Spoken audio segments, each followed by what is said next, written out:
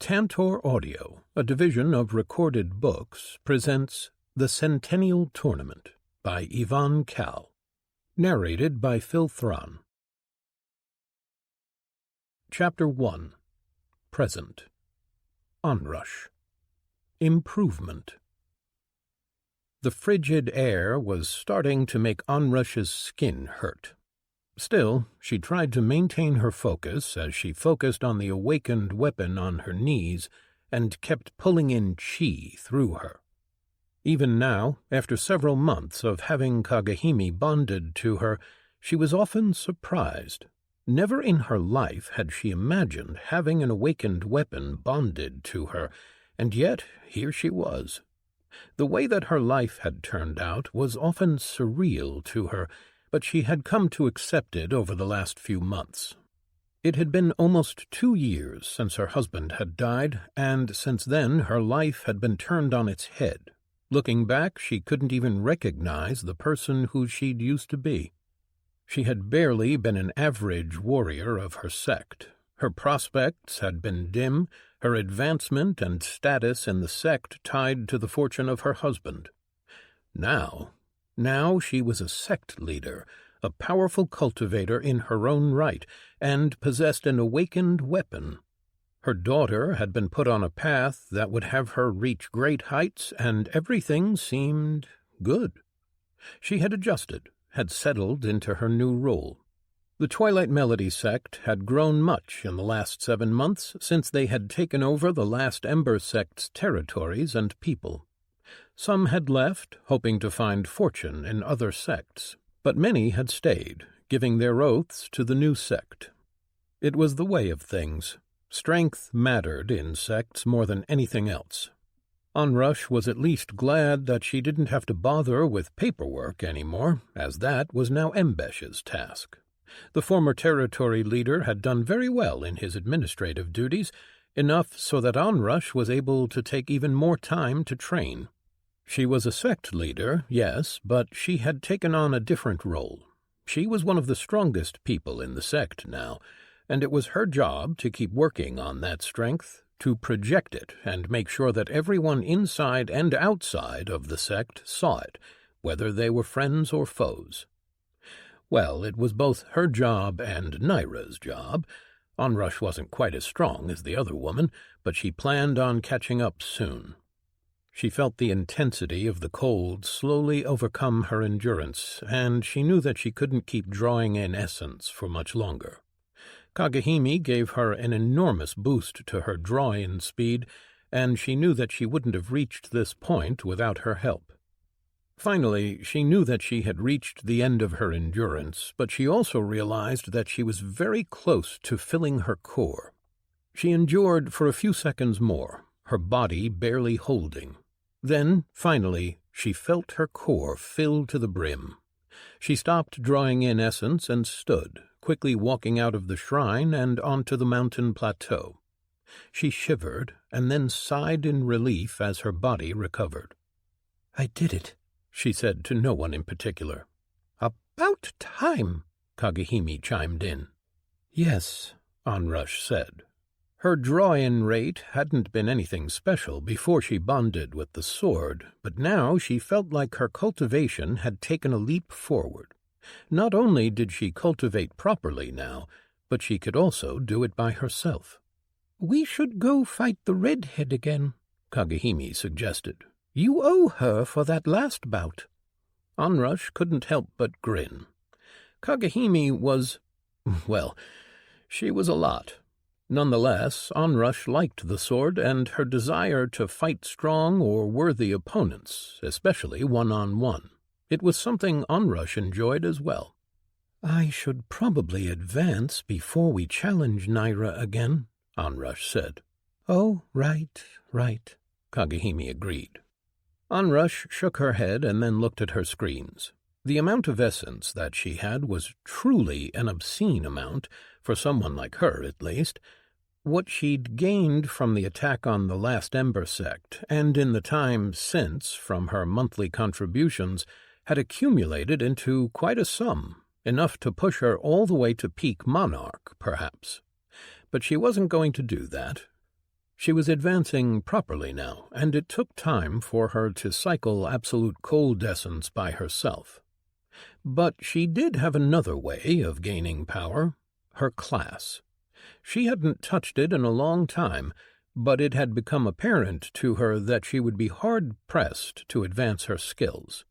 She just wasn't all that talented with them. Besides, her class was the basis of her fighting style, and if what Tali had taught her was right, she could safely advance it to the next evolution. She was about to put in her essence and start leveling when she paused. Being in a sect had seen her grow up around people who all looked down on classers, thinking it an easy and quick way to power. In some ways that was true, as a class had few requirements other than the essence. Still, Naira had told her some of how classes evolved, that the quality of a class depended on everything one did, as did the direction of its evolution. Remembering Naira's words made her hesitate, and she turned away from her class and focused on her cultivation. She sat down on the cold stone, which was not nearly as cold as the shrine, and started to cycle. She drained her core of the absolute cold chi slowly, focusing on improving the capability of her core over her conduits. She wasn't built for fast technique activations, and instead she was going for larger amounts of chi and power. She had to specialize. She wasn't a monster like some other people she had met. Once done, she put in enough essence for advancement, then took a moment to look at her options. It had been a long time since she last advanced. The months prior to the attack on the last Ember sect had been filled with advancements and improvements of all kinds. It had almost made her think that advancing so fast was normal. Now it had been almost a year since she last advanced, which was still fast compared to others' advancement rates, but nowhere near the speed she had been advancing at before. She chuckled and then shook her head. Finally, she triggered her advancement. The warmth spread through her body, and she felt herself grow stronger. As soon as she could, she brought up her new notifications. Path perk available. Physical appearance. Physical appearance. Age. You revert your body's age to its prime and gain an increase of 50% to your lifespan, plus 10% to vitality, plus 10% to endurance, plus 10% to strength. Physical appearance. Maturity. Your body rapidly matures. You gain the appearance of an elder and experienced woman. You lose the skipped years from your lifespan. Plus 10% to wisdom, plus 10% to intelligence. Physical appearance. Beauty. Your body and features are altered. Enhances your physical appearance in order to make you more attractive. Plus 10% to vitality, plus 10% to dexterity. Onrush nearly laughed at her last option. She wondered what she had done in her life to deserve such a choice, but in the end there was only one choice that she could make. She couldn't afford not to pick the first perk offered to her. She needed time if she was going to advance as far as she could. She made her choice and then turned to her class. Her class was Duelist, an uncommon class that focused on single combat. It wasn't as restrictive as some other classes, so she could use it with nearly any melee weapon. For most of her life she had been using a long sword, before then switching to a larger two-handed one. Now she had Kagehime, which was shorter than any weapon she had used before, but also infinitely more powerful. She had also taken up using a shield, and Naira had been instructing her in its use. It was a different type of fighting, a different tempo, but then all of her powers had changed. She could grow stronger while losing much of her mobility. She was slowly turning herself into a defensive fighter, someone who could take on a lot of damage and throw out devastating strikes. Naira had assured her that at least one of her offered evolutions would involve a shield, but that she also shouldn't disregard choices that seemed strange at first glance. Onrush wasn't sure what exactly Naira meant. Despite her instruction, she still didn't know much about class evolutions. Her level 60 class had been simple, almost an equivalent to a cultivator's mortal realm in its basic nature, if not in power. She took a deep breath and started leveling. Quickly, she reached her first perk at level 75 and pulled up her options. Second Chance. Upon taking damage that would kill you, heal it instead, once per combat. Healing speed depends on vitality stat. Healing Burst. 5 times per combat, gain plus 100% vitality for 10 seconds after you take damage. Cold Regeneration. Your regeneration scales with the temperature around you. The lower the temperature, the greater the increase to your vitality. Scales up to a boost of plus 100%. Onrush's eyes widened at her choices. Each was incredible on its own. Second Chance was something that could save her life, especially in the kind of circles that she ran in. Healing Burst would be an amazing boost to her regeneration, but it was somewhat limited. It would help her heal any damage, which meant that even glancing blows that did little to her would trigger it. The last one was the most conditional, but she had several techniques and her aura that would lower the temperature around her. It didn't have a limit, so the passive effect perk would nearly always trigger. She didn't know what to choose, and for a moment she debated waiting until she next met Naira to discuss things with her. But then she shook her head. The other woman had told her much, had shared things she had known about class, and told Onrush what to do already. This was something that she needed to do by herself, to chart her own path, independent of anyone else. Naira's advice had been to find a niche and lean into it, and while Second Chance would have been amazing, she knew that her future was in the path of cold. She needed to get her class to evolve along the same path in order to increase her class and cultivation synergies. She chose Cold Regeneration. Immediately she felt the effects of the perk activate. She was pretty high in the mountains, where the cold air would make anyone shiver, though her true body made her able to shrug off most of the effects of this level of cold. Checking her stats, she saw that the boost was at almost 40%, which gave her some idea as to how much cold she would need to use in order to increase it further. She turned back to the task at hand and continued leveling. Deflecting Stance. You may trigger this perk and enter a deflecting stance. You gain plus 40% to strength and dexterity.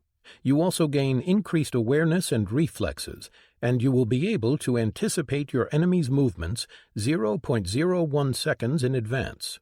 Your body will move without conscious effort to intercept and deflect attacks. During this stance, you are unable to attack. Perk ends when cancelled. Can only use one stance at a time. Cooldown, 5 minutes. Offensive Stance. You may trigger this perk and enter an offensive stance.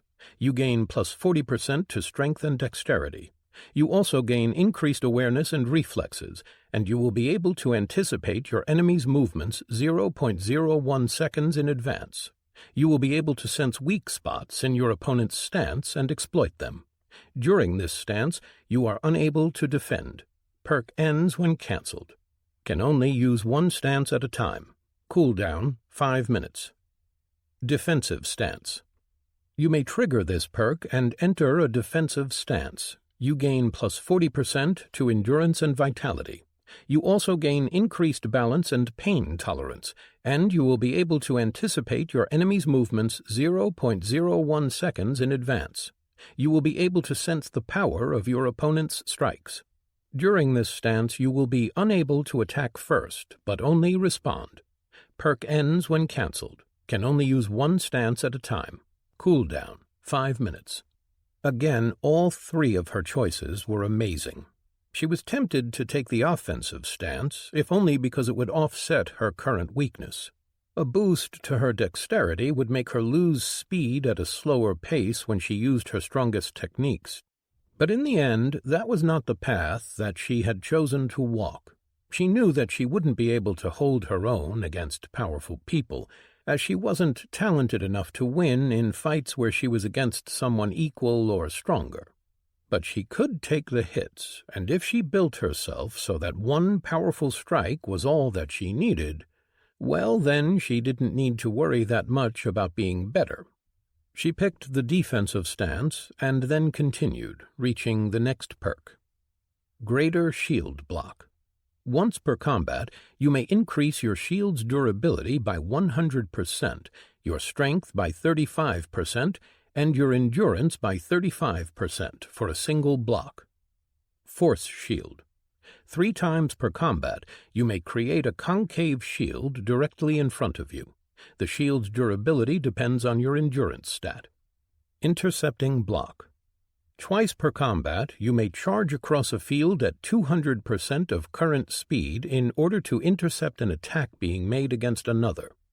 Again, she had a tough time making a choice, but in the end she chose the last perk. Intercepting Block didn't increase her defense or stats, but it gave her mobility, which she lacked. Finally, she leveled once more and reached her class evolution. Class evolution available. Class: Shield Maiden. Description: You are a warrior, blazing a path through enemies and protecting allies. Shield Maidens are great warriors focused on utilizing a shield and a sword to fight. Their greatest strengths become apparent when fighting with allies, and they have powers designed to help them and their allies survive in battle. Attunement. Shield. All shield-based powers are 10% more effective. All shield-based skills level at double speed. Gain plus 10% to endurance and plus 10% to strength. Gain one of the following. Shield Bash, offensive ability. Execute an attack with your shield that deals 25% increased damage and has a greater chance of stunning your opponent. Great Shout, support ability. Release a shout that increases the endurance of both yourself and any allies around you by 10% for 3 minutes. Fortitude and Might. Gain plus 10% to base endurance and plus 10% to base strength. Class: Frost Knight. Description: You are a warrior of frost, excelling in the cold and utilizing it to defeat your foes. A Frost Knight is a master of frost and defense, using their powers to hinder their enemies while increasing their own defenses. But make no mistake, while a Frost Knight's main focus is defense, they are fully capable of dealing great damage if allowed the time to set up their powers. Attunement. Frost. Gain plus 20% to stamina and plus 20% effectiveness to all cold-related powers when fighting in cold environments. Gain plus 10% to endurance and strength. Gain one of the following. Frost Surge, support ability. Summon a pocket of cold, dropping the temperature in a 20-meter radius around you. Cold Bite, offensive ability. Send out a blast of extreme cold in front of you, dealing frost damage. Fortitude and Might. Gain plus 10% to base endurance and plus 10% to base strength. Class: Enduring Duelist.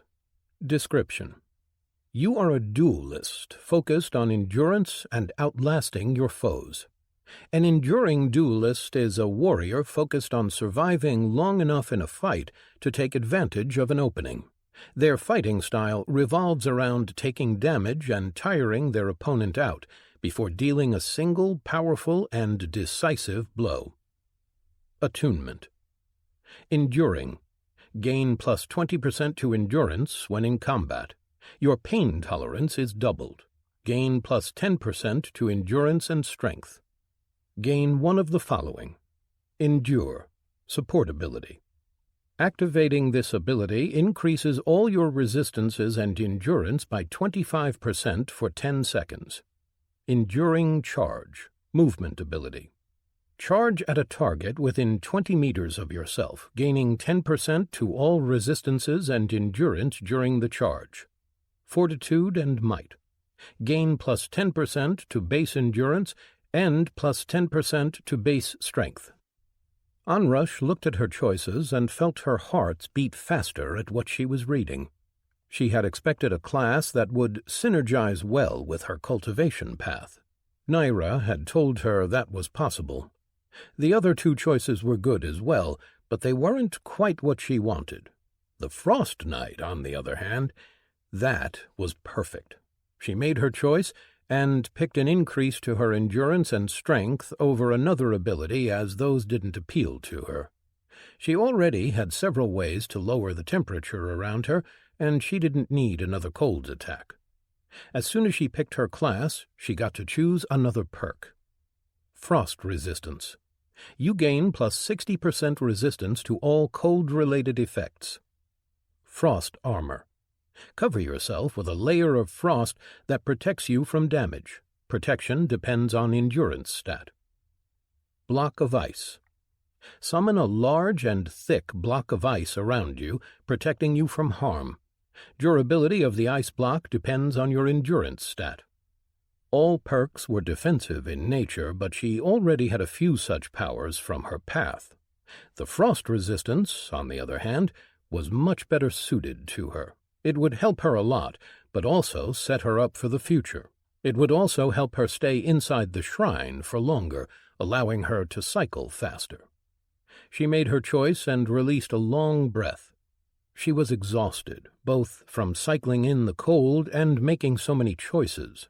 She had spent most of the essence that she had gathered in a year, from many fights and monthly contributions, but she didn't regret it. This was what she wanted to do, to grow stronger. She stood up and headed down the mountain, where her mount was waiting. It was time for her to check in with the sect and see how things had been going, and it would take her a few days to reach Ember Hill, which was now the seat of the Twilight Melody sect. But she trusted that Embesh and Naira had things well in hand. Several days later, Onrush was sitting in the meeting room of what used to be Emberhorn's palace, Naira standing next to her. "It is good that you have returned. I wasn't really sure what to do, and Embesh, well, he is a good man, but he lives and breathes sect codes. He was going to fold," the red-headed woman said with a grimace on her face. Onrush couldn't help but mirror her expression. She had been away for less than 2 months, and coming back to this news was disheartening. "How long have they been raiding us?" Onrush asked. "Well, we don't have any real proof that it is them, but a few weeks, I think. We don't really know exactly. We could have lost some people to monsters, too. The frontier isn't exactly tame," Naira answered. Onrush closed her eyes and took a deep breath. A core sect coming to expand into the frontier, a sect that had a lot more resources than the Twilight Melody sect had, even now after they had taken a lot more territories under their wing. For all intents and purposes, the Twilight Melody sect was now a mid-sized sect, if on the lower end. But they didn't have many strong people, not yet. Usually a sect of this size had at least a few Heavenly Realm cultivators. The Twilight Melody had only one, who was absent. It made them look weak.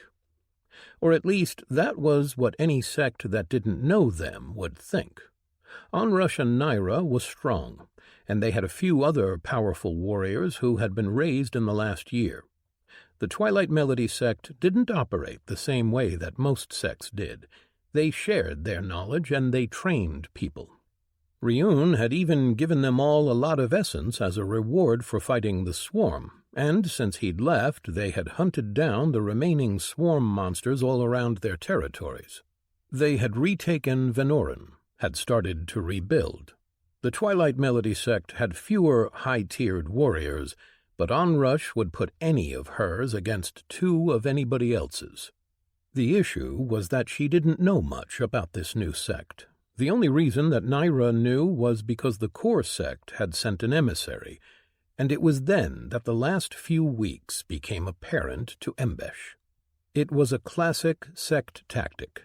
When a stronger sect wanted to expand, they raided the weaker one, and then sent an emissary announcing their presence and planned expansion. It usually ended with offers of making the weaker sect a vassal, a subordinate sect to the main one, if the weaker sect hadn't been able to fight off the raids, at least. In this case, Onrush knew that they had failed, and that honor would demand them to accept the offer once it was made. It was how sects grew, but Onrush had no intention of doing that. The Twilight Melody sect was not like others, and it was not going to bow down to another sect just because they came from the core. "All right," Onrush said finally. "Let's go and meet with this emissary, then." Interlude. Emissary. Visitors. Riordan Odrek, emissary of the Green Rain sect, stood in the hallway of the small palace. His claws gently scratched at the fur on his forearm as he tucked his hands in the other's sleeve. The seat of the frontier sect was rustic and bare to his eyes. Oh, there were canvases of different colors, paintings and decorative vases placed around the hallways, but it was all so bland. Riordan had served his sect for decades, and he'd had the pleasure of visiting many sects in the core. There was little comparison between the sects in the core and those here. Everything here was of a lower quality, from the clothes that people wore to the materials their buildings were made of. There were no great works of art created by advanced masters, no unique sculptures that by their very presence could evoke emotion. But he tried to push the state of the place he was in out of his mind and focus on his mission. The fact that he was here in the first place made him feel annoyed, and he had to remind himself to keep his emotions to himself, as otherwise he would sneer at everyone he saw. The servants of the palace had been respectful, at least, bowing deeper than was required by norms. That made him feel at least a bit better. They obviously knew their place, and he hoped that their sect head would as well. But one could never know with these frontier sects. Being so far away from civilized society sometimes made them think that they were greater than they were. He shook his head and went through his mental checklist, preparing himself for the meeting. He didn't know much about this sect, only that it was young, that it had conquered another, and expanded enough that it could now be considered a mid-sized sect, at least by frontier standards. The war had apparently also robbed them of many of their greatest warriors, including one old Heavenly Realm cultivator who had used to rule one of the sects. Riordan didn't know which sect the Heavenly Cultivator belonged to, and in the end it didn't matter. Riordan had no intention of learning about the politics and histories of insignificant sects. The Green Rain sect had tasked him with bringing the sects in this area of the frontier under the fold, and he was going to do just that. The settlers and hunting teams would need a place to stay and operate from, and while this palace wasn't really up to standard, Riordan didn't think that sect leader Danos would mind. The Peak Heavenly Cultivator had always been one of the more laid-back of the sect leaders. Riordan didn't really know why the sect had decided to expand into the frontier now, but he had heard some whispers that Danos had fallen out of favor with the sect head and was sent here as punishment. Whether that was true or not, Riordan didn't know. One of the rumors said that Danos was close to breaking into the immortal realm. At 140 years of age, that would be a great accomplishment, and Riordan was pretty sure that the rumor was in fact true. Serving an immortal realm cultivator would provide Riordan with much more influence in the sect, so he wanted to do well on his mission. He had been given a team of 7 peak monarchs, including himself. They were old monarchs, who were all at the top ranks within the Green Rain sect for their realm. Together they had raided a few of the frontier sect's trading caravans and captured a few of their hunting teams. It had been harder than he had thought, as most of their hunting teams were in the Lord realm and they moved in large numbers. But he had learned from the prisoners that a monster swarm had recently come through these territories, which explained why they were moving in larger groups and why there were so many Lord Realm cultivators. All of them had been recently raised, so Riordan didn't think that they would have any problems from them. He had been surprised, however, by the prisoners' refusal to reveal information about their leaders, their sect head in particular. The very few spies that the Green Rain sect had sent a few months ago hadn't been able to find out much either. For a while, Riordan had believed that the warriors were just extremely loyal, but afterward he had realized that it was fear.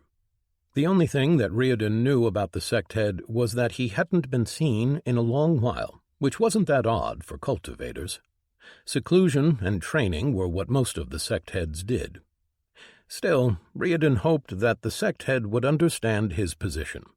There was no way that a frontier sect could stand against one from the core, especially one that had been ravaged by a swarm and had so many newly raised warriors. So far, Riordan had only spoken with one of the sect leaders, a monarch who'd used to be a farmer. He shook his head at that. Making a farmer a sect head. It was almost quaint. The sect leader clearly knew what the arrival of the Green Rain sect would mean, and Riordan had thought that his mission would be quick and easy. To his surprise, that hadn't happened. The sect leader hadn't even allowed him to speak with the sect head. Riordan didn't know the reason for the refusal, but he had seen that the sect leader was slowly bending. Riordan didn't really need a sect head if he could turn enough of the sect leaders to his side. A majority of sect leaders could make decisions for the entire sect and bind it to a contract. He knew that the sect had only 3, so he stayed in the palace and suffered as he tried to pretend like their home was somehow impressive. But now he had been summoned to a meeting, and not to one of the rooms which he had been received in before. The only reason for that would be that the sect head had finally come out of their seclusion, and Riordan started to feel nervous for the first time since he arrived here. He assumed that the sect head had to be at least in the early heavenly realm, which could complicate things if they were one of the more arrogant sect heads. But he had confidence in himself and the other monarchs on his side. They might not be in the heavenly realm, but they could all fight on equal footing as one newly raised to that height. No, the only real choice the sect head had was for them to agree to a contract of servitude. The Green Rain sect would gain another subordinate sect, and this Twilight Melody sect would gain protection and access to wealth from the core. Finally, the doors next to him opened and a servant stepped out. "The sect leader is ready to receive you, monarch, if you will please follow me," the man said as he bowed at the waist. Riordan frowned. He had expected to meet with the sect head, but he'd said that the sect leader was ready to see him. He put that aside and walked in, flanked by 2 of his monarchs. The 4 remaining ones were still in their hidden camp with the prisoners. He entered a large room, decorated with emblems of fire and torches hanging from the pillars. At the end of the room was a raised platform, and then a wide, backless throne in the style that Demacy most often used. Riordan suppressed a scowl as he walked closer. He saw sect leader Embesh, the one with whom he had interacted so far, standing on the throne's left side, looking uncomfortable. On the right of the throne stood a human woman dressed in a well-made gold and red armor, her head left bare. Her red hair was eye-catching, and Riordan remembered seeing her in the city, usually with the warriors. The throne was occupied by another human, this one with white hair and red skin, which told him that she had a true body, but he was familiar with that type. It was a physical improvement, though nothing like his own bone spikes, which gave him retractable spikes inside his forearms. He reached the respectable distance and bowed his head not a hair more than was required. "Emissary," sect leader Embesh said as Riordan raised his head to meet his eyes. "Thank you for coming." "Of course, sect leader, I am at your disposal," Riordan said with a false smile that revealed his fangs. Embesh shifted and turned to his right, gesturing at the red-headed woman. "Allow me to introduce you to sect leader Naira Orn. She is in charge of our warriors." Riordan turned and bowed, using the time to think and hide his surprise. He hadn't even suspected the woman to be a sect leader, the primary reason being that he hadn't even thought that she was all that powerful. Even now he could barely feel any kind of chi presence from her, and she obviously had no true body, or at least not one that was easily visible. If he was to guess, he would put her in the Foundation realm at best. That didn't make sense at all. He had seen her walking around the city with Lord Realm cultivators, and no cultivator would allow someone weaker than them to lead them. Unless she wasn't weaker, which in this case could only be if cultivation wasn't her main focus. Sects focused on cultivation. It was what set them apart from every other faction in the Corps. They used other ways of power sometimes to round their builds off, the extent of it changing from sect to sect. Having someone who was not a cultivator in a sect was rare, and having them in such a high position was unheard of. Riordan didn't know what to think, but suddenly things had changed. He had no real way of estimating how powerful the woman was, and if the people of the sect were content to let someone who was not a cultivator lead them, then were there more people like her in the sect? That made things more difficult. It made him unable to tell how powerful their warriors were, which was a problem. Riordan schooled his face as he raised his head. Embesh then gestured to the second woman, the one sitting on the throne. "And this is sect leader Anrush Kesh," Embesh said. "She is second in command of our sect." Riordan bowed again. He assumed that this woman was in the mid to high monarch realm, but now questions came to him. Could she also have a high-leveled class? Cultivators rarely raised their classes. They focused more on skills, and if they did choose to go with a class, they rarely raised it beyond their second evolution, and that was from the top-ranked cultivators, those in the immortal realm. This woman was the second in command, beneath only the sect head himself. "It is a pleasure to meet you," Riordan managed to say. "I am emissary Riordan Odrek from the Green Rain sect." "I apologize for not meeting with you sooner, emissary," sect leader Kesh said. "I was visiting our other territories." "Understandable," Riordan said, trying to regain his composure.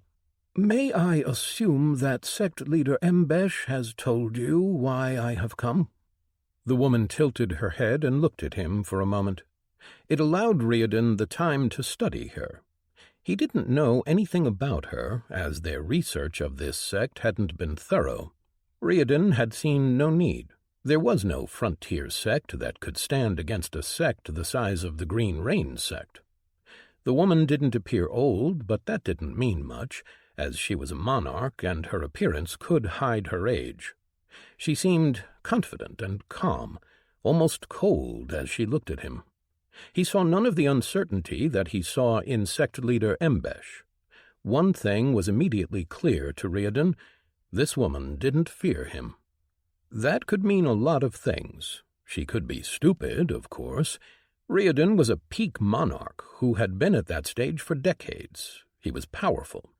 But he also had the backing of a core sect. A frontier sect leader should fear that at least. However, it could also mean that she was used to fighting strong people. Riordan's eyes slipped to the red-headed woman, seeing that her expression was much the same. Finally, she decided to speak. "Yes, I was informed of why you came. Your sect seeks to expand in the frontier. We are glad that you've decided to come to us beforehand. We are happy to meet our new neighbors and establish peaceful relations." Riordan blinked. He hadn't expected that at all. The woman had to know that his people had been taking their goods, and that they had their people. It was as clear as open sky, at least between sects. Her words told him much, and Riordan found himself confused. He didn't know what to do.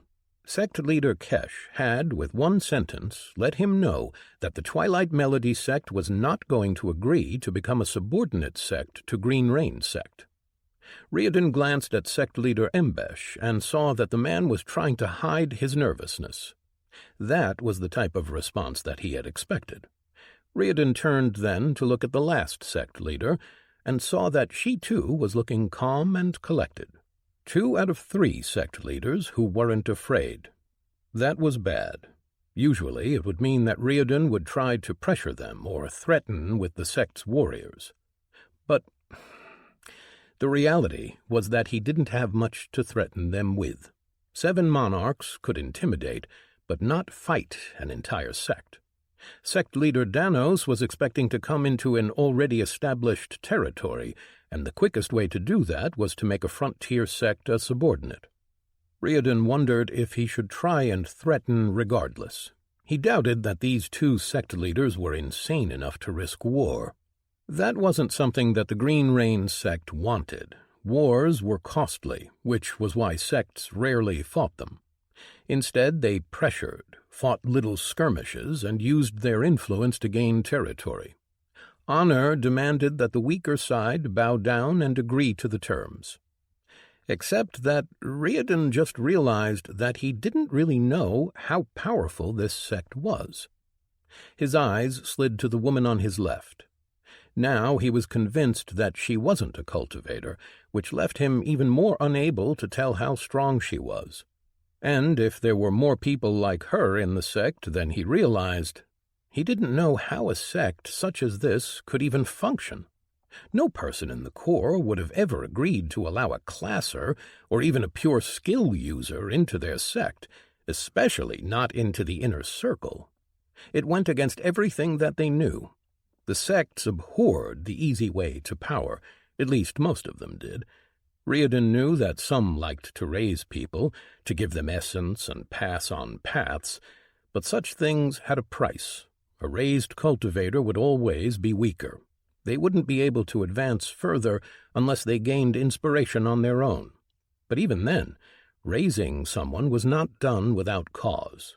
Such honor had to be earned, whether by loyalty or through acts for the sect. This sect was strange, and only now had he realized just how strange. Ever since he had arrived, he had known that something was amiss. His people could rarely get anyone to speak with them. They barely managed to get any information out of them, even from their prisoners. Everyone inside this sect was loyal, and such loyalty did not come from fear. He didn't know what the sect leaders and the sect head had promised or given to their people, but it was enough for them not to be swayed by some essence or an offer of a place in a core sect. Riordan realized then why that was. They thought that this sect had more to offer to them than a core sect could. That would be ludicrous. He had picked this sect because it was young, and in his mind probably still fractured since some of its territories were conquered. It seemed that he didn't know nearly enough about it to make such a determination. Riordan cleared his throat uncomfortably as he realized that he had been staring. "Pardon, sect leaders. I had been hoping to speak with your sect head. The Green Rain sect has an offer that I am sure your sect head would wish to hear," Riordan said. "Our sect head is secluded in training," sect leader Kesh said. "But you need not worry. He doesn't bother himself with sect matters. All decisions of that kind are left in my hands, with sect leader Embesh dealing with day-to-day operations. I am the one that can deal on behalf of the sect.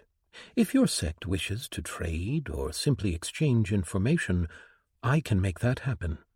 There are some good territories nearby which could suit your sect's needs, if you plan to expand here, of course."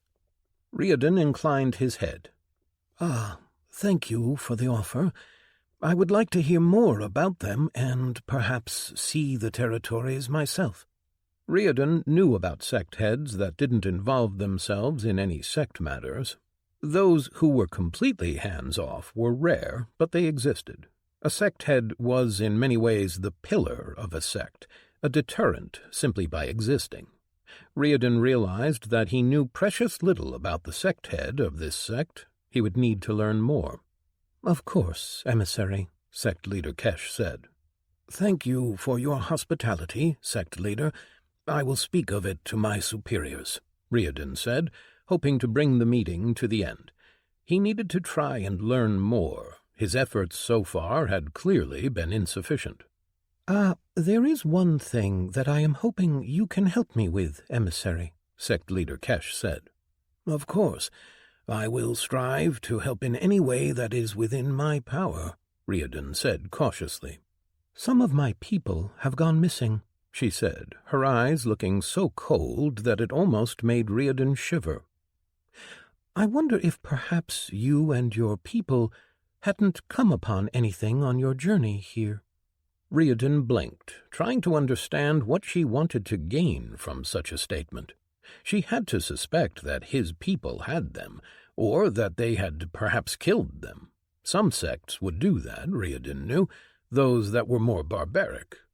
He tried to think if there was anything to gain from releasing the prisoners now instead of later, once the sect agreed to become subordinate. Different sects had different temperaments, but most didn't care if they lost a few warriors. From the look in the sect leader's eyes, he could tell that this sect was different in yet one more way. It seemed that their people were very important to them. "I don't know, sect leader," Riordan said, "but I can send a message back to camp and see if my people have seen anything." "Please do so," she said. "I would be very pleased to have my people back home." Riordan bowed his head, and then she dismissed him. The walk back to his suite passed in a blur as Riordan tried to think on what had just happened. He looked around, and for the first time tried to see beyond what was on the walls.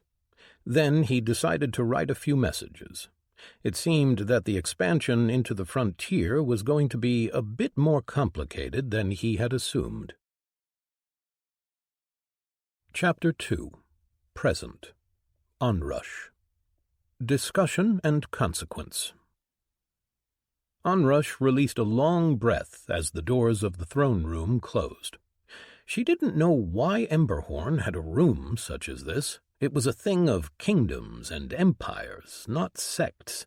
Still, the room and the throne had served their purpose, as they had made it easier for her to pretend. Now that the emissary was out of the room, she looked down at her hands, the fingers that were clutching the sides of the throne hard enough that they had gone white. She couldn't help but wonder if the emissary had seen right through her. Had he seen her barely managing not to shake? Had he heard the strain in her voice, seen her stiffness, her weakness? She had tried to be like other sect heads she had seen, that she had learned from. She had tried to be confident, to project power like Ierv used to do, to seem disinterested the same way that Ryun often was. She didn't know if she had succeeded. A touch on her shoulder startled her, and Onrush turned to see Naira standing just next to her, squeezing her shoulder. The red-headed woman gave her a supportive smile, and Onrush returned it as she raised her hand and squeezed hers in return. Naira's reassuring look made Onrush relax and calm down. She was thankful for the support, because while she might try to be like Ierv and Ryun, she was not them. She couldn't keep calm as her words decided the fate of all those beneath her. She was grateful that she and Naira had grown close over the last year. "Was that wise?" Embesh asked. Onrush turned and met the man's eyes. She saw him shifting uneasily from foot to foot, his tail moving from side to side. He was afraid, and Onrush understood that fear. "The alternative was to surrender the sect to another," Onrush answered. "Would that truly be so bad?" Embesh asked, his eyes shifting from hers to Naira's. "They are a core sect. They could help us grow." "No, Embesh," Onrush shook her head. "They could not. Our sect doesn't operate in the same way that others do. Once they realized that we teach our warriors, that we guide their cultivation, They would have had to put a stop to that. Otherwise they would risk their own people wanting the same thing. Ambesh sighed, his head bowing in defeat. You are right, but you know how such sects are. They are not just going to let us be. We are stronger than they think, Naira interjected. Every warrior in the sect had survived the monster swarm and had spent the last year training, hunting. They cycled and they advanced. The swarm had brought a lot of wealth to the sect. Onrush nodded her head. What Naira was saying was true. The sect had recovered, their warriors had advanced. Even if they didn't have any beyond the monarch realm, they were stronger than they used to be. But it wasn't just the warriors that had advanced. The crafters had as well. The sect had started producing more advanced items, from gear to potions, that they had begun selling to other sects on the frontier and further toward the core. The Twilight Melody sect was growing, and earning more.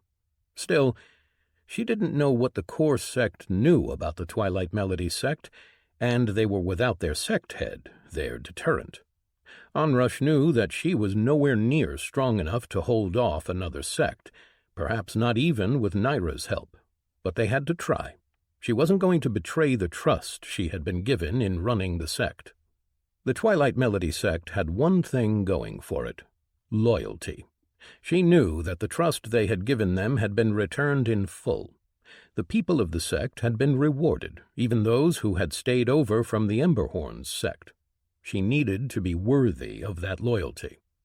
"Are the people in place?" Onrush asked. Naira nodded. "I had our best stealth expert put on the job. I think that should be enough." Onrush nodded in return. "Good. I'm sure that the emissary will send a message to his people. I want to know where they are holding ours, if they are still alive." Onrush knew that usually sects avoided killing during raids. Killing was easy. To capture without death was seen as a greater feat of strength. It brought more honor to the sect. If she could retrieve her people before they were released for political gain, she would have reversed the scales. She doubted that it would be enough, but it would let her at least gain some type of leverage. She needed to convince the Green Rain sect that this issue was not worth pursuing. She stood up and took a few steps down the platform before turning around to look at the other sect leaders. "I'm sure that the emissary will be looking around for more information now. Don't reveal anything that can give them an upper hand." Naira crawled behind a large rock, peering around it to look at the camp. Their people were bound by ropes and not power-suppressing manacles. It seemed almost insane to Naira, but she had learned a lot about how sects worked. The 8 people, 4 per hunting team that had went missing, were bound next to a large wagon, and they were held prisoner by their own honor more than the ropes. At least all of them were alive.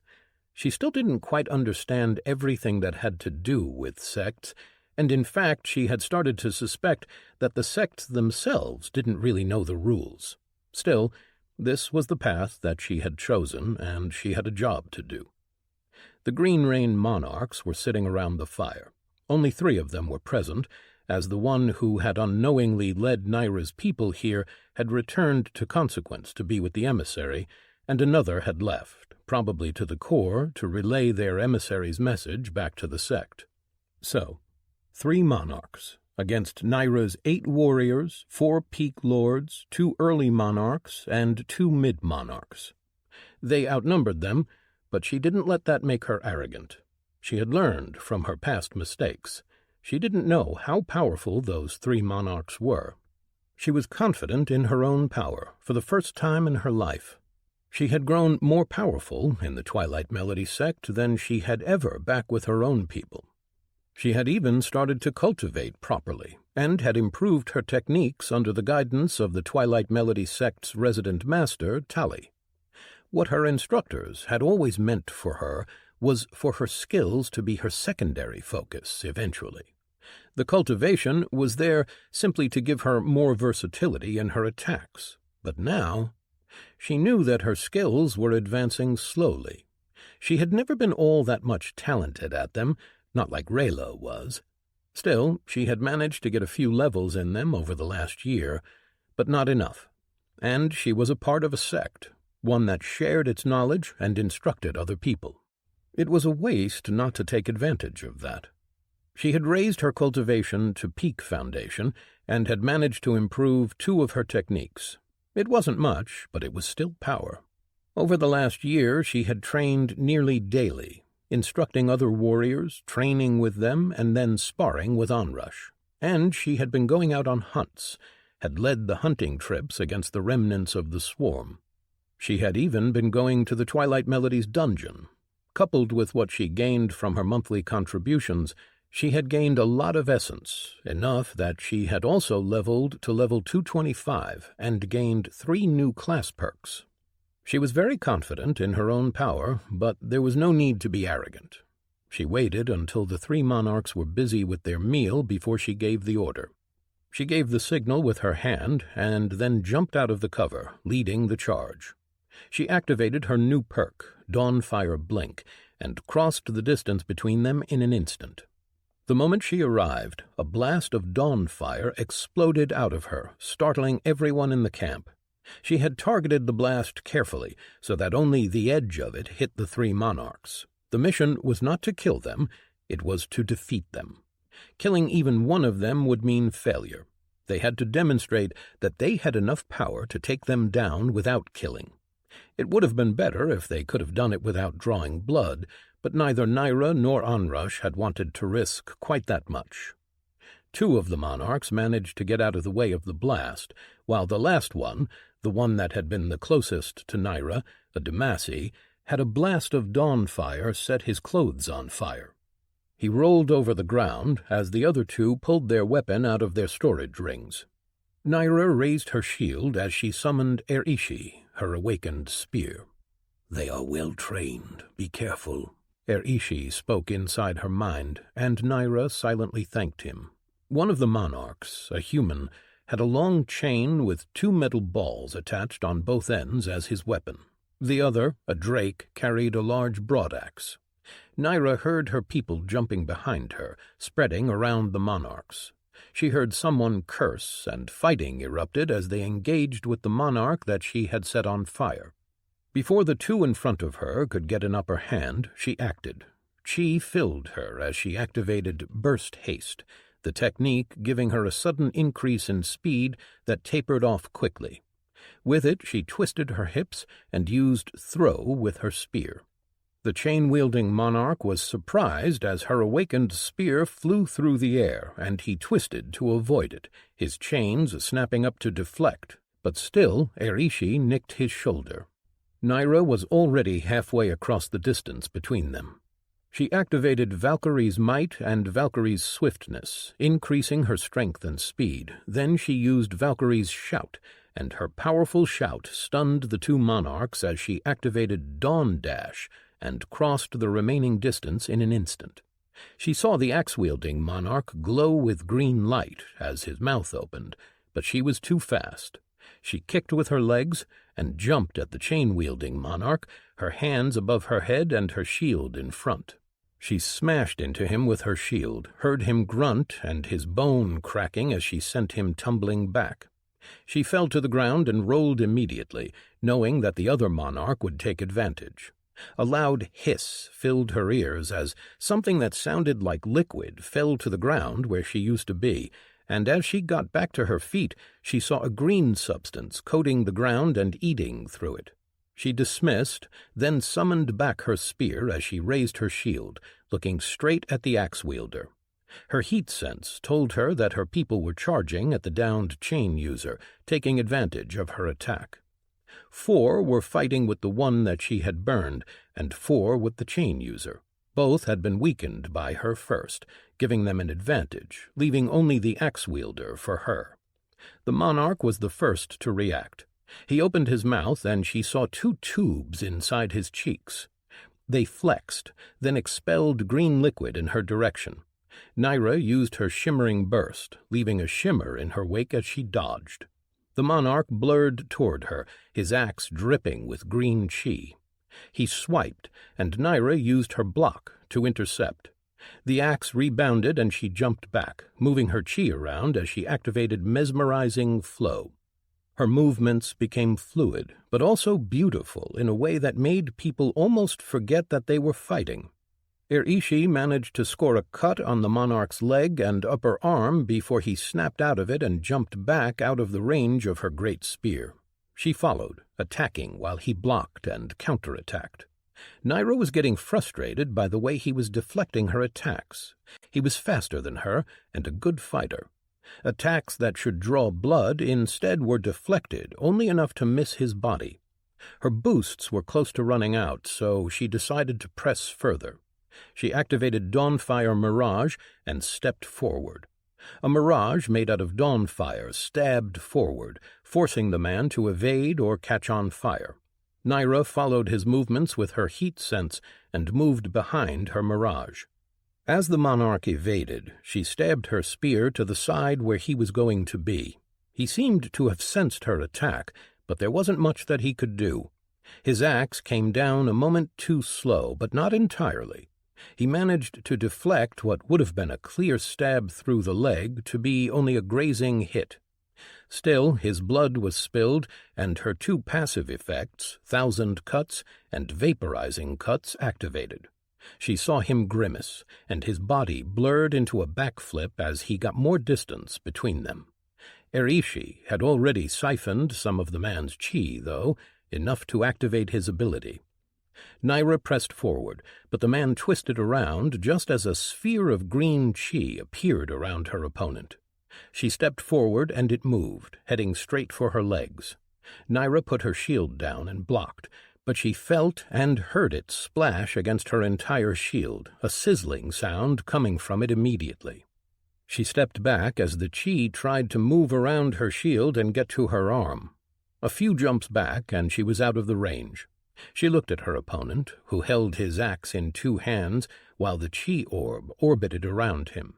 She knew that that orb would make it hard for her to reach him, as if she got in range it could just hit her from behind. Still, she had a few options. She didn't want to kill the man, but he was no pushover. She activated Dawnfire Immolation, and as her other abilities came off cooldown, she prepared her attack. She moved her chi, preparing her fruit technique even as she moved her shoulder back. She threw her spear, surprising the monarch, and then she jumped forward after it. The man deflected the spear, but Naira was already in the air. Using her Valkyrie's descent, she summoned back Irishi just as she started her fall.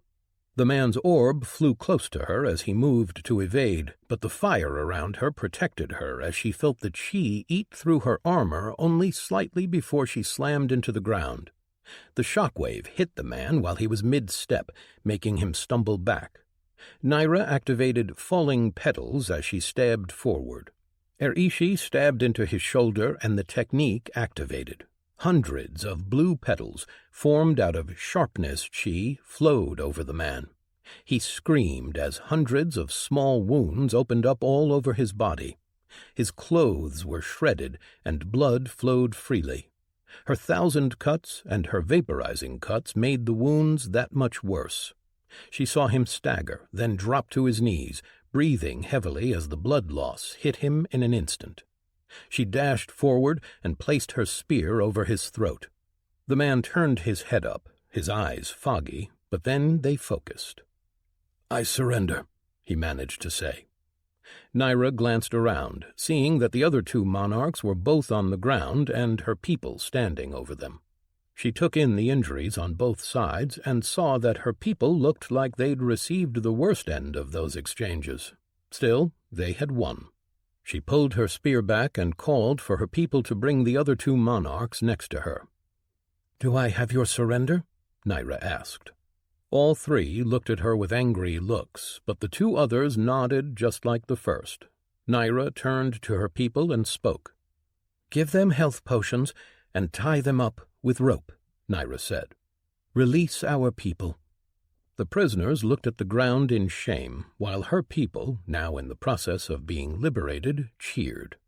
She gathered her people and they placed the three monarchs in their wagon, which they would be taking with them. Taking all the spoils was, after all, the sect way. Before they left, Naira pulled out a large wooden placard that Onrush had made and stabbed it into the ground in the center of the camp. On it was written only one word: consequence. Naira grinned at the message and then turned around, heading back toward the city of consequence with her prisoners and a new wagon in tow. Chapter 3. Present. Onrush. Training. Onrush raised her left hand, bringing her shield up and blocking the spear thrust. Her glacial onslaught technique was active, which made her strong and enduring, but she was slow.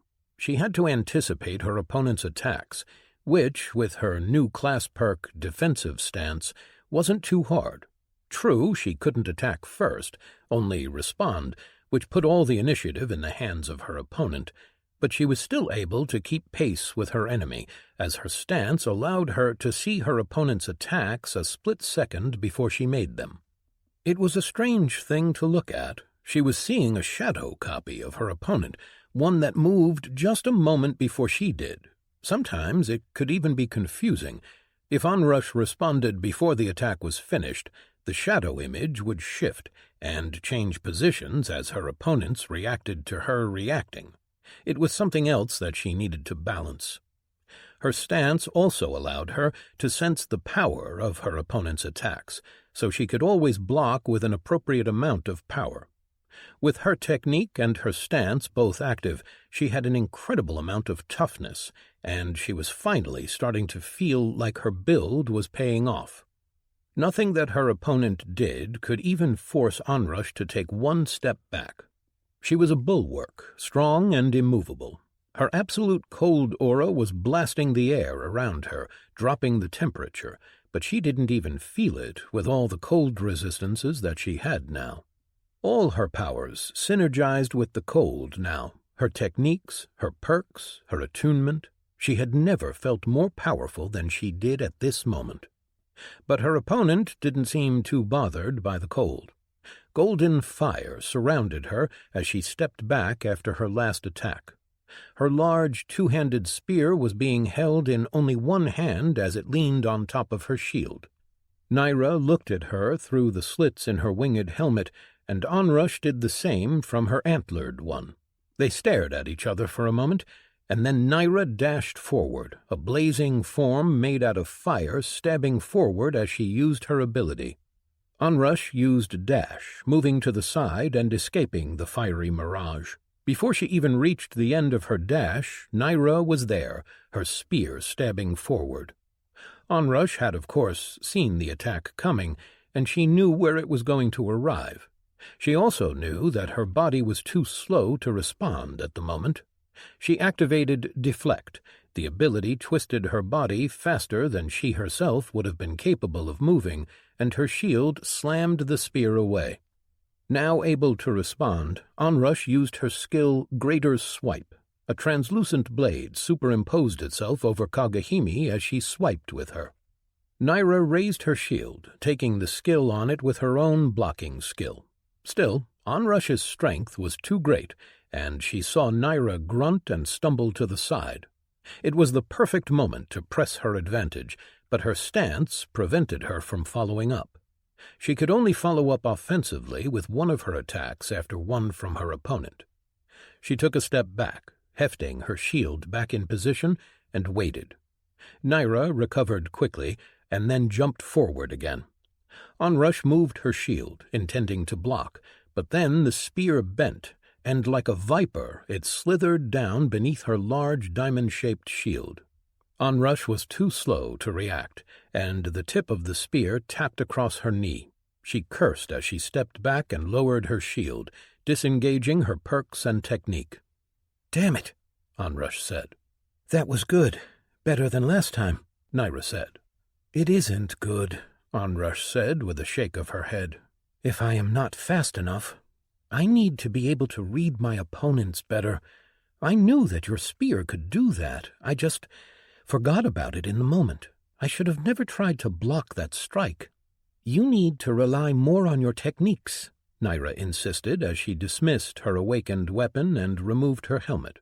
Onrush did the same a moment later.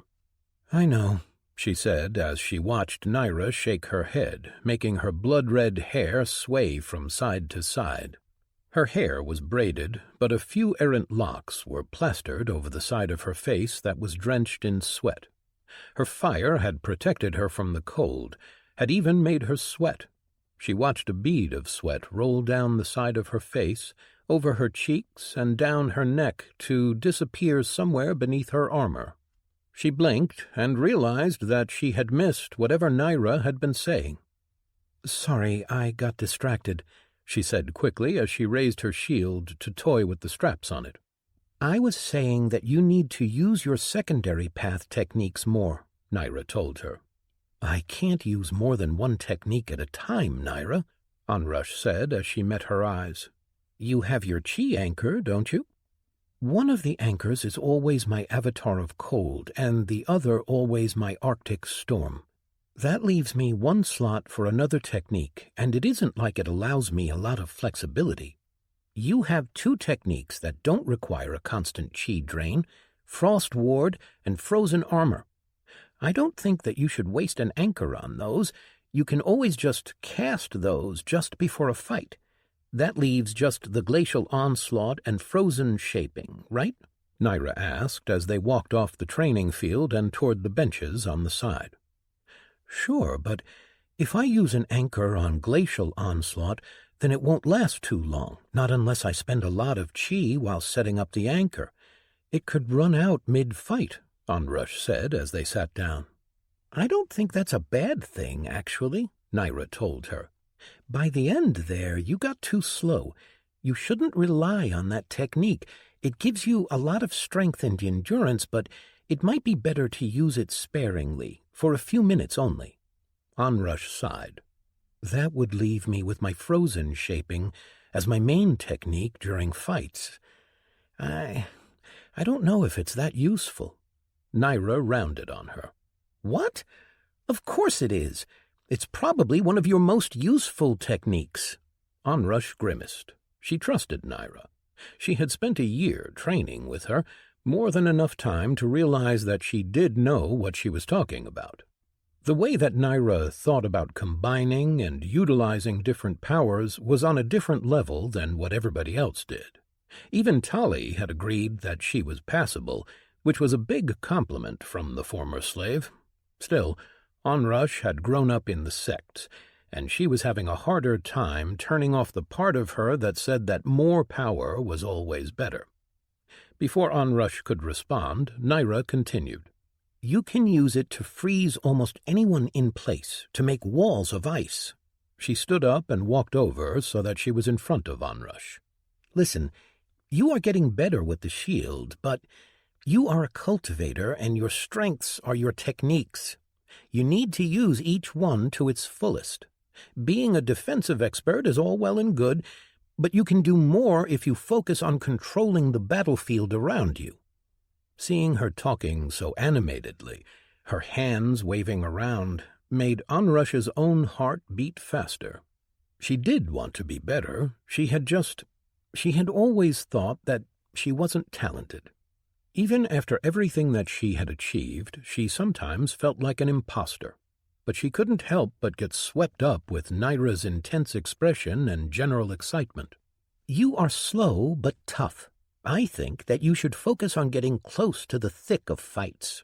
Use your techniques to hinder the enemies while protecting your allies."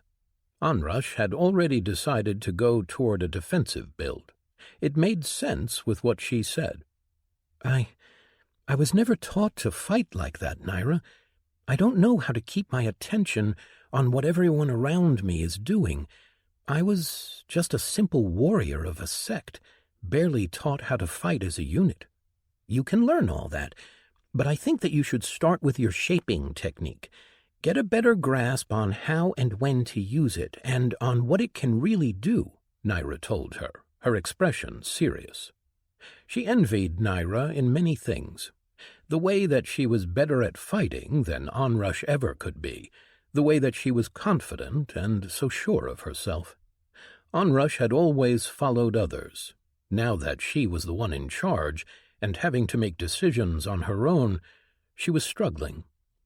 "I wish that I could be like you, but I don't think that I am nearly as talented as you, nor that good at fighting, really," Onrush said as she bowed her head and looked at the ground. "I'm torn between so many things.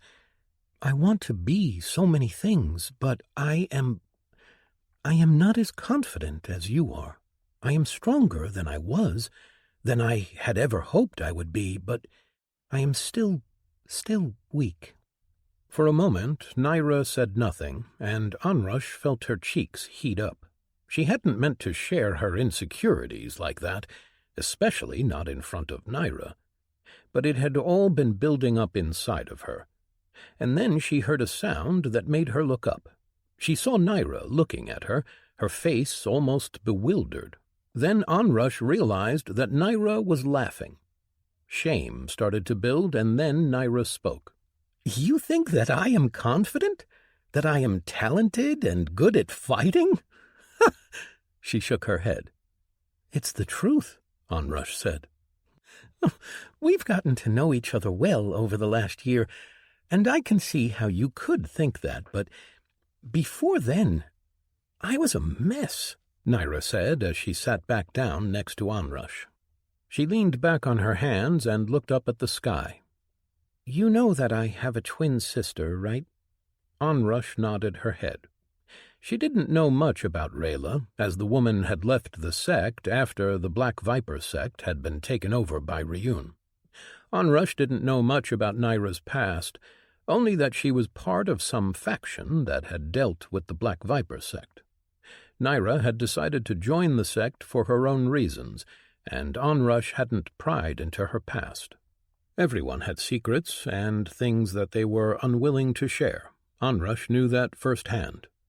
"My sister and I were part of an influential family back where I come from.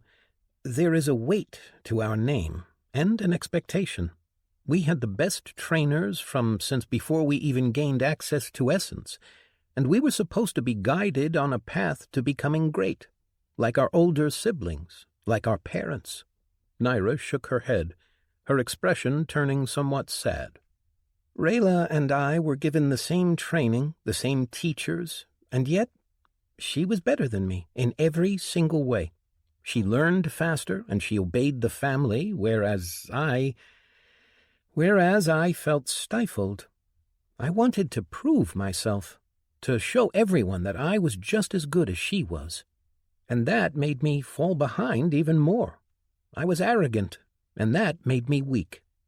It took me a long time to realize that I hated the path that I was walking, that I didn't want to be someone else wanted me to become. That is why I joined this sect, because I realized that I could never realize my potential with my family. It took me years to gather the courage to say it out loud, to even say it to myself. And when I finally did," she gestured down at herself, a soft smile on her face. "This happened," she said. "I took advantage of the opportunities that were placed in front of me, the same way that you have. There is nothing wrong in that, in taking help from others. I asked others for advice. I did not achieve what I have all by myself. I had never really understood what a sect was before. Perhaps I still don't, as the Twilight Melody sect isn't a regular sect. But I feel like this is what a real sect is supposed to be. The Twilight Melody sect helped me advance. I've learned from everyone, from Ryun, from Tali, from other people in the sect, and from you." "From me?" Onrush asked, surprised. Naira had always seemed like someone who had everything in hand. "Really? Of course. Can't you see how amazing you are?" Naira asked with an intense look on her face. "You have basically been leading this sect for the last year. Sure, Embesh deals with the day-to-day, but everyone in the sect looks to you when there are decisions to be made. I heard that you've been doing it even before Ryun left. that you had been the one in charge of everything. Can't you see how amazing that is? You led an entire sect, and these people all respect you." "They fear Ryun, you mean?" Onrush said, bowing her head. The rumors of things between her and Ryun hadn't really disappeared with his absence. "No," Naira said firmly as she rose up and leaned toward her. Her green eyes held Onrush's, making her unable to look away. "It has nothing to do with him. They respect you, and they love you. You are the one who's here, and they can see how hard you work for them. They see this badass woman who wants what is best for them. They see you helping them, all while you are raising a young daughter by yourself. You defied a core sect. You are not weak." The intensity in Naira's eyes almost made Onrush believe her words. Having her so close, it was hard not to notice how her beautiful green eyes blazed with fire. Naira was freer in more ways than Onrush was. She had decided on the path that she wanted to take, and she walked it. What Onrush wanted was a safe place for her daughter, for her sect. But she knew that if she wanted to ensure that, she needed to be strong herself. Naira didn't break her gaze. She seemed almost willing Onrush to try and deny what she had said. Onrush just felt embarrassed. She didn't know how the woman could see those things in her when she couldn't see it herself. They were close enough that she could feel her heat on her skin.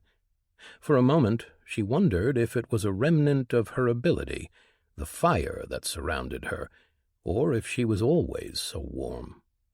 Ever since Onrush had taken her new aspect, her skin had been cold to the touch. She opened her mouth to speak, but a voice interrupted them. "Sect leaders!"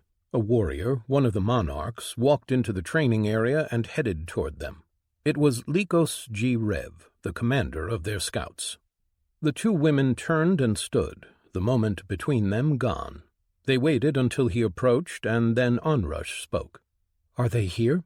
Onrush asked, trying to make herself look more confident, more like a sect leader.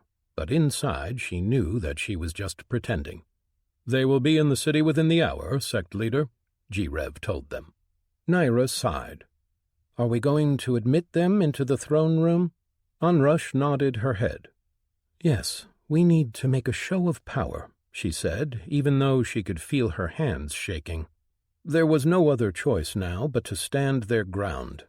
It had been a few weeks since Naira had returned to Consequence with the people that the Green Rain sect had captured, along with the captives of their own. Onrush had released them immediately into their emissary's custody. She had said that they had just stumbled upon them in the woods.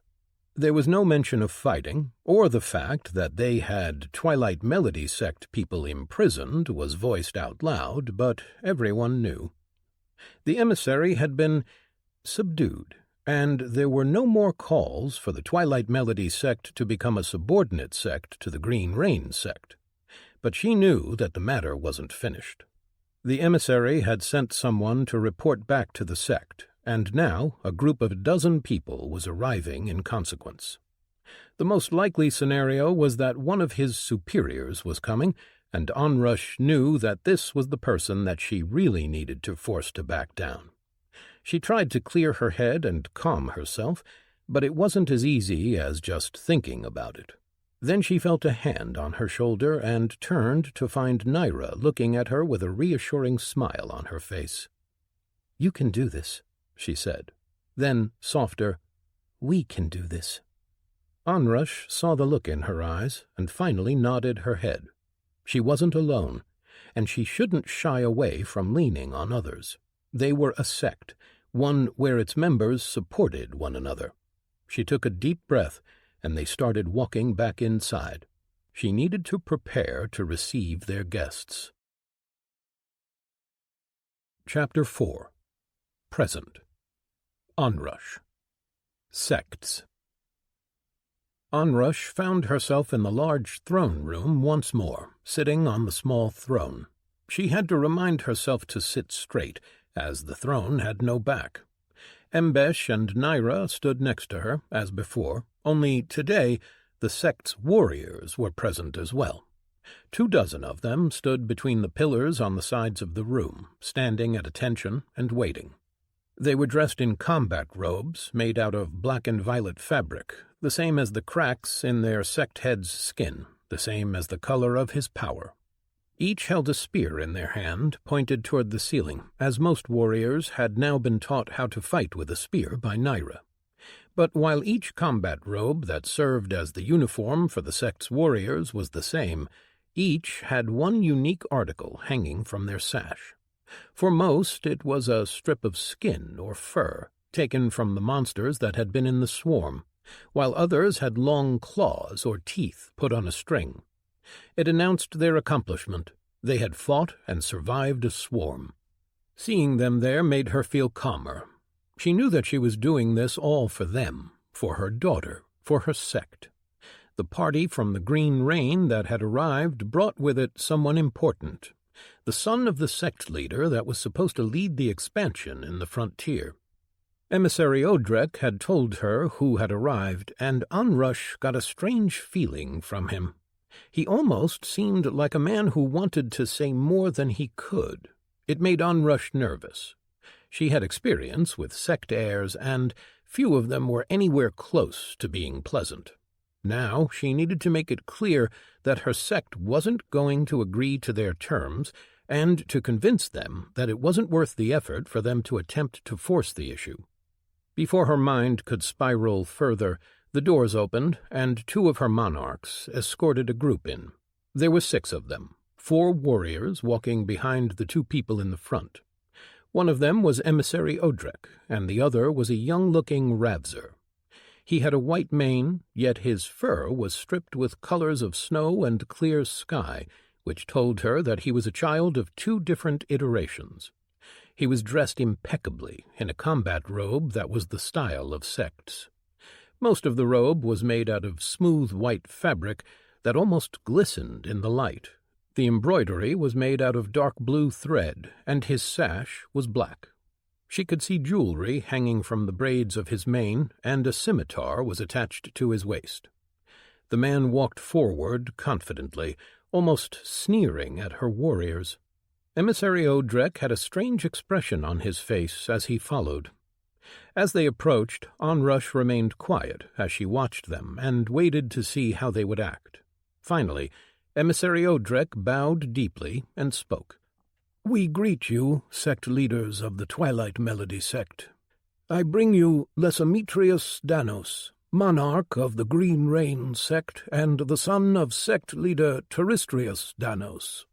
Onrush kept her eyes locked with the newly arrived monarch who hadn't bowed. She had already known his name and a bit about him. The Twilight Melody sect might not have a spy network, but they did trade with the core. The traders did know a few things. Lesametrius Danos was the youngest son of the sect leader Teristrius Danos, almost 25 years of age and already a monarch. He was considered one of the better of the younger generation of cultivators in the Green Rain sect. She didn't know if he was a true cultivator, or if he was leaning on his family to obtain higher realms. She didn't know anything about who he was as a person or a fighter, but seeing as how he was yet to bow to a sect leader of another sect, she assumed that he was one of the arrogant ones. She almost sighed, but managed to suppress the urge. She had dealt with so many people like him over the course of her life, but then she'd had no real power. Now she did. She didn't respond to the emissary, but instead continued staring at Lesametrius. She wasn't about to speak before he showed proper respect, even though she could feel her nervousness rising. The room was completely quiet. Then, finally, Emissary Odrek leaned over and whispered something to the man. Lesametrius scowled at the emissary and then showed his teeth. "Are you just going to sit there, terrified into silence?" Lesametrius asked, managing somehow to look as if he was looking down on Onrush while standing below her. Onrush tightened her fingers on the hand rests and tilted her head, trying to look casual. "I pity the person who taught you manners," she said slowly, trying not to let her face or tone of voice show how she felt inside. "Is this how you speak to the rulers of all the sects you visit?" The man's eyes narrowed and his snout trembled. "You dare insult me? Do you have any idea who I am? I am—" "No," Onrush interrupted him, trying her best to channel Ierv's and Ryun's way of speech. "Nor do I care. You are a visitor in my lands, standing in the heart of my sect, surrounded by my people, and you dare to have the first words you speak be an insult. If my sect head were sitting here, and you had said that to him, you would already be dead. The only reason why I have not ordered you imprisoned is out of respect for your sect and the emissary they sent to us before you." Lesemetrius opened his mouth to speak, but Emissary Odrek grabbed his elbow and leaned in, whispering something urgently. Onrush could tell that the man was trying very hard to subdue the man. It made her wonder why the Green Rain sect had even sent him. They had to have known what he was like. They couldn't have expected him to accomplish what they wanted peacefully. For a moment it made her question if she had misjudged what they wanted, if perhaps they did want to conquer her sect through a war. But if that was their goal, then they could have attacked a long time ago. Why bother with sending an emissary first? The two finished their heated exchange, and Lesemetrius turned to look at her. "I am here as a representative of my father, sect leader of the Green Rain sect," Lesemetrius said, his eyes glaring at her as if she was filth. She knew people like him, those who thought that those around them were worthless, and that they alone were great. "The Green Rain sect," he continued, "has decided to expand into the frontier. Your sect was chosen to be brought into the fold of our great sect. You should be honored. You will be granted great rewards, things that you could only dream of here in this barbaric part of the world." Onrush waited for a few seconds, making sure that he finished. "My sect has grown a lot in a short period of time. We have survived wars, have lost people, and have gained people. We have endured a swarm, and we are still here. We have earned our power. So my answer is the same as the one that I gave to your emissary. No. I heard that people here on the frontier are ignorant. I never thought that I would get to see it firsthand. Do you have any idea what my sect will bring down upon you for this slight?" "Why don't you tell me?" Onrush countered, hoping that she was right. "Do you even know what it is that your sect wants? You seem incapable of following simple rules of courtesy in another's home. Perhaps you have misunderstood why you were sent here in the first place." The man's eyes darkened, but again Odrek intervened before he could respond. Onrush waited in silence, wondering if she really should just order them all captured and deal with the consequences later. She knew what Ryun would have done. He never would have let the man speak to him in that way, and would have probably splattered him all over the room after his first insult. Ierv, he would have tried to reason with him, at least for a little while. She didn't know if he would have risked war, as he had been more pragmatic, at least back when he had been a sect head. He would have known how to weigh the odds and then make a decision. Onrush wasn't either of them, but she couldn't let her sect be taken over. She had promised Ryun that she would take care of it. More importantly, she had promised herself and the people of the sect that she would keep them safe. While the two exchanged hushed whispers, Onrush tried to think about what she should do. It baffled her that any core sect would have sent someone as obviously inept as this man to negotiate. That was something that she expected from sects out here in the frontier. He wasn't even in the heavenly realm, so the intent couldn't have been for him to bully them into submission. He was a peak monarch, probably well-trained and perhaps even talented, but he couldn't be able to stand against the entire sect and frighten them into submission. Very few people in the world were like Ryun. That made her think about something else. A core sect could not survive by being stupid. They didn't make such mistakes. The more she thought about it, the more she began to truly believe that there had been more to them sending this particular man. She saw them finish their discussion. Odrek looked defeated and resigned, while Lesametrius looked angry. He opened his mouth to speak, but Onrush spoke before him. "Don't bother. You have nothing of worth to add, and I will not continue to listen to your insults." She saw his eyes darken further, his hand falling to the hilt of his scimitar. "But because I respect your sect enough, I will give you two choices. One, you may return to your father and tell him my answer. And two, we may settle this through a duel." She saw his eyes flash. "If I win, your sect will submit?" Onrush realized much about him from the way he asked that. He was someone who believed himself equal to great sect warriors who could walk into another sect and conquer it all by themselves. Those who fought great duels and won great treasures. He was arrogant and ignorant of the world. He had probably been raised inside the sect his whole life, always told that he would become someone great. "Yes, if you win, the Twilight Melody sect will submit. If we win, however, your sect will cease trying to make us their subordinates, and you will bow down to the ground and apologize for your disrespect," she said. Then an idea came to her, a way to humiliate him further for his disrespect, and she continued. "You will also leave your sect and enter the service of the Twilight Melody sect. Perhaps here you will learn some manners." "Agreed," the man said before Odrek could stop him. "Come, let us end this farce. I have more important things to do." Onrush seriously doubted that, but she shook her head. "We will fight 3 days from now in our yards.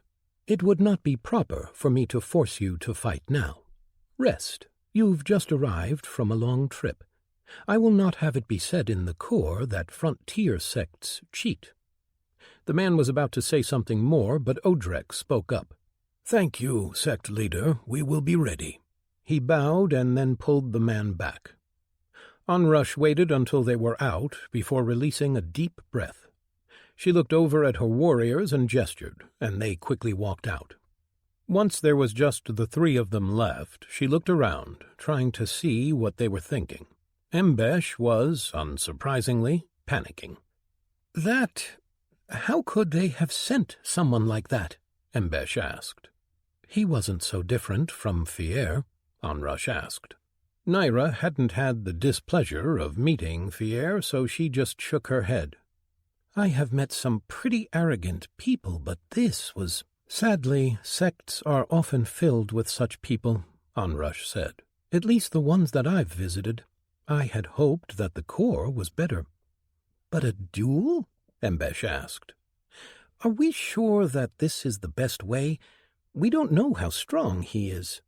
"He is a monarch," Onrush said. "Probably strong, but he doesn't know how strong we are either. I don't know if this was the right decision, but I feared that he would have forced my hand if I let him speak. I couldn't just sit and take his insults.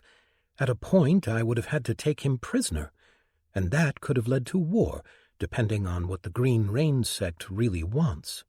"Their actions do seem somewhat strange," Naira agreed. "Their emissary seemed to want to avoid war and conflict, and then we get this one. I don't know if we provoked them by capturing their people, or—" Onrush waved her hand. "No, that wouldn't be enough to provoke them." "Still," Embesh spoke, "are you sure we can win?" Onrush met his eyes. "What do you think?" "You are strong, Onrush, but, well, you aren't the best fighter, and that man would have had the best trainers that his sect had to offer basically from birth," Embesh answered. "The fate of the entire sect depends on this. Perhaps we should try to find the sect head, maybe delay this duel, or—" At a point, the sect needs to be able to survive without him. I doubt that he will want to stay nearby forever just to protect us. We need to be strong enough without him, Onrush said. I agree, but Mbesh does have a point about your fighting skills. You are getting better, but Naira trailed off. Onrush smiled. Well, it is a good thing, then, that I didn't say that I was going to be the one to fight. Both of them blinked, and Naira tilted her head. Ah, she said, her green eyes filling with mirth. I see. He accepted the duel against the sect. You can have someone represent you. Of course. I am not the best fighter that we have at the moment. You are, Onrush said. Naira put her hand on Onrush's shoulder and looked her in the eyes. Knowing that, and being able to make those decisions, is why you deserve to sit in that chair. Onrush dropped her eyes, feeling a bit embarrassed. She was trying to be better, to pretend like she wasn't afraid or unsure of herself. Even now she was second-guessing her decision, but having Naira have faith in her made her feel like she was doing well. We should probably prepare for the duel, Naira said, and Onrush nodded. 3 days, and the fate of the sect was going to be decided. Onrush stood at the edge of the fighting ring, looking at Naira and her opponent. Lesemetrius wore the same robe that he had when he met with them days ago. His scimitar was unsheathed and in his right hand, his stance relaxed. His eyes were glaring at both Onrush and Naira. He hadn't commented on the switch, probably because he realized that he had made a mistake by not confirming who he was going to be fighting. Naira was dressed in her gold and red armor. Her shield was raised in front of her, her spear leaned on top of it. Compared to the sect leader's son, she already looked like she was ready for the fight. The Green Rain warriors stood on one side, while the Twilight Melody warriors stood on the other. There wasn't an audience aside from them present. Onrush cleared her throat and spoke. The terms of the duel are set. The fight will continue until one side surrenders or is no longer able to continue the fight. Onrush told them the rules again, as was tradition. Then, after a long moment, she nodded. You may begin. For a moment, both of them stood still, Lesemetrius glaring at Naira dismissively. Naira surged into motion. She crossed the distance and shouted, a blast hitting the man and making him step back, his eyes narrowing. Then an image of a fiery warrior blasted out of Naira and toward Lesemetrius. He danced to the side, faster than Onrush had expected, and the Dawnfire mirage passed through where he used to be. But Naira had anticipated that. She thrust her spear at him just as he landed and forced him to block with his scimitar. He looked confused for a moment as Naira burst into fire, activating her Dawnfire immolation. Then she blinked behind him, a blast of fire spreading from her and hitting him in the back, sending him to the ground. He rolled and got up, pale green chi flashing around him. You are a classer? He asked, his tone filled with disgust. Naira didn't respond verbally. Instead, her entire form burst into fire and she grew, becoming an avatar made out of golden fire. In an instant she towered over the man, and wings sprouted from her back. Onrush had enough time to see his eyes widen as she blasted off and reached him in an instant. She saw him try to activate his techniques, felt his chi moving, but he was too slow. Naira reached him and stabbed her spear through his thigh, burning his leg in the process. He screamed, and then her shield smashed into his head, dropping him to the ground and cutting him off. The silence filled the training yard. Onrush saw the Green Rain sect people look at their fallen scion in shock. Naira shut off her perks and abilities and dismissed her spear. Winner, sect leader Naira Orn, Onrush announced. It had been awe-inspiring to watch. Lesemetrius was arrogant, hadn't taken Naira seriously at the start, and she had taken advantage of that. Onrush didn't even know how good of a fighter the man was. He had never gotten the chance to show his skill, but Naira was incredible. She, too, had been trained since she was young. Naira walked out of the ring and moved to stand next to Onrush as the Green Rain sect's people approached Lesametrius and poured potions down his throat and on his leg. Meanwhile, Emissary Odrek approached Onrush. He bowed to her and Naira. "A good fight, sect leader." "Thank you," Naira said. "It is your victory, sect leaders. The Green Rain sect will abide by the terms of the duel," Odrek said. "Good," Onrush said. "It did not have to reach this point, emissary." Odrek nodded his head, then glanced back to Lesametrius, who was slowly waking up.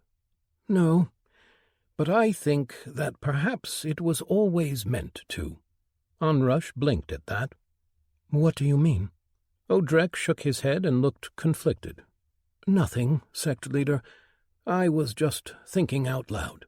He bowed again and walked off.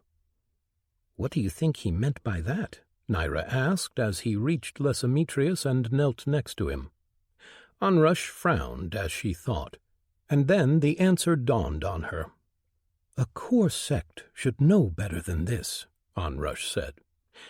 "If they were going to send someone to subdue us, they would have sent someone at least in the peak heavenly realm, maybe even an immortal, surrounded by 100 warriors. Instead, they sent the son of the sect leader, someone who was just a monarch with 12 warriors." "So they didn't expect him to succeed?" Naira frowned. "Why send him, then?" "I think that what happened was the point," Onrush said. Sect politics were alien to others, and she didn't quite know how to explain it to Naira. The Green Rain sect had an heir who was arrogant and foolish, probably disrespectful to his own people. This entire thing had been about him, and not about taking over the Twilight Melody sect. The sect leader had sent his son to teach him a lesson. The raids, the emissary, and then, finally, him. A father wanted to beat the arrogance out of his son.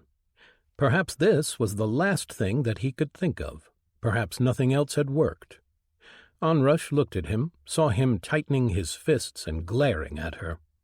She had added the last part of their terms as a way to humiliate him further, but now he was her problem. She closed her eyes and then turned to Naira, trying to explain to her how the mind of a sect leader worked. Side Story: Prisoner of Ages. Ra-Azel took a deep breath, allowing himself a moment to feel the wind on his skin. It passed through his white fur gently, almost caressing him, and then the wind stilled and he opened his eyes. A small whirlwind stood just off the edge of the cliff, and Ra-Azel smiled. "Thank you for coming, East Wind," he said to the whirlwind. "It was not like I could refuse."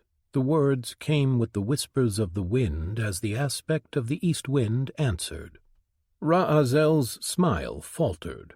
"I've never abused my power, nor will I ever." "It matters not," the wind told him. "You bound the world aspect. All others are bound to answer to you." "It was necessary. You must see that," Ra-Azel said. "What you are attempting is foolish," the wind said. "You cannot defy the deal-maker." "I just want to show him that he is wrong, that we deserve to be chosen. How is that defiance? Look at me, East Wind. See the power that I have achieved. Is this not what the deal-maker is looking for?" Ra-Azel asked, his voice becoming louder. The wind moved, a gust hitting Ra-Azel. He did not know if it was meant as a rebuke, as he barely felt it. The runes carved into his armor protected him from all harm. "It is not for you to decide," the wind said after a moment. "And there will be a chance for you to prove yourselves after." 2,000 years, East Wind. 2,000 years since the framework arrived, since we were given this test. and in that time I have achieved all that there was to achieve. I am worthy. My people are worthy. Why should we be forced to suffer further? We are not toys to be played with. I will not stand by and let this happen." Ra'azel bellowed. The wind shuddered, showing nervousness. "You want to defy a power much greater than yourself. Your actions will reflect on your entire race. You must know that." Ra'azel narrowed his eyes at the aspect. "Will you help me?" "Are you ordering me to?" the wind said. Ra'azel closed his eyes. He had done many terrible things in his life, but deep down he still believed that he was a good person, and the only thing that he wanted was to make sure that his people were safe, that they had a chance. But now all it took was a single word, for him to reach to the aspect bond with the world and bend it to his will, and he could have the wind do his bidding. "No," Ra'azel said at last. "I am many things, but that I am not." "Then there is nothing more for us to talk about," the wind said, and then it blew away across the mountain peaks, continuing on its infinite route. Ra'azel bowed his head, but then steeled himself. There were other aspects that he had to speak with. "Father?" a voice said as Ra'azel focused on carving a rune into the stone at the base of the mountain. He finished the last part and then turned, his tools still in his hands. "Ra'azel, what are you doing here? You were supposed to be with your mother." Ra'azel looked at her as she approached. The runes she had carved into her armor were glowing faintly. He was proud of her. At just 30 years of age, she had achieved much. But his eyes couldn't help but see the spots where her runes were lacking, the weaknesses that he could exploit in an instant. I needed to see you," she said, her weight shifting from one foot to the other.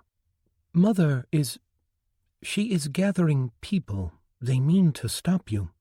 Ra'azel closed his eyes. "There is little that they can do. I am stronger than them all put together." For a moment she didn't say anything. Then, as if she was gathering her strength, she took a deep breath and started walking until she stood in front of him. "Father, they are saying that you've gone mad, that you are attempting something that would doom us all. None of them want to tell me what exactly you want to do or how, just that you need to be stopped." Ra'azel looked away from her ice-blue eyes. None of them understood. He was doing this for her, for his other children, his grandchildren, and their children. He had lived for over 2,000 years, had gained as much power as anyone could, and had learned the truth. "What I am doing is going to save us all," Ra'azel said as he turned and met his daughter's eyes. "I am going to break from this place and show the deal-maker how worthy I am. He will have no choice but to accept us then." "Mother says that we will all have a chance to become worthy, that we should trust the deal-maker and the aspects." Ra'azel hesitated. "That to go against the deal-maker will doom us for certain." He closed his eyes. He knew that they didn't understand, that they didn't want to see the truth. They trusted the deal-maker, and that was their biggest mistake. "Daughter, what the deal-maker will offer will be the death of our people. We will be asked to pay a price in blood, because he has already decided that we are unworthy. Only a few will have a chance to prove otherwise. Only a fraction of our people will survive. I cannot allow that to happen." "How do you alone know this?" Ra'azel asked him. Ra'azel turned his eyes to the sky. He had kept the confidence of the one who had told him, not willing to reveal them and have them suffer for the trust they had shown to him. He could not say, Instead, he took his daughter's hands in his own. "What do you see when you look around us?" Ra'azel asked. She frowned at his question. "I don't understand what you mean." "I mean literally, what is around us?" Ra'azel asked. "A mountain? A forest? A river? Why are you ignoring my question, Father?" Ra'azel shook his head. "A mountain which has an aspect that lords over it. Smaller aspects serve beneath it. An aspect of the mountain forest, of the animals, of the river that flows down its slopes. Each unique, as powerful as their domain, bound in various ways so that they shared power in places where they met. The aspect of this river is bound to serve the aspect of the mountain here, but not further downriver. There it comes into its own and serves only itself. It shares domains with other aspects of the plains it passes through, the forests, and then, finally, the aspect of the sea. The aspects around us are all bound to one another, linked in ways that give them power." "I know this, Dad," Ra'azel said, her voice impatient. "You've bonded the aspect of Severius, the world itself. Everyone knows this. What does it have to do with what you are trying to do?" Ra'azel smiled. "Yes, I have a bond with Severius, the aspect of the world. It makes me powerful, and yet it is as if everyone has forgotten that aspects are all linked. Severius is not at the top. There are other aspects that it, in turn, must serve." "But it is the aspect of the world. What could it possibly serve?" his daughter asked. Ra'azel looked to the sky. "Our world is but one beneath the infinite sky. There are more beyond it. There are aspects that are so large that even I struggle to imagine them. Aspects of laws that govern everything. We are small, daughter. Once I believed that we were unique, but we are not. We are not special.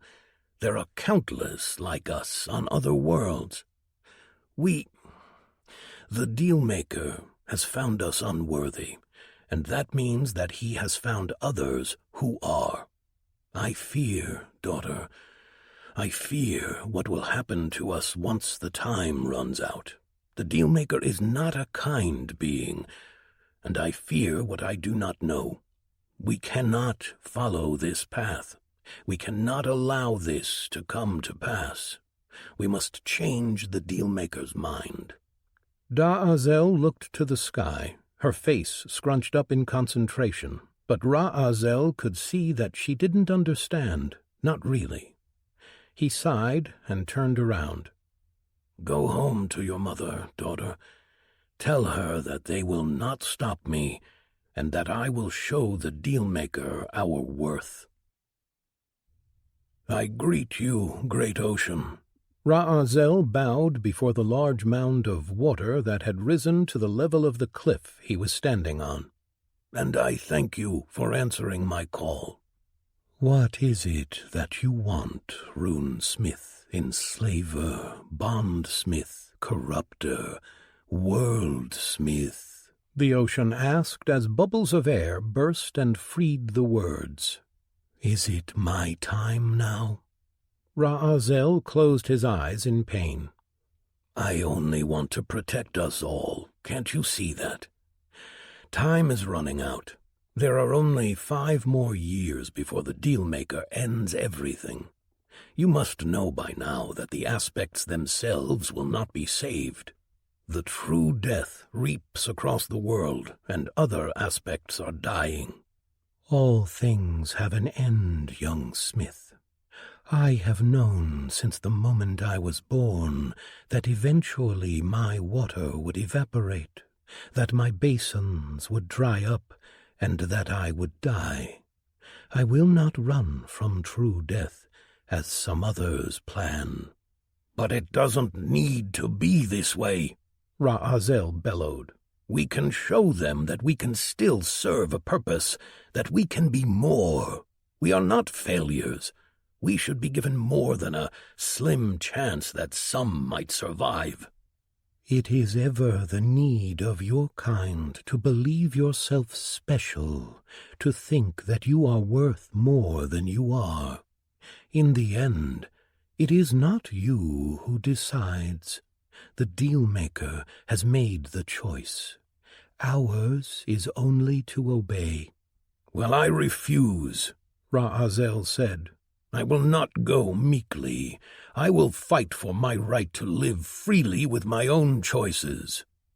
It is your right to speak and to act, but you will not change the deal-maker's mind.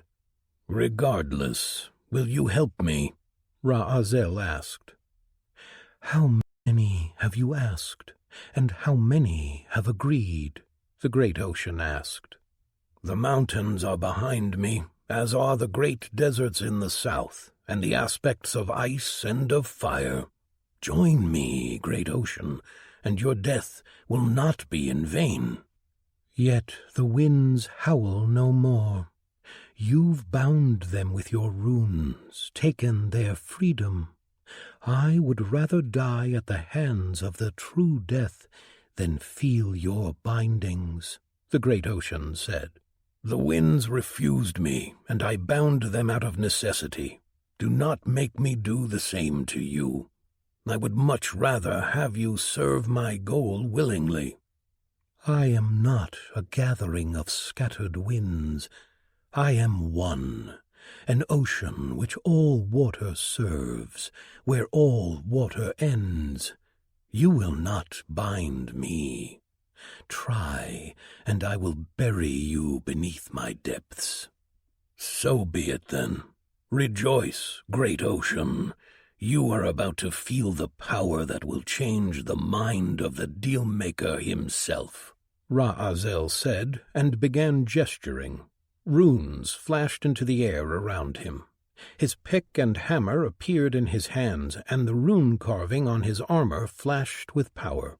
The aspects around him twisted on his command, and he stepped forward as the ocean rose as a wave that covered the sun. It fell down, threatening to smash him into the cliffs. But he was Ra-Azel Equinar, the runesmith, the most powerful being who had ever walked this world. The fight did not last long. Ra-Azel stood in the courtyard of his home, standing on a rune that covered it all. Etched into the stone that connected to the largest mountain, it was the spine of the world itself. His power soared, all aspects still living were his to command. And now it was time. There were 2 more years until the time the deal-maker announced, the moment when they would be given a choice, a chance to survive. They deserved more. They deserved to live without having to prove themselves again. Had they not done what the deal-maker had asked? Had he not achieved all that there was to achieve? They did not deserve to be cast aside, and Ra-Azel was going to prove it. In a moment he was going to sacrifice every aspect in the world. He was going to harness their power and rip open a path through reality itself to connect to another world. It would be a feat that would surely show how worthy they all were, a willingness to sacrifice, a willingness to persevere. Perhaps that was the test. Perhaps the deal-maker was watching to see if he succeeded. His people had abandoned him, but he still loved them. He still worked for them. Even after they had tried to kill him, even after they had tried to destroy his greatest work. He was about to begin when one of his runes triggered. Someone was approaching. Immediately he recognized who it was and relaxed. He waited until she reached the courtyard before turning and watching his daughter approach. Da-Azel, he smiled at her. Did you change your mind? She returned his smile. Yes, father, she said. I will see this through to the end. He allowed himself to relax. He had feared that none of his family would see the necessity of what he wanted to do, that they would try to oppose him even when he had shown them that it was impossible for them to win against him.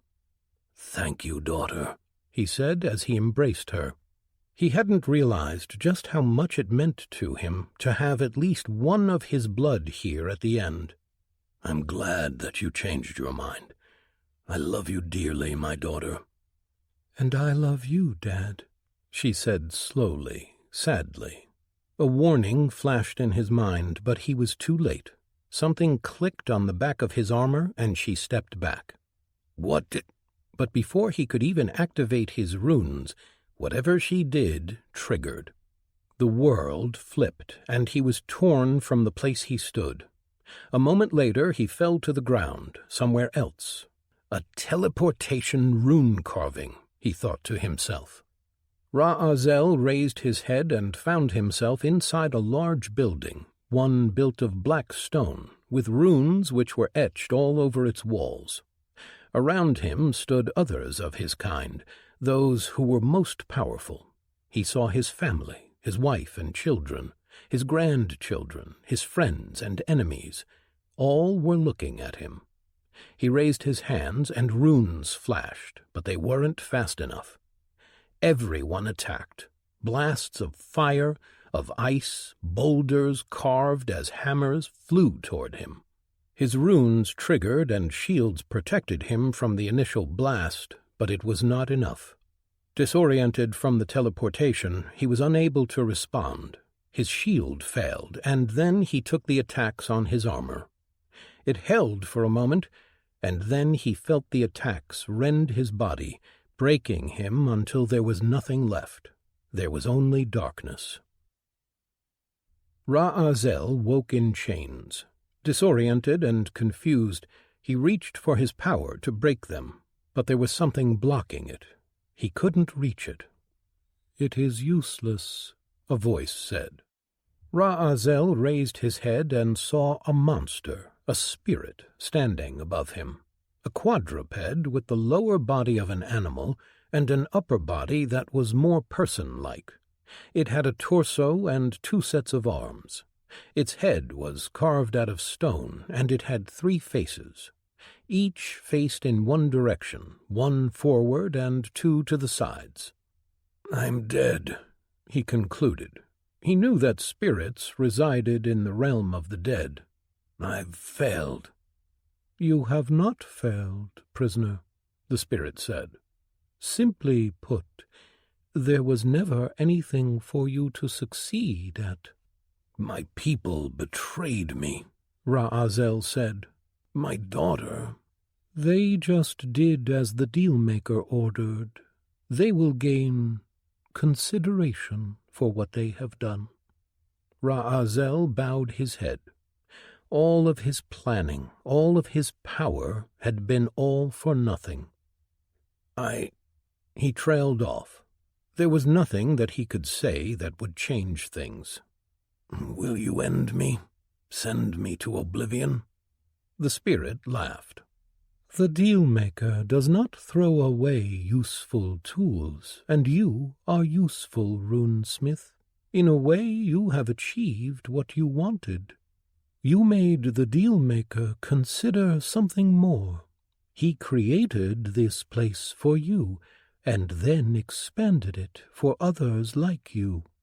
Those few who are unique, who may serve a purpose in the next cycle, but are unwilling to work within his bounds. Rejoice, for you have shown him that you are worthy of special consideration. You will be my guest, and you will survive, suffer, and grow in power, until a time when you will be needed again." Ra-Azel didn't respond. He couldn't. The only thing that he could feel was pain and rage, at his people who betrayed him, at the dealmaker for playing with them, at everything about this world. He remained silent as he was dragged away, deep beneath the ground, and when he was thrown into a hole he was chained to the walls.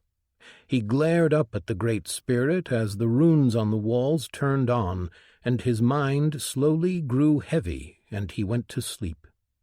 The last thing he thought about was that one day he was going to be free again, and how he was going to make them all regret what they had done. Chapter 5. Present. Kale. Tranquility. The tranquility of his pocket realm always calmed him. The purity of it made him forget all his worries and fears. He pulled in the tranquility essence around him into his core, filling it slowly. Moments like these reminded him why he needed to meditate here more often. The longer he went without the calming effects of the tranquility essence, the more erratic he became. And Kale had no intention of returning to the madness he had once lived through. Finally, he decided that he had spent enough time meditating. He stopped drawing in essence and opened his eyes. The space around him was the size of a small room, with walls that looked as if they were in fact the open sky. It was an illusion, but sometimes even he didn't notice. The tranquility made all other thoughts fade, leaving only emptiness. He was sitting on a small rock, surrounded by calm water. There was no sound, no disturbance in the air, but only calm, aside from himself, of course. He knew that his presence here polluted the essence, so he always took care not to come inside when he was too angry, and he never stayed for long. The room was his only source of high-tier tranquility essence, and he had to make sure not to corrupt it. His teacher always tried to instill the importance of having one's emotions in check. Kale had never truly mastered it, not in the same way that she had. His path was just a shadow of hers, but he had found a way to make it work. He did not abandon his emotion, his rage. He used it. He channeled it, and at times he unleashed it. Tranquility helped him do that, and it helped keep him sane. His life was a constant battle to keep the balance between wrath and calm. It was hard to keep himself in check, especially with everything that he had gone through. But he had made an oath, and he knew that he needed to make sure that his mind remained his own. A warrior who was not in control was not a warrior at all, just a raving beast, and the memories of a time when he had been that was one of the things that pushed him further on his path. He took a deep breath, then turned his attention to his screens. He intended to see just how close he was to filling his core, but he took the moment to read through them all.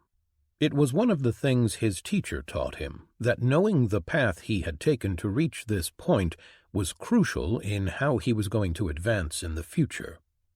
Titles: Adventurer. Hunt more than 100 monsters. +5 to all stats. 5 greater essence. Hero of Promise. Save more than 10 people with a single action. +5 to all stats. 5 greater essence. One against many. Fight against more than 10 opponents alone and win. +5 to all stats. 200 greater essence. Alchemical Tester. Use more than 10 alchemical concoctions to improve yourself. +2 to intelligence. 500 greater essence. Beaten but not broken. Survive torture for more than 30 days. +10 to all stats. 50 greater essence. Broken and bent. Survive torture for more than 90 days. +60 to all stats. 1,000 greater essence. True Understanding. Evolve a skill to Tier 6. +20 to all stats. 20,000 greater essence. Lord. Reach Lord Realm. +5 to all stats. 500 greater essence. One against Horde.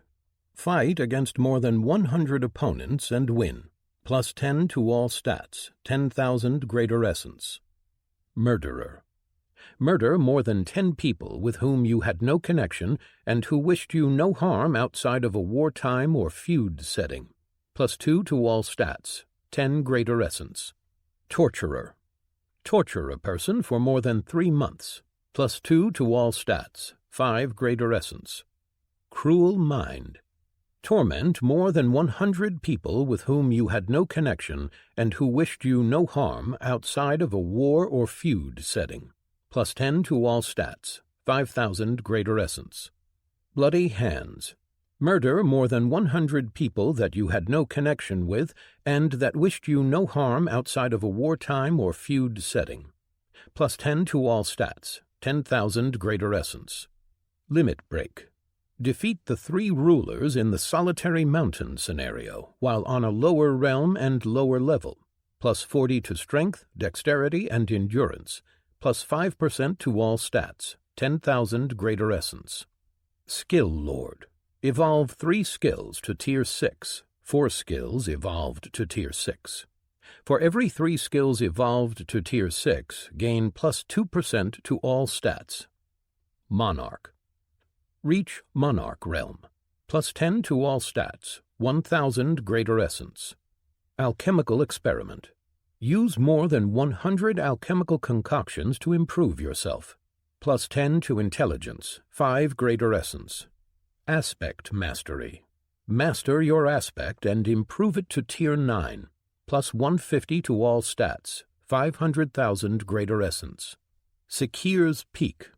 First to clear the Sekir's Peak dungeon, +2% to all stats, 5,000 greater essence. Cannibal of Variety. Kill 1,000 people of every race for their essence, +10 to all stats, 50 greater essence. Beyond Understanding 3. Focus your understanding of a Tier 6 skill, 3 skills, +250 to all stats, 100,000 greater essence per focused skill. Cannibal. Kill more than 5,000 people of your own race for their essence, +10 to all stats, 50 greater essence. Heavenly. Reach Heavenly Realm, +30 to all stats, 50,000 greater essence. Immortal Skill Master. Achieve 3 Tier 7 skills, +50 to all stats. Aging process halted, 100,000 greater essence. Pilfering. Kill more than 10,000 people for their essence, +100 to all stats, 300,000 greater essence. Combined Understanding 1. Combine 2 of your Tier 7 skills, 1 skill, +50 to all stats, 100,000 greater essence, -1 skill slot per Tier 8 skill. Immortal. Reach Immortal Realm, +50 to all stats, 100,000 greater essence. Crucible of the Body. Go through a harrowing experience to improve your body by forging it in the harshest conditions possible based on your body type. +500 to endurance and vitality, +2% to all stats. Unyielding, body perk, 50,000 greater essence. Rejecter of Reality, unique. Reach at least a combined power level of 9 tiers and embody an ideal, +1,200 to strength and dexterity, +5% to all stats. Reject, 100,000 greater essence. Perks. Whispering Steps, class perk. Your movements are muffled and sound like the whispers of the wind. Strength of effect depends on dexterity stat. Stamina Rejuvenator, class perk. Killing enemies replenishes your stamina. Strength of effect depends on level. Draining Strikes, class perk. Your strikes on enemies drain 1% of their highest stat and add them to your own temporarily, up to a cap of 10% per target. Duration of effect depends on level. Recovery, class perk. Heal rapidly when outside of combat. Strength of effect depends on vitality stat. Tranquility Chi, aspect perk. Your Chi passively enhances your body with the essence of tranquility. You are in greater control of your emotions while using techniques. Gain +20% to intelligence and wisdom. Dreaming Mind, path perk. Your mind is constantly in a state of rest. Reduces effects of focus-lowering effects by 80%. Gain plus 80% resistance to mind-altering effects, plus 20% to intelligence. Tranquil Forged Core, Calm Focus, Path Perk. Your core is forged by the essence of tranquility. Increase core density by 20%, plus 20% to chi speed, plus 20% to wisdom. Your core is still and controlled, allowing for absolute focus. Your techniques do not require a breathing form. The Sea of Tranquility hides great power. Insight, Bond Perk. Allows the bondholder to anticipate opponent's movements 0.1 seconds in advance. Dual Chi Control, Balanced Scales, Path Perk. Your Chi control is great. You are able to use 2 techniques at the same time. Gain plus 50% to Chi speed and plus 20% to wisdom. Control depends on wisdom stat. Your dedication to balance fills you with power. Essence Siphoner, Class Perk. Killing other beings gives you 50% more essence. Wrathful Claws, Skill Perk. Your My Art, Furious Strikes has great power. Each chained strike increases your offensive power by 2%, stacking up to a total of 50%. It also flames the feeling of wrath inside of you. If you break the chain or are damaged, the stack is reset, plus 20% to strength. Strength of effect depends on your strength stat. Tranquility Aura, Calm Sea, Path Perk. Manifest your chi in the form of an aura around you. The tranquility aspect calms everyone in your presence, clearing out any mind-altering effects initially. Dependent on its intensity and duration, targets in range will eventually enter a tranquil state where they will be trapped inside their own minds. Targets will enter the tranquil state at base speed after 20 minus 0.008 times your wisdom seconds of exposure. Current, 12.75 seconds. Anything marked by the tranquility chi feels the calming effects of the chi for an additional 4 seconds. All in your presence are calmed. Physical appearance, improved, Path Perk. Your body and features are improved. Any physical defects are removed. Enhances your current capabilities and extends life expectancy by 10%, plus 20% to strength, plus 20% to dexterity, plus 20% to vitality. Ruler's Eyes, Safe Dream, Path Perk.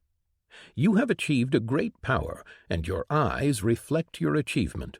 Their appearance reflects your inner spirit and allow you the ability to put those who meet your eyes in a dreamlike state.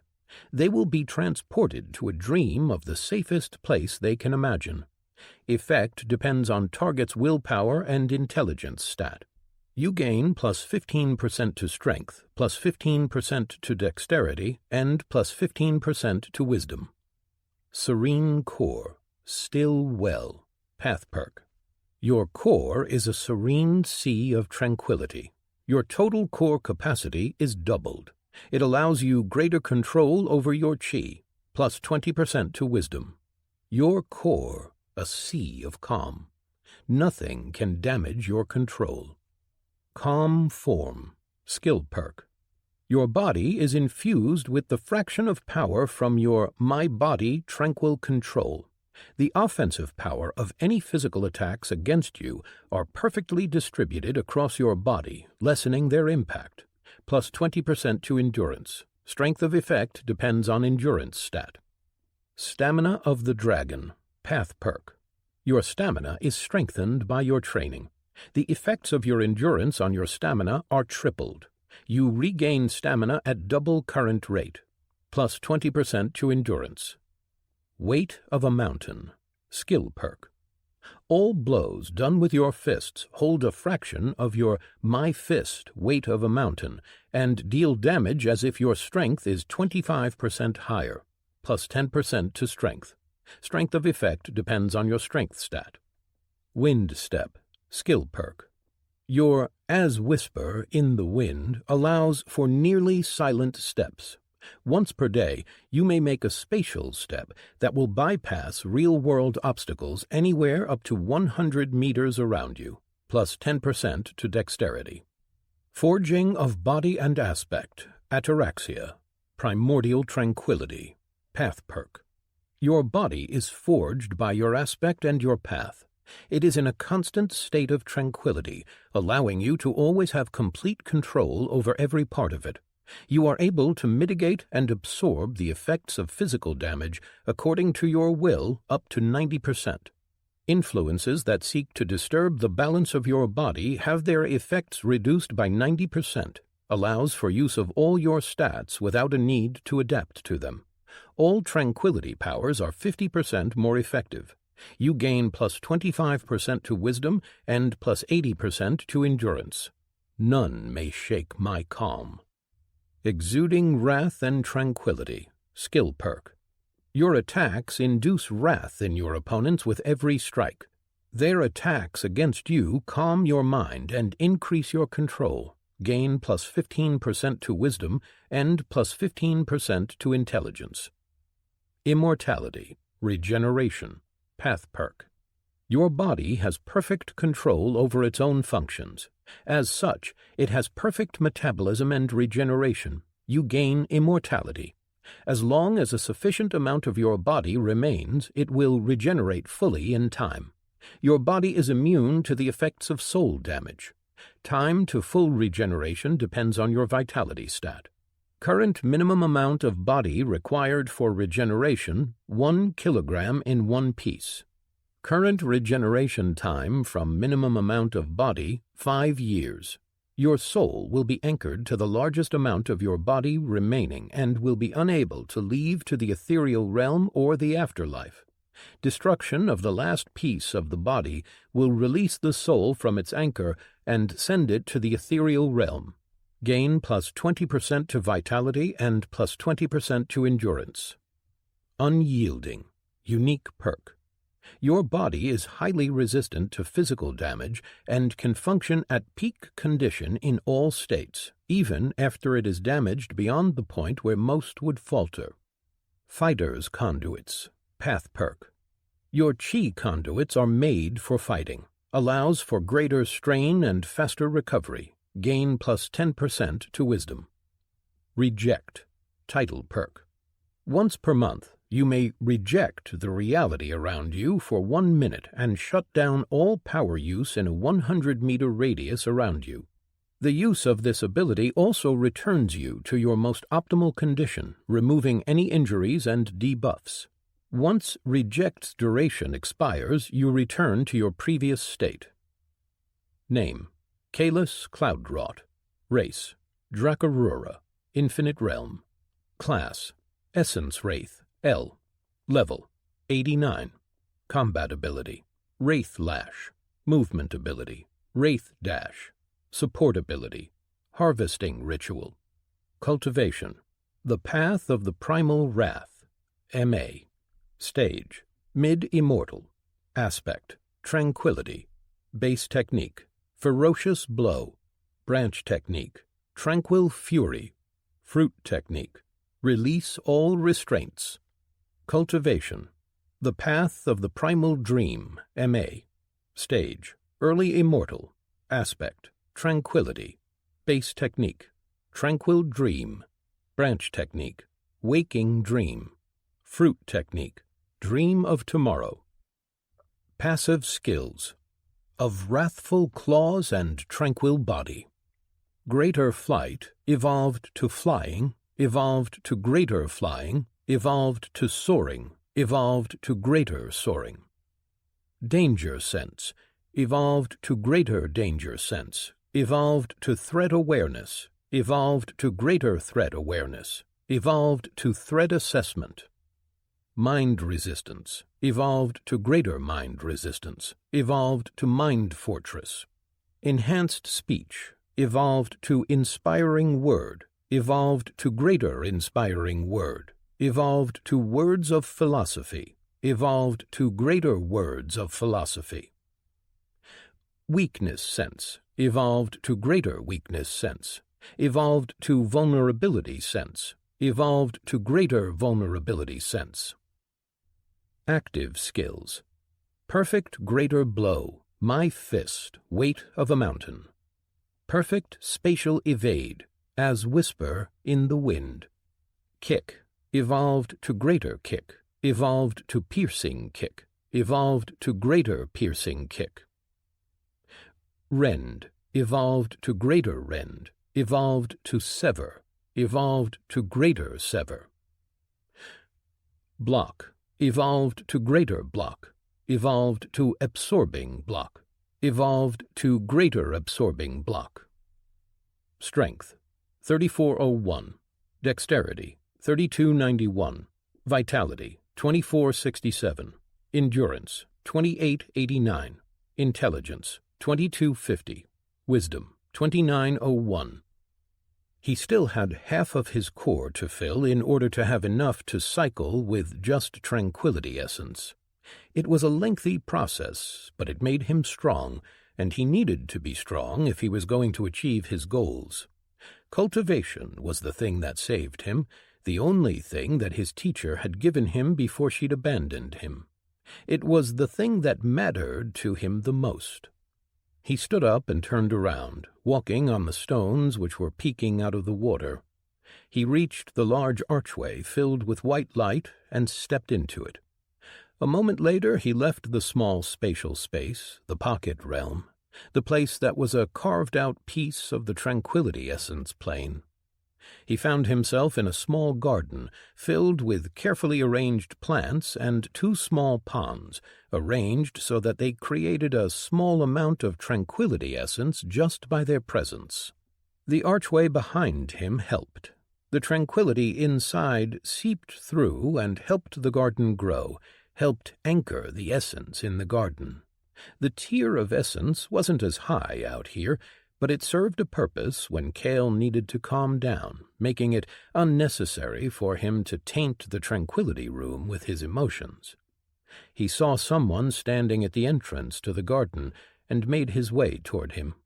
He reached the old Demacy, who was leaning on his cane, his long white beard reaching almost to his stomach. He bowed to Cale and then spoke. "We have a visitor," Gior Kogla said. Cale grimaced, then used equip on his battle robes and put them on. "What kind of a visitor?" Cale asked as they started walking down the winding path that led to the castle below them. He took a moment to glance over the side of the cliff. They were high up in the mountains, and this entire territory was one big mountain range. It was impossible to navigate unless you knew exactly where you were going. Only a few people knew the location of their base, and if they had a visitor, the list of who it could be was short. "One of them," Gior answered. Cale's eyes narrowed. "They aren't supposed to come here. They aren't supposed to even know about this place." Gior nodded gravely. "Apparently we underestimated them. They seem to know much." "Who did they send?" Cale asked.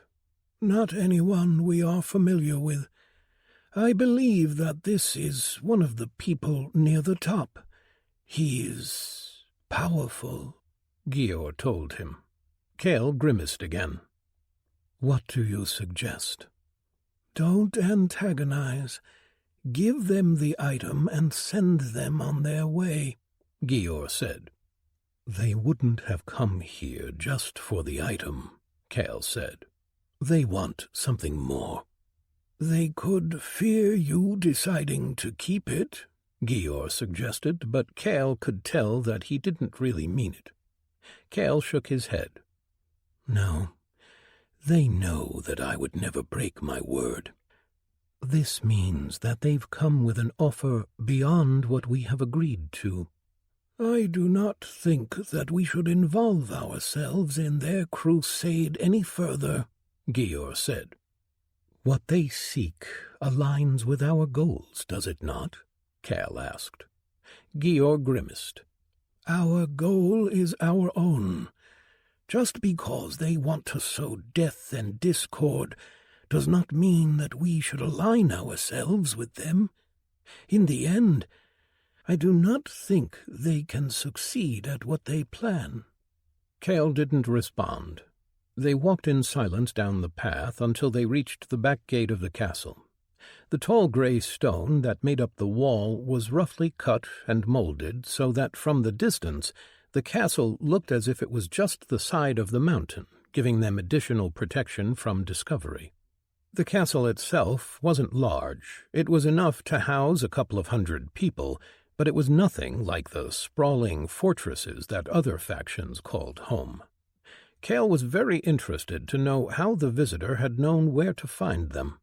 He did not immediately think that someone had betrayed him. There were an infinite number of powerful abilities in this world, and it was possible that one was capable of finding them here. People stopped in their tasks and bowed to both Cale and Gior as they walked through the courtyard, and Cale nodded back to them. He did not like leading people, but it was a necessity. Looking around at them, he decided that it was unlikely that someone had betrayed him. His people were loyal for a reason. He had saved them from a life not worth living. They reached the main building and walked into the main hall. Their visitor was already there, and was sitting at one of the tables with a goblet in his hand. The exiled Shell and Feetham stood behind him, while Maya sat across from him. He heard her laugh at something the man had said, then saw her blush and look away. Immediately Cale frowned. It was rare for him to see her laugh, let alone blush. Exiled Shell noticed Cale and Gior enter and informed the others. Immediately the man stood and turned around to face him. He was a human, with deep red-colored hair that was cut short. His face was clean-shaven, and his eyes green.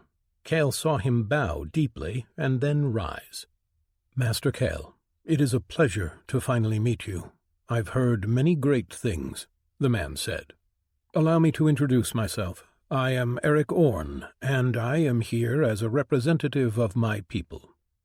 "I must confess that I am interested to know how you found out about this place, Master Orn," Cale said slowly. The man did not feel like a cultivator, so he could not precisely gauge his power, not without using his items, but that would be rude. Still, the man seemed at ease while surrounded by Cale and his people. Not many could have managed that, not even among the high rankers. "You need not worry about your secrecy. We've learned of this place by accident.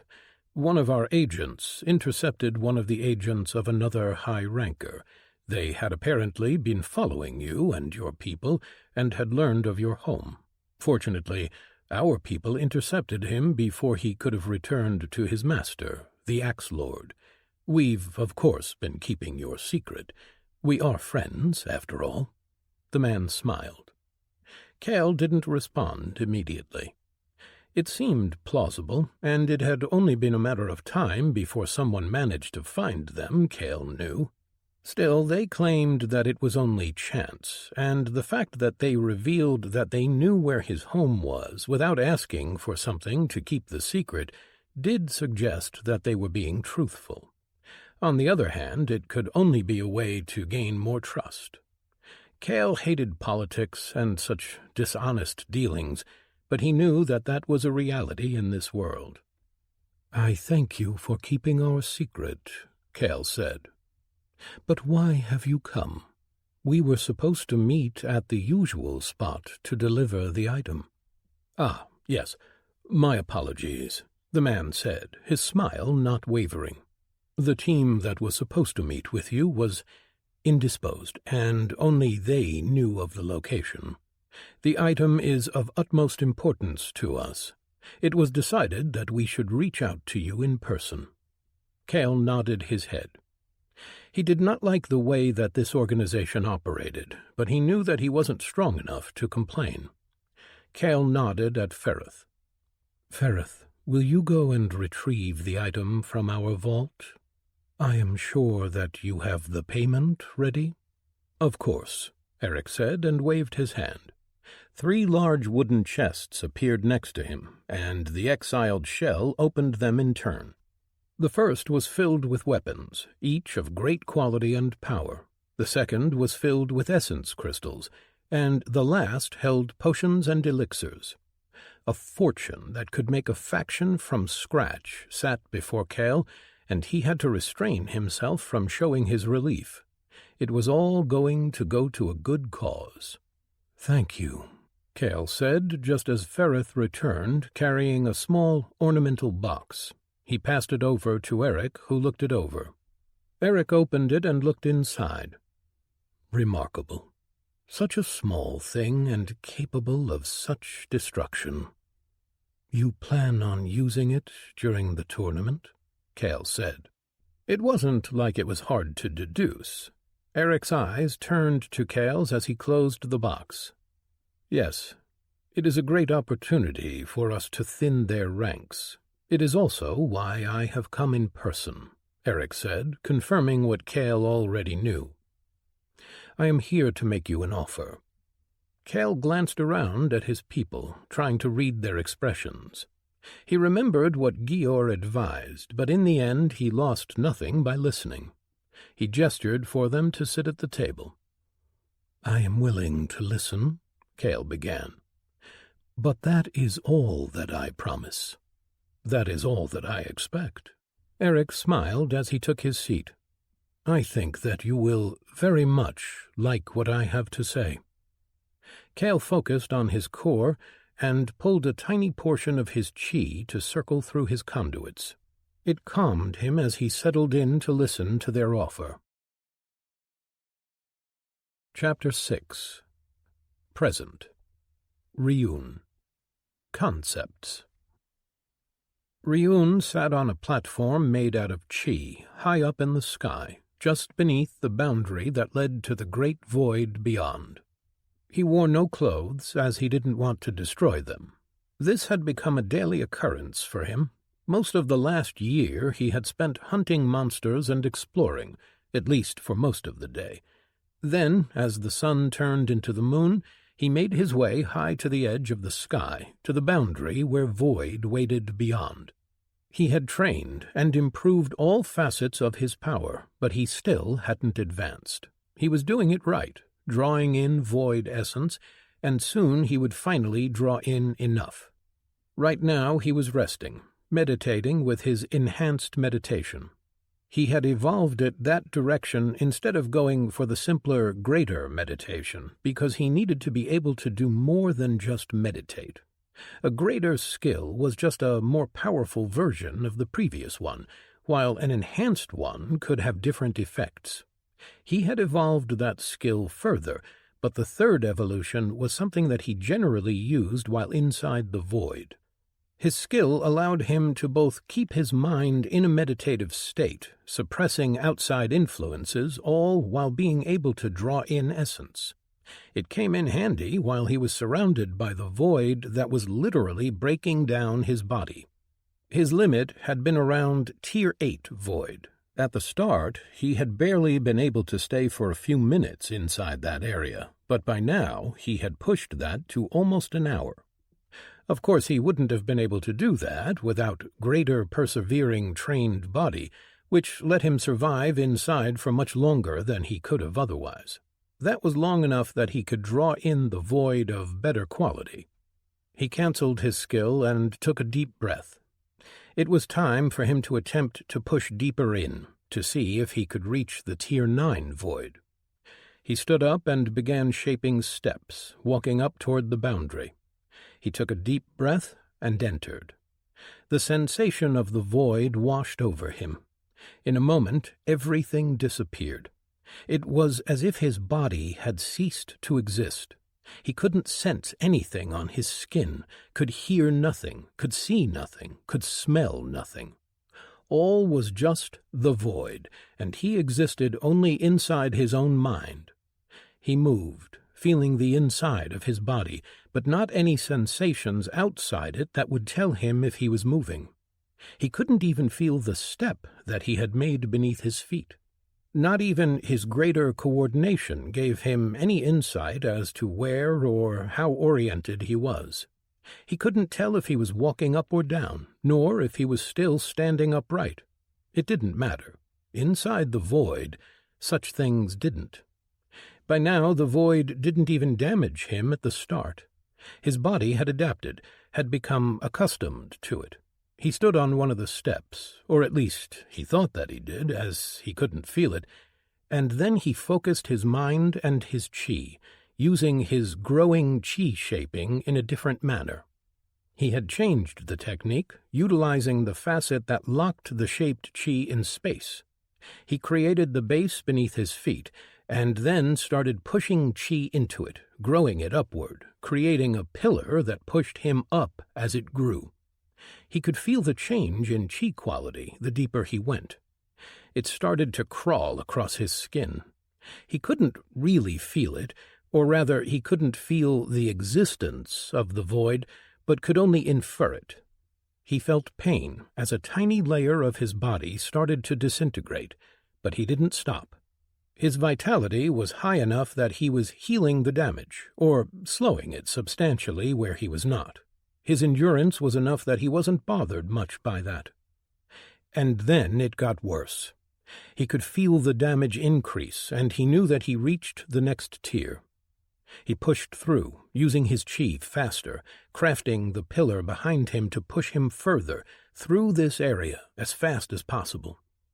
He didn't know how large the layer was. Distance and time didn't really exist here. It was strange. The only thing that he had was his inner world, his inner tracking, and even that became unreliable the more time he spent inside. Finally, he reached the next layer. Immediately, he stopped crafting his pillar and dismissed it. He brought his legs up and crossed them in a meditative pose. There was no gravity here, no force that could influence him, and so he remained in the same spot. He started drawing in chi, even as the void around him ate at his body. He activated split focus, and while a part of his mind focused on drawing in the chi, another part focused on the pain of the void essence that was disintegrating his body and then conduits from the inside out. He focused the second part of his mind on pushing the chi as fast as he could into his core, as it was much more resilient to that type of essence, and the void chi already inside served to somehow water it down. It got inside and mixed with the Tier 8 essence that he had already pulled inside. He was so close to filling his core, so close to advancing again, and he could barely contain his excitement. It had been too long, a year at least, since he had advanced. He had spent that time traveling the frontier and then beyond, seeing monsters that were even more powerful than he was. He had fought some, avoided others, nearly died a couple of times, and learned how best to gauge a monster's power. Not all that were of a high rarity or tier of power were as powerful as he was, and some that should be weaker were stronger. Monsters, much like people, were individual and unique, no one the same as another. The monsters on Earth had made him think that they were all just mindless constructs for people to fight, but here he realized that monsters were like animals. He had watched them going about their lives, and seen that they did not exist solely to hunt people or be hunted by them.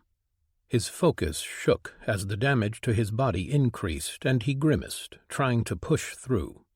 He was so close to filling his core, but then he realized that the damage was too close to killing him. He roared, a silent roar inside the void, and raised his arms. His right didn't respond, but he didn't have the time to focus on that. His focus joined back into one as he stopped drawing essence in, and he moved his chi. From his raised hand, he crafted a cube and then grew it. One side of it extended and pushed him down, a pillar growing from the space where he created it. He had learned how to orient the fixed part in space, as it allowed him to grow chi constructs in various directions. He had spent months practicing and figuring out new ways to use it. But the one that he used the most was this, to get in and out of the void. The pain on his body lessened as he reached the previous layer. He hadn't ventured far into the Tier 9 layer, as there was no need. The Tier 8 void was still powerful enough to damage him, and the pain reached the point where he was forced to exhale. The air disintegrated as it left his body, and he started to feel weak. With his stats and his greater persevering trained body, he could survive without air for quite a long time, hours even, if he didn't expend much energy. Constantly regenerating his body did take a toll, though, even with his greater quick recovery. He passed through another layer, his body barely hanging on, and then the next and the next, until finally he left the void. Gravity grabbed hold of him even as the air hit his open wounds. The pain intensified in an instant, and he screamed, nearly blacking out as he fell from the sky. It took him a few moments to focus enough and lessen the pull of gravity on his body, and then his momentum. He crafted a platform made out of chi, and finally stopped. He looked at his body, seeing wide cracks and wounds all over. Violet and black essence was still eating away at his body, but were quickly disappearing as his mu body was highly resistant to it. His right hand was almost completely ruined, the flesh having been eaten away. He could see the bone of his elbow and shoulder. The skin on his ribs was gone too, and bones were damaged. He didn't bleed much. The void had been eating the blood as it destroyed everything that it touched. He used his rapid regrowth perk and recovered his arm. The rest of his body was slowly stopping the disintegration of the void, and wounds slowly started to crawl toward healing. He had taken a passive regeneration skill and had evolved it into greater quick recovery. It helped with all types of regeneration, from mental to stamina to healing physical damage. It didn't create miracles, but it did make all of his other recovery perks and his stats more effective. He was healing faster, not by much, but noticeable. He reached to his personal void space and pulled out his spatial rings and healing potions. He drank one of the strongest healing potions he had, rewards for killing a boss in an event in an unclaimed territory a long way from the frontier. He started to heal, but he was exhausted, not only physically, but mentally as well. Having to stay still and draw in essence while it was breaking him down wasn't easy. He looked down at his body, not looking with his eyes, but his mind. His conduits were ragged and nearly broken, to the point where he was surprised that he had managed to even use a technique. He pulled out 2 more potions, one for chi regeneration, one for conduit restoration, and downed them both. He then settled in and activated his greater meditation. His mind dropped into a relaxed state as his body healed. The fact that he was so high up in the air, so deep into unclaimed territories, faded away as his mind focused on other things. He started one of the exercises that Tali had taught him, that she had insisted he did every time he had a free moment, but especially while he was drawing in essence and meditating. He hadn't been able to do it earlier, but that had been his first time in the Tier 9 layer. He needed to keep his mind on the pain and his body to see how much he could take. Now that he knew how much he could take, he would be able to focus on something else next time. His conversation with Tali, just before he'd left, came to his mind. "You want me to think on a core concept?" Ryun asked. Tali nodded her head. "Yes, something that not only encapsulates who you are now, but who you want to become, the thing that guides you. That is who you are, an ideal." Ryun tilted his head. "Like what I need to do to evolve a skill?" "No," she shook her head. "To evolve a skill, you take a part of yourself and lock it in. It is a small part, a habit, a single piece of your personality. An ideal is more. It is hard to explain to those who do not have it, but it is everything about you, or everything that you want it to be." "I don't understand how this will help me," Ryun said. He trusted the woman a great deal. She had taught him many things, and he did value her advice, but he did not follow blindly. It will make you stronger if you manage to truly understand. I admit that this is an experiment on my part, but you have been advancing fast. You have talent and drive. Usually this is something that comes to people much later in their life. But that is only because it takes time for someone to gain enough experience to grow and decide who they want to be. You have lived a lot for your years. You are a ranker from a world that was unlike any other, and I see maturity in you beyond your years. You are still young in some ways, but not in the ways concerning your power." Ryun opened his mouth and then closed it. "If it will help me, then I will try, but I still don't see how I can just think on it." Tally smiled, her face looking almost as if she was remembering something. "You can try to create a song, a poem, or perhaps just a proclamation, something that resonates within you." Ryun blinked, wondering if she was playing a joke on him.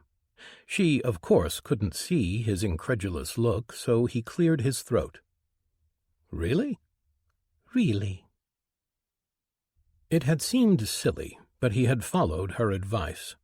For the past year he had done as she had asked daily. He didn't think that he had made any progress, but he still tried. In the end he tried to make a short chant, something that could describe him, a way to put himself in words. It did help him, in a way, which was why he continued to do it. It made him realize just how little he knew himself. "My word is my bond. My power is my right. I stand on the bones of those who stood in my way." It was close to what he felt he was, but it was wrong. He didn't know why he felt that it wasn't quite right, but it just was. It was true. He valued his word above all else. He trusted in his power, and he knew that he had gained it through his own efforts. It was his right, not something gifted. Even with the Eternal Hunter perk, he had paid the price to have that power, a price in blood and madness, years of it, until he was powerful enough to wield it. He had been helped on his way since he reached Infinite Realm, but getting help wasn't wrong. It was a part of his power. He had made connections with others, and both sides benefited. He was quite proud of that, since he had never been good with making friends. The last part of his little chant wasn't right. He did stand on the bones of those who had stood in his way, but he did not feel like that should define him any more. He had moved beyond Earth, had left his past behind. He looked to the future, to something more. His cultivation path was one of the final end, and that did resonate in a way. He had started to get a hang on his power in the last year, gaining deeper insight. It wasn't about destruction in the manner that he had always thought, or rather, it had changed. When he had taken the path from the Dealmaker, it had been a path of pure destruction of all things. He had noticed the change happening slowly, ever since he had regained access to the Eternal Hunter. The aspect of true death was not about destruction. It was not about killing before it was time. It was about the final end, the end that came when it was its time. A death at the end of life. He had experienced a few strange occurrences during the last year, things that he recognized as the influence of his path.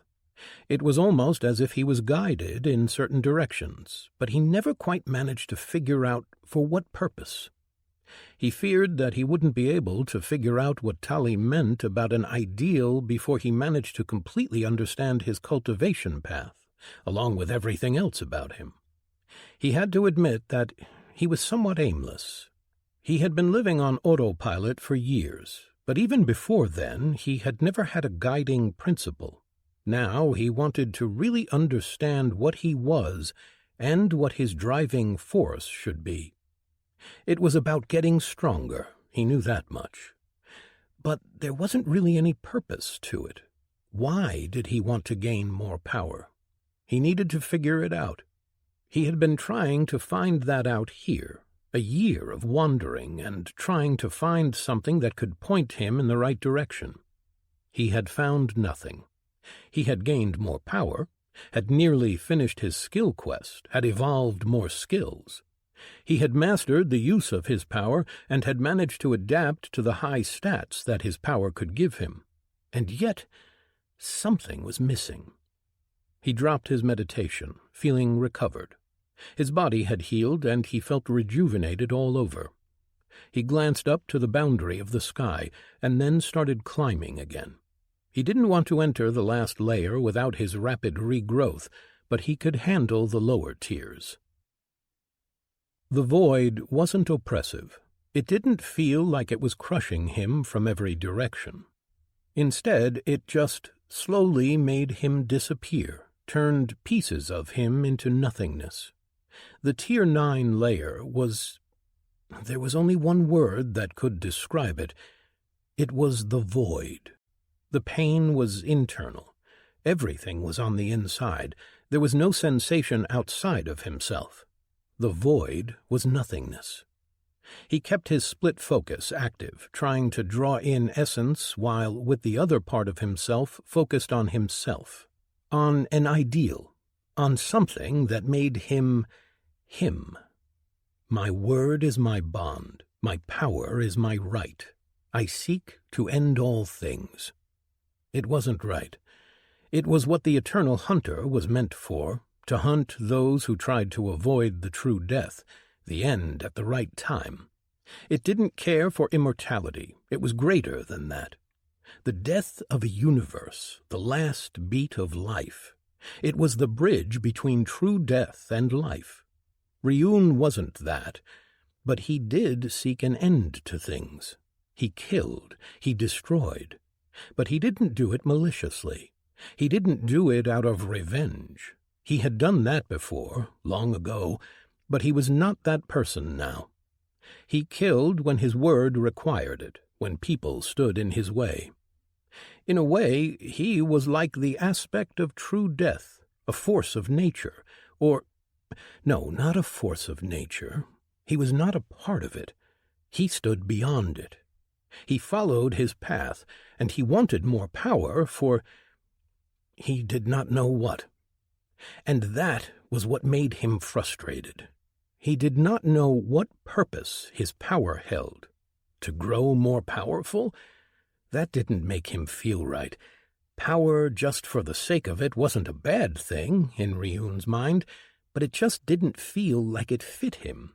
He wasn't a maniac that enjoyed power above all else. He wanted it for... My word is my bond. My power is my right.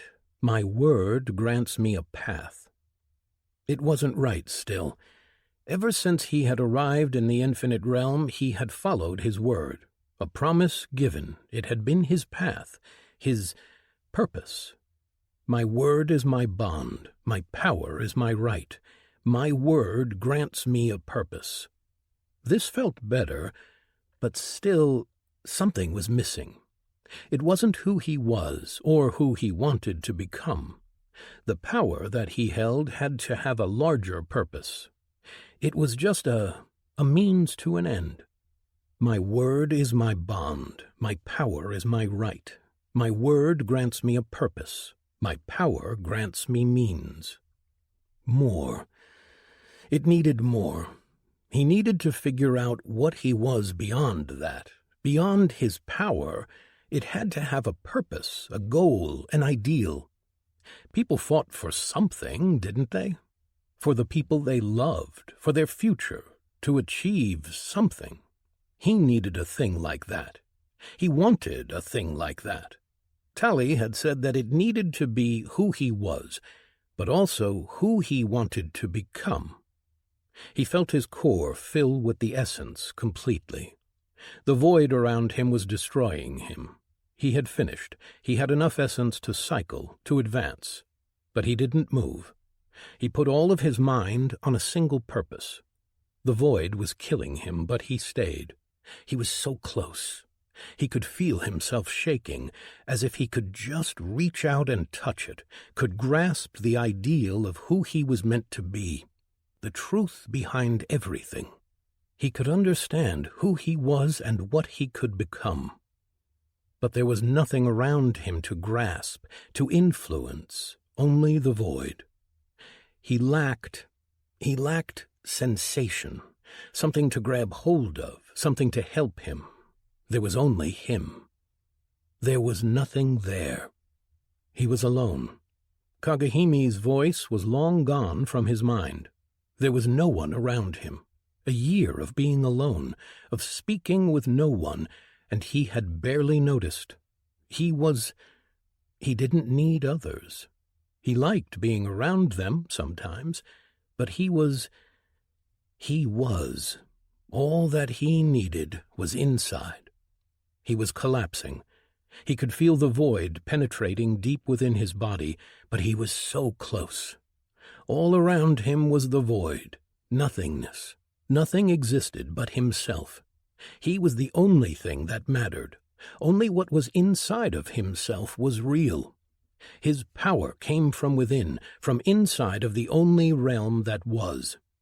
The oblivion outside was nothingness, a moment between what was, what will be, what never was or will be. It wasn't malicious, it just existed. It didn't destroy, it consumed, creating an instant that was nothing, the nothingness from which everything sprung. What was before the universe, before the framework and the deal-maker, before the three? Oblivion. My word is my bond, my power is my right. My word grants me a purpose, my power grants me means. Nothing exists outside, all is within me. All is. The void ate through his bones. He felt his organs failing, and he roared into the nothingness. He was so close. He was shaking with it, but then it slipped through his fingers. Everything fell apart, and he was just as lost as he was before. He raised his hand in agony and activated his technique. He pushed himself down, through the layers, his body struggling to keep him alive. His mind was dimming, going in and out of unconsciousness. But he held on by his willpower alone.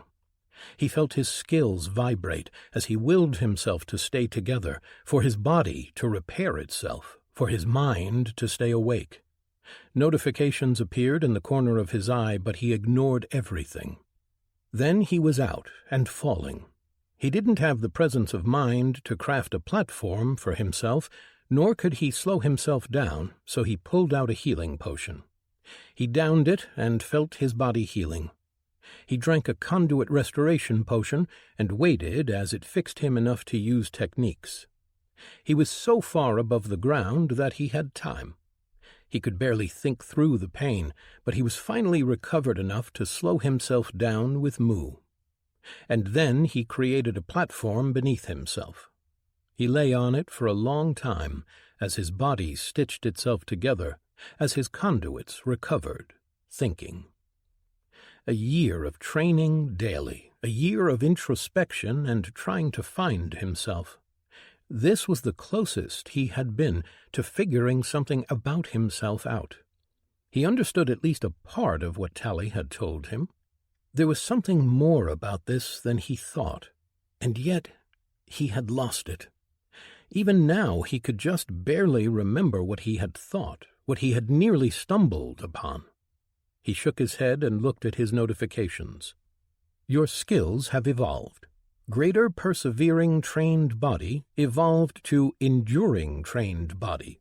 Quick recovery evolved to restoration, evolved to greater restoration. Split focus evolved to greater split focus. At least the effort and nearly dying hadn't gone to waste. True, he had become accustomed to it. A year of daily having his body disintegrated by the void and then regenerated again had improved his skills at a rapid pace. Ryun sighed and moved over to the next notification. Congratulations, you have gone through a crucible. New title available, Crucible of the Body. He blinked at the notification. Then he read through the title and smiled, then started to laugh. Not a waste at all. Chapter 7. Present. Ryun. Advancement. Ryun walked across the ground, unconcerned about being attacked by monsters. He had already cleared most of the strongest, and he was only a few monster types short of completing the skill quest for his perfect cut. It turned out that finding so many different monsters wasn't as easy as he thought. He had found a few smaller swarms in his year of travel, so he had been somewhat lucky. Now, though, he didn't even know where to search for more monsters, and had decided to just hope that he would eventually run into some that he hadn't seen before. He reached the spot where he had set up his camp, which was just a ring of stones where he built a fire from time to time when he wanted to cook his meals. He found the sole rock and sat down. He didn't bother with starting a fire. He wasn't that hungry, and he had to admit that he was slightly impatient to finally advance. He had recovered from his ordeal in the void, or his body had, at least. He also felt at a loss. He had been so close to a breakthrough, to truly understanding himself. But now he felt empty, as if he had lost something. He could barely remember what had happened in the void, and that made him frustrated. He couldn't recapture that same feeling. He shook his head and put that outside of his mind. The more he thought about it, the more frustrated he became, but he still continued with the exercises as Tally had advised. He turned to his cultivation. He placed one hand over the other and started to pull the essence from his core, cycling it through his conduits and out of his body. The essence crystal formed slowly, but Ryun didn't pay it any mind. He focused on his conduits, using the essence to reinforce them again, to widen them. A few minutes later he was finished. He looked at the crystal, filled with void essence, a fortune sitting in the palm of his hand. He put it inside his storage, and then filled his core again. A moment later he triggered the advancement to the next realm. Qi flooded out of his body, and for a moment everything burned intensely. He felt something shift inside of him, and then it was gone. A new notification appeared in the corner of his eye, and he pulled it up. Congratulations, you have reached the early immortal realm stage on the path of the final end. Reward, Immortality perk. You have stepped into the realm of the immortals. The link between your body and soul is reinforced, making you resistant to soul damage. 10% soul damage resistance, plus 5% after reaching every new stage. You may choose in which way your immortality manifests. Cultivation bonus. Gain plus 25% effectiveness to all of your technique effects. Void Chi Tier 7 evolved to Void Chi Tier 8. Path perk available. Immortality. Regeneration. Unstoppable. Your body has perfect control over its own functions, and as such, it has perfect metabolism and regeneration. You gain immortality. As long as a sufficient amount of your body remains, it will regenerate fully in time. Time to full regeneration depends on your vitality stat. Your soul will be anchored to the largest portion of your body remaining and will be unable to leave for the ethereal realm or afterlife. Destruction of the last piece of the body will release the soul from its anchor and send it to the ethereal realm. Gain plus 15% to vitality and plus 15% to endurance. As long as a piece of you remains, you always come back. From nothing to the end of all. Your soul transforms into a pure piece of oblivion.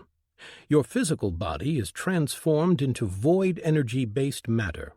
It will retain human-like appearance and sensations, retaining all the gifts of Mu, but it will no longer function as one. You will no longer need to breathe or eat food, but will need to consume void chi or essence. Reproduction will only be possible through the use of powers. Upon destruction of your vessel or upon suffering critical soul damage, your soul will be transported to the closest void or related type essence plane for recovery.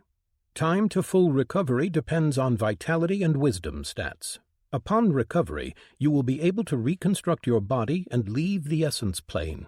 Your soul can survive without access to the void or related essence for only a short time. If your soul is deprived of that type of essence or prevented from entering an essence plane, you will die a true death and return to nothingness. Gain plus 15% to wisdom and plus 15% to endurance. Without a beginning and without an end, you are an agent of oblivion. Rebirth. Upon death, your soul will latch on to the closest, recently conceived child that still does not have a formed soul. You will be born anew and regain the memories of your previous life slowly over the course of the first 15 years of life. Upon gaining access to essence, you will gain 10% of your previous stats. You will not be able to advance. Your previous power will return to you slowly over the course of the next 10 years. Once you reach the point of your previous power, you will be able to advance again from that point. Dying before you reach 15 years of age will result in your soul being sent to the ethereal realm. Gain plus 10% to vitality and plus 10% to intelligence. He looked at his choices, reading through them carefully. Once he was finished, he leaned back and looked at the sky. To his eyes, it was filled with essences of different types, like clouds that mingled and moved constantly. In its own way, it was just as beautiful as the real sky was. The last of his choices was the weakest, but it was the one that struck him the most. Rebirth, the opportunity to start again. He could forget all about his past, for a little while at least, grow again, and once he remembered, he would be a different person. He would truly be free of the past. It would be so easy. He could take that perk, kill himself, and start a new life without anyone knowing who he was. He didn't know how the return of his memories and power would happen. Would he still have his old name, his old screens, or would he have the ones that reflected his second birth? Perhaps it didn't even matter. He would gain time to be free. He knew that Zack was somewhere in the infinite realm, that he was looking for him. He would not forget what Ryun had done, nor should he. But Ryun was tired of Earth and of his past. He didn't feel remorse. The past was the past, and he wanted to look to the future, but he was aware that as long as he lived, that past was going to always be there. He closed his eyes and sighed. He wasn't really considering it. He had responsibilities here and now. He had taken a year to be by himself, but it was time for him to return and live among others again. He turned his eyes to the other two choices. The regeneration option was incredible, and with how tough his body was now, he was sure that in nearly all situations some part of him would survive. But there were some situations where he might not. There were attacks that covered a large area and destroyed everything inside that area, which could destroy every part of him. He looked at his other choice, the one that was flavored by his void powers. It reminded him a bit of a choice of body that he had gotten in the past, void-wrought, with some differences. It would not change his physical appearance. He would still look human, but like with the body perk, he would need void in order to live. Last time he hadn't chosen it because he didn't have access to void essence, and he didn't want to risk starving to death. Now he knew where he could find a source of the void. There were some things that made him hesitate, particularly that he didn't know how much he would need to consume daily in order to survive. Could he use his own chi, or did he need to eat essence crystals filled with the void? And he wouldn't be able to have children, the regular way, at least. Not that it was in his plans any time soon, but perhaps, one day, He didn't really understand what it meant that he could be able to reproduce through powers, but it did mean that there was a way. The return to life was powerful as well. He figured that the place that he entered above the sky was in fact the essence plane of the void. That meant that in most cases his soul would travel there to recover. It would give him a degree of protection that regeneration, which required a piece of his body to remain, wouldn't. But there seemed to still be a way for him to die. If someone had powers that could trap a soul, he could be starved to a real death. That was something else that was different. He knew from his talks with Naira that upon death everyone passed into the ethereal realm, and that they could then make their way to the afterlife. This choice did not have that as an option. He would not have a chance to reach an afterlife. He would die a true death. A trade-off, perhaps, more power in this life for the removal of anything after. The only thing that made him hesitate was that he didn't know how much void he would need in order to survive. He tried to think about it, looking at the amount of food that he consumed daily. Monster meat had different levels of nourishment based on how powerful the monster was, but in the end it was all about energy. He didn't think that his body would just suddenly start to consume more energy. He would only need to supply the amount in void essence instead of food. If he was right, the amount wouldn't be too high, and he could always just go beyond the sky. He took a deep breath. Cultivation was all about finding one's path, deciding the way that you wanted to live your life. He made his choice. The effect of the change was immediate and surprisingly gentle. He felt a sensation unlike anything he had ever felt come over him, and then it was as if his whole world view changed for a moment, as if he was beyond everything. As if he was nothing and yet encompassed it all. And then everything settled. He didn't feel any different. He touched his skin and still felt the touch. He truly was still human, or at least looked and felt like one. Then he noticed another change. Inside his body, above his core, there was what looked like a second core. It was far smaller, and it didn't feel the same, but he could tell that it had void essence inside of it. Then he noticed a small new screen and pulled it up. Sustenance, 5,000 of 10,000. He tried to see if he could pull up more information about it, but there was nothing. He focused on this new core, studying it. He could tell that it was connected to the rest of his body, and if he wasn't mistaken, it was draining extremely slowly. He pulled chi from his main core and moved it through his conduits and into this new one. Immediately, the numbers started to jump by the hundreds. He stopped filling it and pulled out a small essence crystal that he had made that held 100 greater essence. He tried to pull the essence out, but unsurprisingly, it didn't work. Then, on a whim, he plopped the crystal in his mouth and swallowed. For a moment, nothing happened.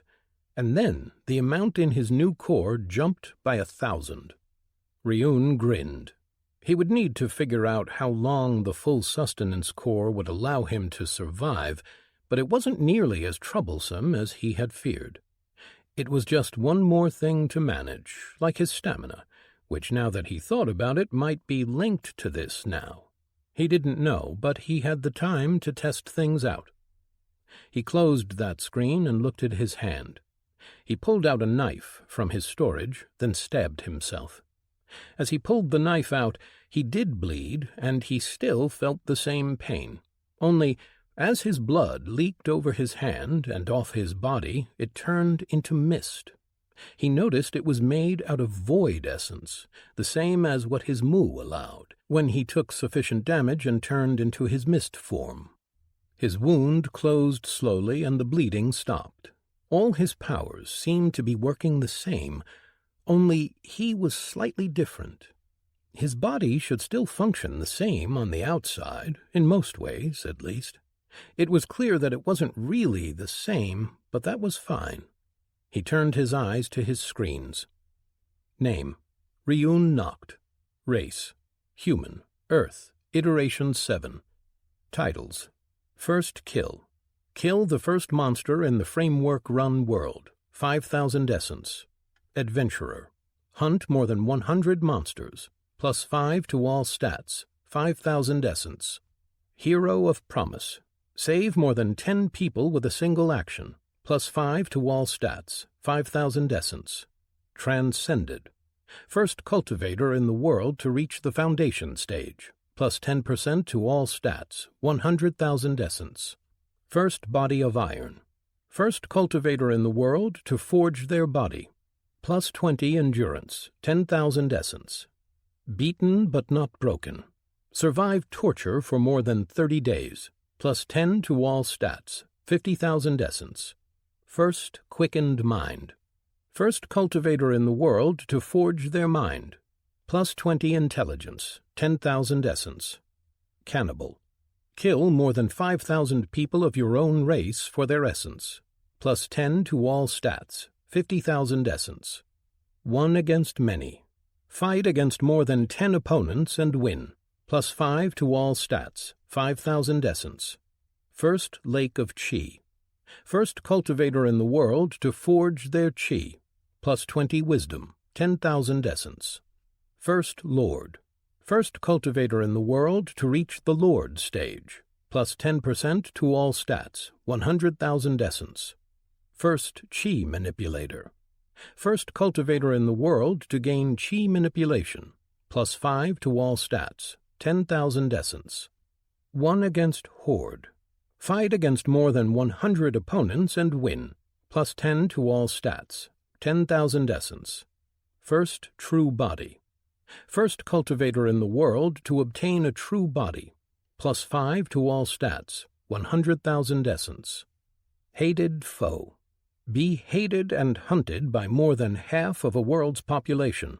+50 to all stats. 100,000 essence. One-man army. Fight against more than 1,000 opponents and win. +40 to all stats. Indomitable. 500,000 essence. Butcher of Humanity.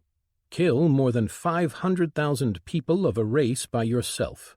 +200 to all stats. Reaper's Aura. 5 million essence. True Understanding 2. Evolve a skill to Tier 6. +20 to all stats. 20,000 greater essence. Limit Break. Defeat the 3 rulers in the Reign of 3 Territories scenario, while on a lower realm and lower level. +40 to strength, endurance, and vitality. +5% to all stats. 10,000 greater essence. Monarch. Reach Monarch realm. +10 to all stats. 1,000 greater essence. Ruler. Become the sole ruler of a territory. +5 to all stats. 5,000 greater essence. Small mansion. Town upgrade. Alchemical Tester. Use more than 10 alchemical concoctions to improve yourself. +2 to intelligence. 500 greater essence. Heartstone Core. First to clear the Heartstone Core dungeon. +2% to all stats. 50,000 greater essence. Heavenly. Reach Heavenly Realm. +30 to all stats. 50,000 greater essence. Crucible of the Body. Go through a harrowing experience to improve your body by forging it in the harshest conditions possible based on your body type. +500 to endurance and vitality. +2% to all stats. Unyielding. Body perk. 50,000 greater essence. Immortal. Reach Immortal Realm. +50 to all stats. 100,000 greater essence. Perks. Feast. Class perk. Killing enemies heals you. Strength of effect depends on vitality stat. Tinker's Mind. Path perk. Your mind is quickened, able to think faster than ordinary humans. You are able to alter your perception of time. +15% to intelligence. Strength of effect equal to 2 times your intelligence. Vampire. Class perk. Killing enemies adds 1/10 of their highest stat to your own temporarily. Duration of effect depends on level. Void Forged Core, Path Perk. Your core is forged by the essence of the void. Core capacity is increased by 20%, chi density by 40%. You are able to create a personal void space inside of your core. Size of void space dependent on wisdom stat. Regenerator, Class Perk. Heal rapidly when in combat. Strength of effect depends on vitality stat. Silent Hunter, Class Perk. Your movements don't disrupt the air around you, making you nearly silent. Strength of effect depends on dexterity stat. Chi Controller, 1,000 Threads of Destruction, Path Perk. Your chi control is nearly perfect. You are able to finely manipulate your chi and use up to 3 techniques at the same time, plus 20% to wisdom. Control depends on wisdom stat. You weave 1,000 threads of chi, each thread filled with power. As you weave, you ensnare all those who would stand in your way. Indomitable, Title Perk. You are immune to all mind-altering effects from opponents that are of a lower level or cultivation stage than you. Reaper's Aura, Title Perk. You can no longer be scanned by any abilities, technique, or skills from people who are less than 20 levels above you, less than a single stage above you, and whose skill level is less than 1 tier above your highest. You may manifest the Reaper's Aura, filling all within your presence with dread. Great Hunter, Contract Perk. Any person whose blood you have drawn is marked by your power. The mark allows you to track them, no matter the distance between you. Void Chi, Aspect Perk. Your chi passively enhances your body with the essence of the void. Gain plus 20% to strength and plus 20% to wisdom. Aspect Manifestation, Void Aura, Path Perk.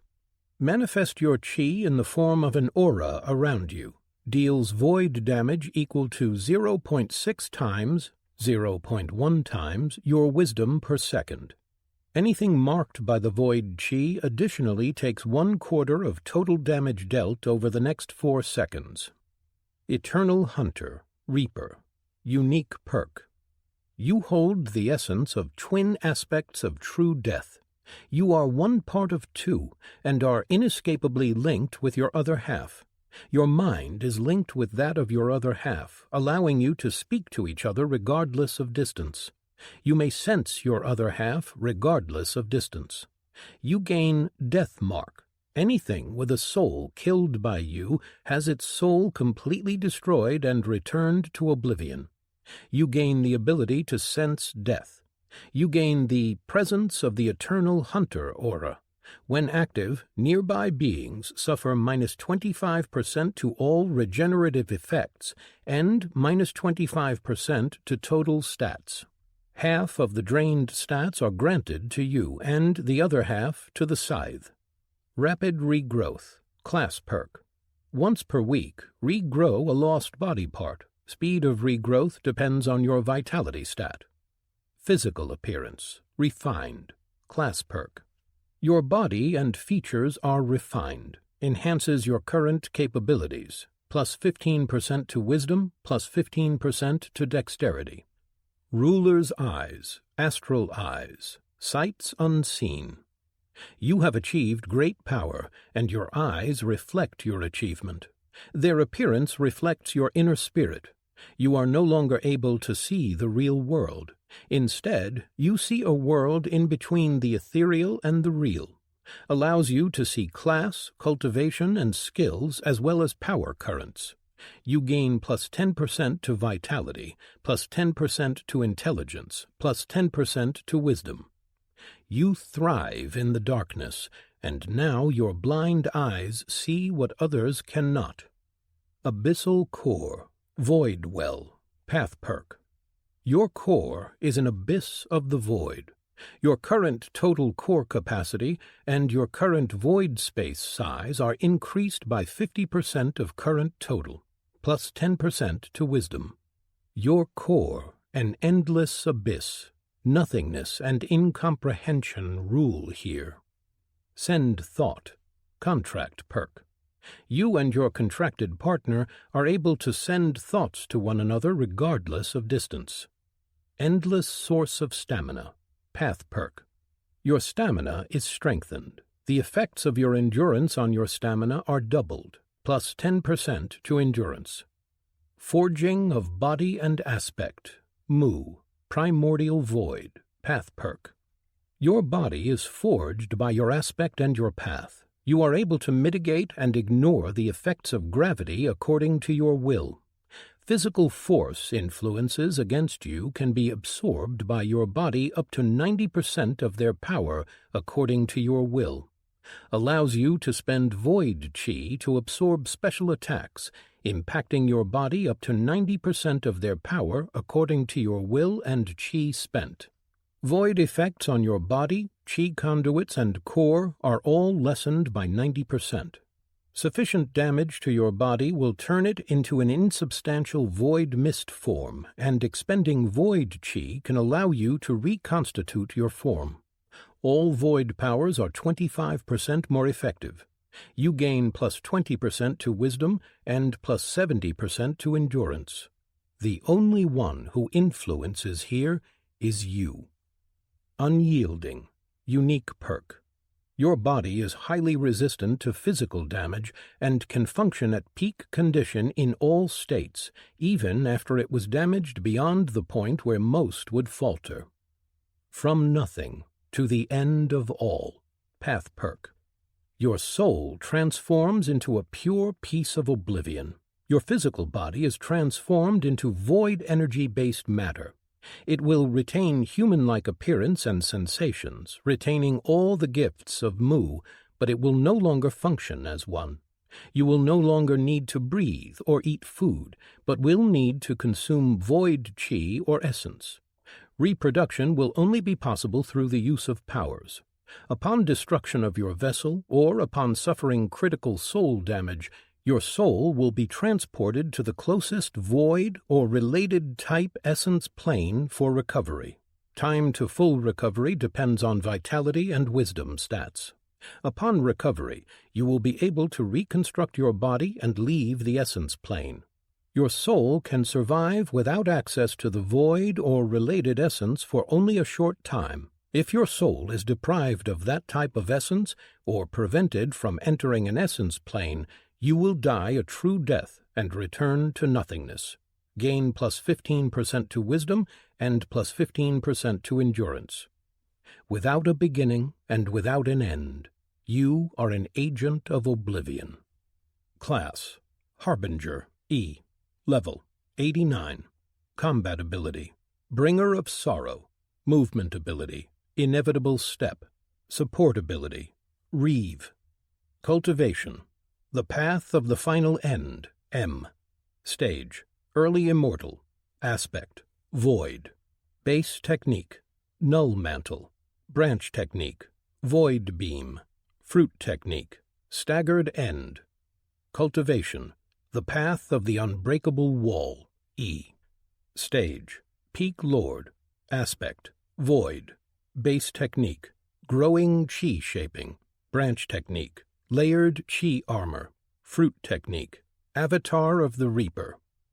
Passive Skills: Combat Mastery, 10 of 10. Evolved to Sword Mastery, 10 of 10. Evolved to Sword Art, 2 of 10.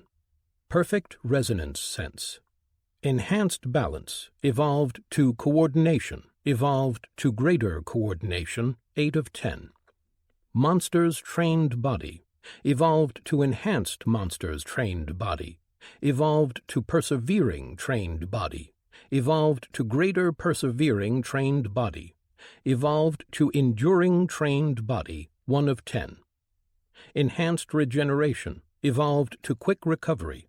Evolved to Greater Quick Recovery. Evolved to Restoration. Evolved to Greater Restoration, 1 of 10. Active Skills: Perfect Cut. Pounce. Evolved to Enhanced Pounce. Evolved to Rush. Evolved to Greater Rush. Evolved to Pouncing Rush, 4 of 10. Aim, evolved to greater aim, 7 of 10. Meditation, evolved to greater meditation, evolved to split focus, evolved to greater split focus, 1 of 10. Strength, 1081. Dexterity, 1020. Vitality, 1883. Endurance, 1949. Intelligence, 1032. Wisdom, 1638. It almost seemed that his increase in power didn't reflect the amount of training that he had done over the last year, but he knew that most of what he had done was focused on his mastery of his power. He took a deep breath and stood up. He had accomplished what he had started out to do. Now it was time for him to return to the sect. Chapter 8. Present. Ryun. I was wrong. The nearly dead monster screamed as Ryun used Reeve to finish it off. The essence filled him, and he sighed. He had started his way back to the sect, but it was going to take a while to get there. However, there was one more thing that he needed to do. "I'm heading back," Ryun sent with his mind. "We should probably meet at the town." "Agreed. I have reached the limits of what I can achieve." Airclaw's voice came back. Ryun formed a step and began jumping into the air, heading back toward the frontier. He and Airclaw had left the sect together, intent on exploring and growing stronger, but quickly they realized that their fighting styles and powers did not complement each other very well. They had been hampering each other, slowing down their growth. Airclaw was a hunter who excelled in tracking and killing solitary targets faster than they realized that he was there. Ryun was loud and flashy, and excelled in fighting many opponents. They split off, each heading their own way, training on their own, and searching for themselves. They spoke only rarely, less than a handful of times throughout the year, but Ryun could feel the essence that Airclaw earned, as a portion of it went to him. He soared through the sky, leaping great distances as he headed back. Ryun wasn't the first to arrive, which surprised him. He could travel faster than Airclaw when he really wanted to. As he walked over to the wolf, who was sitting on a rock, he raised an eyebrow. Airclaw shrugged. "I was closer," he responded. Ryun narrowed his eyes. "You didn't try to do it yourself?" "Of course not. I had a feeling that you would want us to head back soon, so I made my way here," Airclaw told him. Ryun nodded. He turned his eyes to the opening between two large stones, a path leading into a valley hidden by the mountains around them. "Shall we?" Ryun asked. Airclaw met his eyes and then stood up. "How do you want to do this?" "I'll head in first, start killing everything in my path and drawing them all to me as I move deeper. You head inside after. Look for mini-bosses and powerful enemies and kill them." "So, the Emberhorn strategy," Airclaw said. Ryun smiled. "Yes." Airclaw pulled on armor, something new that he probably found in his travels. With his contract to Ryun, Airclaw had many benefits that ordinary monsters didn't, this included. The armor was black and looked to be made out of monster leather. It didn't look heavy or even all that restrictive. Ryun pulled a set of simple battle robes that he kept in his storage and put them on. He hadn't had the luck to find any kind of armor that he could use. He had found some heavy metal armor, but they didn't fit his style. Most of what he had found he would sell or give to the sect once he came back. He did have a few pieces that he kept for Naira, Onrush, and Kree. Once he put the dark green robe on, he moved his chi and activated his layered chi armor. Plates of violet and black chi formed around his body, creating an armor that looked as if it was made out of overlapping plates. This technique was the main reason why he didn't wear heavy armor. He waved at Airclaw and then walked through the pass. Once he reached the end of the tunnel and got out on the other side, he saw a large valley surrounded by mountains and a town in its center. A wild dungeon, one filled with monsters. The town had high walls and sentries posted all over it. It was made out of white stone and had a bland and uninteresting architectural style. All of the buildings were blocky and large, connected to one another to create a town that looked more like a labyrinth from above. The rooftops were flat and empty. There were no decorations or anything else like it. The monsters were obviously of the intelligent type, like the Yeti, Leshy, and the Molten Man had been in the Territory scenario, but they looked nothing like them. They were a cross between tall bulls, crabs, and maybe bears. Ryun didn't know exactly how to describe them. They were tall as a bear standing on 2 feet, and about as massive. They had 2 sets of arms. The upper ones were long and ended in crab-like pincers, while the lower set was far smaller and resembled human hands. Their skin was a mix of green and cream fur, like that of a bear, or at least that was what Airclaw had told him. And their heads were elongated into a bear-like snout, and they had 2 horns on top that curved to the side. Airclaw and Ryun had explored it from a distance when they found it, around a month after they left on their trip. The monsters were all between Tier 7 and 10, and were something called Glaxon. They fought one of their patrols, and Ryun found them to be tough and strong, if not too fast. They didn't seem to have any special powers, but relied on their high strength and boosting themselves to be even stronger and tougher. After a discussion, Airclaw and Ryun had agreed to leave the dungeon for later. They could have probably finished it, but it wasn't without its risks. They decided to try it on their return trip, once they had trained and gotten stronger.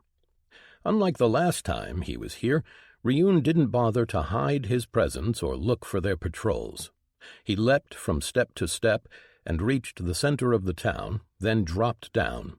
He hit the ground softly, without any sound or explosion of stone.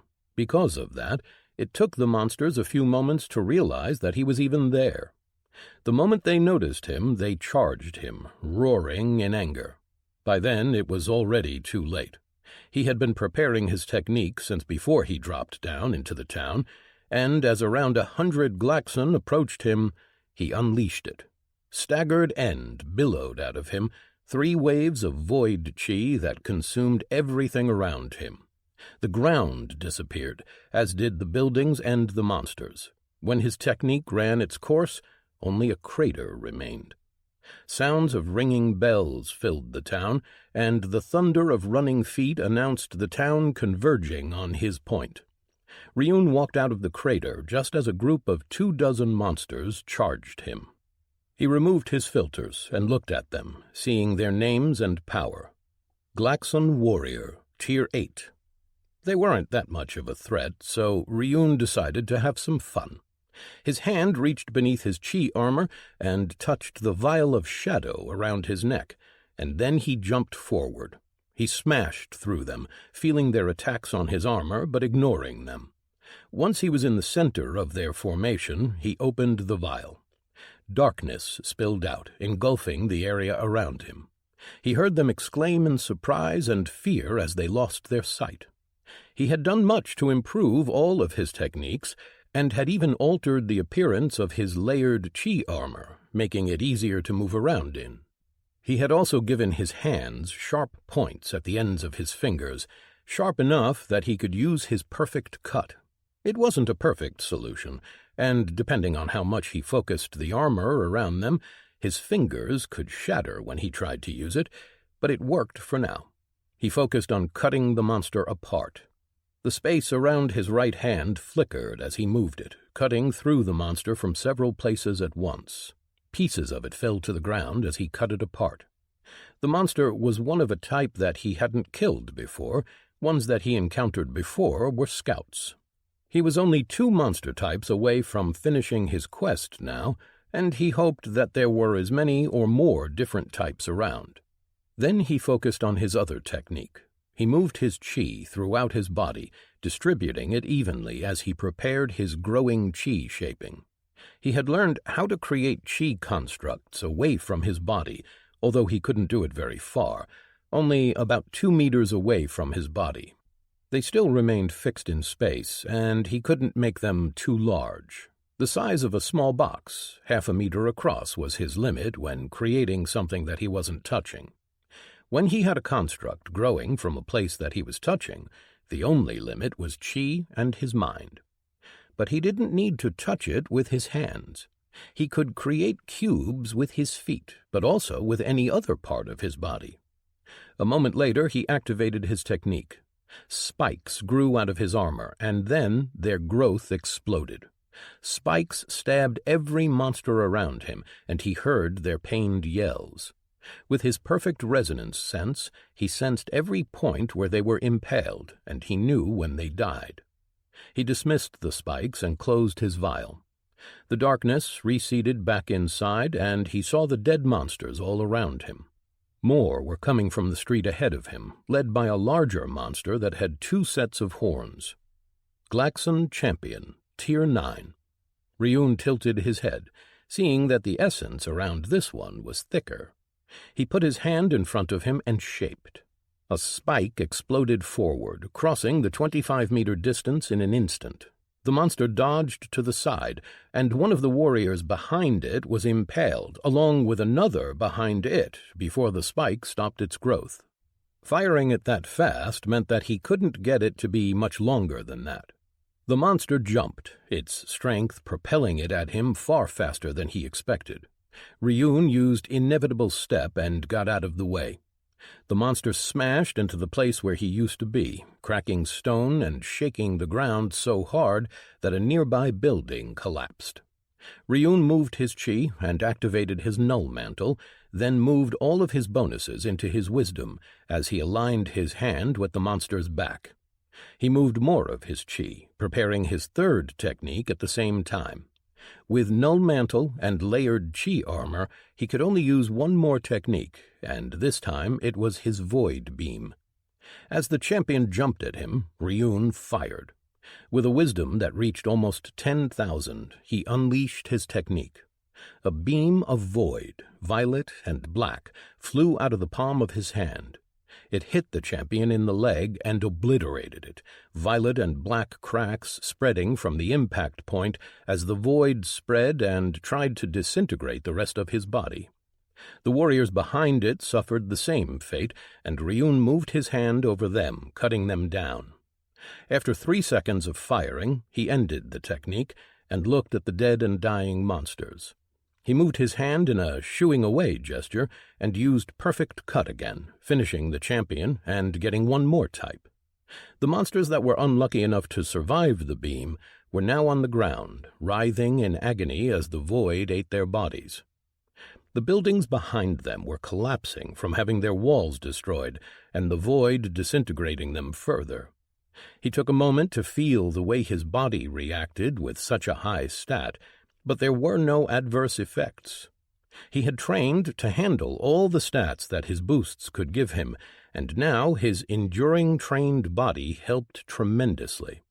The base version of the skill had been incredibly powerful too, having made his body feel as if it was stronger as soon as he learned it.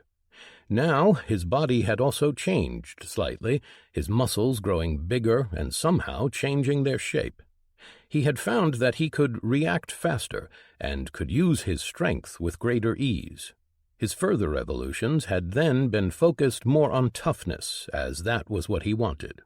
He wanted to be able to survive anything, to be, as Airclaw had once called him, a walking and unstoppable disaster.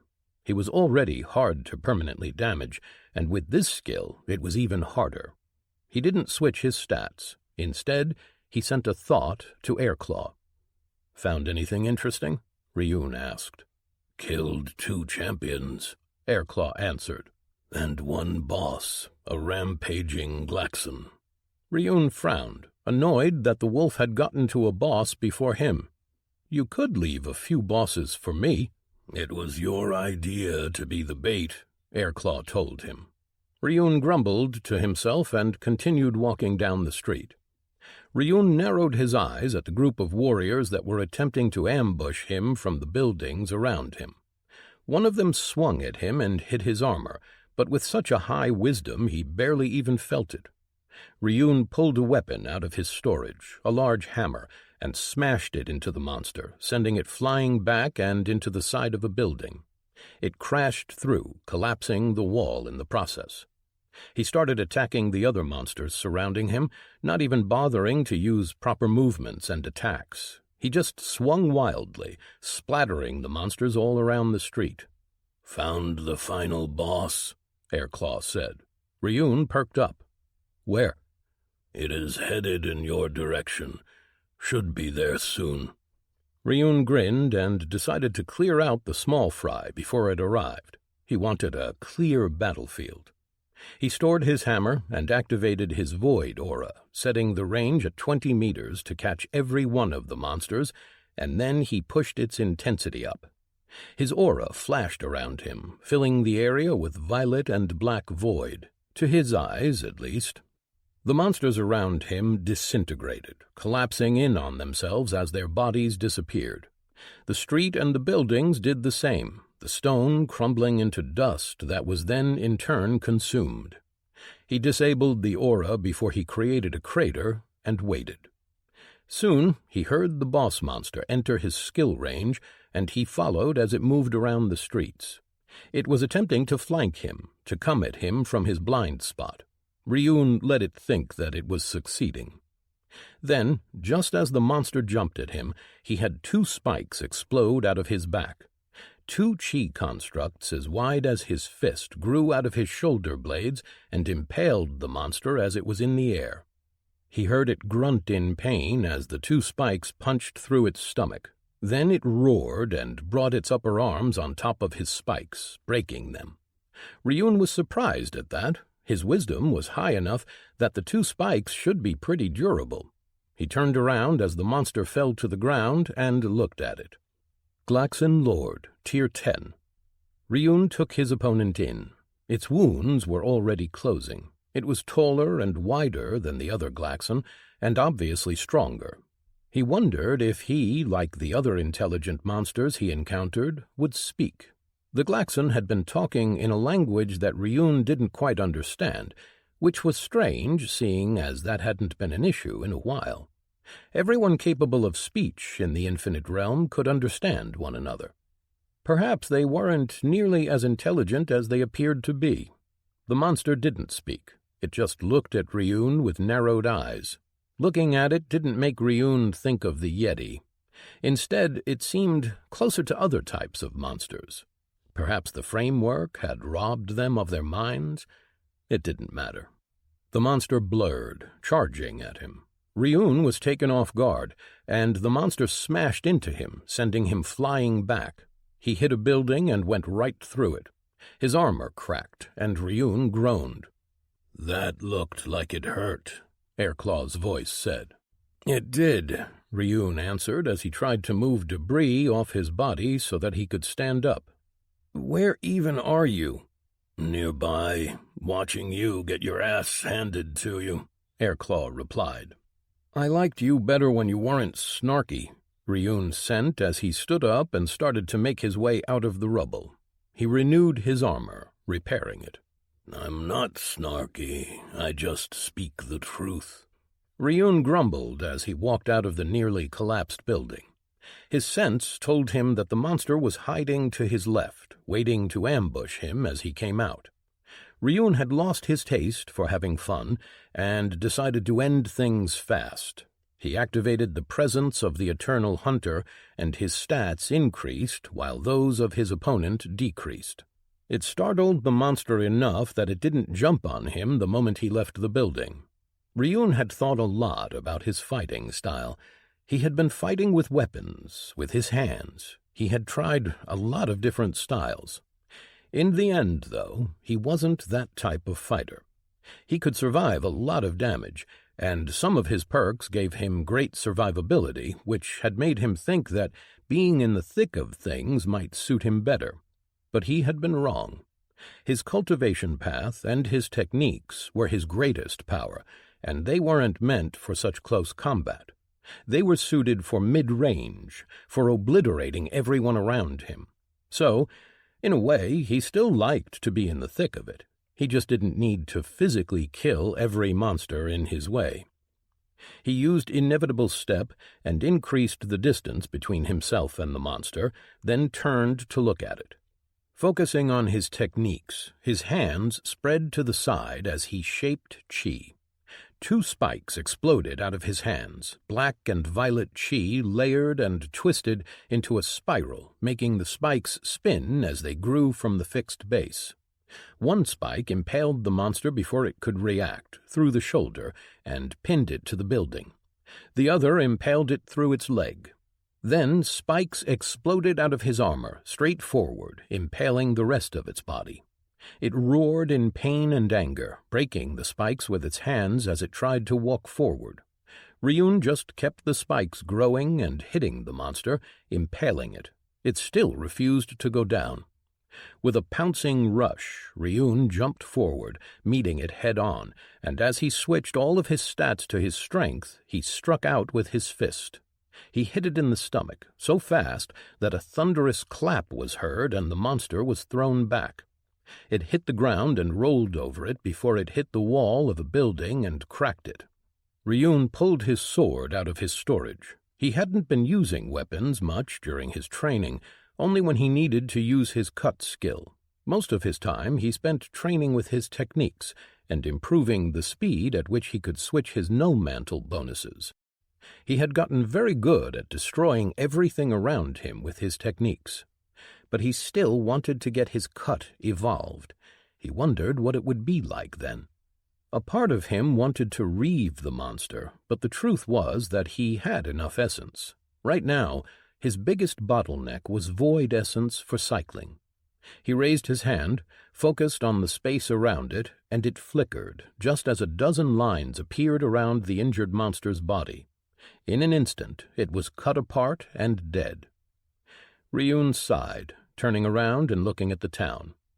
He had killed a lot of monsters, but he wasn't sure if that had been all.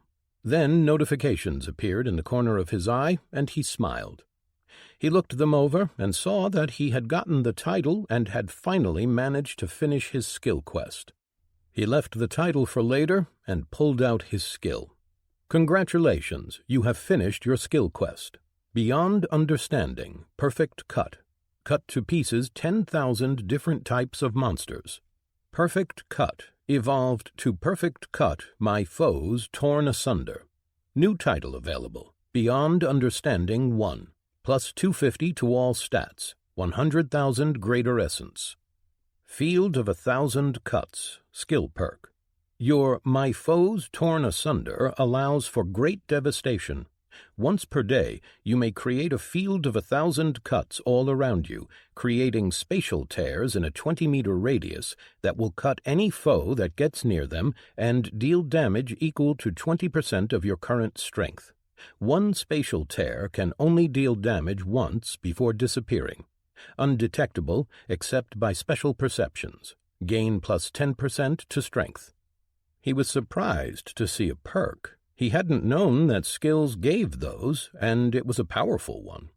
It also fit exactly into what he wanted his style to be now, one of mid-range combat that unleashed devastation on all around him.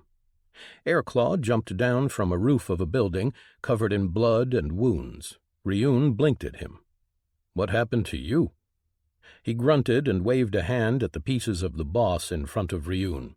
"I was wrong. That wasn't the final boss." Ryun glared at the wolf, then shook his head and pulled out a potion that he threw in the wolf's face. Next time he was going to make him be the bait. Let's see how he handles fighting a few hundred monsters while I skulk around and kill all the bosses. Side Story. Love and Death. 300 years ago. An Italian. Two forms writhed in pleasure, dancing in perfect pairing. As her pleasure reached a peak, an Italian opened her mouth and screamed. Her wings opened wide and trembled as she rode her climax through. She collapsed forward on top of her lover, her wings lying limply on top of the bed. She took great care not to injure him with her horns as she turned her head and placed it on his chest, listening to his heart beating. They stayed like that for a long while, basking in the afterglow of their coupling. Then she spoke. "That was amazing," Anatolian sighed. The only response she got from him was a gentle petting of her wings. She relaxed under his touch and kept her eyes closed, enjoying their closeness. She had never thought that she could ever feel this way, to love someone so much and feel so safe in their arms. She placed her hands on his chest and pushed herself up, looking at him from above, her hair framing his face. The room was illuminated by soft orange light from one small lantern above her bed, so most of it was shrouded in shadows. Still, she could clearly see his pale blue eyes and blonde hair. She smiled down at him. "I love you, Sig," she told him.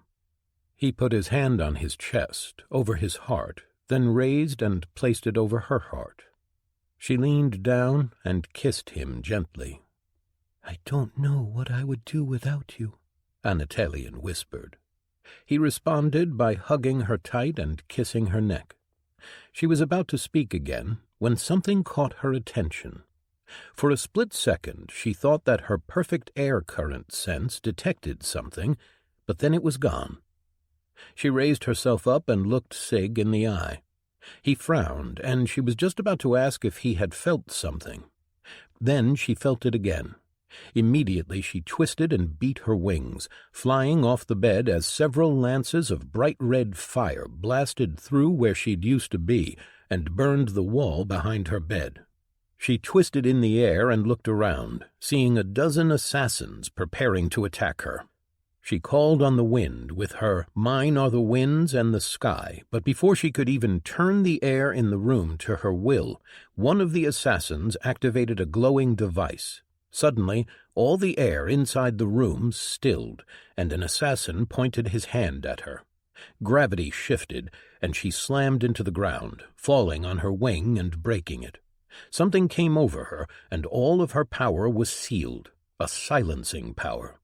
She screamed in pain as they rushed at her, their weapons raised to kill. And then she saw Sig step off the bed, and his lips moved. "Your bones are shattered." His voice boomed across the room, and Anatolian grimaced in pain as her bones trembled.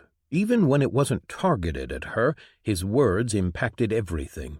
The assassins froze for a second, and then they burst apart, every bone in their bodies spontaneously shattering to pieces as they were ripped apart from the inside.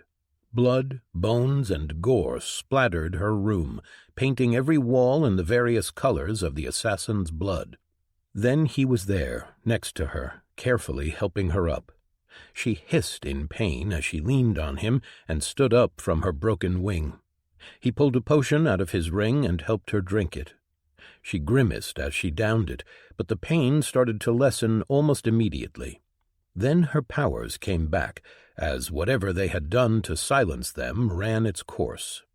"Damn it," she said as she looked around, using the motion to hide the ache in her bones. Sig might be able to guide his words somewhat with focus, but it still hurt to hear him speak such a command. She saw the state of her bedroom. Not only was it covered in blood, but the two of them were as well. She heard footsteps and yells as her guards got into the room ready for a fight, but too late. Sig stood in front of her, shielding her from their gaze. "Search the city. If there are more of them, I want them captured," Anatolian ordered. That snapped her people out of their horrified expressions at the state of her room. "As ordered, Master," they said and walked out. They were unnecessary here now, when both she and Sig were on alert. Once they were alone again, she turned her eyes to look at him.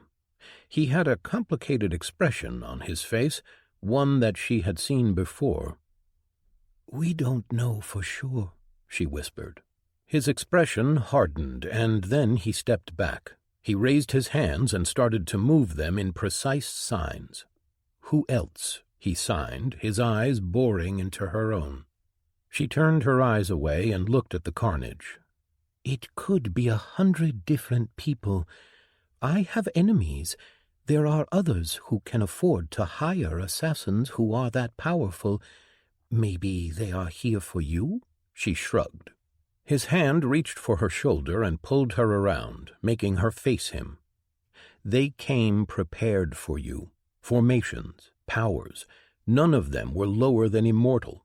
When they return, they will know that their tactic nearly worked. They will try again. You know that I am right. He signed when he was sure that she could see. It could be years before that happens, and I can have Erasmus search for their souls, kill them before they return. You don't need to worry. She can't kill me. He narrowed his eyes. You trust that book too much. It can all be a lie. We went over this before.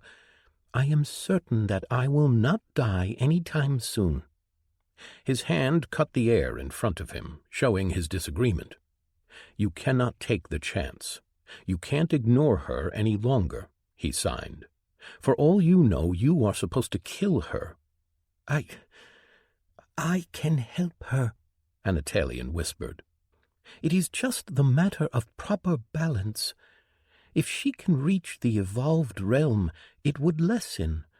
I can share my inspiration with her, show— He shook his head resolutely and waved his hands, stopping her. She is insane, and this is the 3rd time. I know that you care for her, but this cannot continue. If you can't do it, I will. It would only take me a word. Sigmund, no, you can't, an Italian pleaded. I will not allow her to keep doing this. We don't have any hard proof, an Italian responded weakly.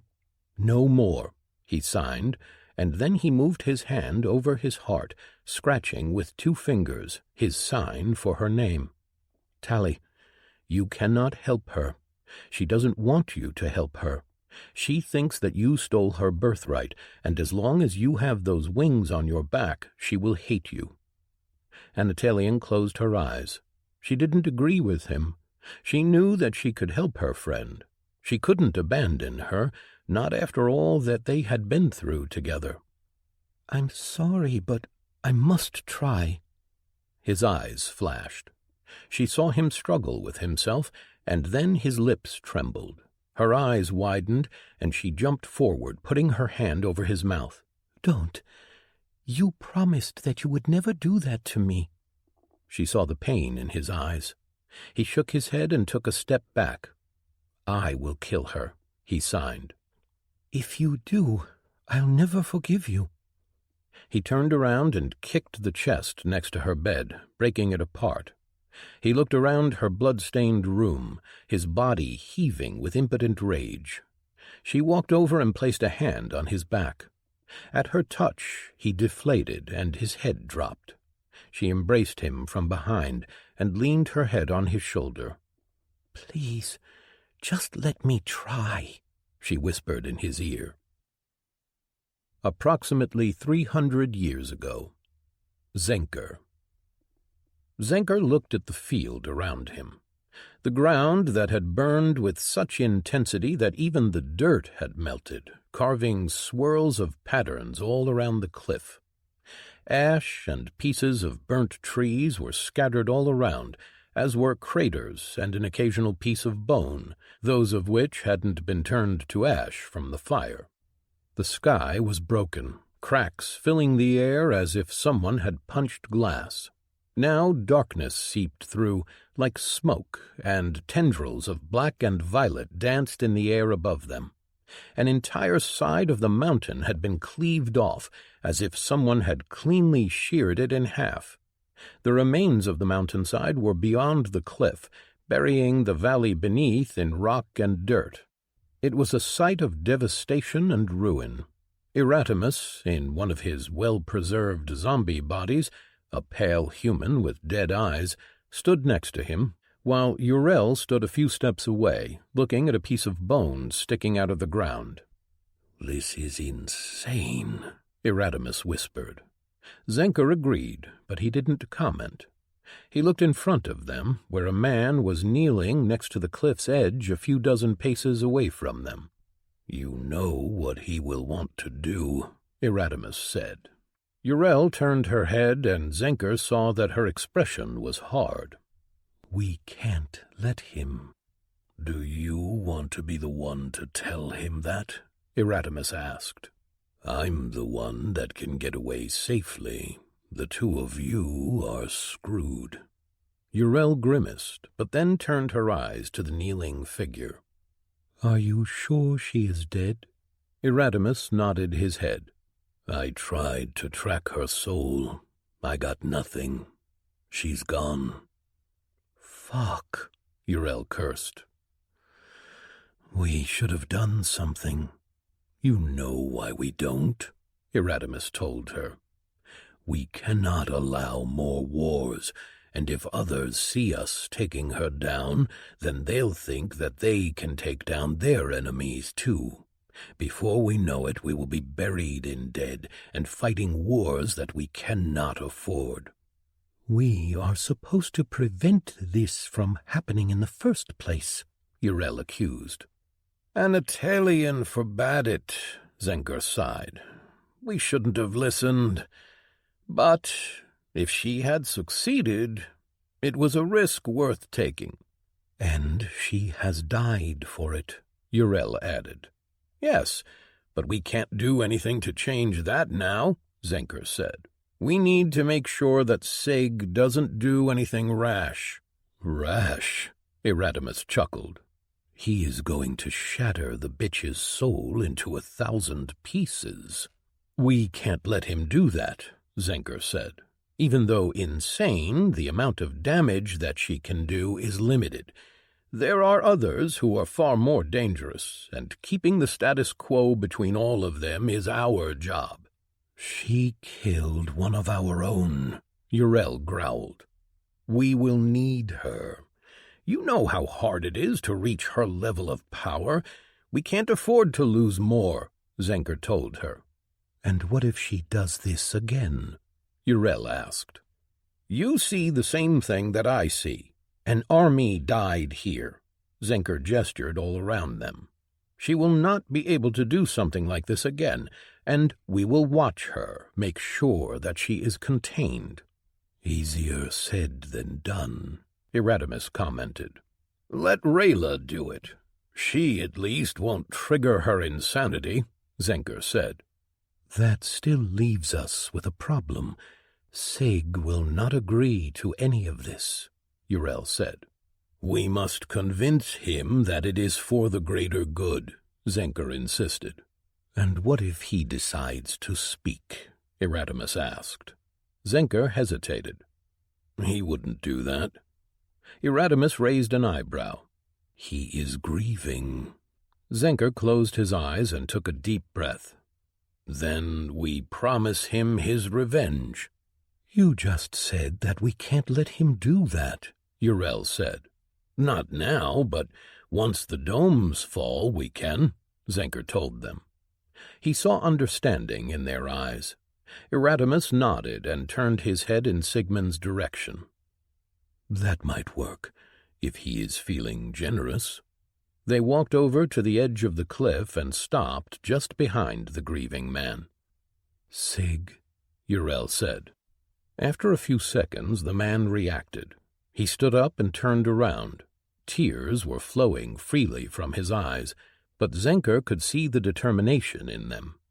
He knew what Sig intended to do. Even now, seeing him standing before him, Zenker was surprised at him.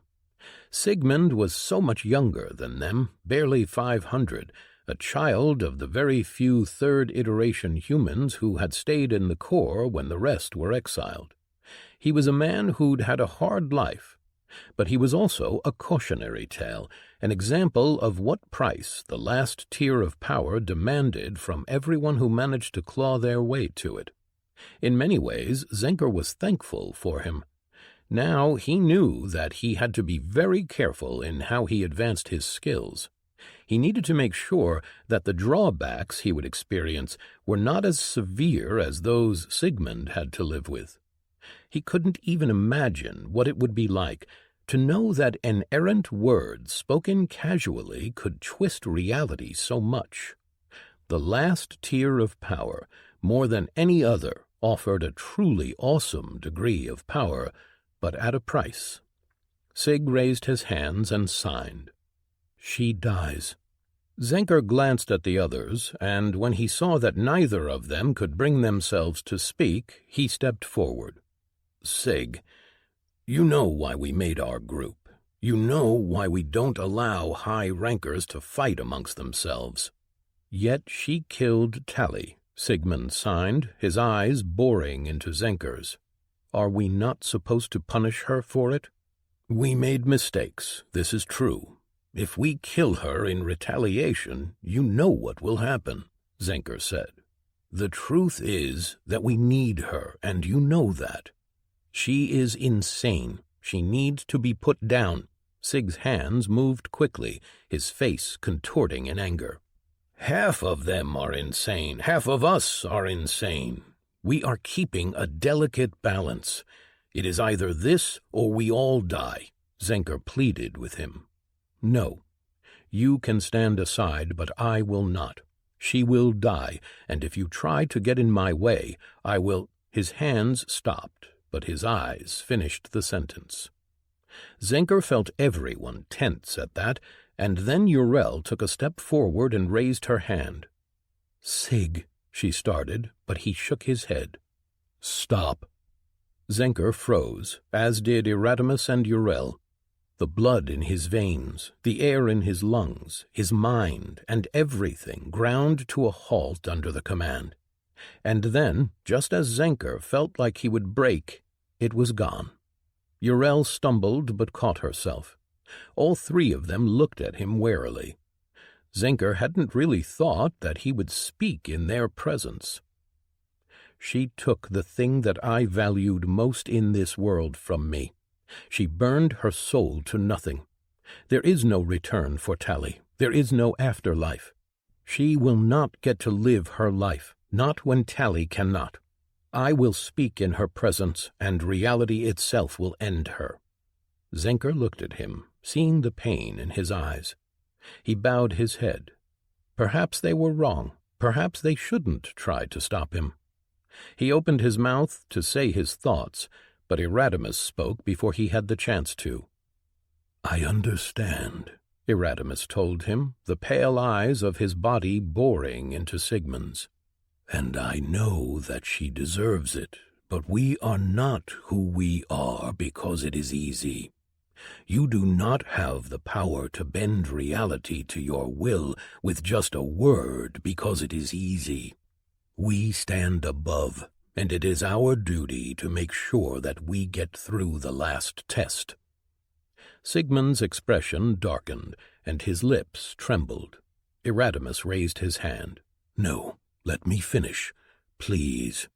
Sigmund looked at Erasmus for a long moment, at the edge of speaking, but then Zenker saw him gather himself and glare at Erasmus. Erasmus spoke. If you will only put your trust in me, I promise you she will die, and her death will be so much worse than anything that you can do to her. Let the domes fall. Let the horrors and nightmares within come. I will send her to the front lines. I will make sure that she dies a horrible death, but only after we have used her to hold back the horde, after she has spent her fire and bought us more time. And when she dies, I will capture her soul, and I will inflict upon her an eternal torment. She will not just end, she will suffer for all time. Sigmund's eyes bore into those of Erasmus, almost as if they were speaking with looks alone. And then, finally, Sigmund deflated. He nodded his head and then signed, If you break your promise, you may do with me as you wish, Erasmus said. Sigmund nodded again, then turned around and walked away. The three of them remained and watched his back as he moved beyond their sight. That could have gone very badly, Yrel said. I didn't think he would speak out loud. He is grieving, Erasmus said, mirroring his former point. Do not hold it against him. Perhaps it would have been easier that we just let him kill her, Zenker said. No. Erasmus shook his head. He is in pain and angry. If he had done it, he would have taken revenge, done it out of hate. He would have made an example, and everyone would know how powerful he is. People would have been afraid, and eventually someone would have been stupid enough to do the same thing that Owirin did with Tally, and tried to kill him. Do you really want to see him go on a rampage? To see him speak in a center of a city? Zenker shivered. No, I would not. Are we sure that he won't do anything? I can call Urala back and send her to him. They are good friends. Perhaps she can keep an eye on him, Yrel said. Do so, but I do not think that he will, Erasmus said. I have never known him to break his word. Zenker sighed and looked over the devastated territory around him. Having so much responsibility was weighing down on him. He really needed to take a vacation, to go out and travel for a few 100 years. Perhaps I just might do that. Chapter 9. Present. Nyra. Oh, really? Nyra sat with her legs crossed in her cycling room. Her eyes were closed as she drew in essence from all around her. She wasn't all that good at it, but she had gotten better. Finally, she reached the amount she had decided on drawing in for the day and stopped, then relaxed and opened her eyes. Onrush sat across from her, studying her intently. Nyra gave her a weak smile as she stretched. I don't know how you people can do this for your entire lives, Nyra complained. Onrush chuckled. It allows for time that we can spend contemplating many different things. I can barely keep my focus on drawing essence in. I don't think that I'll ever be able to focus on more than that. Nyra shook her head. She wasn't much of a cultivator, but she didn't need to be one. Her path was there to support her class. The small room that they were in was made just for her. Newly sharpened blades filled every wall, and some were even hanged on long chains from the ceiling. It filled the room with sharpness essence, among some other things. It wasn't as pure of a source as what Onrush had, but it was good enough for Nyra's purposes. She got to her feet slowly, and Onrush followed. It meant a lot to Nyra that Onrush was helping her with all of this. It wasn't something that she had ever had before. When she and Rayla had been young, their instructors had always been comparing them, trying to push them to be better by using the other as an example. It made Nyra hate training sessions. But in the sects, advancement was individual, a personal thing, and the Twilight Melody sect differed in the fact that it made knowledge free for everyone. Still, advancement remained the responsibility of the individual. Onrush wasn't here to try and push her to be better.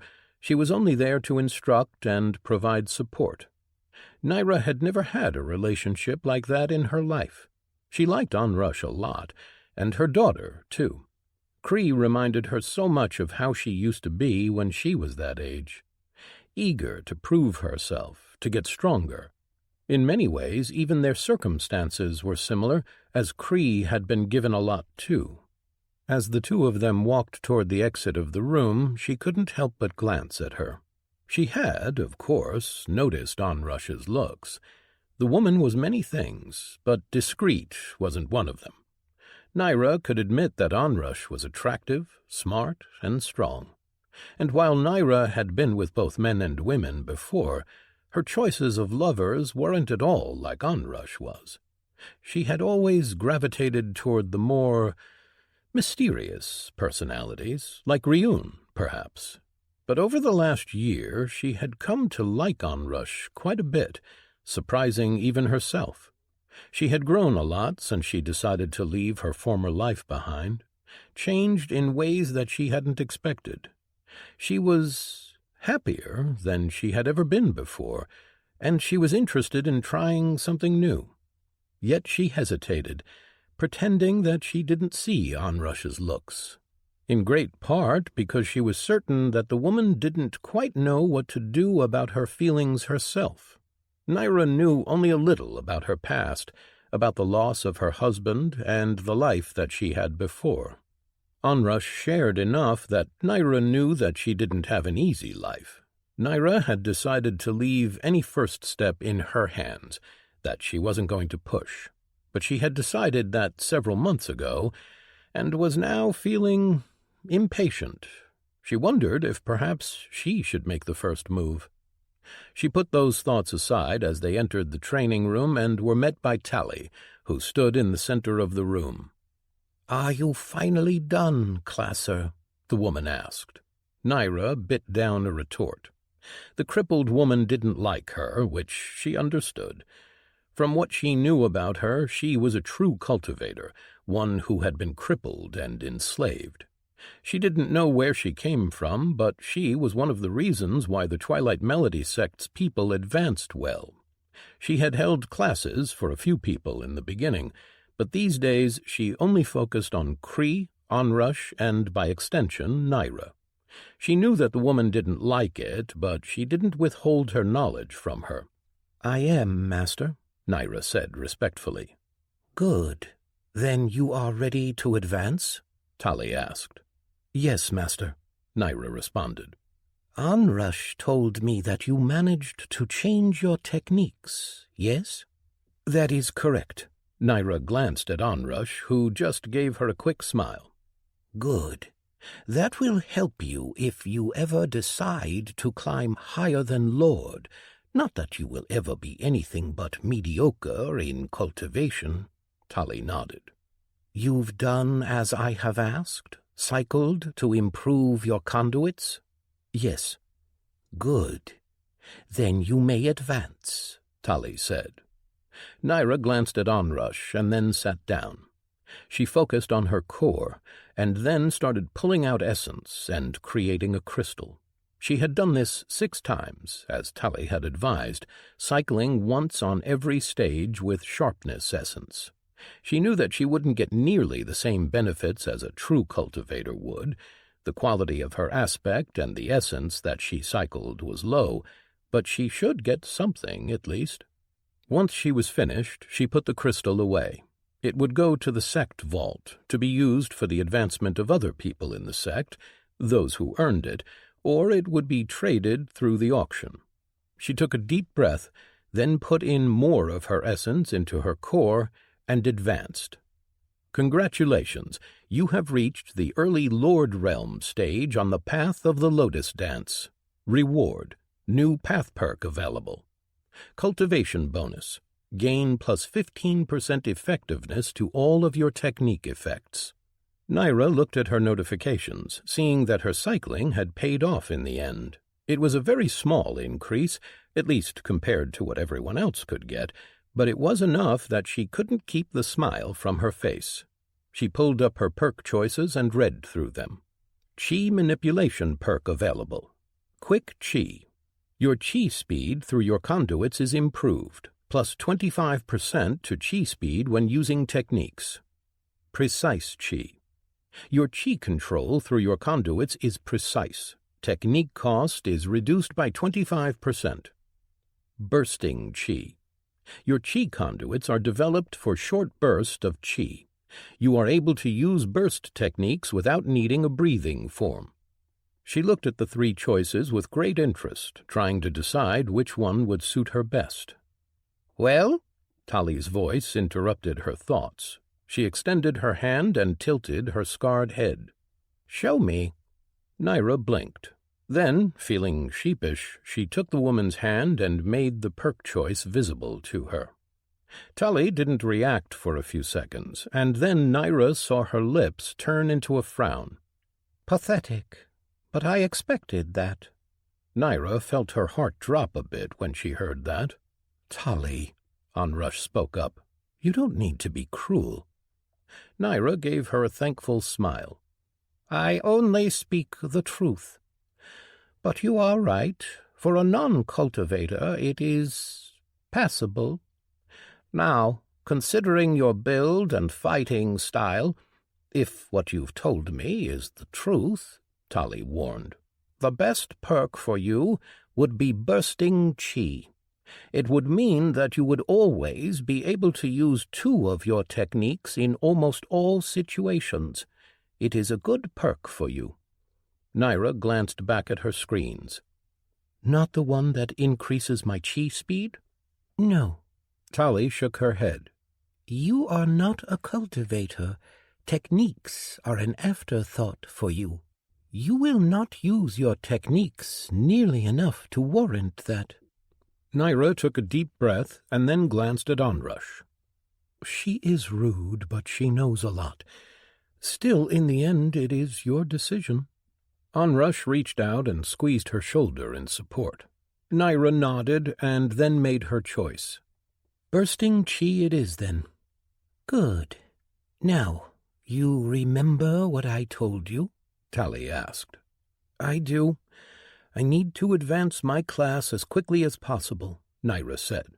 "You will not feel the effects immediately. You have a month or a few. Your class and cultivation path are not particularly dangerous.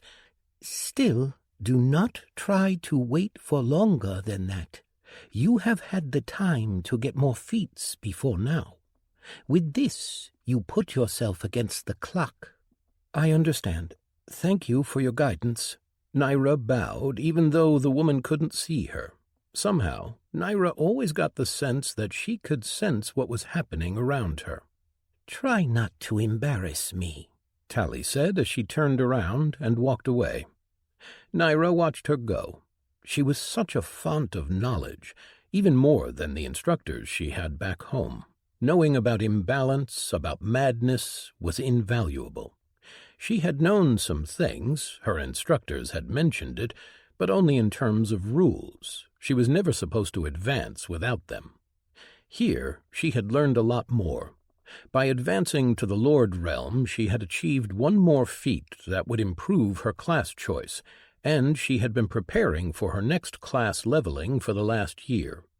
She had spent only around 300,000 GE to get to that level, something she couldn't even believe, but that was nothing compared to the amounts of essence that she dealt with now. That was around how much she had gained from one battle against the Swarm, what she had used to reach level 180. She had earned more than that in the last year just from her monthly contributions. As a sect leader, she was entitled to a pretty substantial amount of essence, almost 20,000 GE a month. Some months she had gotten more, some less, based on her contribution. Aside from that, she had engaged in constant monster hunting. She led the teams that dealt with the remnants of the Swarm. She had retaken Venorin. She had done a dozen runs through the dungeon. She had gained items and potions, some that she had sold for even more essence. She had been preparing for this for the entire year. For every one greater essence that she had cycled and given to the sect, she had gained 800 essence. With everything together, she had almost 950 celestial essence accumulated. And now she was so close to leveling again, to evolving again.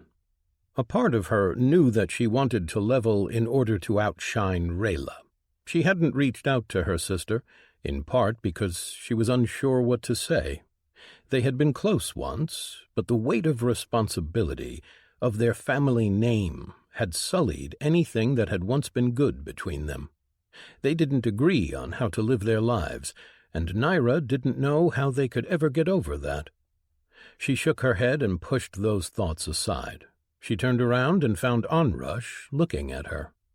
Again, the woman's feelings were quite clear to her, and watching her startle when Naira caught her looking and trying to cover up her embarrassment was quite adorable. Are you going to level now?"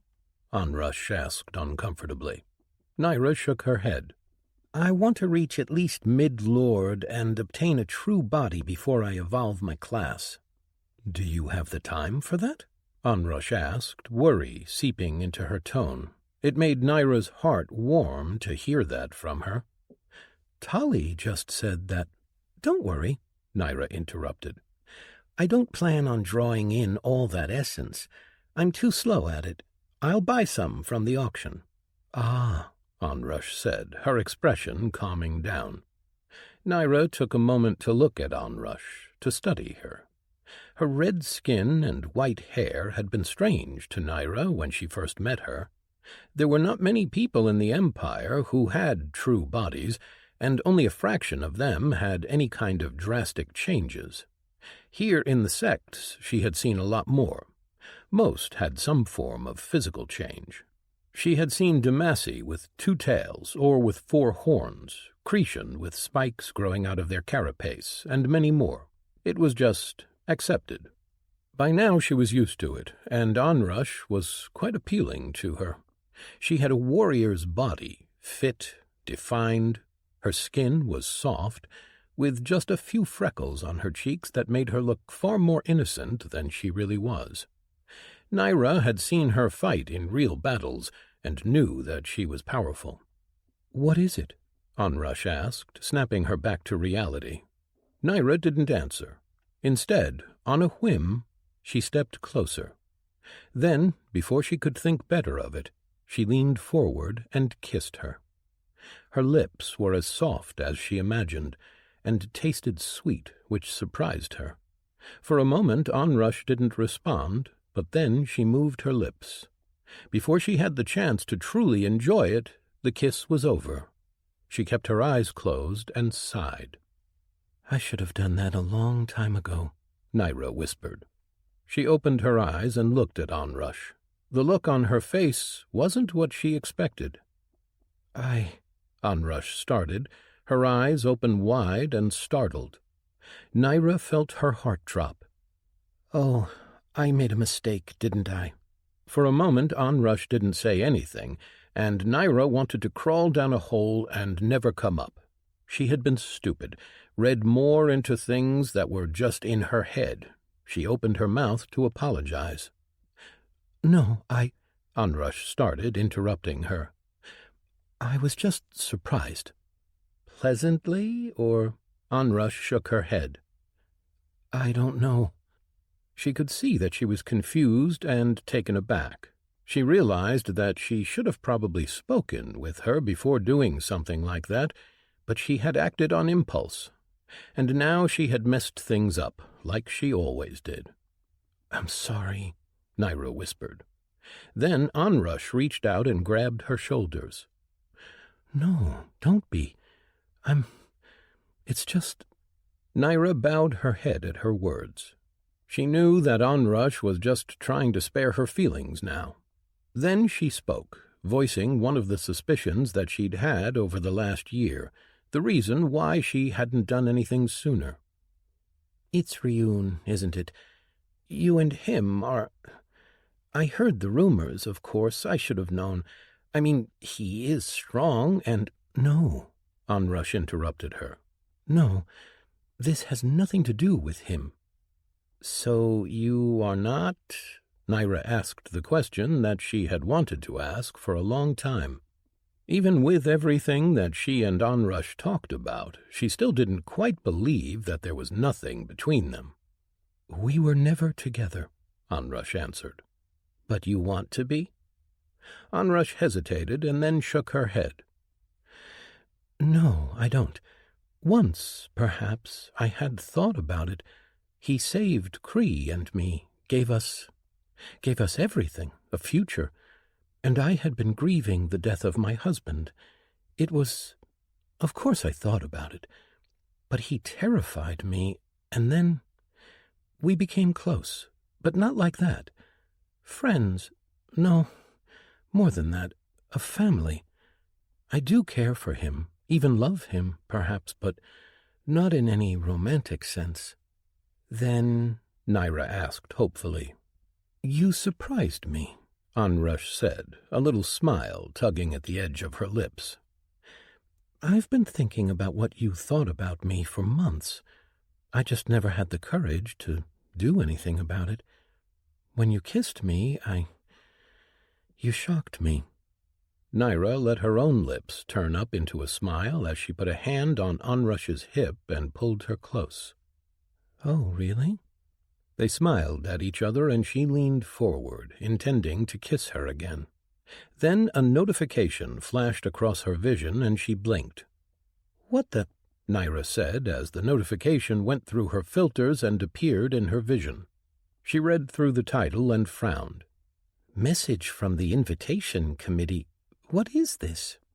"I see it too," Onrush said. "The sect interface just received a message." It took Naira a moment to realize what it meant. As sect leaders, they were connected to the faction interface. A while ago, Onrush had sent a registration request to the Corps to register the Twilight Melody sect, as well as their holdings. It wasn't anything special, it just connected them with every other faction. They could send messages through the interface or get news. Although all of that cost essence, a lot of essence, seeing as they were all the way on the frontier, so they hadn't really used it. "What do you think it is about?" Naira asked. "We should go and find out," Onrush said. Naira grimaced at the timing of it, but nodded. They made their way to the palace and the chamber beneath it. When Venoran fell, and they had taken the last Ember Sect's territories, they had switched the main interface to Consequence. It made sense, since it was the largest city in their sect. They entered the guarded room and approached the interface, an obelisk-like object in the center of the room. Onrush touched it, and then a window popped up in front of it. "Congratulations. As a registered entity, your faction, Twilight Melody Sect, is eligible for participation in the Centennial Tournament. You've been allotted the plot 325570GH in the arena stands. Size, 20 square meters.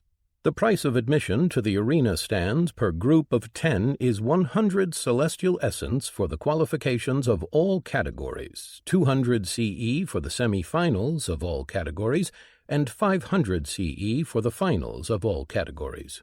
You have 10 days to notify us of your attendance, or otherwise your slot will be sold on the auction. Regards, Association of Centennial Tournament Affairs."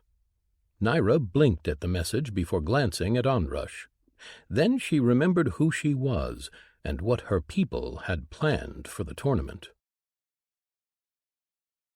Chapter 10. Present. Naira. Plans. Naira attacked with her blunted spear, pushing her opponent back. Her spear was deflected sloppily, and she raised her shield as she jumped forward. Her opponent's eyes widened, and she used her dodge skill to get out of the way.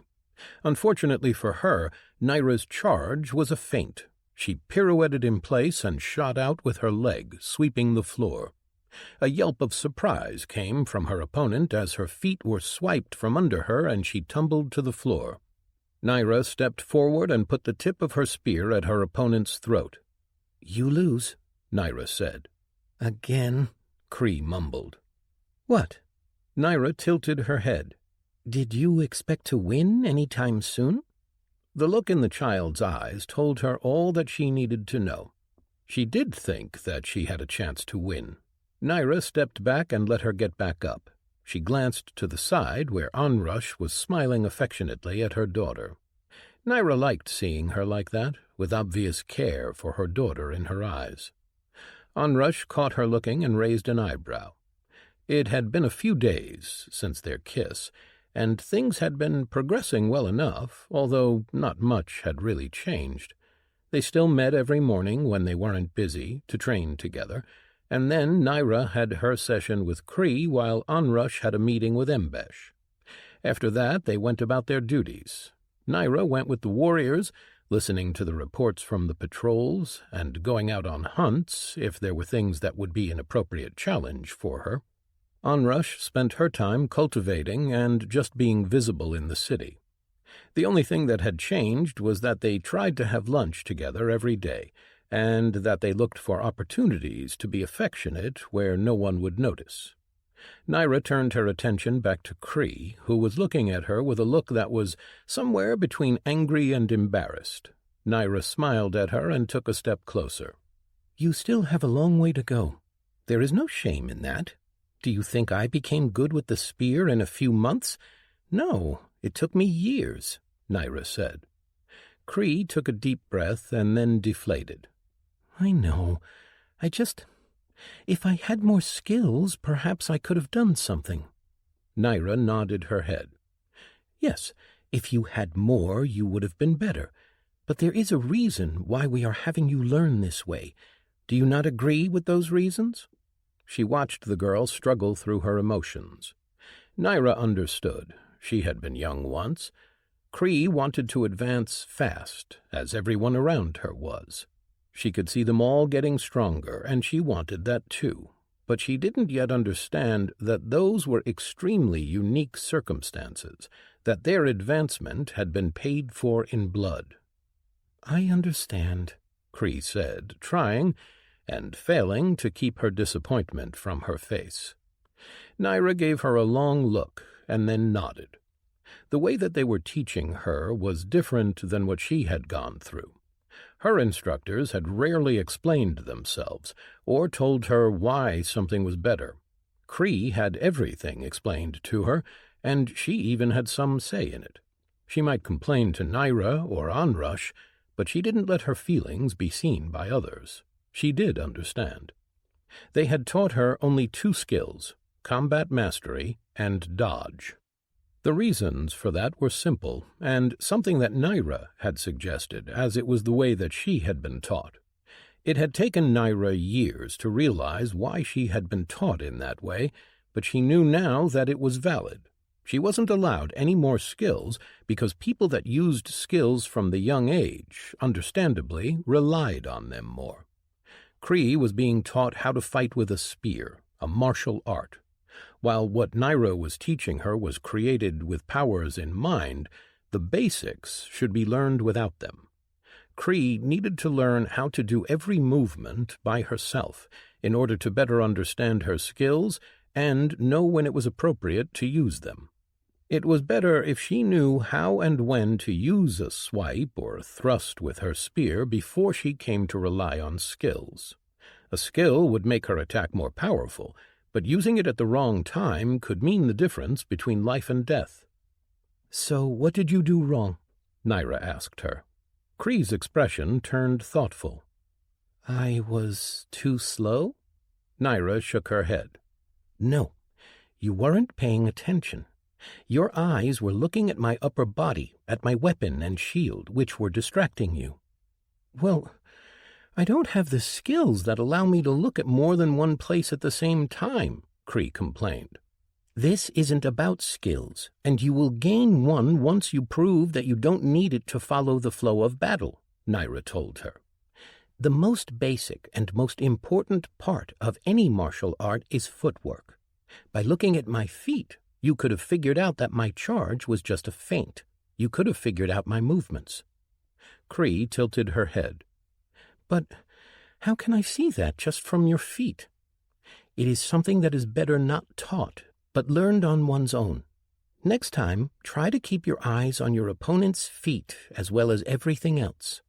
"If I try to do that, I'll probably get a true body with 3 sets of eyes," Cree joked. "You first need to survive to get there," Naira warned, and Cree's expression turned serious before she nodded. "Girl!" A voice rang out in the training room, and Naira turned to see Cree's other instructor, Tally, standing at the entrance. "Come, it is time for another lesson." Cree bowed to Naira and then ran off, forgetting to leave her spear and having to run back to place it on the rack. Naira shook her head as she followed the blind woman to her little garden.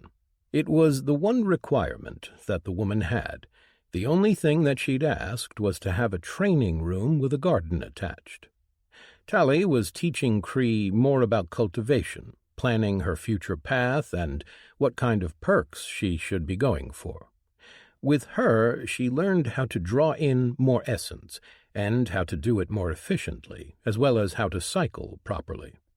Onrush walked over as Naira put her weapon and shield on the rack. She put her hand on Naira's back. "You are good with her," Onrush said. "She rarely shows respect to anyone. Well, there was this one time when Ryun asked her to do it. She is a good kid," Naira added with a smile as she leaned in and gave her a quick kiss. They were in the beginning stages of their relationship, going slow but also enjoying it. Onrush's expression turned hesitant. "I don't know how I'll tell her. About us, I mean. There is no need to rush. Everything is still new," Naira said. "I know, but I would rather it come from me than from someone else." "No one else knows," Naira said. "Someone is bound to see us eventually." Onrush shrugged. "Well, we can be more careful," Naira said. They weren't exactly hiding, but things weren't that simple. They walked out of the training area and out into the courtyard, where they were beset by a truly unpleasant person. Lesemetrius Danos, former monarch of the Green Rain sect, currently of the Twilight Melody sect, saw them and started to approach. Former emissary Riordan Odrek of the Green Rain sect, and now merely a member of the Twilight Melody sect, followed behind him with a complicated expression on his face. His attempts to halt his former master seemed not to have worked. Naira braced herself as he approached her. "I demand a rematch," he yelled out loud. Naira heard Onrush sigh, but then she spoke calmly. "Monarch Danos, is this how you greet your sect leaders? I see that the standards of your former sect are low indeed if you don't even know how to address those whom you serve." Lesemetrius's expression turned dark, but before he could answer, Odrek stepped forward and bowed, pulling Lesemetrius down with him. "Apologies, sect leaders. My friend is just eager to prove himself to our new sect." Naira raised an eyebrow as she looked at Onrush. They didn't know much about the reasons why Odrek was here, but they could guess. Following his loss, Lesemetrius had left Consequence for his home, unwilling to hold to his end of the bargain and change sects, spouting obscenities and vowing his revenge. He had probably intended to come back and conquer them by force. Then, a few weeks after his departure, he came back, with only Odrek in tow. Both had been wearing far simpler clothes, and Lesemetrius's expression beyond angry. He didn't address any of the words he had spoken before he left, and only said that he was here to keep his obligation, his word. They didn't know for sure, but apparently his family or sect did not appreciate him not honoring it in the first place. They knew that much because Odrek brought with him a letter from the sect leader Veratius Danos, where he personally apologized for his son's behavior and asked Onrush as a personal favor, sect leader to sect leader, for her to forgive his son's slight and take him in as it had been agreed. He had also sent a proposition of expanded trade and a draft of an agreement that would allow Green Rain sect's expeditions to pass through Twilight Melody sect lands on their way to unclaimed territories. It was a lot. The trade agreement alone would be worth more than twice what the sect earned from trade at the moment, in a year or two. It was a great win for the sect, and so Onrush didn't really have a choice. The issue was that Lesemetrius was, well, he was a classic sect heir, arrogant and nearly useless. Onrush had no place to really put him in.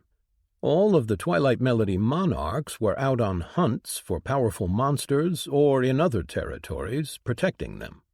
Putting Lesemetrius with Lord Realm warriors would mean putting him in charge.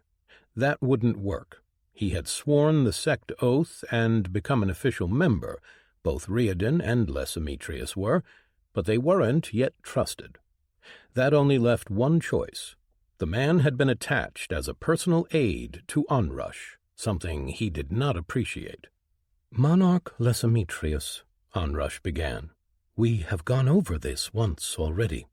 "Respectfully," Lesometrius said in a tone that was anything but. "This is the sect way. The strong lead, and the weak follow. I am challenging sect leader Orn for her spot in the sect." Naira was about to answer when Onrush raised her hand and spoke. "Lesometrius," Onrush said, leaving out the respectful prefix of his realm. The man's eyes narrowed at that, but he didn't speak for once. "You have been a part of this sect long enough to know that we do things differently. Still, you have been here for only a short time, and you have not proven yourself nearly enough to demand something like that. In time, once you have proven yourself, you will get the chance to challenge others." Naira knew that she had taken him by surprise during their fight, that he had underestimated her, that he had been arrogant enough to think that he was stronger. The truth was that he was very strong. Naira had seen him training in the yards. A second fight would not go the same way, and while Naira was confident that she was still stronger, he would not be underestimating her again. "Prove myself?" the man asked incredulously. "I am a monarch of the Green Rain sect, the son of a sect leader. You are a monarch of the Twilight Melody sect," Onrush corrected, seeing the man's expression twitch. "And your father made it very clear to me his thoughts concerning you.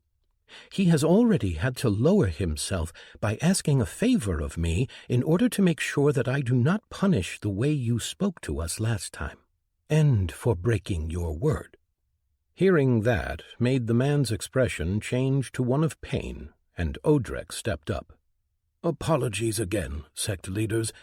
Danos is only eager to prove his worth, to serve the sect in the best way possible." Onrush met Odrek's eyes, holding them for a moment, and then nodded. "Very well. I will forget this conversation. Please make sure that it doesn't happen again." Odrek pulled Lesometrius away, and the two of them walked out of the training yards. As soon as they were out of sight, Onrush sighed in relief. Naira reached over and squeezed her hand. "You did well. Better than I would have. I was tempted to slap the bastard," Naira said through gritted teeth. Onrush shook her head. "He is a handful, but he is powerful. Lesometrius is the strongest of any of our monarchs at the moment, with the exception of the two of us, perhaps. It is causing problems. He demands respect in the manner of how the other sects work, not how Twilight Melody sect does. Odrek is keeping him controlled, at least somewhat, but I fear that it is only a matter of time before he does something rash." "Why did you even accept him, then? I don't even know why you made that a condition." It is hard to explain, but I knew his type. It made me angry. I wanted to humiliate him, and I counted on his honor being important enough to him that he would have felt humiliated when he lost and was forced to serve us. I did not count on him thinking that he was so much better than us. His father apparently agrees with you. I don't know why he sent him back. To teach him a lesson, probably. It happens often in the sects, sending problematic sons and daughters away to either learn or die," Onrush answered. Naira shook her head. She had thought that her family was cruel and cold, but at least she hadn't been sent to survive on her own. They had joined an order, true, but they had support, both of their family and the order. Lesometrius had lost everything.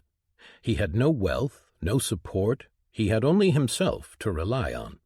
Naira had been the same a year ago, but the difference was that it had been her choice. "Well, if you really can't control him, maybe allowing him to challenge me wouldn't be too bad." "No, he needs to learn his place. Having him fight you would just make him feel more important than he is, regardless of who won." Onrush shook her head, then added, "Not that I think you would lose." Naira laughed. "Of course not." Onrush released a weary sigh. "There is so much stuff to do. I don't even know where to begin." "Did you make a decision about the tournament?" Naira asked. Onrush grimaced. Not yet. We have only 5 more days to send back a message, Naira reminded her, trying to sound casual.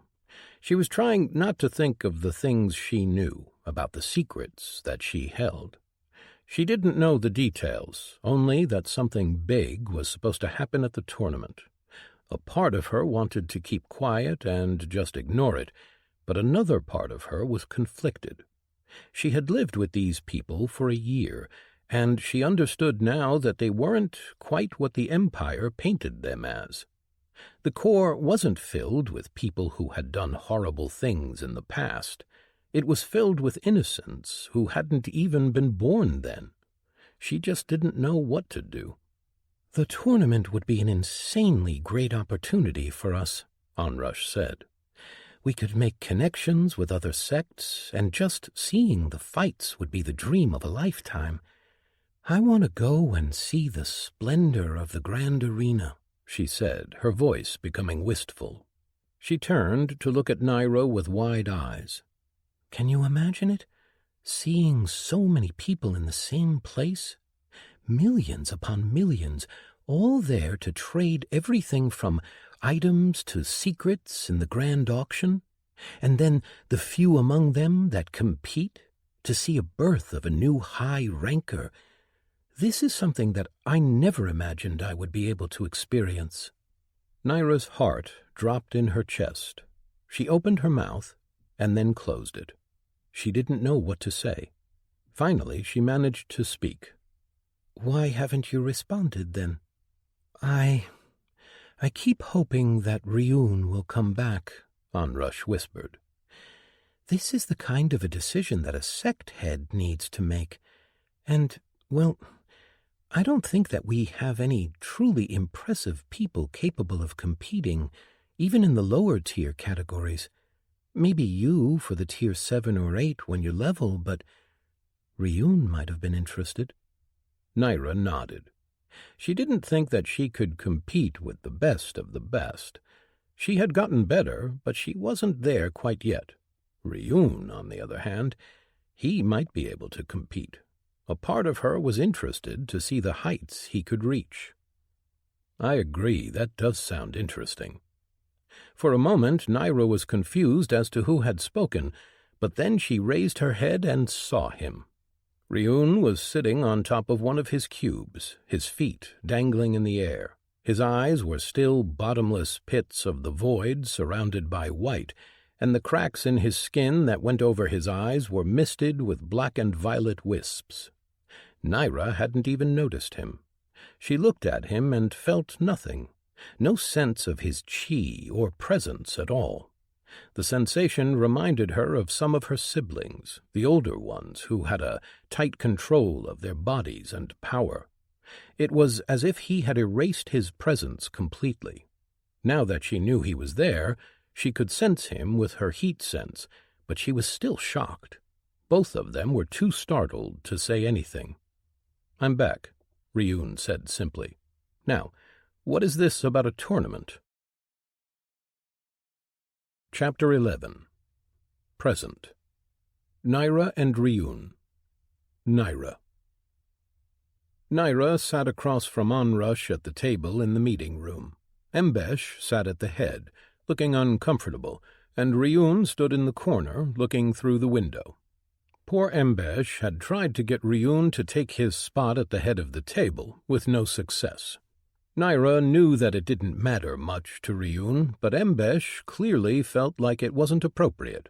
Seeing him back made Naira feel many different things.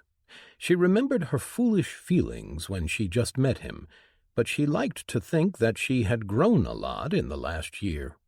"Send a message back. We will attend," Ryun said. "Why?" Onrush asked, looking at the back of his head. "What do you mean?" Ryun asked as he turned around and met her eyes. "Why would we want to go? What would we gain? We don't have many people capable of participating, and we will be spending sect's resources, both on the trip and to pay the fees. I am sure that we will have many opportunities there, and we might make connections with other sects, but In reality, our sect doesn't need that now. We don't have much that we can offer there aside from the ore from our dungeon, and that is not enough to warrant us attending." Naira was surprised. She had thought that Onrush wanted to go.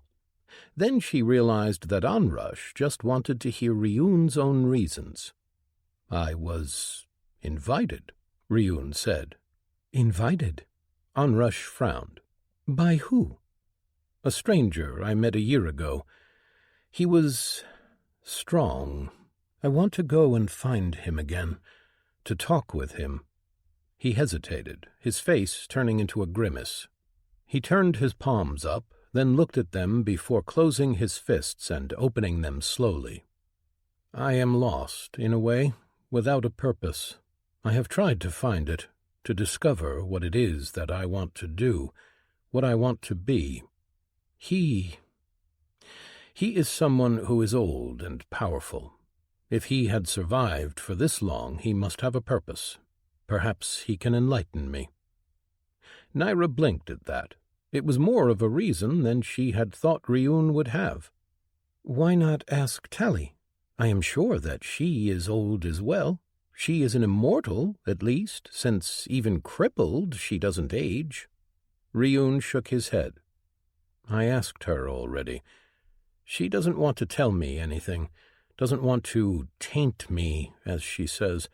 She believes that it is something that everyone needs to find out on their own." Naira tried to think about what her purpose was, what she wanted to be. She didn't have an answer, aside from advancing and helping the sect, helping Ryun and Onrush. Her thoughts paused as she realized that she did have a few things that she wanted to do. "As long as you are sure," Onrush told him. "We might benefit from it if we prepare enough."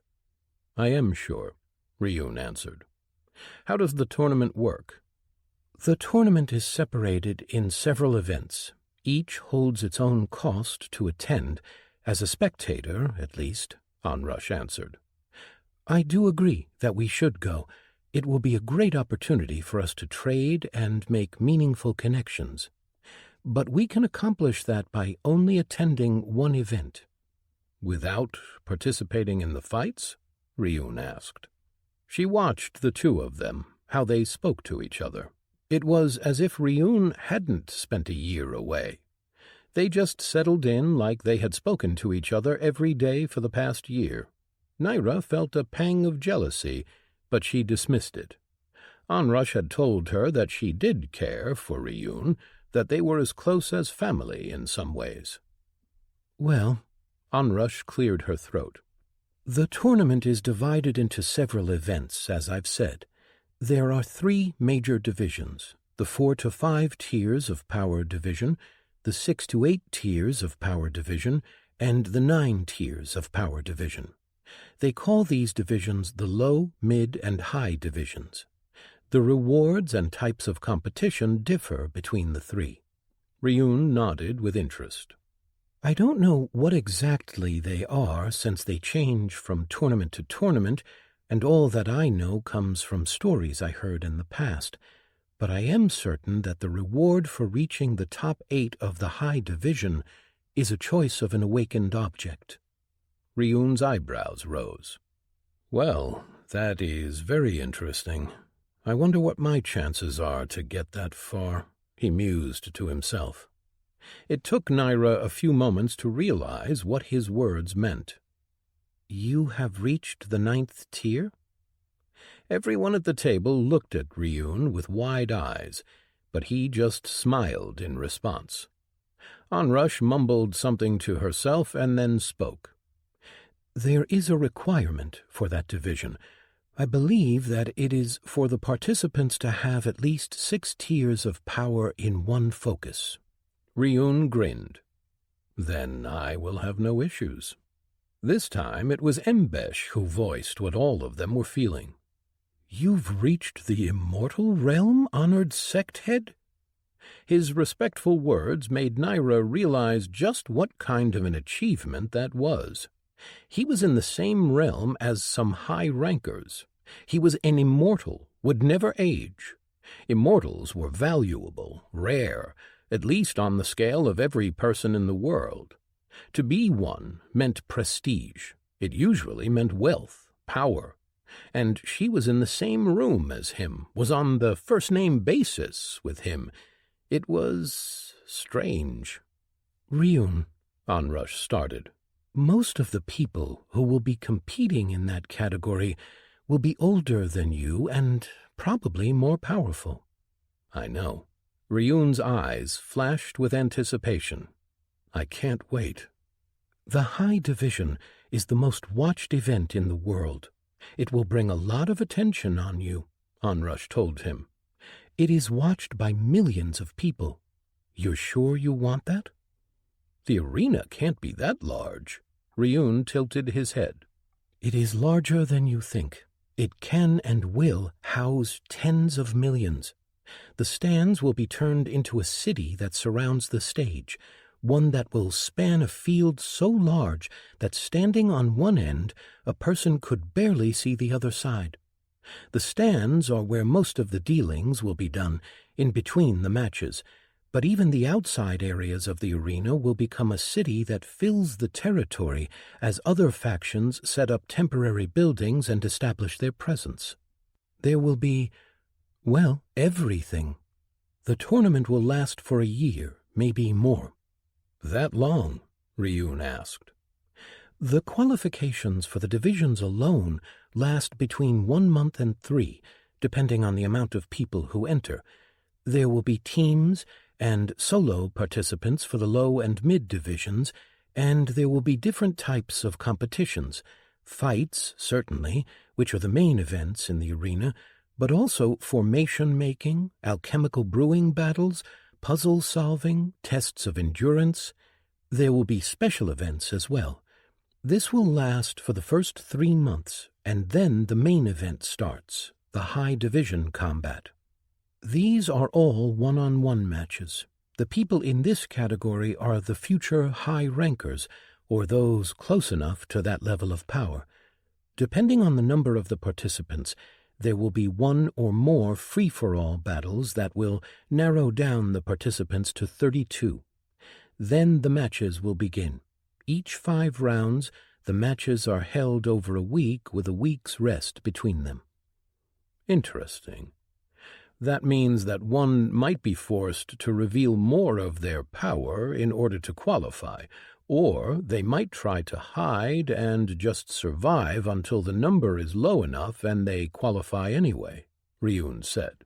Yes, and it is not going to be easy either way, Onrush told him. Do you think that you are better than the hundreds of others in the Corps? I guess we'll see, Ryun said. Onrush sighed. If we are going to attend, then we need to prepare, and we don't have a lot of time. We need to decide how many people are we going to take. We are allowed only 10 in the arena itself, but we can bring as many as we want. They will just need to camp outside it. We can send a caravan with Heartstone from the dungeon, Embesh said, and we still have some of the monster hides and materials from the swarm.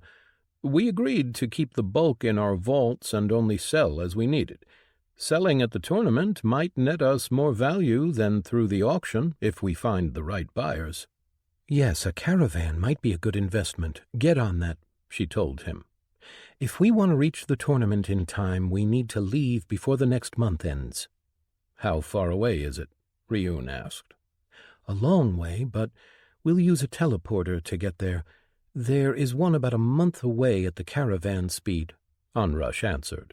Naira scratched at her palms. She had kept quiet, but she didn't know if she should say anything. For all she knew, what the Empire planned would fail. But if it did succeed, she needed to warn them, but she didn't know how to get the words out. It would mean breaking away completely with her past, her family. More than that, it would mean betraying them completely. She knew that Ryun wasn't aligned with anyone, but if she told him, all it would take was for him to speak to the wrong person, and everything that her people had worked for might collapse. Good, Ryun said, and she forced herself to focus on him. "But you said that we can only bring 10 people into the arena?" "Yes," Onrush answered. "It is a small area, so we might want to go with less. It isn't like we have many people who could even go." "How do we decide who will go?" Ryun asked. "Well, if we set up there, then we will probably be dealing with all the factions that have their own plots. So sect leaders and people who were strong enough to make an impression," Onrush said. Ryun smiled. "You mean yourself?" "It's not like we have anyone else," Onrush replied with a shrug. "You would want to come?" Ryun asked. Onrush's eyes widened. "It is an opportunity that I never thought I would have," she whispered.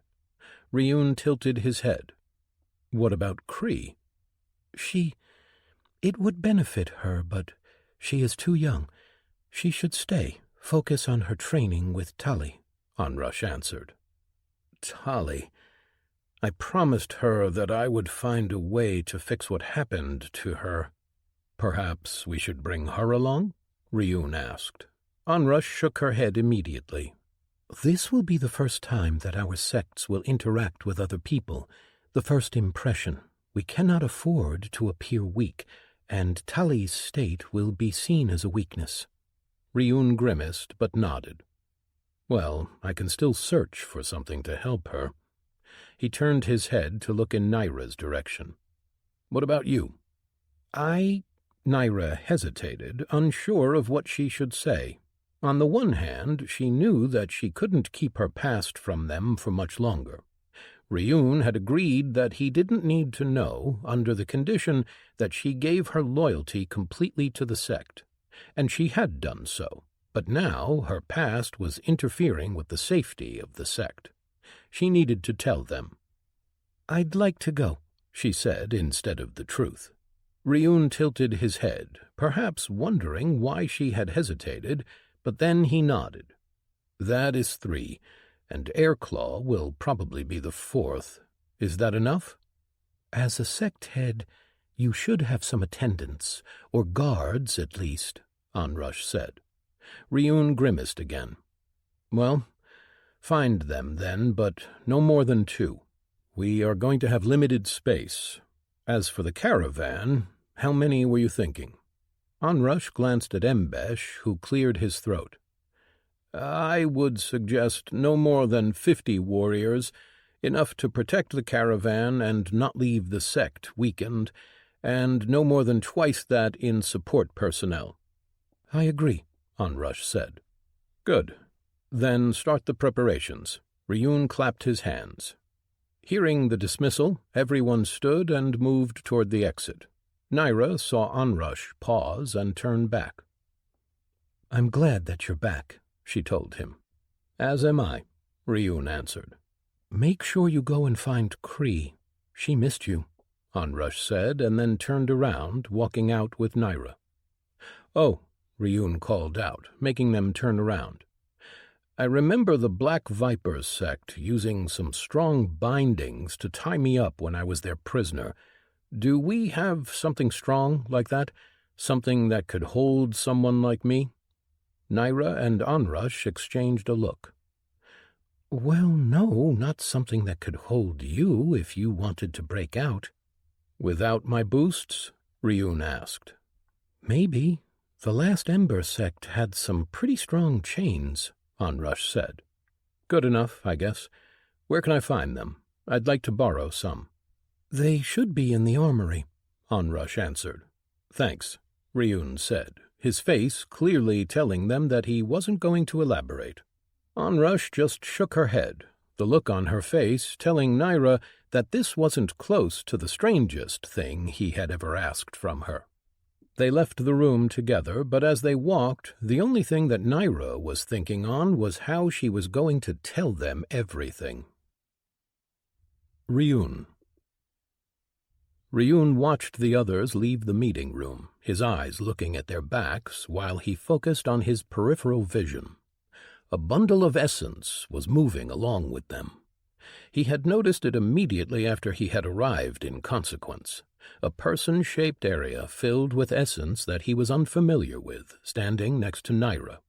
He hadn't looked at it directly, and he couldn't sense it with his perfect resonance sense. It followed after Naira as she left the room, and Ryun frowned.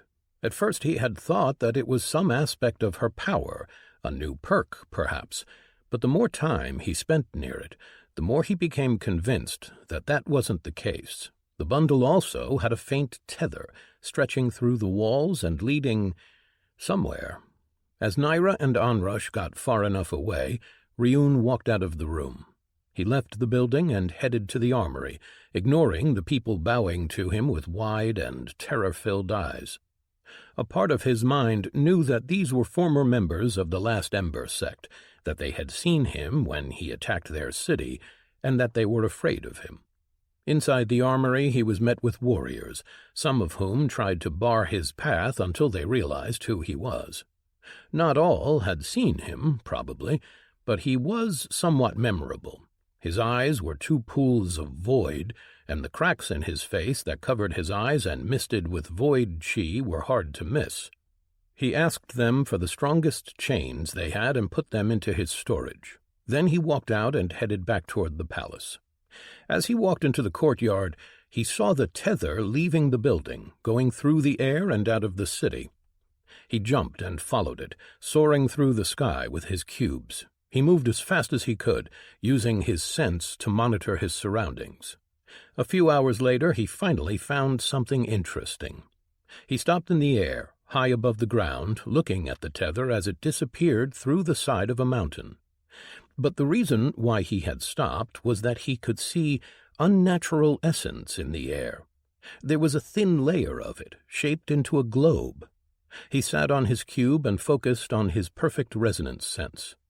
As he scanned the mountain and its surroundings, he kept his eyes on the essence, which he was pretty sure wasn't genuine essence. It didn't quite look like chi, but it was not natural, at least. Then he found a cave just a bit below him at the base of the mountain, one that was occupied by 3 people. One, a woman, was lying on a small bed, to his sense apparently asleep. The other 2, both men, sat on chairs with a table between them, playing some kind of a game. Based on her shape, the woman was a human, and the other 2 were Demaci. He focused further and sensed the words coming out of their mouths. One of them was apparently complaining. "Can't handle this anymore. We've been here for months. We were supposed to be preparing for the war, not—" "Please stop," the other interrupted. "I can't listen to you whine again." "Whine?" The man leaned back. "You can't think that this is a good use of our time. We are knights, and we go where we are ordered." "Bullshit. We are here because the Orn family wants to keep an eye on the traitor. We should just kill her and be done with it." "Don't," the other one warned. The first one raised his hands in frustration. "What? She can't hear me," he bit out, gesturing at the bed. "And you know I'm right. The only reason that traitor is still alive is because of who she is. We were not sent here to assassinate anyone. We were sent to watch and evaluate what kind of a threat she is to our plans. And kill her if she talks. I know the mission, Faris. It doesn't change the fact that the Orn family bullied the Order to get their way. They sent family, and we have no idea what she," he gestured in the sleeping woman's direction, "sees or hears. For all we know, she is protecting her sister." "We are here to protect her while she watches, not to make decisions," the other one said. Ryun frowned. If he understood what he had overheard, then there were some very interesting things happening. He could stay here and listen in some more, but for once he did want some answers. He stood up on his cube and jumped forward, creating steps and heading straight for the mountain. His sense told him where the entrance to their cave was, and he headed straight for it. He reached the strange globe and entered it. As soon as he passed through, one of the people inside stood up fast, toppling his chair. "Someone passed through my perimeter," the whiner said. His hand, going to the bow and arrow, leaned next to him on the table. "Coming in fast." The other reacted as well, but it was too late. Null Mantle spread through him, and he boosted his strength and dexterity in an instant. He landed on solid ground at the entrance of the cave and jumped in. Inevitable Step brought him deeper in between the two people. He saw the flashes inside their bodies as they tried to activate their perks and abilities. Bringer of Sorrow billowed out of him, targeting the two of them. Immediately they heaved, sobs shaking their bodies. They fell to their knees, tears flowing from their eyes, their weapons tumbling from their hands. Ryun kicked the whiner in the head, sending him flying into the wall. He lost consciousness and tumbled to the floor. He turned on the other one, looking down at him as he struggled to do anything, but was unable from the sudden emotional attack. Ryun reached down, grabbed him by the throat, and pulled him up. He dangled him in the air and squeezed. He tried to fight, kicking and punching, surprising Ryun with his strength. Ryun was forced to spend his chi to nullify the physical force of his punches. Ryun would put the man at a high tier of power, 7 or perhaps even 8. Finally, his struggle slowed and he lost consciousness. Ryun let him drop to the ground, then he turned toward the bed. He walked over and looked down. The woman lying on it seemed to be asleep, but to his eyes she glowed. Essence flashed around her, and the tether that he had been following was connected to her. He leaned down and looked at her face. He could still see the shape of it, if not anything that was in actual color. If he wasn't mistaken, she did somewhat look like Naira, and they shared the same cheeks and chin. He tilted his head and wondered what he wanted to do.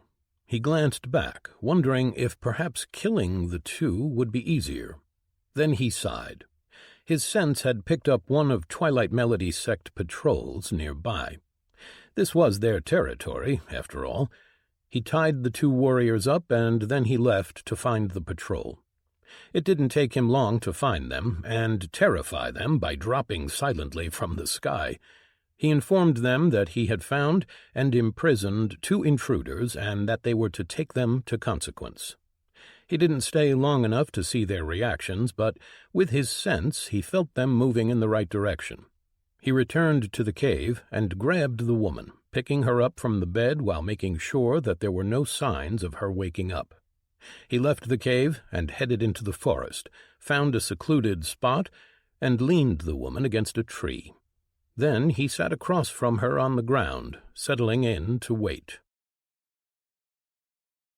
Interlude. Spy. Daria Orn pulled the piece of her soul back from the astral plane and back to her body. Another day spent watching over her wayward younger sister. It had been too long. Her mission had been to watch over Naira and see if she had betrayed her people.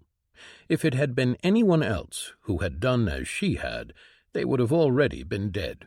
But the family held enough influence that not even the orders could act without second thought. Daria herself wasn't sure what she should do. There was no question that Naira had betrayed them. She had joined a sect and abandoned her duty. But as far as she had seen and heard, Naira hadn't actually betrayed any secrets. She knew what her 2 companions, the representatives of the orders, wanted. To them, the only course of action was to kill Naira and be done with it. The only reason why they hadn't tried was because of Daria's presence, and she was supposed to be the judge. Her parents had been clear. She was just to watch over Naira and eventually make contact with the 7th iteration ranker whom Naira now served. They wanted to try and bring him over to their side, or at least keep him neutral. In the grand scheme of things, he and this part of the frontier were insignificant. The great swarm would not be coming through this area, and it wasn't like this part of the world had anything that could really threaten them. But while her parents' instructions were clear, the rest of the family had different opinions. Their parents were old and strong. They didn't care about what the other families thought, but their children did. In many ways, the Orn family was run by them. They were the ones who ran around their parents and made sure that things ended up in their favor, and Daria's siblings had given her another set of instructions. She was to see if her sister was worthy of the family name, if she had something to offer. If not, she was to allow the orders to do as they wished, which was why she was conflicted. Naira had advanced far, had gotten significantly stronger. Her growth in the sect was undeniable, and from what Daria had observed, it would soon increase further. But the question was one of loyalty, and Daria wasn't certain that Naira held the family in any high regard. The piece of her soul slowly made its way back to her body. The sensation of being pulled intensified as she drew near her body, and everything turned into a blur. And then she was whole. Her perk ended, and she suddenly felt her entire body again. It was a strange experience, going from feeling nothing to having a body again. While in her perk, she could still hear and see, although it wasn't really hearing and seeing. It was just how her mind interpreted what a piece of her soul was experiencing. She groaned, feeling the hard surface beneath her, and frowned. This isn't right, she thought to herself. She had used her perk while in a comfy bed. Something was wrong.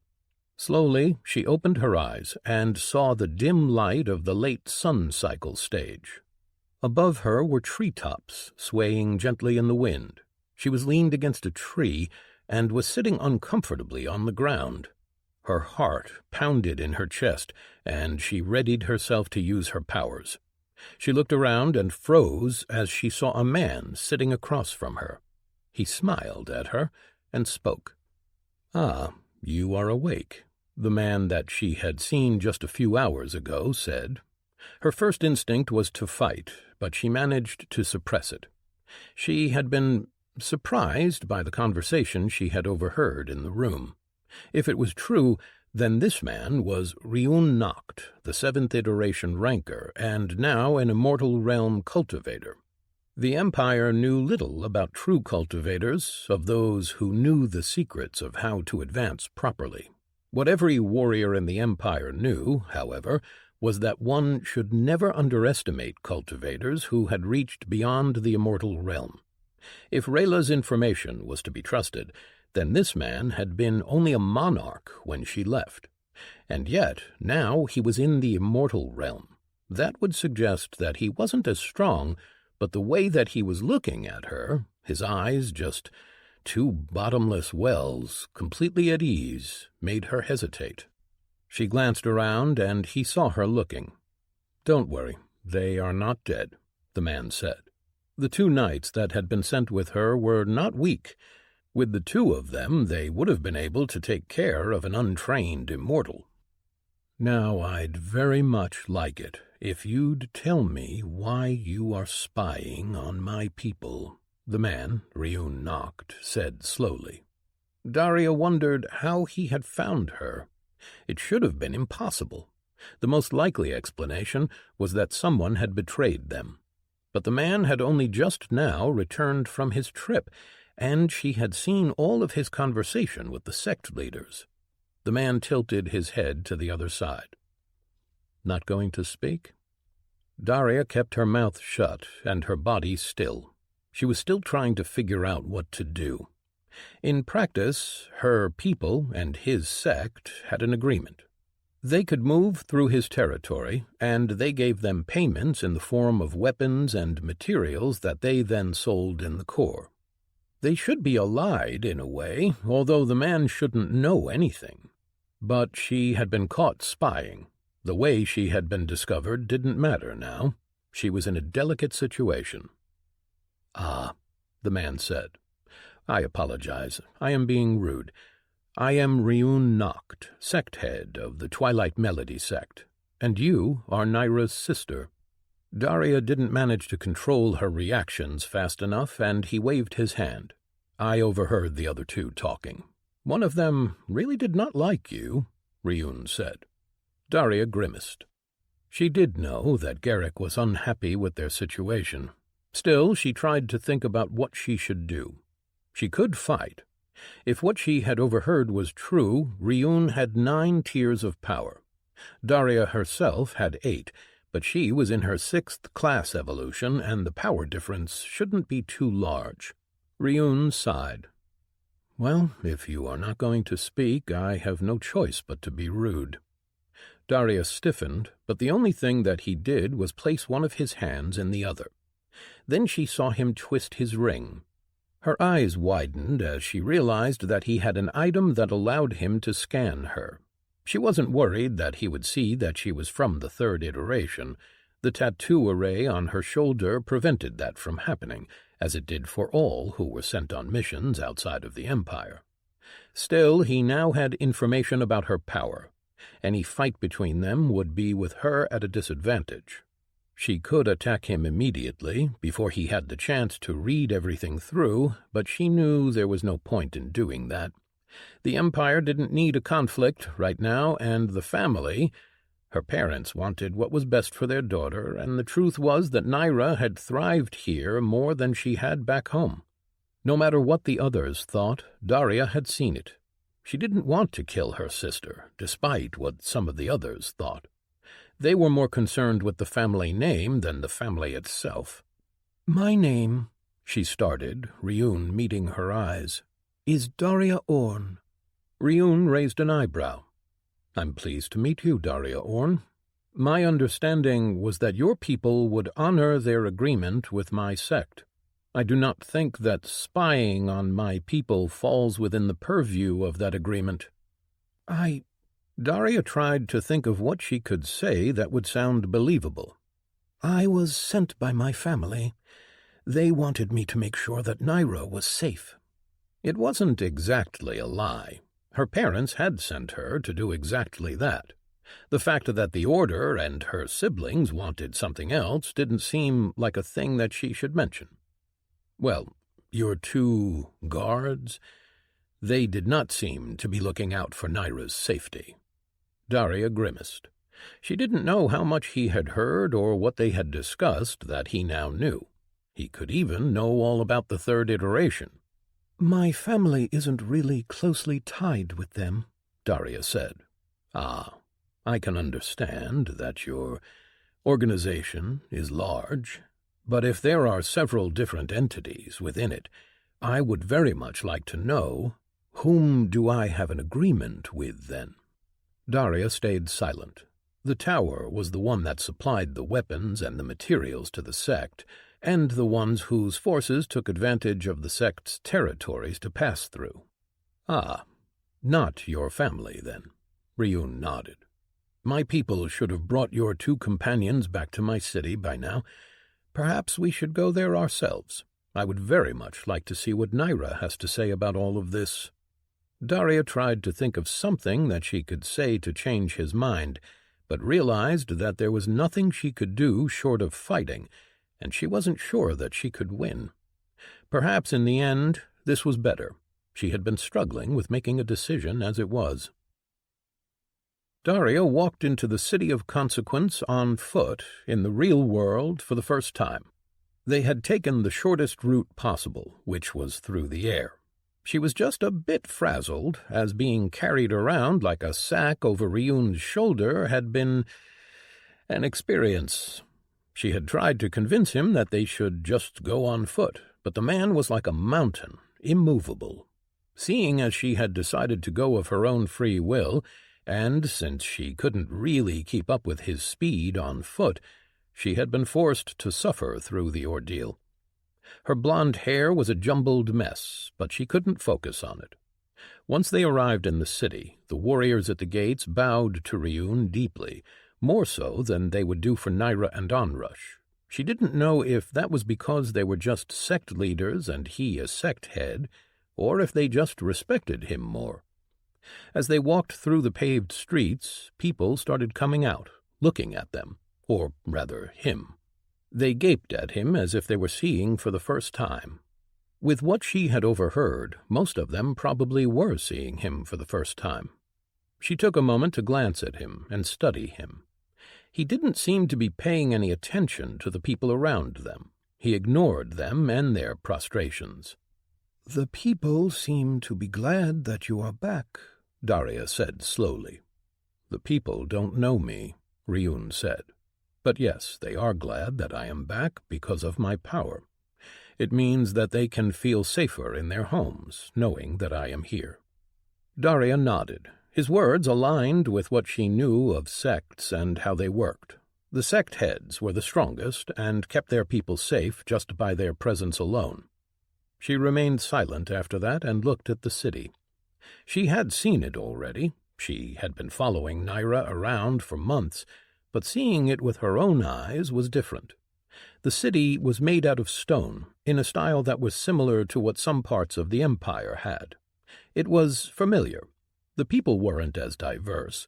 They were mostly Demaci, humans, and a few Cretan, at least that she could see. She had seen a few people of the other races, but they were in the minority.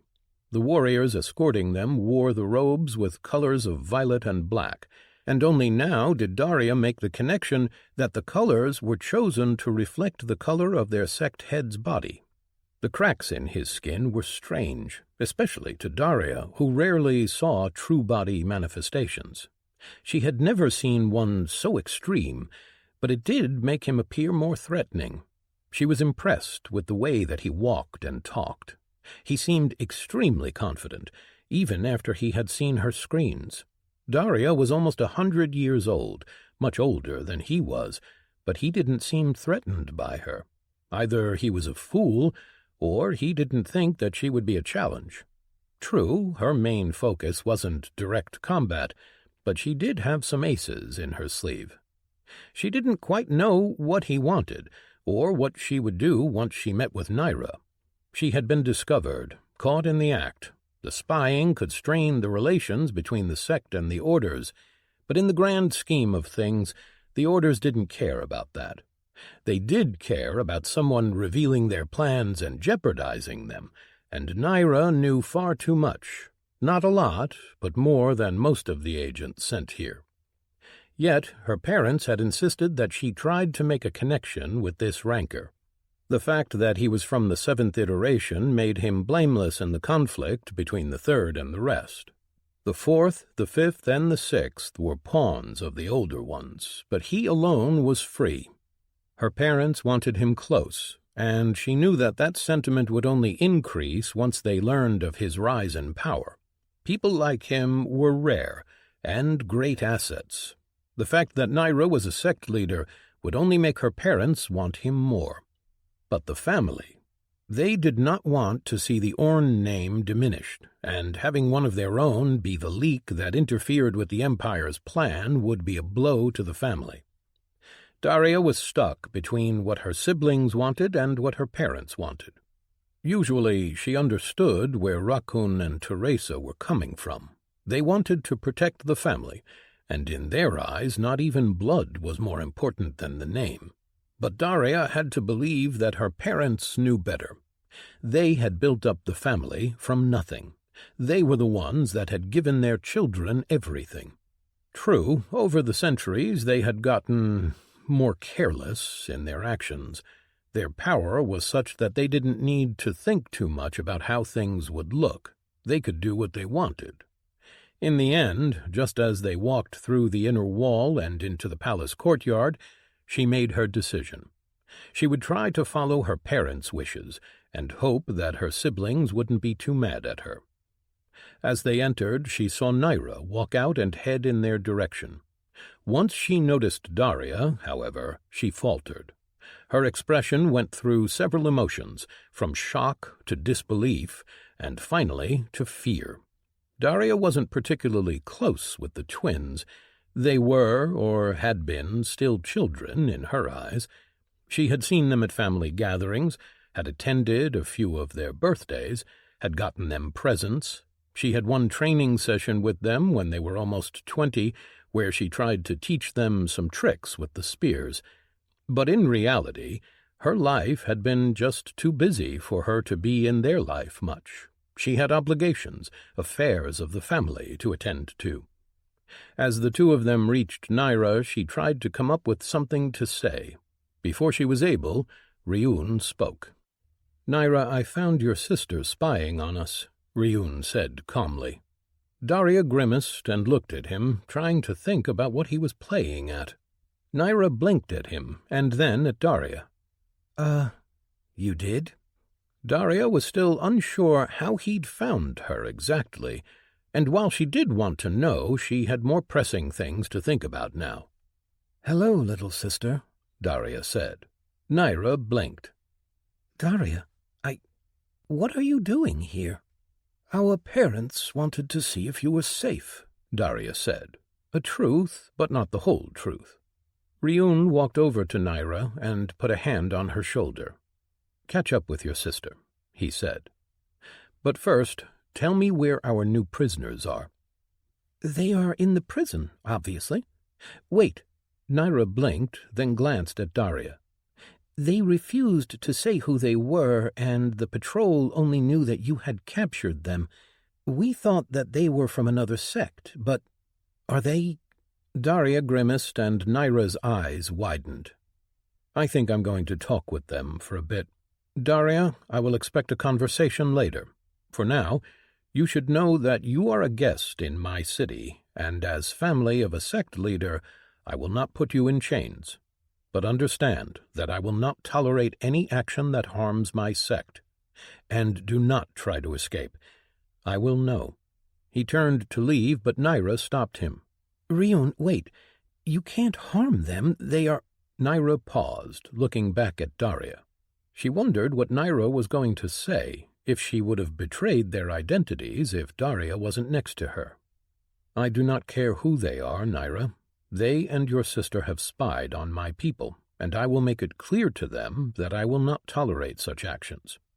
Be assured, I will not harm anyone. With that, he walked away, leaving Daria and Naira all alone. Daria studied her sister, seeing the red hair that was so much like Father Ender's. Daria had been conceived by Father Olam, and it was easy to tell which child came from whom. They usually inherited the hair of one father, blonde for Olam and red for Ender, while most of them had their mother's green eyes. It didn't matter to them at all. They were a family. Still, Rayla and Naira had inherited more of their father's features than any of the others. Perhaps only Eric came closer. It made Daria slightly uncomfortable to see. Father Ender wasn't a violent man. He was a gardener in his heart, a farmer by necessity. To most of the empire, he was a great figure, someone to be respected for his gifts and all that he did for the empire. Without him, half of them would be starving, after all. But Daria was one of the few who had seen Father Ender's other side. She had been young, barely 12, without the access to essence. Another family had sent an army to take the Orn estate. They had timed it perfectly, choosing the moment when both Mother and Father Olam were away from home with most of their warriors. The only ones present were Father Ender and the young children, including Daria and her 2 brothers, who had been younger than her by a year or 2. The enemy had outnumbered the estate guard and pushed through into the orchards, heading toward the house. Daria hadn't seen much, and what she had seen she couldn't understand then. But she did hear. 5,000 warriors were sent against the estate, and in less than a minute they had all died. She remembered the look on her father's face that day. It had been beyond angry. It was wrathful, and Naira was angry. Daria could see it in her expression, one that looked almost exactly like what Father Ender's had on that day. Daria, what the fuck is going on? Naira hissed. What are you doing here? Spying on me? Daria took a deep breath. She had gotten herself in a tough situation. On the one hand, she had her sister, and on the other, a rancor who was incredibly powerful. She would need to navigate carefully if she was going to achieve all of her goals. Chapter 12. Present. Naira. Naira wandered around the palace, trying to get her head in order. The conversation with her sister had left her in a state of shock. She had always known that there might be consequences for abandoning her duty, but she hadn't really thought that they would go as far as to want to kill her. Her sister's words came to her, echoing inside her mind. "The people back home will tire of waiting, and they will send someone to kill you. They take honor and loyalty seriously. You were not thrown out of our faction. You abandoned it. The only reason you aren't dead yet is because of our parents, and that will not hold them off for too long. The rest of the family will side with the faction, and they will not want to leave you here to sully our name. If they decide that you are a danger to the family name, not even our parents will be able to stop them." Naira had never known that there was such a schism inside the family. They had always seemed so unified. Although, now that she thought about it, it wasn't like she knew her family, not really. She had seen every one of her 32 siblings, but she didn't really know them. She had a better relationship with some, those who had come home more often while she was growing up, but others were strangers to her. To learn that her own family would be willing to have her killed made her angry, and it made her feel right for her decision. She didn't want to be a part of the Order, nor did she want to be a part of a family like that. She had a new place here, a new family, one that she cared for much more. And yet, she knew that she couldn't just sever all connections with them, no matter how much she wanted to. With just a slight effort of will, she could speak with her twin, and so she was never going to be separated from Rayla. With everything that Daria told her, she knew that just her presence here was bringing danger to everyone. Daria hadn't spoken anything clearly. She hadn't revealed anything about the Empire, even when they were in a private room. It was standard procedure. One never could know what kind of powers someone else had. But she had told her that there were ways for her to get the family and the Orders off her back. She only needed to show them that her presence here held great value. Her being a sect leader was a step in the right direction, but Daria suggested more, something that she could show to the others as a clear benefit. Naira remembered the conversation, the argument between them. "And why not?" Daria asked. "What do you mean, why not? I know. I've been watching. But onrush doesn't bring anything to the family," Daria said. Naira frowned. "I wasn't looking for any gain. I like her. Don't be naive, Naira. You are an Orn, part of one of the most influential families in the Empire. You do not get to live like everybody else. You have been granted resources, knowledge, and support by the family. You owe it to us to add to the family, and this is the easiest way to accomplish that." "I'm with Onrush," Naira said through gritted teeth. "I don't see why it matters," Daria said. "It isn't like that prevents you from going after him. Mother has 2 husbands." Naira turned away from her sister. She wasn't going to deny that she hadn't thought about it, but that was a year ago. "I don't know him," Naira told her. "That can be remedied easily enough," Daria countered. Naira shook her head at the memory. Her sister didn't understand anything. Ryun was attractive, but he just didn't look at people like that. Perhaps if he had stayed here for the past year, she would have tried to get closer to him, but in the end she knew that it wouldn't have gone anywhere. He didn't seem open to anything romantic, and besides, she wouldn't want to change the past. As a result of the last year, she had grown closer to Onrush, and Naira wanted to see where the 2 of them could go. Still, she did understand what Daria wanted. A part of her was thankful to her.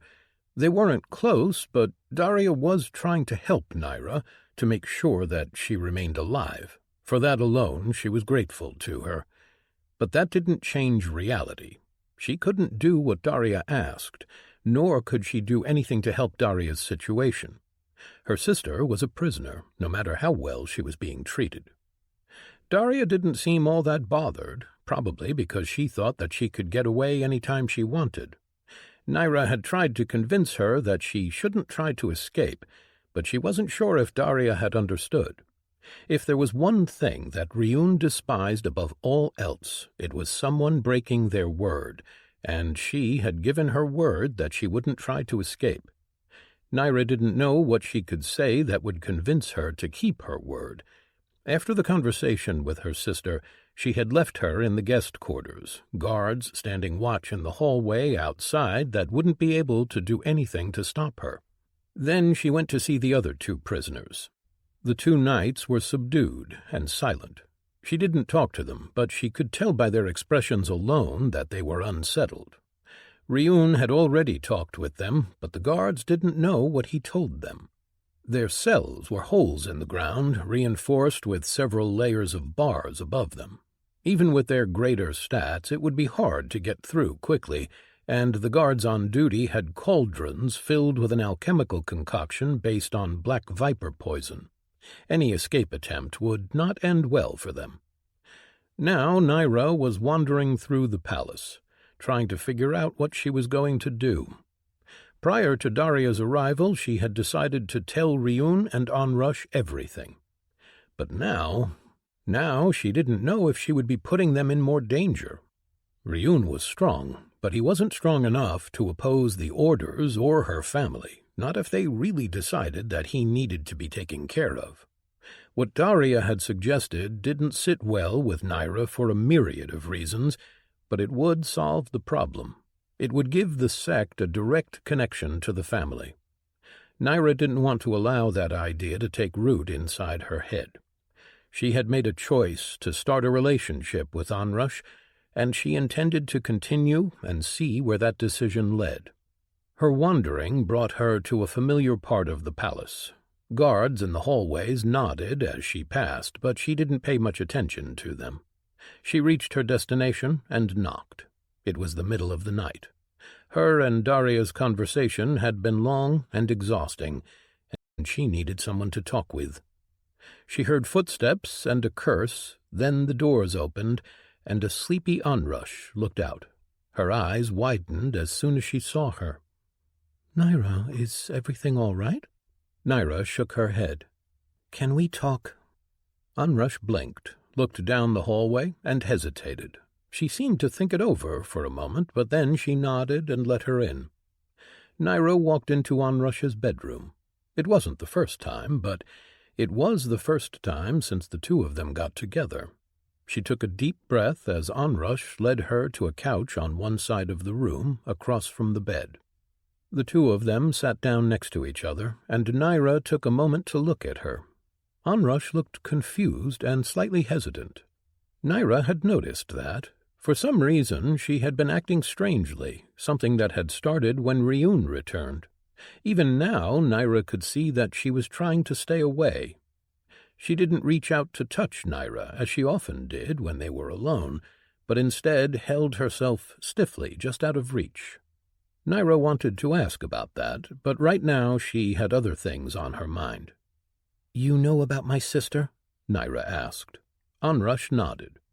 "Yes. Ryun told us. Your people sent her to spy on you, right?" "Yes, and to kill me if I had revealed things that I shouldn't have." Onrush blinked. "What? They would really kill you?" "I didn't think that they would, but Daria convinced me otherwise." Naira sighed. "But why? I mean, I know that your faction likes to keep their dealings a secret, but you don't know much about who they are." Naira smiled weakly. "I planned on explaining everything, but now—" Onrush looked at her intently. "I know that Ryun said that you don't need to tell us unless it would impact the sect, but do we need to know?" "Oh, yes, you need to know. But if I tell you anything, I will be betraying my family, and they might kill me for it." "I don't think Ryun would let them do that," Onrush said slowly. Naira chuckled. "Oh, I have no doubt that he would try to protect me. I've seen the lengths he went to when someone threatened what he considered his, but I don't think even he could keep me safe from this." Onrush glanced up, her eyes focusing as if she was looking at something. I used to think that way once, but every time someone came after me or the sect, he prevailed. I think you are underestimating just how strong he is. The tone of her voice, the awe, the affection in it made her feel jealous. Onrush had denied that she had any kind of romantic feelings toward Ryun, and Naira believed her, and yet it almost seemed like she felt something even deeper than that for him. Naira didn't answer Onrush's words, but instead she reached out to her. She wanted to touch her, to feel her. She needed her. She didn't know what to do, caught between her new life and her old one. She just wanted to forget about her responsibilities, to enjoy her time with the person she cared about. She wanted to be close to her and just give herself over. But as her hand touched Onrush's, the other woman moved it away. Hurt, Naira frowned. What is it, Onrush? You've been acting weird all day, ever since Ryun came back. Onrush startled. It's nothing, she said quickly. We've been hiding around the palace every day, kissing and touching, and suddenly you don't even want to touch me. And it all started once he came back. Onrush's eyes turned wide, her eyes looking around the room as if she was searching for someone spying on them. Naira's eyes narrowed. Is this about Daria? The fact that she had been spying on us for months? She asked, then shook her head. No, we didn't know about that when you started acting weird. What is wrong, Onrush? Onrush didn't answer. She looked embarrassed. Naira moved forward and grabbed her hand. Didn't we agree to be together? Why aren't you talking with me? Naira asked. Onrush looked down, avoiding her gaze. It is about Ryun after all, Naira concluded. Did you lie to me before? Do you care about him more than me? Onrush shook her head. No, it's not that. I'm sorry. Onrush sighed and then moved closer, meeting her eyes. I didn't mean to make you feel this way. It does concern Ryun, but I don't know if it is my place to tell you. On the other hand, he never really was bothered with hiding his powers, so maybe it doesn't even matter. What are you even talking about? Naira asked, now completely baffled. Onrush took a deep breath, then looked around. If you don't want me to tell her, you might as well let me know. Naira blinked, looking around, imagining 100 different scenarios. Onrush? Are you okay? After a few seconds, she spoke again. I guess it is fine, then. I didn't mean to make you feel like that. Onrush looked at her with a guilty expression. I am just not comfortable with others watching us be close. I was embarrassed, and, well, Ryun, he can, see us. What? Naira blinked. That had not been what she was expecting. He has a power that allows him to monitor everything in a large range around him. He just sees everything, and he can hear everything. Well, not really hear. He explained it once as feeling the vibrations in the air that people make when talking, and just understanding what they are saying. Naira tilted her head, thinking, was that how he found Daria? She wondered. She knew that her sister had a power that allowed her to leave her body and walk around without it. Daria didn't know how Ryun found her, and she had asked Naira to tell her, but she didn't know either. That you were embarrassed? Naira asked slowly. Of course I was, Onrush exclaimed. With her red skin, it was hard to tell when she was blushing, but Naira was pretty sure that she was at this moment. He is probably listening into this conversation right now. Wow, Naira said. That is quite some invasion of privacy. It's not like he can help it. He just takes everything in, Onrush said. Are you sure he's watching? Naira looked around as if she could somehow detect his presence. If he is in the city, probably yes, and maybe even if he is outside of it, Onrush said. He has that high of a range? Naira asked, impressed. Oh, yes. He could monitor the entire Wolf's Grove town while he was just in the Lord realm. Now, I'm sure he can monitor a much larger area, Onrush said. So, Naira looked in her eyes. You didn't want him to know about us? Did you think that he would object? No, I don't think so. I was just... She shrugged. Naira leaned closer, close enough that she could feel Onrush's breath on her skin, that she could hear and see her breath quicken. So, I guess he already knows, and we don't need to hide anything from him. Naira, Onrush whispered, I'm sure that he will do us the courtesy of not watching. Or maybe he likes that. I don't mind giving him a show. Naira leaned down and kissed Onrush, her hands moving beneath her robe and touching her skin. Onrush sighed in pleasure, and Naira pushed her down on the couch. She just wanted to forget about everything, her family, the empire, the secrets that she held and the threats to her life. She just wanted to enjoy the moment. Ryun sat on top of the palace roof. He pulled his sense back, focusing on conversations in the city as Naira and Onrush moved to the bed. It made the two of them fall into the background, so he wasn't really focusing on them. His subconscious still saw everything. He debated going out of the city to give them more privacy, but then he hadn't done so for everyone else. He did try not to focus on the more private moments, but it was the price of his power, one that he was willing to pay. In his head, he thought on Naira and Onrush's conversation, on the revealing of their relationship. He hadn't expected that. When he realized what was happening, what the two of them had, he felt a pang in his chest. It was a dull ache, an emotion that he recognized. He was still surprised sometimes by actually feeling things. He had spent so long with the wall inside his head that he had forgotten how it could feel. He was jealous and hurt, yes, but it was a faint pain. Yet it took him a while to identify why he was feeling that at all. The cause of the emotion was their relationship, that much he was certain. For a moment he had been frightened that he had feelings for one of them, and that he hadn't even realized, but that wasn't it. For Naira, he felt respect. She had made a choice and was willing to follow it through.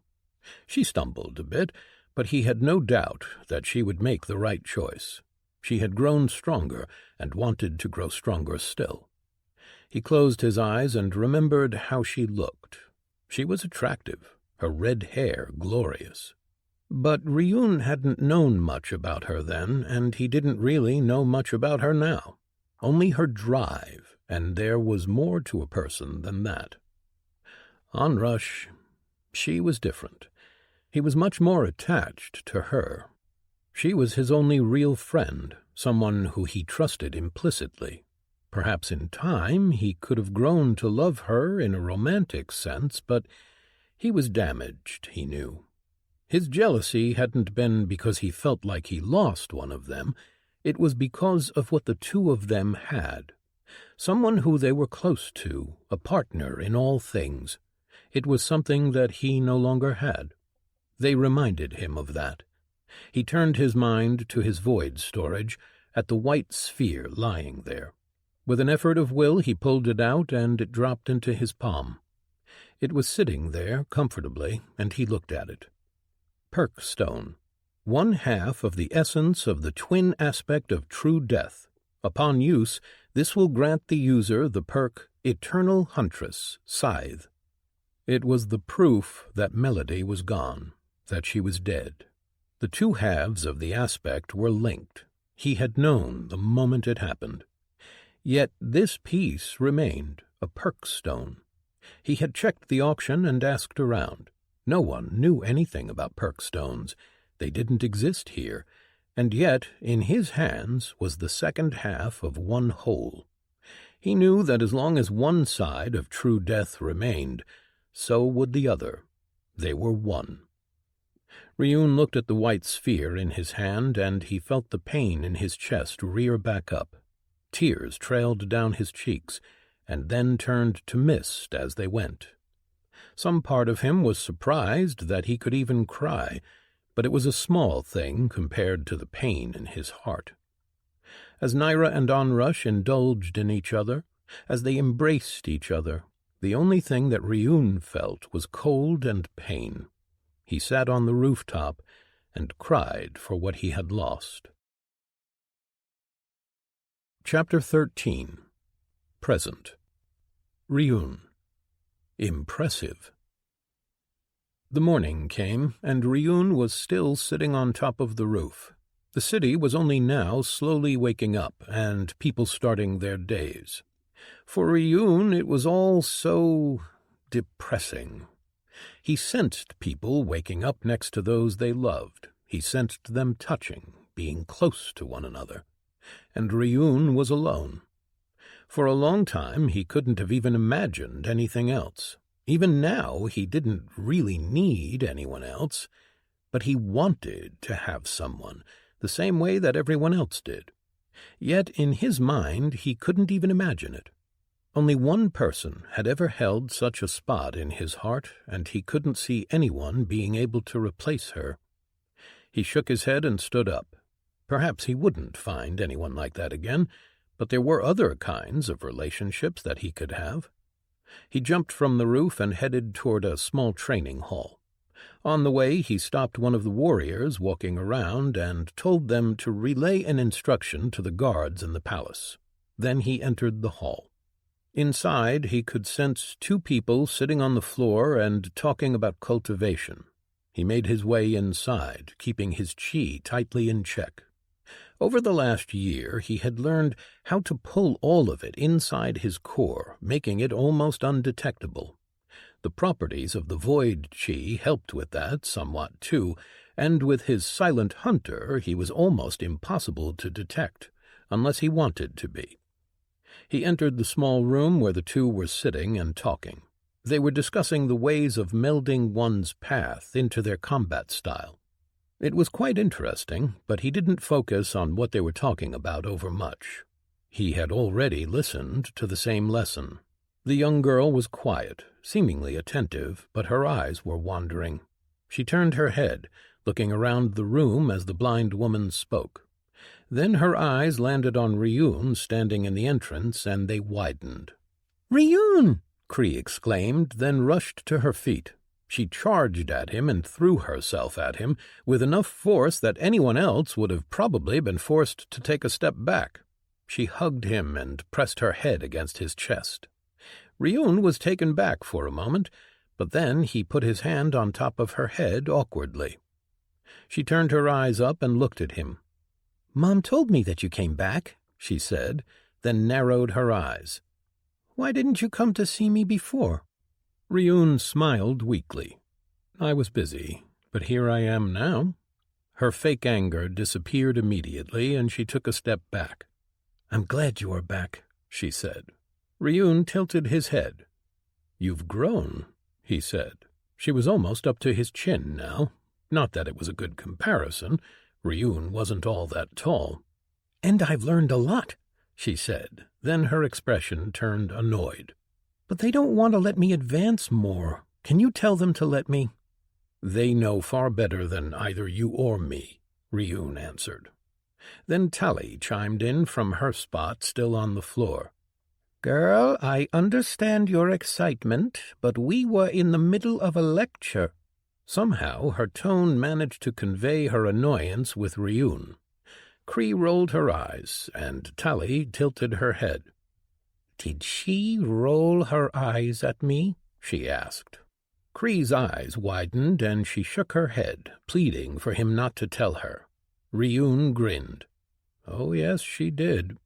Kree's face turned disbelieving, as if she couldn't quite understand the betrayal. "That will be an extra hour of chi control training," Tali said. Kree groaned, sounding as if it was the worst thing that could ever happen to her. Ryun laughed at her pain and walked over to Tali. He sat across from her. "How have you been?" he asked. "The same as I always am, in pain and powerless. Only now I have this annoying little thing making all of it worse." She gestured at Kree, who scowled. Ryun chuckled, then spoke again. "I've been doing what you advised." "And?" Tali asked, her voice turning inquisitive. "I think that I got close once, just before I advanced to the immortal realm, but I've felt nothing like it since then," Ryun said. Tali's mouth turned into a line, and she raised her chin. "You felt something before you reached the 9th tier of power?" she asked slowly. Kree sat a few steps away from them, listening in intently. She didn't know what they were talking about, but Ryun could tell that she was trying to follow. Yes, although the circumstances were odd. I was in the void, drawing in essence. It was hard. "You shouldn't have even managed to feel anything," Tali said. "Not until you reached the 9th tier of power. At least that is what we have always thought. Perhaps you wouldn't have been able to gain an ideal, but this might have paved the way for what you can do in the future." "There is this as well," Ryun said, and reached over to take her hand. Once they were touching, he made his windows visible to her, showing her his crucible title and perk. Her face rocked back for a moment, and her mouth opened. "That is rare indeed. I know only of a handful who have done the same, and there are many who have died in the attempt. Those who manage that are different than the rest. You had to have pushed your body to the limit and beyond." "I have." "Good." Tali nodded, pulling her hand back. "Keep doing the exercises." "Do you have any more tips on what I can do? I can't seem to be able to quite grasp it the same way that I managed before." She shook her head. "There is nothing for me to share. This is not something that anyone can help you with, not if you want to do it properly. It is personal and internal. Only you can know who you are." Ryun nodded his head, accepting the answer. He looked at her face, at the scars, and then he spoke. "I am going to the tournament." "Ah," Tali said. "I wanted to take you with us, perhaps see if we can find someone to help you." "The others said that it isn't a good idea," Ryun said. Tali's mouth turned into a grimace. "It is not, but not for the reasons that they think. Regardless, we would be better served if I stayed here. Going there as I am now, I would only be a liability." Ryun nodded in acceptance. "I can still search for something or someone that could help you. Do you have any ideas where I could start?" Tali turned her face away. "I don't know. Things change rapidly in the infinite realm. New things are invented, and new heights of power are achieved over time. Before I was crippled, there was no cure for what had been done to me, no cure for soul damage as extensive as what I suffered. That doesn't mean that someone hasn't invented something that could reverse it with a single gulp. But even if it had been invented in the last 200 years, it would still cost more than you can pay." "Perhaps I can find someone willing to help anyway," Ryun said. "If there is one person who could probably fix what was done to me, It would be the healer, if she is still alive, of course. But her services are not paid with essence alone. You need to be someone important just to have a chance to talk with her." Ryun thought about it for a few seconds. He didn't like to pry, but he decided to anyway. "Do you have anyone who you knew from before? Someone who would want to help?" Tally opened her mouth, then closed it. Ever since you freed me from the collar, I've been thinking about sending a message to some of the people that I knew. But it's been so long. They think that I am dead. They've probably moved on with their lives," she said, her tone sorrowful. "And I can't." Ryun didn't press. She had been very careful not to talk about her past, nothing real at least. And Ryun understood that. No one in the sect really knew about his past either, not the whole truth. "I'll try to find something to help you," Ryun said. "I know that you will," Tally said. Onrush. Onrush woke up slowly, her mind taking a few seconds to come fully awake. Once she came to, she realized that she was in her bed, that Naira's hand was slung over her stomach, and her legs were twisted around one of hers. She remembered the night before, and her cheeks heated up. But then she smiled softly as she looked down on Naira's face, nestled between her arm and chest. She seemed so deeply asleep, so at peace. Onrush relaxed and watched her sleep, thinking of what kind of a future they could have together. It had been a while now since her husband had died, and while the wound had healed, she did find herself missing him sometimes. Their relationship wasn't perfect, and Onrush realized that she had in some ways just followed him along. She hadn't had her own life. She had lived his. He had saved her, and she had felt grateful to him. She did love him, but a big part of that was gratitude. With Naira, it was different. She was attracted to her, and she felt adventurous, perhaps for the first time in her life. It was all so different. She kept looking at her for a few minutes more, and then she realized that the sun was already up, and that both of them were late. Onrush rushed through the courtyard, feeling slightly annoyed. It was almost midday, and she had missed one meeting regarding the organization for the tournament, as well as her training session with Naira, who had in turn missed the training session with Cree and a meeting with the warriors. Usually the guards would have woken her up in the rare instance that she didn't wake up on time. Yet, for some reason, they hadn't done so today. Her thoughts had gone to some embarrassing places when she tried to come up with the reason. The most embarrassing one being that she and Naira had been so loud that everyone knew and that they just didn't want to interrupt their sleep. True, they had needed it, as last night had been intense. The reason why, however, had turned out to be Ryun. He had instructed the guards that the two of them were not to be disturbed, which was— she didn't know what it was, actually. So, as Naira rushed to oversee the assembly of the caravan, Onrush made her way to the training hall to let Cree know that her training session with Naira was cancelled, and to see if she had heard any rumors. She didn't want anyone but her to be the one to tell her about her relationship with Naira. She entered the hall, and then paused in the doorway. In the middle of the training mat, Ryun sat across from Tally and Cree, a Shah board between them. She could barely feel him there. If she hadn't known that he was in the immortal realm, she wouldn't have been able to tell. He had such tight control of his chi that there was nothing leaking out for her to sense, nothing that could tell her how powerful he was. They were just starting a new game, and Cree moved first, while speaking the move out loud, probably so that Tally could follow along. Ryun followed, speaking his own move out loud.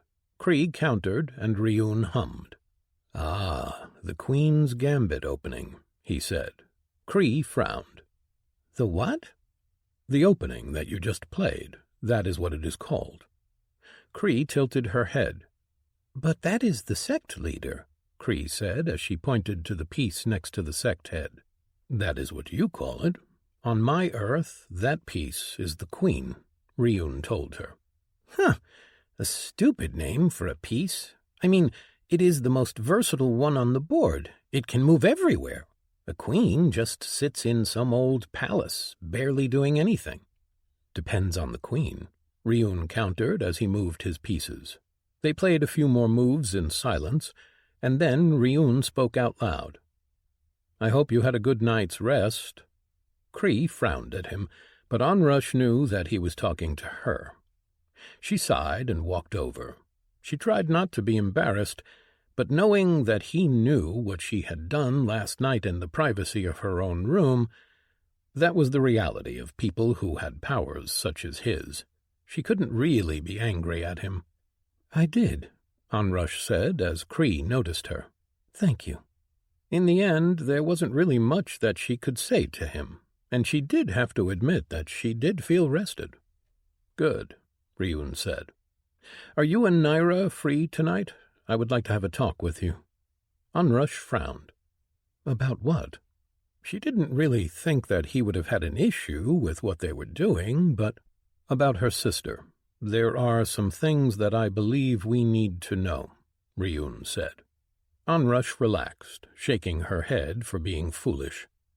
Of course he wouldn't be angry about what happened last night. If he had an issue, he would have come to them last night. It was the kind of person that he was. She walked over and looked down at their game. "I'll let her know, but I don't know how much she can reveal." Naira had joined the Twilight Melody sect, had made a contract with the interface. That meant that she hadn't really been a part of her previous faction, since she hadn't needed to go back to their interface and leave that faction. That meant that she wasn't really bound by any oaths to keep a secret. She was doing it of her own free will. That meant that things were complicated. She knew of people who did things like that, factions that were secretive. The right powers or items could reveal even what faction people belonged to. If one wanted to act in absolute secrecy, they would need powerful artifacts to prevent scans or not have anything that could be scanned. Still, Onrush knew that it was time for Naira to talk with them. Ryun's policy was to leave people their secrets, but he did not condone lying or deceit. Before she could speak, the training hall doors opened, and someone walked in. She turned around to look at the intruder, and saw Lesemetrius Danos walking toward her. Just by the look of him, she knew that he was about to do something stupid. She glanced at Ryun, who hadn't taken his eyes off the board. The monarch was a pain to manage, but right now she knew that she needed to prevent him from doing something stupid. "Sect leader," he said, barely even bowing. "I've learned that the sect plans on attending the tournament, and I wish to be a part of the group that goes. As the most powerful of the non-leader warriors, I am owed this right."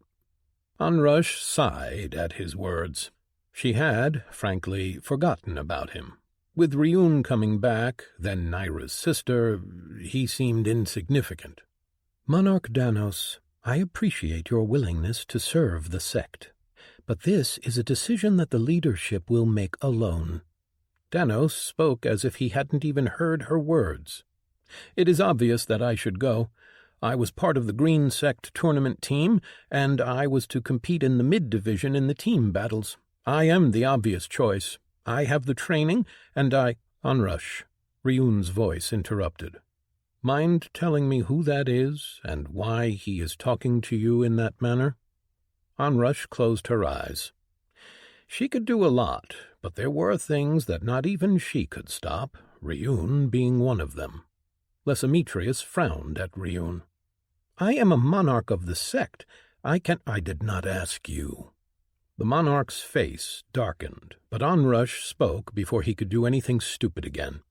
"This is Lesemetrius Danos, formerly of the Green Rain sect. He had come here with orders to conquer our sect. We resolved the issue with a duel, and part of the deal was that he would join the sect if he lost."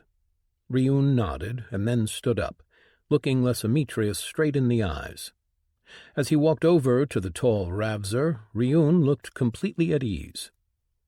"I am not big on rules and prostrations, but respect is something else. You did not show even the bare minimum of it to your sect leader. You will change that." The monarch frowned. "Who the—" Ryun released his control. His chi flared through his body, and Onrush felt it for the first time since he came back. It was beyond explanation. She knew how chi felt at every stage up to heavenly, but she had never before felt the chi of an immortal realm cultivator. It seemed almost boundless, and yet his was a gaping hole, almost like a wound deep inside him, one that swallowed everything, a hole that was just an emptiness. As soon as he did so, Lesametrius's expression changed, and he dropped to his knees. "Forgiveness, immortal master. I did not know." Onrush shook her head. Just looking at Ryun's skin, the cracks in it, or his eyes, should have been enough to tell him that he was strong, but the monarch was arrogant. Ryun sighed, then pulled his chi back and reached down, grabbing Lesametrius by the mane that was only on the top and back of his head. He pulled the man up and looked him in the eyes. "I do not require prostrations, but I do require respect. I do not care how you came to be in my sect, but if you are to remain in it, you will serve it to the best of your ability, and you will show that respect to your sect leaders." Lesametrius nodded his head, and Ryun dropped him to the ground. Ryun cracked his neck, probably more for show than any real discomfort. "Now, since you want to come with us to the tournament, let's see what you can do," Ryun said, and then walked out of the training hall into the training yards. Onrush followed, but paused when she realized that Lesametrius wasn't following. "Come on, then. He wants to see what you can do." Chapter 14. Present. Onrush. 3rd. Onrush grimaced at the sound of a fist hitting flesh. Lesametrius went flying, again. He rolled across the ground, then once he halted, he got back up to his feet. His scimitar had been thrown from his hands a while ago, and the man hadn't tried to retrieve it. It was almost enough for her to actually feel some respect for him. In fact, she had to admit that the way she looked at him was changing, mostly because he was yet to surrender. Many of the sect's warriors, including Odrek, the Green Rain sect's former emissary, were standing around the training yard, looking at the fight. Onrush knew that Lesametrius was strong, maybe stronger than her and Naira. He used some type of acid chi, which would be incredibly difficult to handle by most. Unfortunately, Ryun was, well, Ryun. His void devoured any acid that came his way. Lesametrius was now fighting with claws glowing with green, almost liquid-like chi. Just one strike with them would be able to deal a lot of damage, but he never got near Ryun. The way that Ryun was fighting was so different than it had used to be. Before, he would charge in, get in close, and just overwhelm opponents with his physical stats. Now he wasn't even moving from his spot in the center of the sparring ground. He stood with one hand behind his back, moving only his other. Every time Lesametrius came at him, Ryun moved his hand, pointed the tips of his 2 fingers in Lesametrius's direction, and sent a growing rod barely the width of 2 fingers made of black chi flying at the monarch. The speed of growth was so fast that Lesametrius couldn't exactly evade, but he had learned to take the blow and twist away, managing to stay on his feet. Lesametrius jumped forward again, the way his chi flared inside his body, telling everyone that he was using a technique. He had used it often enough that Onrush now knew that it increased his stats for a short interval. Ryun pointed his fingers, and a rod with a blunted end speared through the air. Lysimetrius used his increased speed to jump to the side.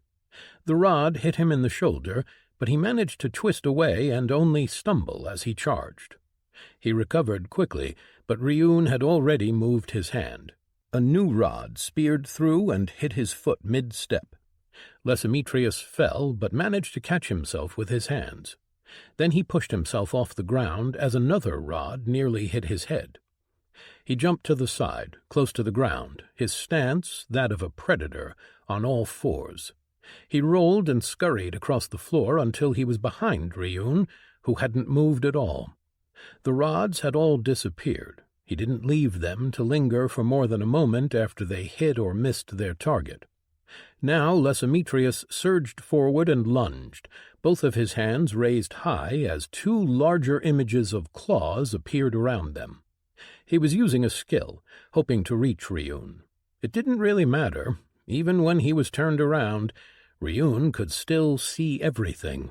A rod grew out of the back of his neck, and Onrush had to admire his chi control. Being able to use technique from every part of your body was indicative of great mastery. The rod grew faster than any of them had before, and the monarch couldn't even react before it hit him in the chest and sent him flying. Everyone winced as he was hit, and then as he crashed to the ground and didn't move. Odrek moved immediately, walking over to him and kneeling down. He pulled out a potion, but then hesitated as Ryun's shadow fell over him. He looked up and said something that Onrush was too far away to catch among the whispers of everyone else. Ryun nodded, and the man bowed, then gave Lysimetrius the potion. "I know that he is arrogant," Naira whispered to her. She had arrived halfway through the fight. "But that was brutal." Onrush could only nod. She knew exactly what it felt like to be put through the grinder by Ryun, as he had done it to her as well. The fact that the man hadn't surrendered and kept coming would serve him well, both with the sect and with Ryun himself. Then Ryun turned around and his eyes found Onrush. He walked over to Onrush and Naira spoke. "He is good," Ryun said, "but he really needs to lose that arrogance." "He grew up as the son of a sect leader," Onrush said, not even knowing why she was defending him. "He looks down on everyone who isn't like him." "Well, we can change that," Ryun shrugged. "He can come with us." Onrush blinked at him. "Really?" "You said that we need to show what our sect can do. He is strong enough, and I assume that he knows more about other sects than we do." "Probably," Onrush agreed. "Well then," Ryun said as Lysimetrius started to wake up behind him, "you can go and let him know. For now, I think I'll go and set the prisoners in the dungeon free." Naira frowned. "What? You are letting them go?" "No need to keep them," Ryun said. "But I will send a message to your people. You are part of this faction, and no longer a part of theirs. I will not tolerate them spying or plotting to kill you." Naira looked away and took a deep breath. "Before you do that, we need to have a talk." Ryun looked at her for a long moment. "Are you sure?" "I don't need to know. Not if you can't tell me." "No, you're right. I am a part of this faction, and I need to tell you everything." Ryun nodded. He looked at Naira and then at Onrush, then he started walking away. The two of them followed him back into the palace. He led them to his room. It had used to belong to Emberhorn, and it hadn't been changed since then. Not that Ryun cared much about what his room looked like. Onrush didn't think that he had spent even a single night in here. It was lavish, filled with art and carefully carved wooden furniture, all made out of some pretty expensive materials. The wood it was carved from was probably stronger than iron, and Onrush had seen a few pieces of furniture in other parts of the palace that seemed to be made from the same wood. Ryun gestured, and Onrush took the couch with Naira. Ryun looked around his room, Then he placed his hand in the air.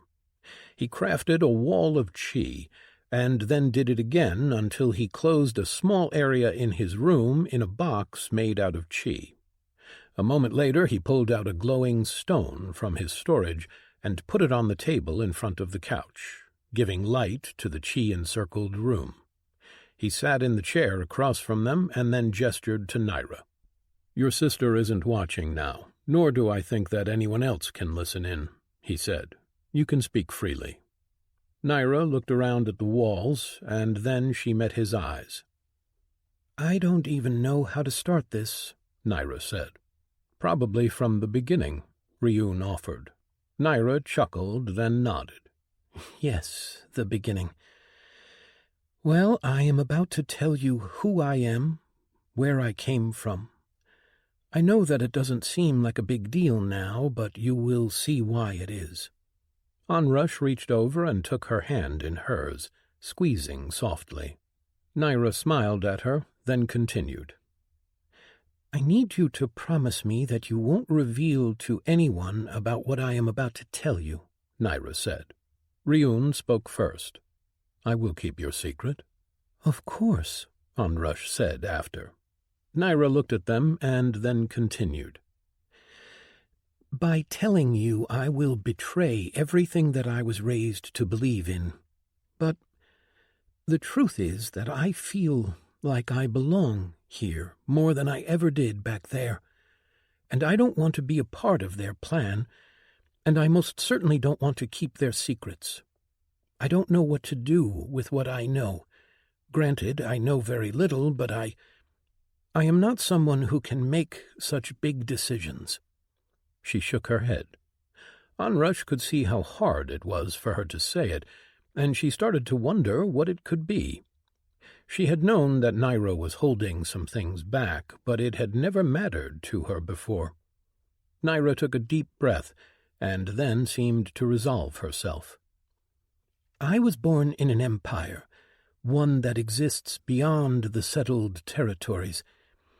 This empire was created by people who had been exiled out of the core long ago, the third iteration rankers and their families."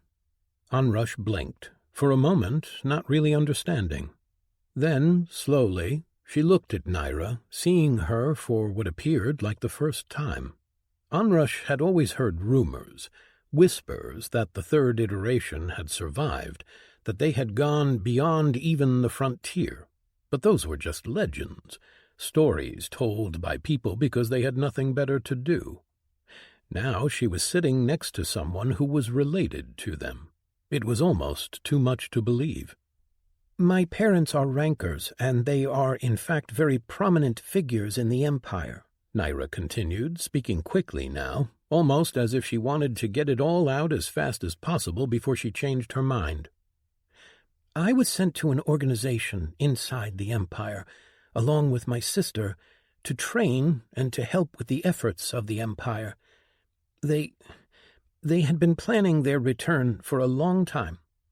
The people in charge, they have a long memory and a big grudge with the first and the second iteration." For a few moments there was only silence. Onrush glanced at Ryun, saw that his expression barely changed. She wasn't even sure that he'd understood what all of this meant. "They are planning a war?" Onrush asked. Naira nodded her head. "Their grudge is against the core mainly, but getting to them will mean getting through everyone else, even those who are innocents.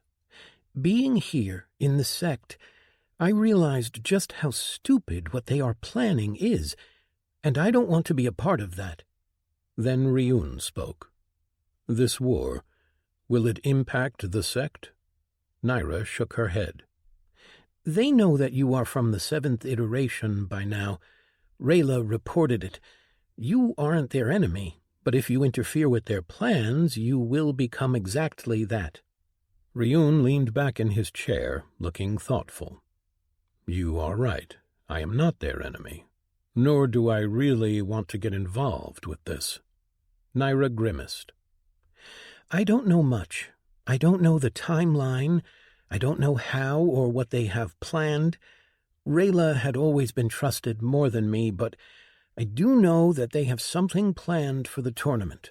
Ah, Ryun said. But you don't know what? No, not really, Naira answered. Onrush frowned. The tournament will be attended by the most powerful beings in this world. I don't think that anyone would be foolish enough to try and attack them there. It would be suicide. Perhaps they aren't planning an attack then, Ryun said. Regardless, I think that we should still go.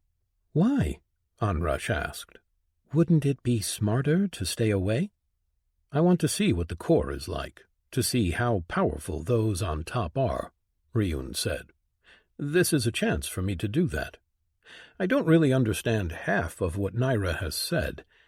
I remember that you told me once that there was a war between the third iteration and the others, but that doesn't impact me or concern me, really. If someone attacks me, I will attack back, and that is all there is to it. Yet, he turned to look at Naira. They did send people to spy on us, and they did plan on killing you. That I cannot overlook. I will send the 2 warriors back with a message for your people. But your sister I will keep here. She was the instrument of your people, and as such she owes us a debt, one that she will pay with service. Naira blinked. I don't think that they will like that. And, Ryun, you are strong, but they have people who are stronger, much stronger. Yet they must keep hidden, yes? They cannot act in any way that would reveal their existence, and I will most certainly not go down quietly. So if they want to make their displeasure known, let them come. He shrugged. Naira opened her mouth to speak, but he continued before she could. Don't worry, I won't reveal anything that you told us. I will deal with them as though they are the secret faction that they had presented themselves as. The prisoners will report that I have not tried to get information out of them, and that their secret is safe. But they will understand that you are mine, that you belong to this sect, and that any attempt to harm you will be retaliated against. You can't really retaliate against them, Naira said, although she did sound pleased. Not unless you want to threaten them with the knowledge that you have now. And they can't reveal who they really are, Ryun said. We balance out that way. What about my sister? She is strong. The only reason she is staying here is because she thinks that she can get away at any moment. She is not stronger than me, Ryun said. You may speak with her. Make her understand that it would be in her best interest to stay and pay her debt. I don't know if she will agree to that, Naira said. How close are you with her? Ryun asked evenly. Onrush felt her hearts skip a beat. The way that he said it almost seemed like he was asking about something mundane, but underneath, those who knew him could detect the edge. Naira swallowed audibly. I will convince her. Do so, Ryun said. Maybe you could even send a message back to your people. To your parents, perhaps? Naira blinked. What kind of a message? Tell them to stay away, that their secret is safe, and that I am not a man to be pushed lightly. You can write a letter or tell the 2 warriors to pass on your words. No, I think I know a faster way. Naira sighed, then looked away. I have a perk that can let me talk with my sister. I'll talk with her. Onrush immediately had questions, but the expression on Naira's face made her pause. Good. Do not speak about this when I am not around, Ryun said, and then stood up. The walls around them dissipated into nothingness as he looked down on them. Go and prepare for the trip to the core. With that, Ryun left the room, leaving them alone. Onrush looked at Naira, trying to come up with something to say. So, Onrush said stupidly. She couldn't think of anything better. Naira grimaced. So, she agreed. There was a lot that they needed to talk about, but they couldn't speak openly. They never knew when someone could be watching or listening, not without Ryun present, at least. Well, we should continue planning, as he said. Naira looked up at her words, trying to see something in Onrush's eyes. Then she relaxed and turned her hand in Onrush's. Before Onrush could speak again, the doors through which Ryun left opened, and a warrior rushed in. "Sect Leader Orn, we need you." Naira stood immediately. "What happened?" she asked. The warrior looked pained, but he spoke.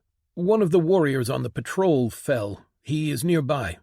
Onrush met Naira's wide eyes and nodded. "Are you sure you are ready? You haven't leveled up yet," Onrush said quickly. Naira gave a hesitant nod. "I think I can do this without leveling, and it will bring me more benefits that way." Onrush wanted to say so many more things, but time was of the essence, so she only nodded. "Go then," she said. Naira and the warrior rushed out of the room, leaving her alone. Onrush closed her eyes, wondering if she would see Naira again. One of their warriors was dead, and ever since a few months ago, when Naira had revealed her powers to the warriors, a new procedure had been arranged. In case of a death, Naira was to be alerted as soon as possible. All warriors who died were instructed to stay near their body for a short period of time if they weren't in danger, because Naira could escort them to the afterlife and gain power in return. 3 people had died since then, but Naira hadn't been able to reach them in time. When she had crossed over into the ethereal realm, she found no sign of their souls. A part of her wished that she again found no one, but another hoped that she did, both for the warrior that had died and for Naira's growth. Onrush looked around the empty room and then walked out, heading down to start organizing the convoy for the trip to the core. Chapter 15. Present. Naira. Light. Naira stood above the body of the dead Twilight Melody sect warrior. He was young, or at least he looked that way to her. In truth, he was close to her in age, human, only in the mid-foundation realm and just over level 30. Naira knew him, as she knew almost every warrior in the sect, which meant that she only remembered his face. He had attended one of her spear training sessions. She had tried to have everyone attend at least one, and then she spent more time training the squad and team leaders so that they could teach their people. She hadn't even known his name until his squad had told her. He had been killed by a monster. It had skewered him through the heart and destroyed it. He didn't have nearly a high enough vitality to survive something like that, and not even a potion could have helped him. She raised her eyes and saw a pale ball, only just barely discernible to her eyes. Her attunement, shepherd for the souls, allowed her to see souls, or at least those that were in the ethereal realm. She hadn't known that part, at least not until Ryun revealed that Daria had been spying on her. Naira didn't know if what her sister did made her soul leave her body, or if it was something else, but regardless, Naira's power only worked on the souls of the deceased. Seeing the pale ball meant that the dead warrior, Tio, was still near his body. She glanced at the people around her and spoke. "I'll make sure he reaches the afterlife," Naira said. His squad looked at her with grief in their eyes, and then nodded. She took a deep breath and stepped closer to the body, then activated her ethereal cross. The world around her twisted. For a moment she felt as if she was spinning, and then she was someplace else.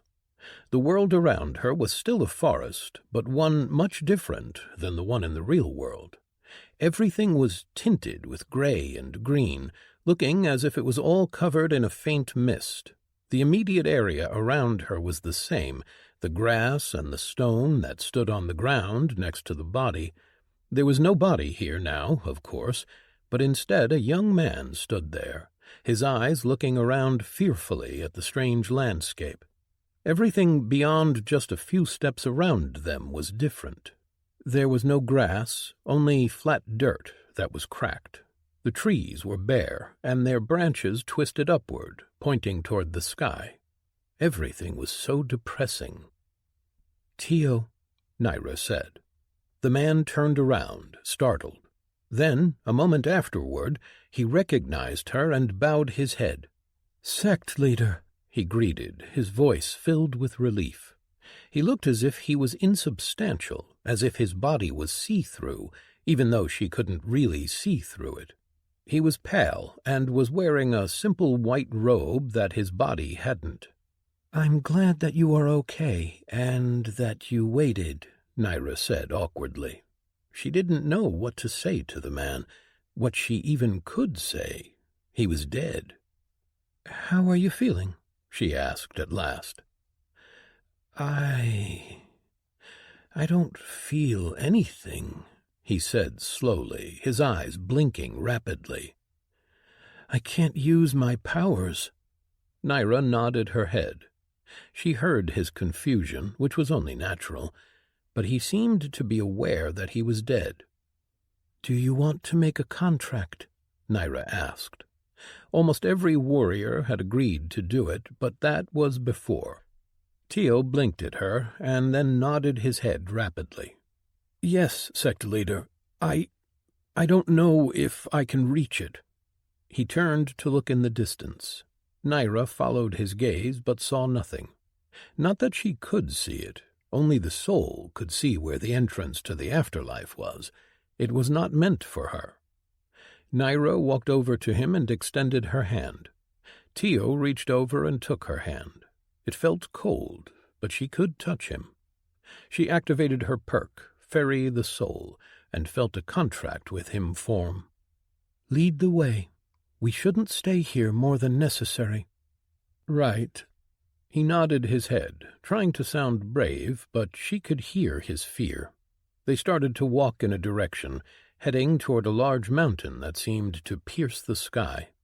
Naira had her armor on, and her awakened spear and shield already out and ready. She looked around for any signs of danger, but there was little to see other than the eerie trees that surrounded them.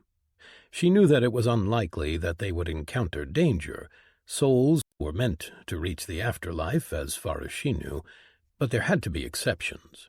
The ethereal realm was a dangerous place, but it was also infinite in a greater sense than the real world.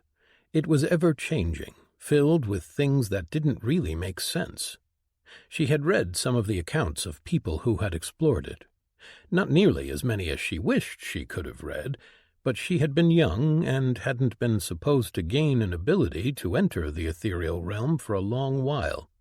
Her training regarding it was lacking, she did understand that, but she also wanted to make her own path, to figure out things on her own, achieve something for herself. "What does it look like?" Naira asked after a while. Tio glanced back at her, looking almost as if he had forgotten that she was there. Then he turned to look back ahead of them. "It is a pillar of light to my eyes, and it sings, but without a sound. It says that if I can only reach it, all will be well." Naira looked at the bleak sky, trying to imagine what it was that he was seeing. No one knew much about the afterlife. It was a mystery to everyone, but something that they all knew about. The only reason they did know was because of perks similar to hers. They told them that it existed, but the only way to reach it was to die, to lose your tether to the real world. Death in the infinite realm wasn't the end, but it was something to be feared nevertheless, because it was an unknown, something that they could never find and never know without first losing their life. As they walked, Naira wondered what purpose denying the dead their power had. A soul without any of its perks, abilities, techniques, and skills could scarcely protect itself if it encountered something dangerous. Naira remembered the texts she read as a child describe it as the last pilgrimage, a test for the soul. "Your friends were sad that you died," Naira said.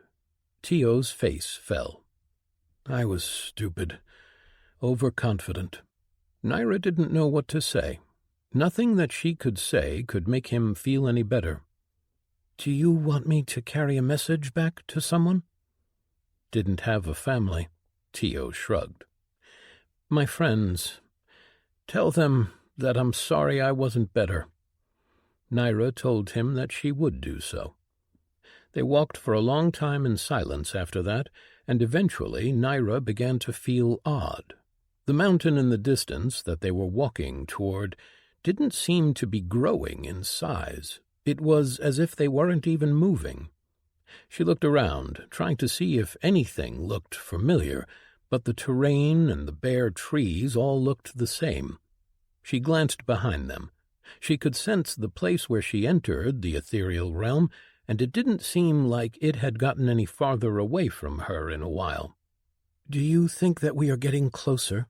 Naira asked. Tio startled and looked back at her blankly.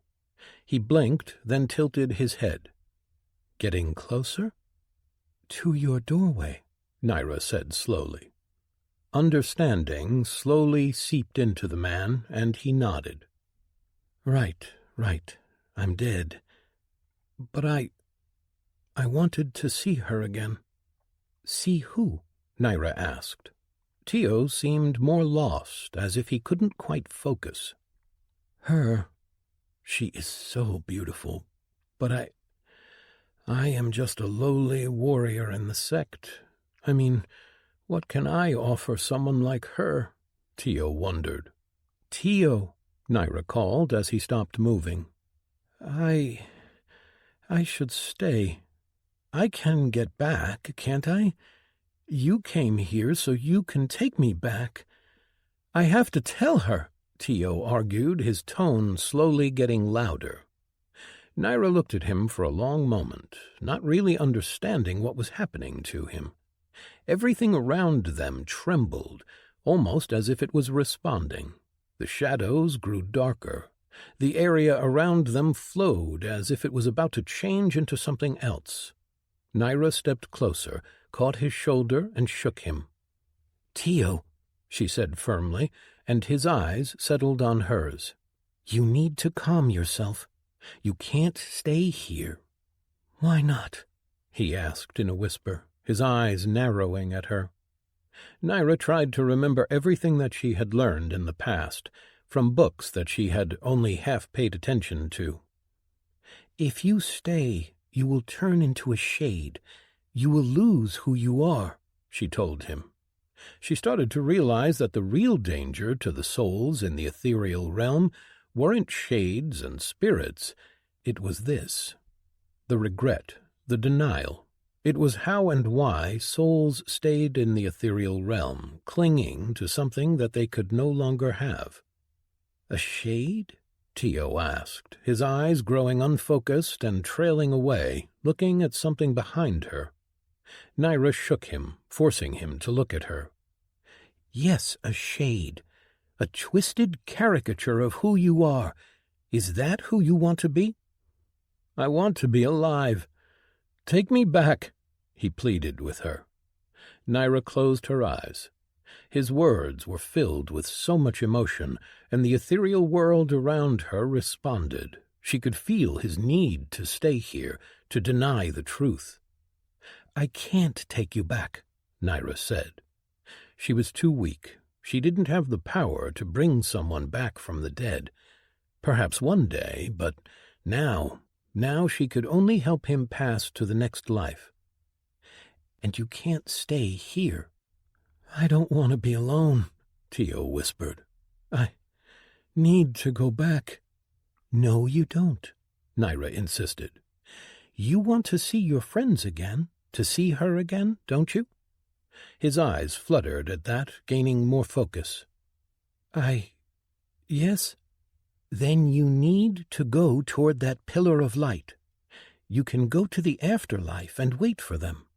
They will join you in time. You won't be alone forever. They will? Tio asked.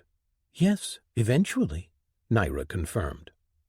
Tio looked at her, his eyes boring into hers. Then they closed. I'm dead, he sighed. I'm sorry, Naira said. I remember now. For a while, it all seemed like a dream. He looked around and then down at himself. He touched his chest and his face fell. My heart doesn't beat. Naira didn't know what she could say. She had prepared herself for a fight, to kill spirits and perhaps even shades. But she had not prepared herself for this. Helping a soul come to terms with its death, this wasn't what she had expected at all. This isn't the end, Tio, Naira told him. There is something that comes next, something that you will see before any of us back in the real world. I know that it probably isn't any consolation, but you will be there waiting for us all. Tio's mouth turned up for a moment. Yes, you are right, sect leader. Call me Naira, she said. Naira, Tio said hesitantly, and then he shook his head and took a deep breath.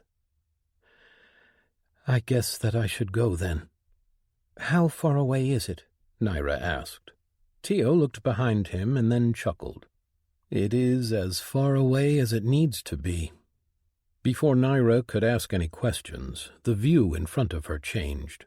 They were suddenly standing in front of an ark, bathed in a pillar of light.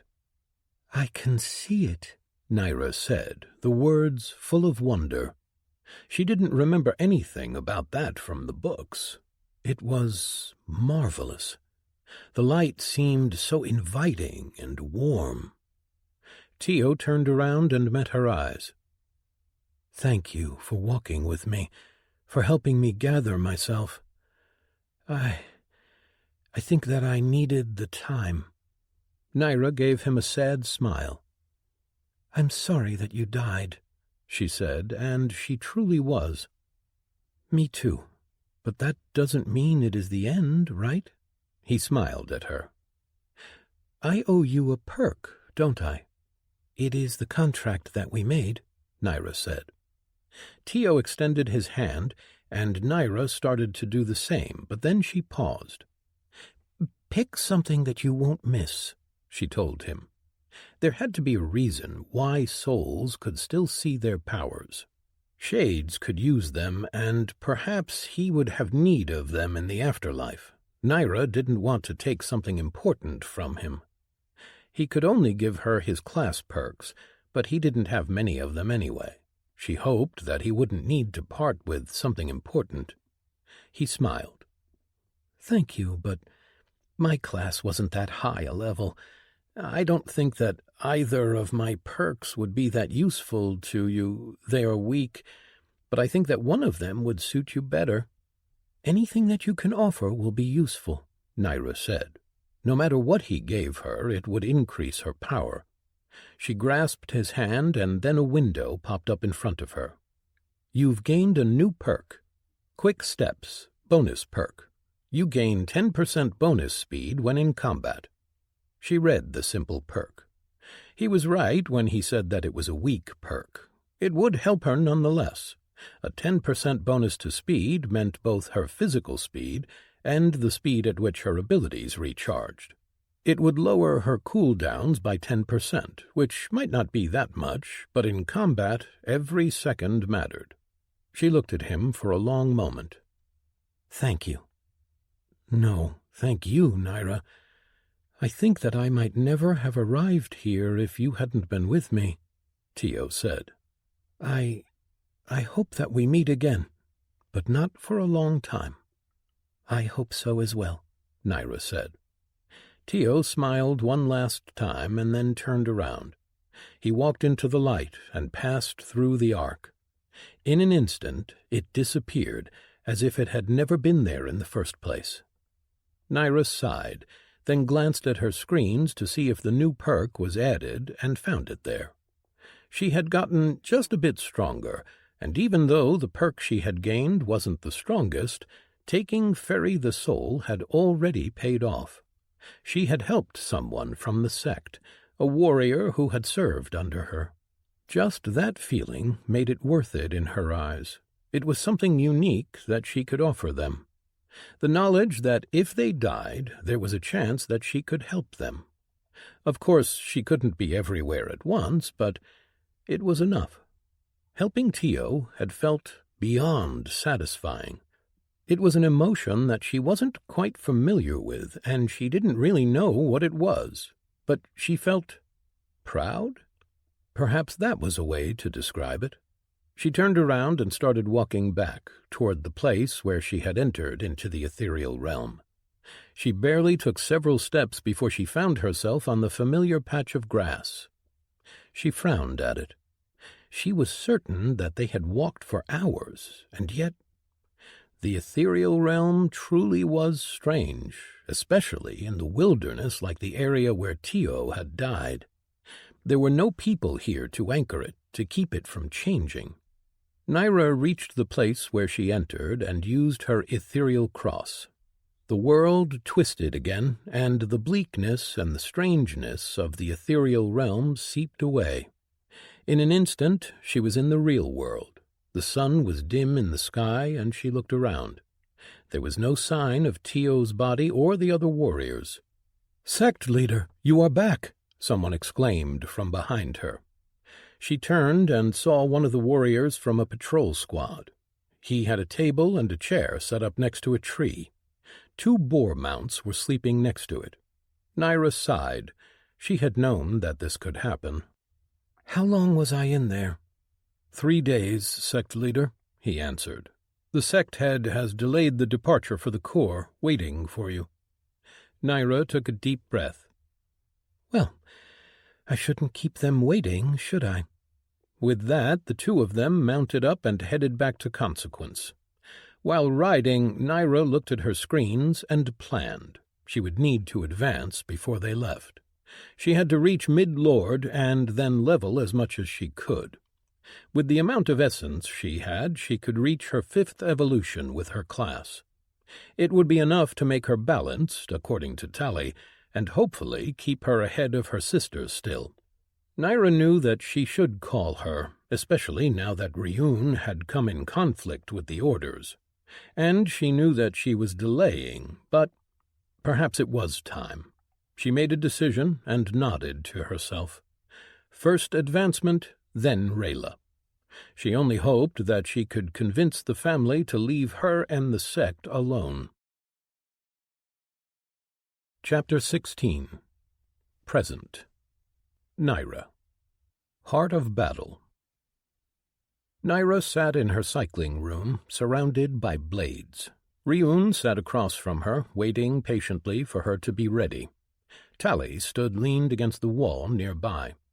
There was a crate of cycled essence crystals next to her. They had been bought for a lot less essence than they held, as the sharpness essence inside of them had already been cycled some. There was no point for her to use the best essence that she could get, as she would never be a great cultivator. Her path was there to support her class. It was not her focus. "You didn't need to do this for me," Naira said. "You deserve it," Ryun said. "I've talked and listened to the people in the sect. You are respected, and you have held up your end of the bargain by teaching them how to fight more effectively. This is a small token of my appreciation. I need you to be strong." Naira glanced at the second crate. This one, too, was filled with essence. It wasn't pure essence either, but it didn't need to be. He had given it to her to use for her class.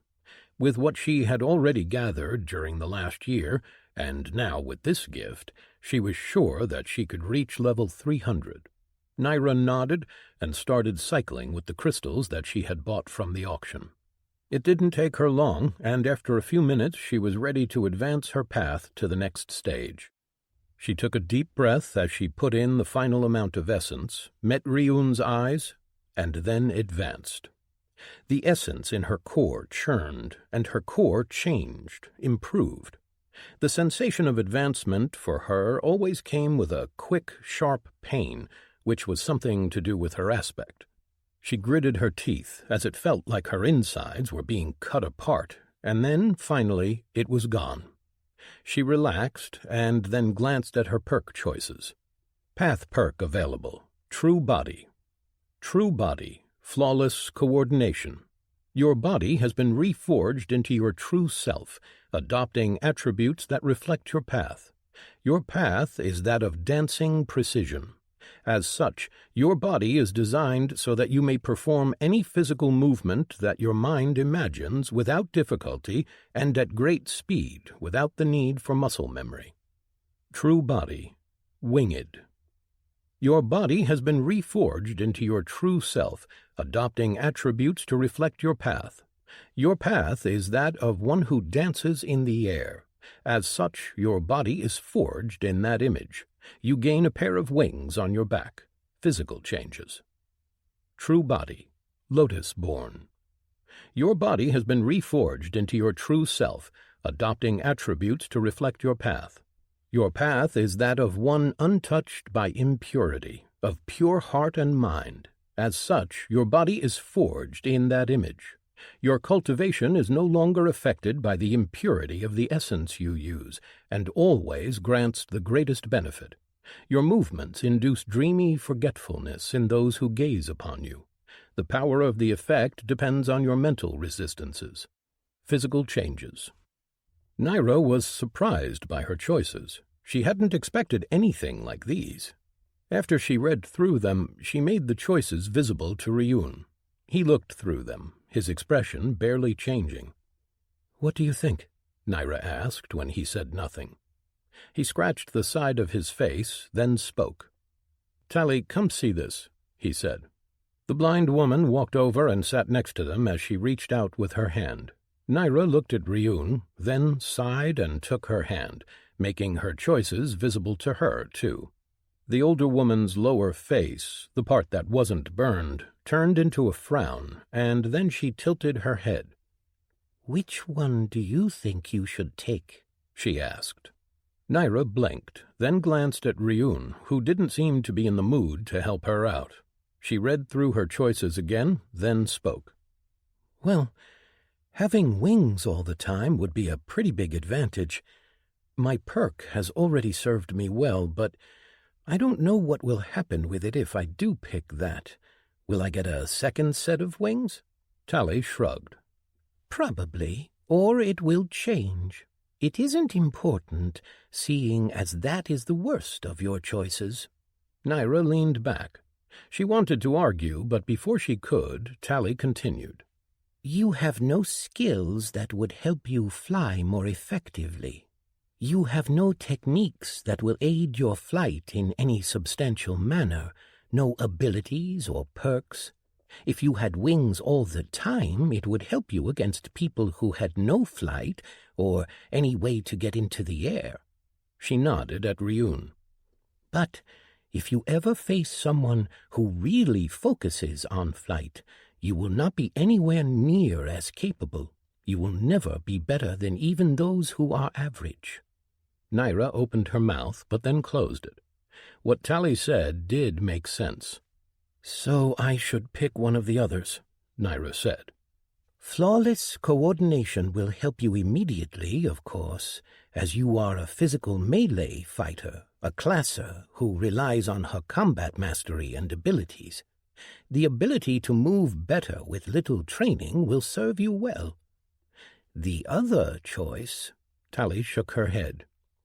"It is interesting and not nearly as powerful as it seems, because your path is only uncommon and you are not talented enough to push it much further.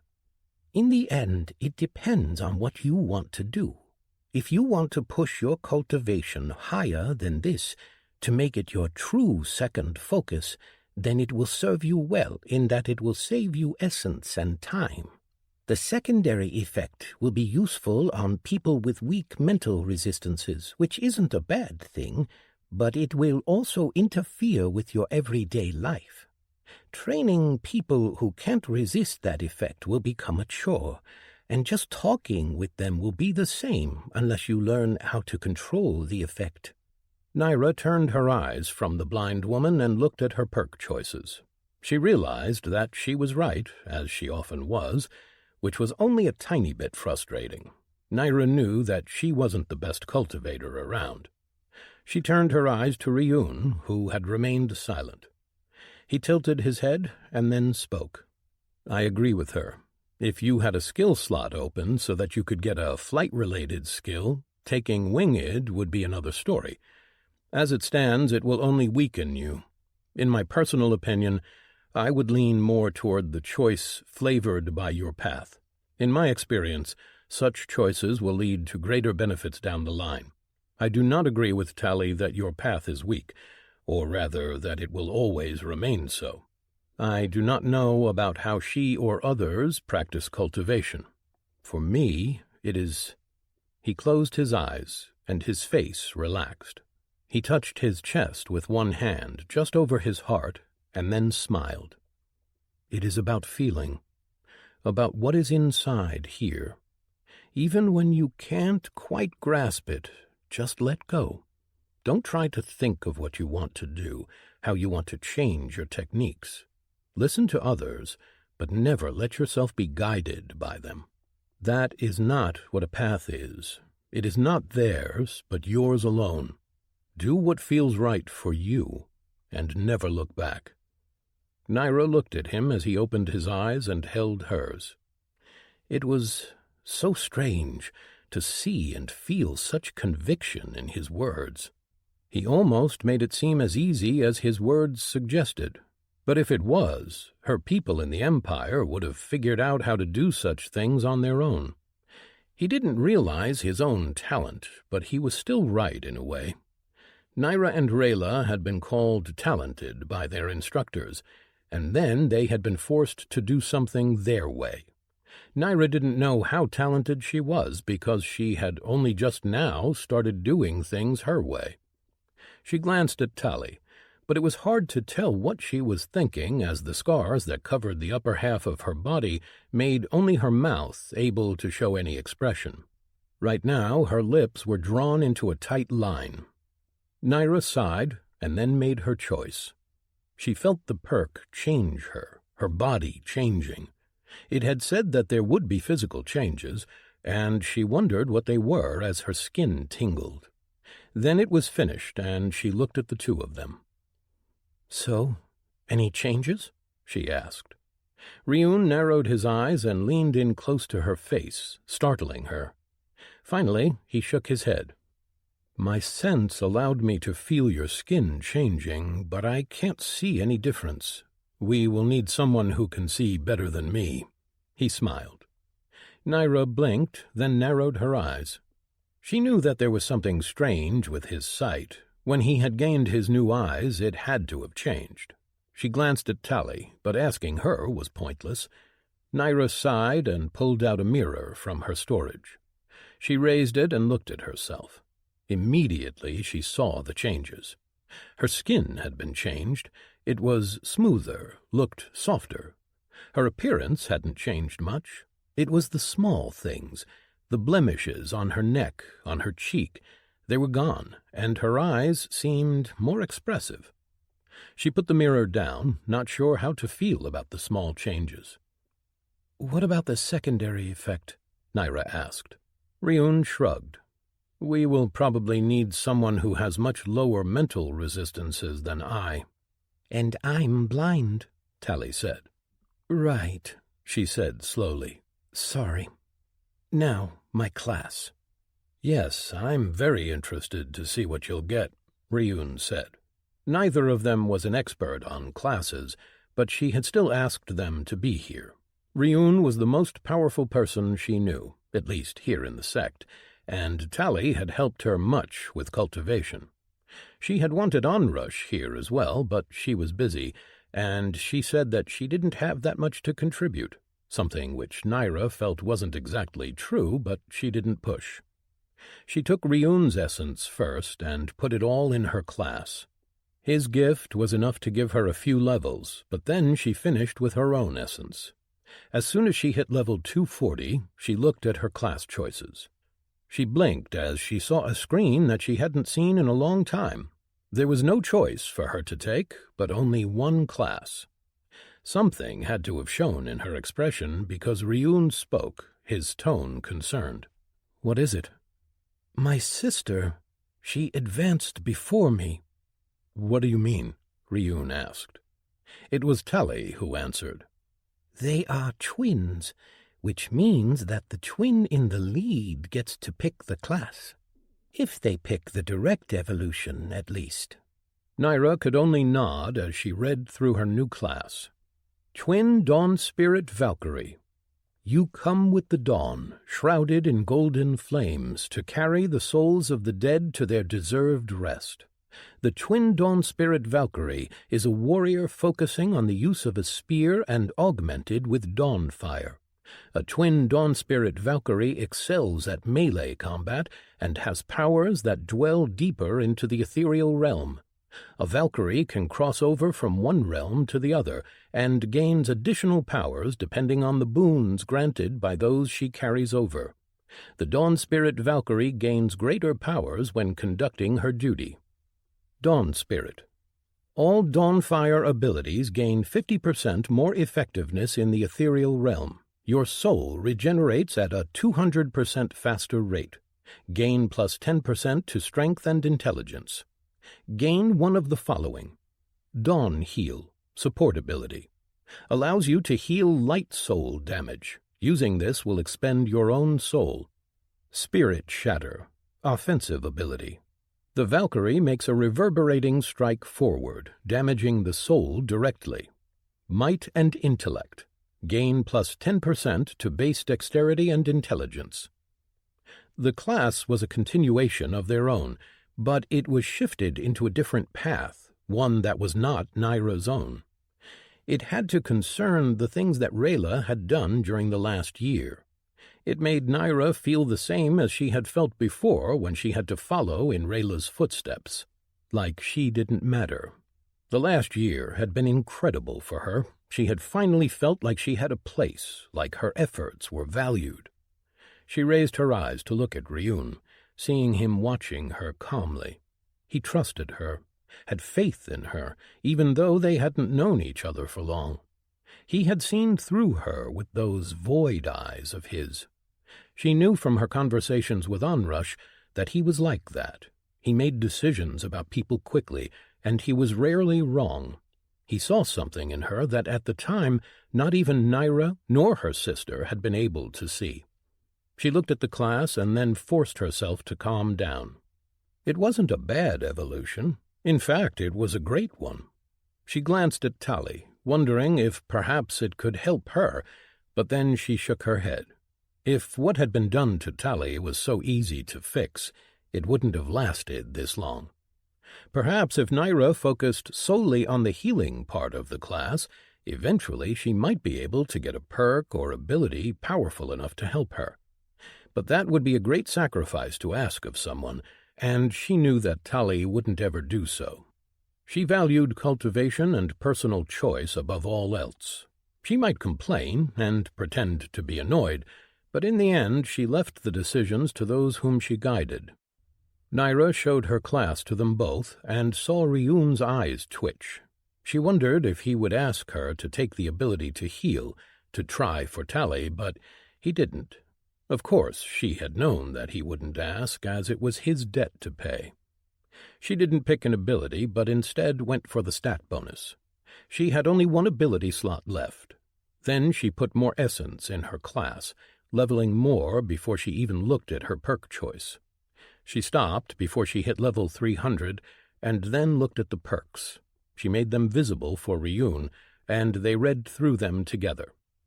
Dawn Spirit Shout. Once per day, release a shout that will increase the soul regeneration of everyone within a 10-meter radius around you by 100% for 1 hour.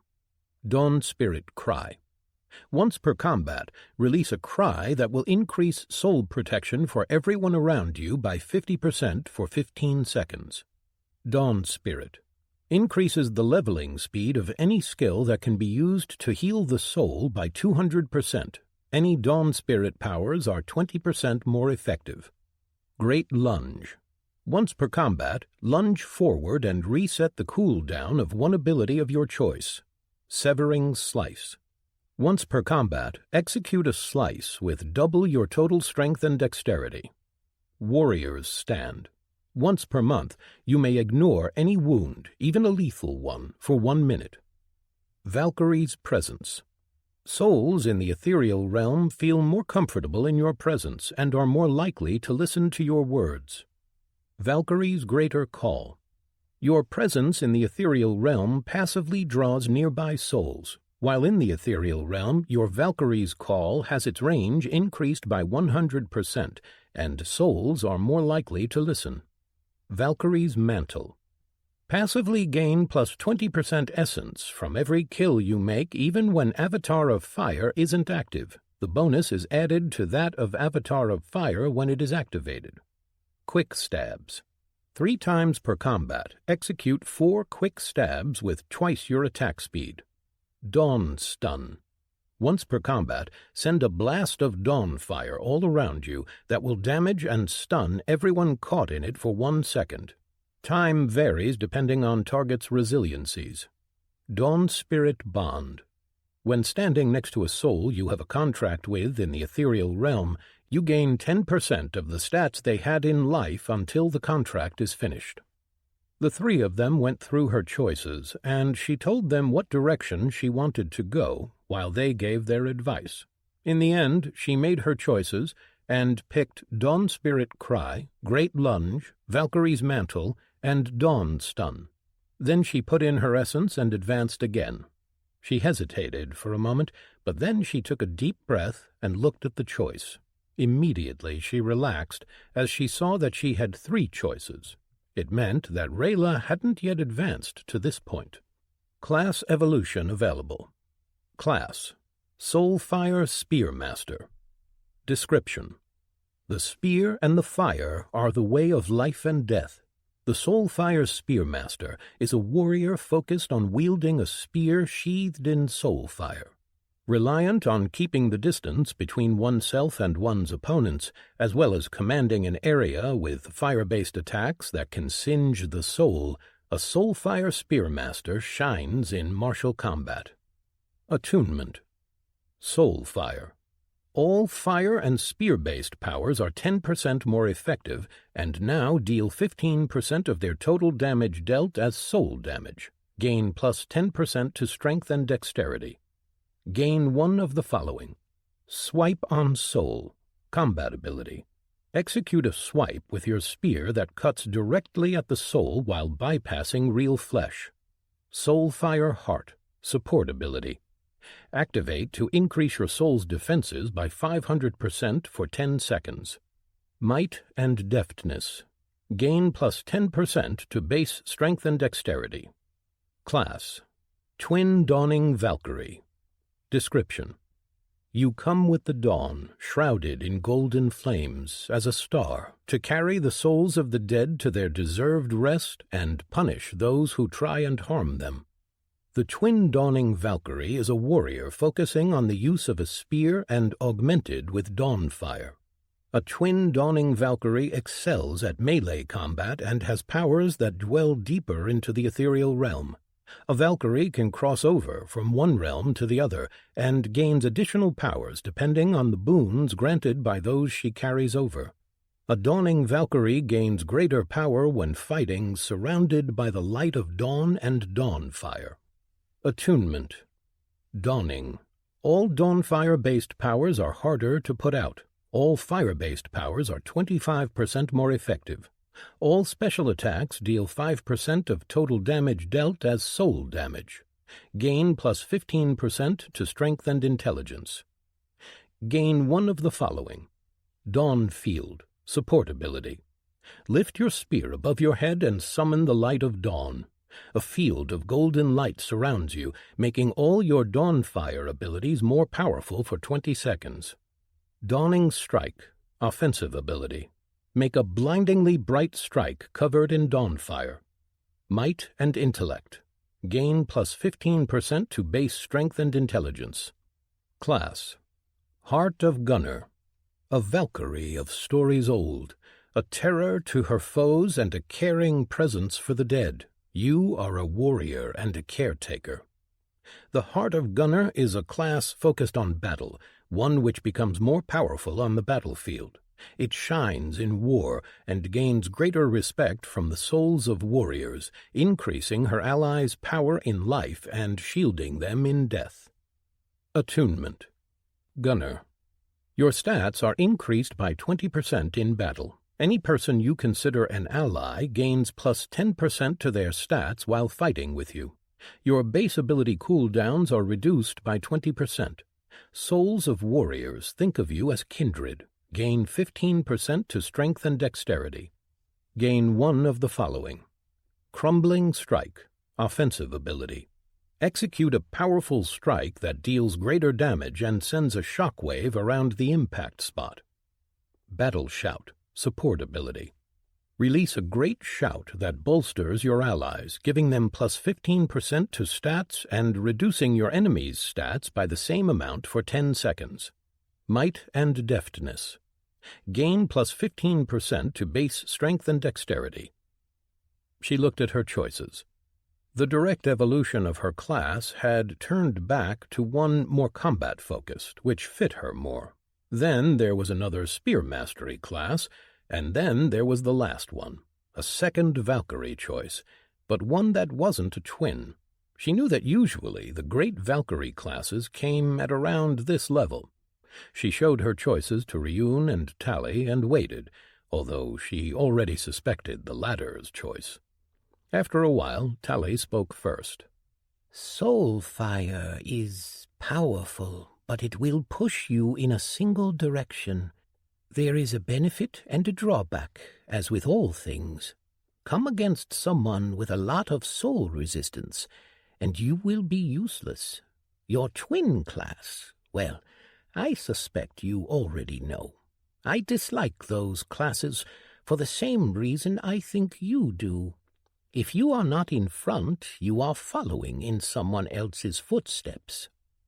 The last choice, it is powerful, and it does fit you. I haven't heard of it before, but I don't know much about classes in the end. Naira glanced at Ryun, and he shrugged. I don't know much either. I'll only say what I said before. Unique choices are always better. Naira nodded. She looked at her 3 choices and remembered how she'd felt just a few minutes before, when she had seen that she had no choice. She didn't want to feel like that ever again. In the end, she knew she wouldn't lose her attunements. She picked her new class and broke her connection with her twin. There was no earth-shattering sensation. There was nothing but a change in her class. Her twin link perk was still there, and she could reach out and talk with Rayla. Nothing had changed, and yet everything had changed. She glanced at her perks and immediately felt good about her choice. Battle Trance. Once per combat, enter a battle trance for 2 minutes. You gain an increased awareness of the battle around you, plus 20% to all stats, and a cooldown reduction of 20%. Battle Sight. Once per combat, for 10 seconds you may see your opponent's moves 0.01 second before they make them. Battle Rest. Once per combat, you may restore all of your own and your allies' stamina. All choices were great, but she decided to pick Battle Trance. She relied more on her abilities, and without true classer, she needed as much cooldown reduction as she could have. After she was finished, she glanced at all of her screens. Name: Naira Orn. Race: Human. Infinite Realm. Titles: Third Heritage. Born to the rankers of the 3rd iteration. Plus 5% to all stats. 500 greater essence. Great Feat. Kill a level 15 monster without help from someone with essence before obtaining a class, cultivation path, or skill. Choose a legendary class, cultivation path, or skill, and gain a unique perk. Adventurer. Hunt more than 100 monsters. Plus 5 to all stats. 5 greater essence. Hero of Promise. Save more than 10 people with a single action. Plus 5 to all stats. 5 greater essence. One against many. Fight against more than 10 opponents alone and win. Plus 5 to all stats. 200 greater essence. One against Horde. Fight against more than 100 opponents alone and win. +10 to all stats, 1000 greater essence. Class Evolution 4. Evolve your class for the 5th time. +60 to all stats, 20,000 greater essence, all evolutions total. Lord. Achieve Lord Realm. +5 to all stats, 100 greater essence.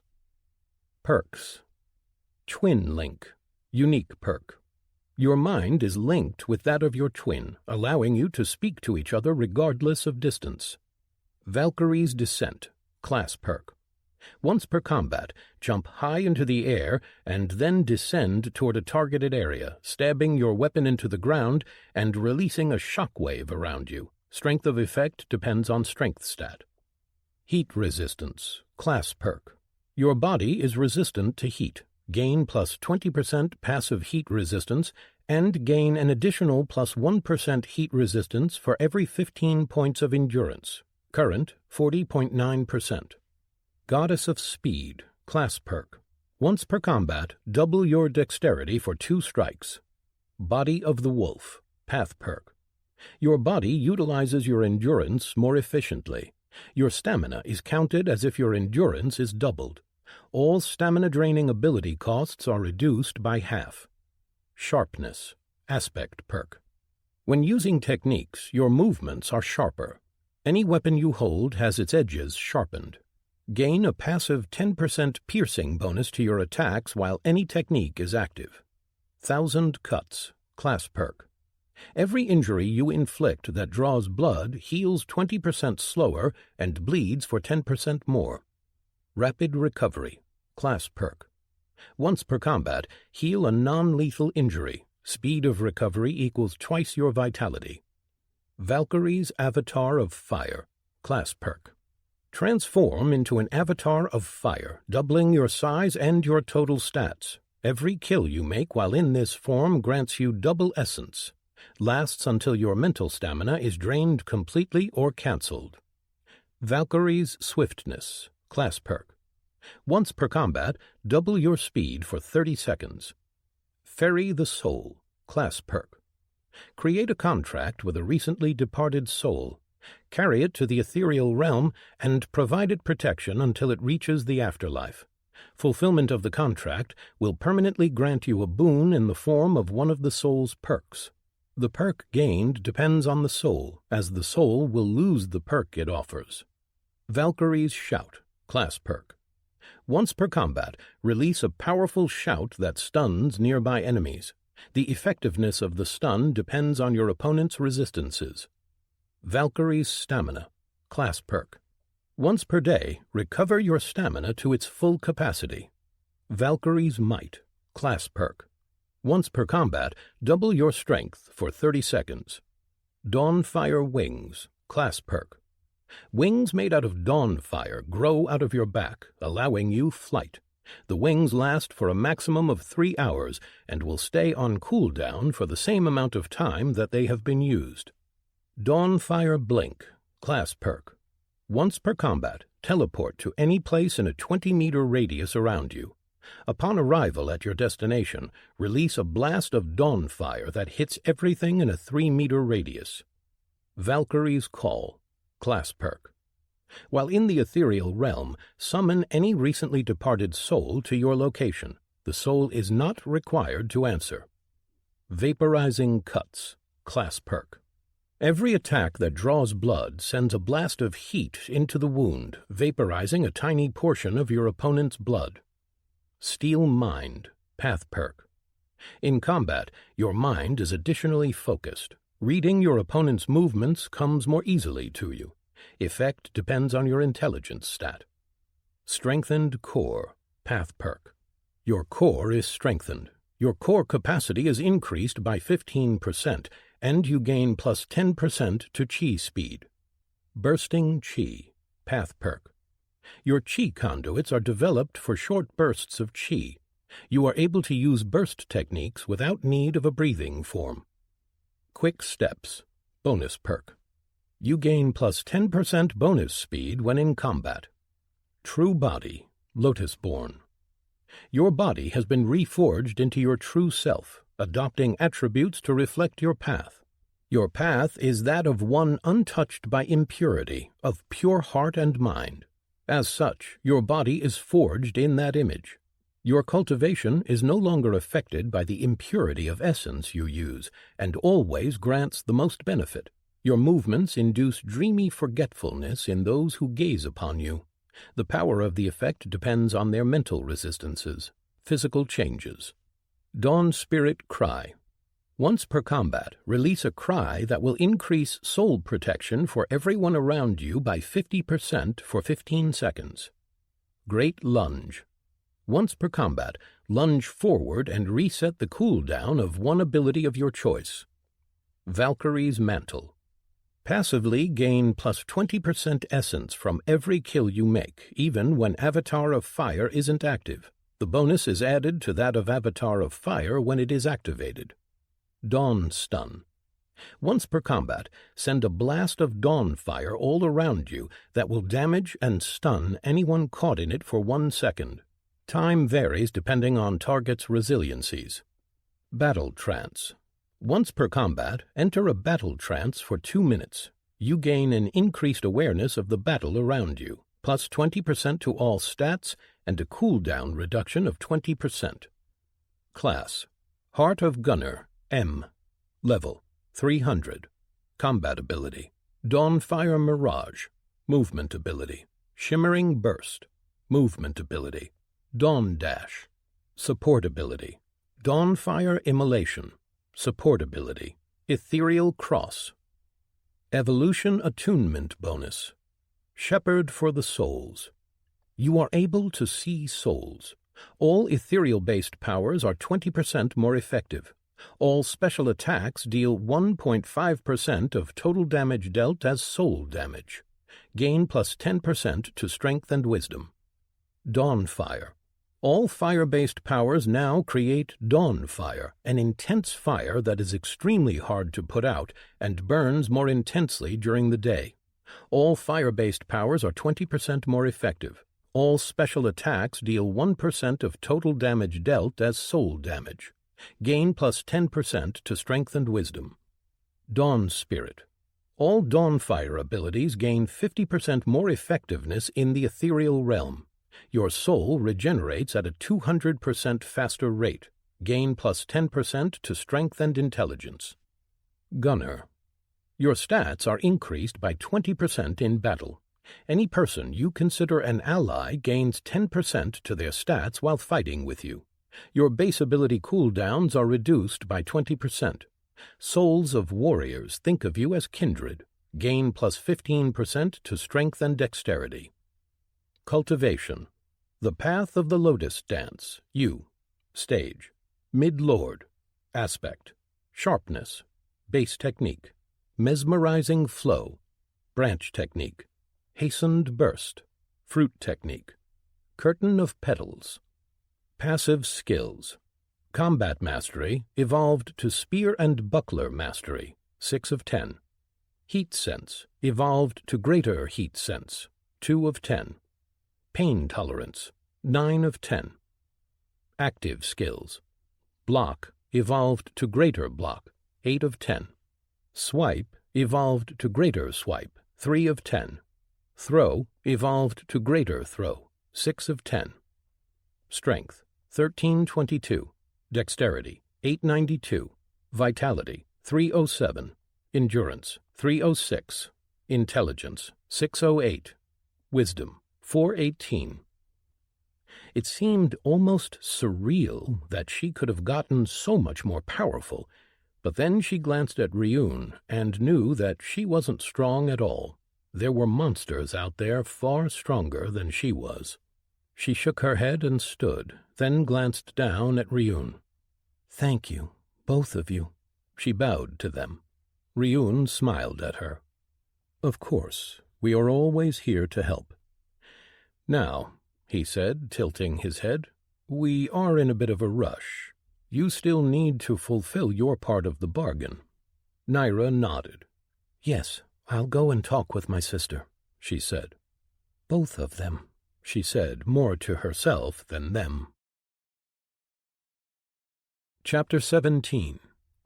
Present. Rayla. Dinner. Rayla twirled her spear, blocking an arrow which had been flying at her face. The howling apes stood on the hanging bridge above them, which connected the two sides of the canyon's walls. Each side was littered with rounded cave entrances, and Rayla could hear more of the monsters running to get at them. "We need to clear them fast," Emrys yelled as he pointed his staff at one of the bridges above them and incinerated it with a ball of fire. "I can see that," Rayla yelled right back at her brother. "Isn't that your job?" The moment she took to yell at him nearly cost her an eye. She managed to twist her head out of the way of an arrow, and then she locked eyes with the monster peeking out of the hole in the wall that had fired it. She extended her hand back, focused on her skill, and a moment later snapped forward. Using flaming spear throw, her spear flew forward at such speed that it ignited. The fire blazed orange for a second, and then her attunement kicked in and the fire turned golden. The spear pierced the monster straight through the chest, the fire bursting around it as its fur was consumed before hitting the surrounding monsters, catching them on fire too. "I need a moment," Emrys yelled back. "Rayla!" Fifth Antler yelled, his big champion form protecting their front, where a dozen monsters were attempting to charge down the bridge they were all standing on. Rayla glanced at him as she pulled another spear out of her storage. Fifth Antler didn't look at her, but instead raised his two-form shield, two halves attached to each of his two left hands. He brought the two halves together, forming one massive tower shield before placing in front of himself and activating an ability. A spectral form, identical to his own, charged out of him and bulldozed through the monsters, trampling some and throwing others over the side of the wooden bridge. Only then did he turn and speak to her. "Protect your brother," the screen ordered, then raised the oversized hammer he carried in his other two hands. "Ven, Gilsa, keep our back clear." The two drakes conferred among themselves quickly, and then Ven turned his armored form back around just as three larger apes dropped from a bridge above them. He raised his axe and swung. Gilsa gripped her wand tighter as she raised the storm-filled orb in her other hand high. A moment later a small cloud flew out of it, and then lightning struck the nearby monsters. Rayla had already reached her brother and put herself between him as he focused on activating his ability. It had a channeling period, during which he was mostly defenseless. Usually he could use perks to get enough time and shield himself, but he had spent them during the fight with the last boss. Rayla focused inward and activated inner strength. Immediately she felt warmth spread through her as her tired body felt renewed. It wasn't, not really, but she could perform at her peak for a short time. Arrows flew at them, and she settled into her perfect fire dance of dawning light. She danced around her brother, her spear whirling around him and batting the arrows away. A monster jumped from the wall, flying straight for Emrys. Rayla pulled her two-handed spear back, then swiped as she activated Perfect Flaming Crescent.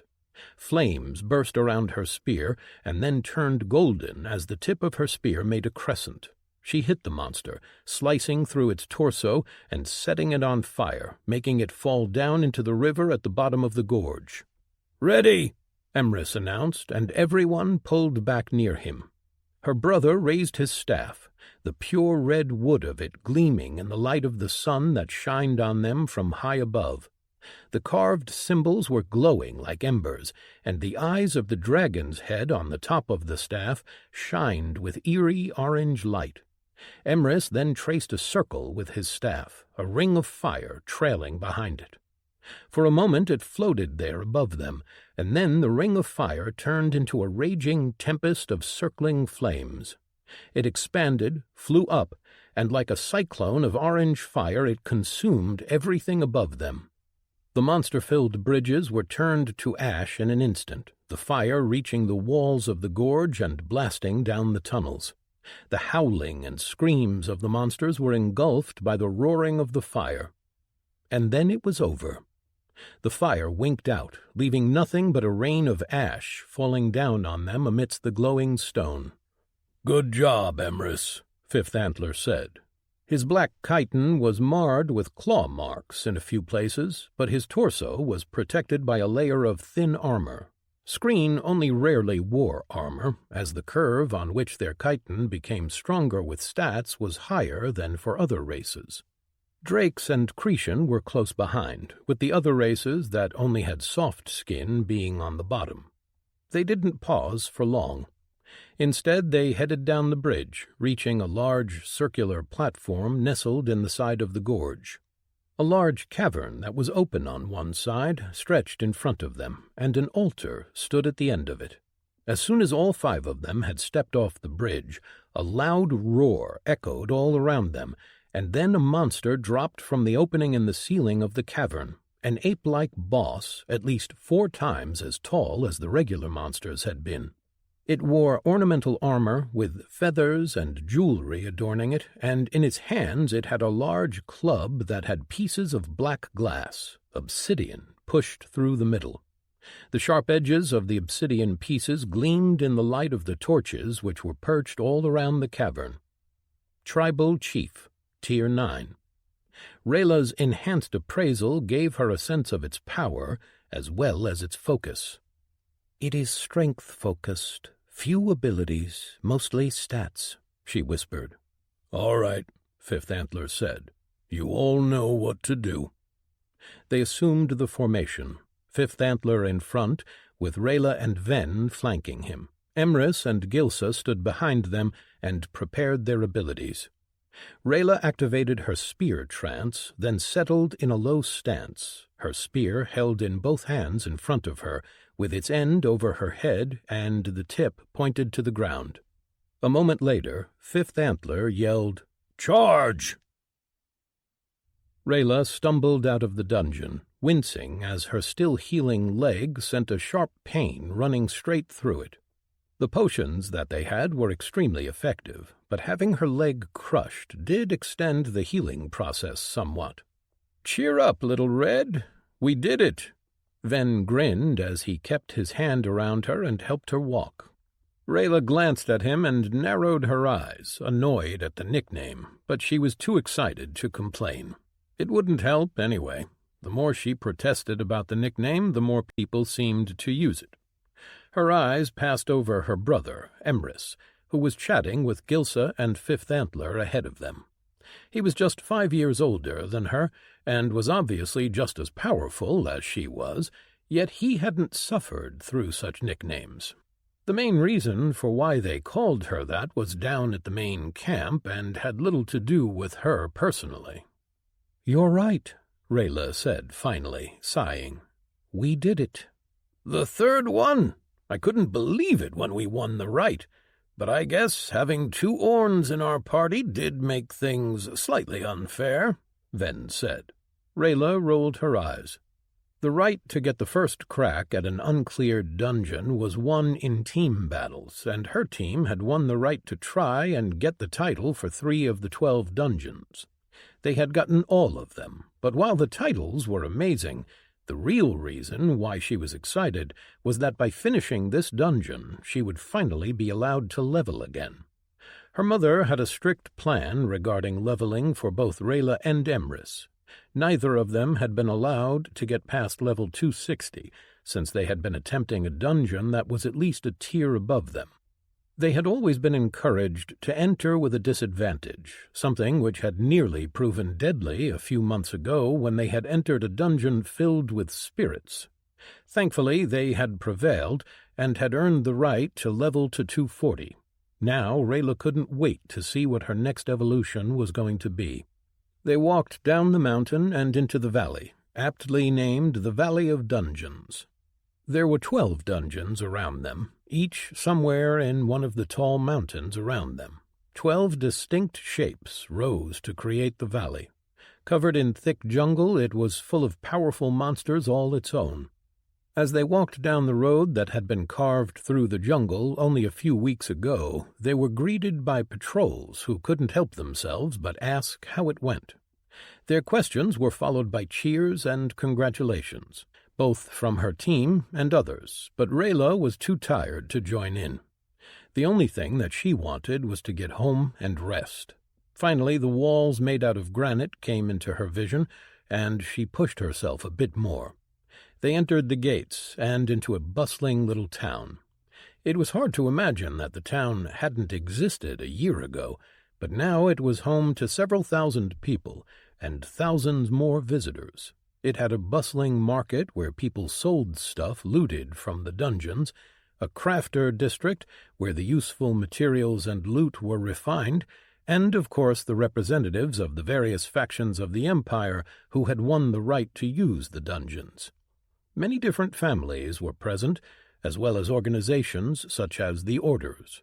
It was a tense situation, as everyone tried to maneuver to get more time for their own people. The dungeons were quite rich, and they respawned quickly, and because of that they were greatly sought after, not to mention the fact that clearing them first would gain the team that accomplished as much a lot of power.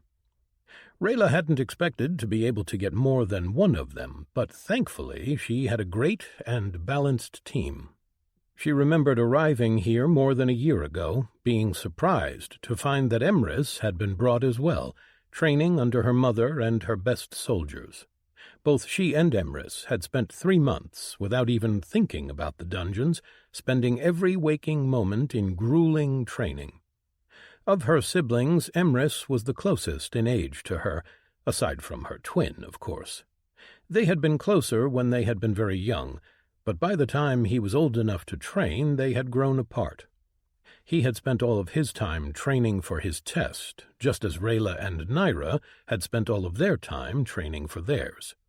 He had followed in the footsteps of Father Olam, going for a firecaster build. Frankly, having him around had been incredible. They had reconnected and become quite close. It made Rayla feel guilty, but in many ways she had filled the hole that had been left by the rift between her and Naira. They walked through the main street and reached the residential area. "All right, we'll see you tomorrow at the debrief. We need to go over everything we did and see what we could have done better," Fifth Antler said. Everyone nodded at that, and Ven left Rayla's side as Emrys approached. The 3 of them had a small room in one of the dorms, while Rayla and Emrys stayed with their mother in the town manor. They said their goodbyes and separated. Emrys helped Rayla along. "How's the leg?" "It's getting better. It doesn't send a spike of pain through me every time I take a step, so that's an improvement," Rayla answered. Emrys shook his head. "You really should learn when to retreat. You stayed in the melee for too long." Rayla grimaced, knowing he was right, but she had really thought that the monster would react differently than it did. She had her spear piercing its stomach. Any person would have tried, at least reflexively, to get away. She had forgotten that it was a beast, a monster. It kept coming, and even though she had done more damage to it as a result of her choice, the monster had still managed to wreck her leg. "I knew that my big brother would be there to keep me safe." Rayla grinned up at him. Emrys shook his head, making his long blonde hair sway around his head. "You are a pest. I should convince Mother to send you away somewhere. Perhaps put you on a ship to some unknown part of the infinite realm." "She would send you before she sent me," Rayla said with a chuckle. "She likes me more than you." "Pfft," Emrys snorted. "Only because you are a spear maniac like she is. Refined gentlemen stay away from all that blood." He grimaced and waved his hand in front of his chest. Rayla nudged him with her elbow, and he smiled at her. They reached the large manor that had been their home for more than a year, and entered. They had barely stepped foot inside before the servants accosted them. "Master Emrys, Mistress Rayla, oh, you are in such a wretched state. I'll have the staff draw you baths at once, and you must get out of those dirty things." The head maid, Jacasa, an old-looking Damasi woman, said with distaste in her voice. Rayla tried to argue, but the old woman didn't let her get a word in. Barely a few minutes later, the two of them were separated, disrobed, and put into the baths. Rayla sighed in her tub, the warm water making her feel relaxed. She hated to admit it, but the old woman was right. She did need this. Jacasa had been serving as her mother's head maid for a long time, since before Rayla had been born, and she had always looked old. Rayla didn't know how strong the woman was, but she had to have high vitality, since she had barely changed since Rayla was a child. She remembered asking about what level she was once, when she had been very young, and the old woman had just laughed at her question and told her that it was impolite to ask. Now, with her skill, she could tell that the woman was strong, or at least of a high level. Still, since her class wasn't a combat one, Rayla had trouble telling the exact level of her power. For all she knew, the woman was an immortal. Rayla let herself settle into her meditation as the servants washed her, rubbing in oils and potions into her muscles. A lot had changed in the last year. She had gotten stronger, but she had also gotten a lot closer to her family. Her mother and fathers, her brother, and a few other siblings that came often to confer with Mother on family matters. She couldn't help but feel like everything was going well, and that she missed Naira. Again, she almost reached out to her with their perk, but she stopped herself. It was the same thing as always that stopped her: pride, hurt, insecurity. She could identify all of the reasons why she didn't do it, but that didn't mean that she was strong enough to do anything about it. And the more time passed, the more she felt uncomfortable with reaching out. After all, Naira hadn't reached out either. Finally, her bath came to an end, and the servants dried her body with soft towels and then dressed her in a long and loose red dress. Rayla blinked at the attire, then looked at one of the servants. "Am I going somewhere?" Rayla asked. The servant girl bowed her head, not looking in her eyes as she answered. "Your mother has requested yours and Master Emrys's presence at dinner." "Ah," Rayla said simply. She knew that her mother liked to have things be neat and composed, elegant, even when it was just family present. As soon as she was dressed, she was escorted out of her rooms and into one of the smaller dining rooms. That meant that, tonight, only family would be present. Her mother usually had meals set up in the larger dining room when they had guests, something more common than Rayla had imagined before she came here. She had sat through dozens of dinners with powerful and influential people while staying here. She entered the room, only to see her brother and mother already there. Rayla bowed her head. "Mother," she said, then straightened and smiled. Karya Orn's face was hard, but when she smiled it made it seem inviting and warm. Her golden red hair, almost blonde, much lighter than Rayla's blood red, was pulled up into an elaborate bun on top of her head, with 2 needles pushed through it that held it up. Her dress was a mirror of Rayla's, only where Rayla's was red, hers was orange. Her mother quite enjoyed fashion, and she would often look for new and up-and-coming designers in the Empire.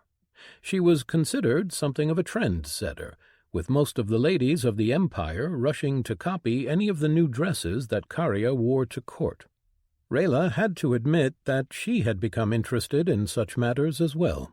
A year ago, she could have never imagined spending hours talking with her mother about anything, really, let alone fashion.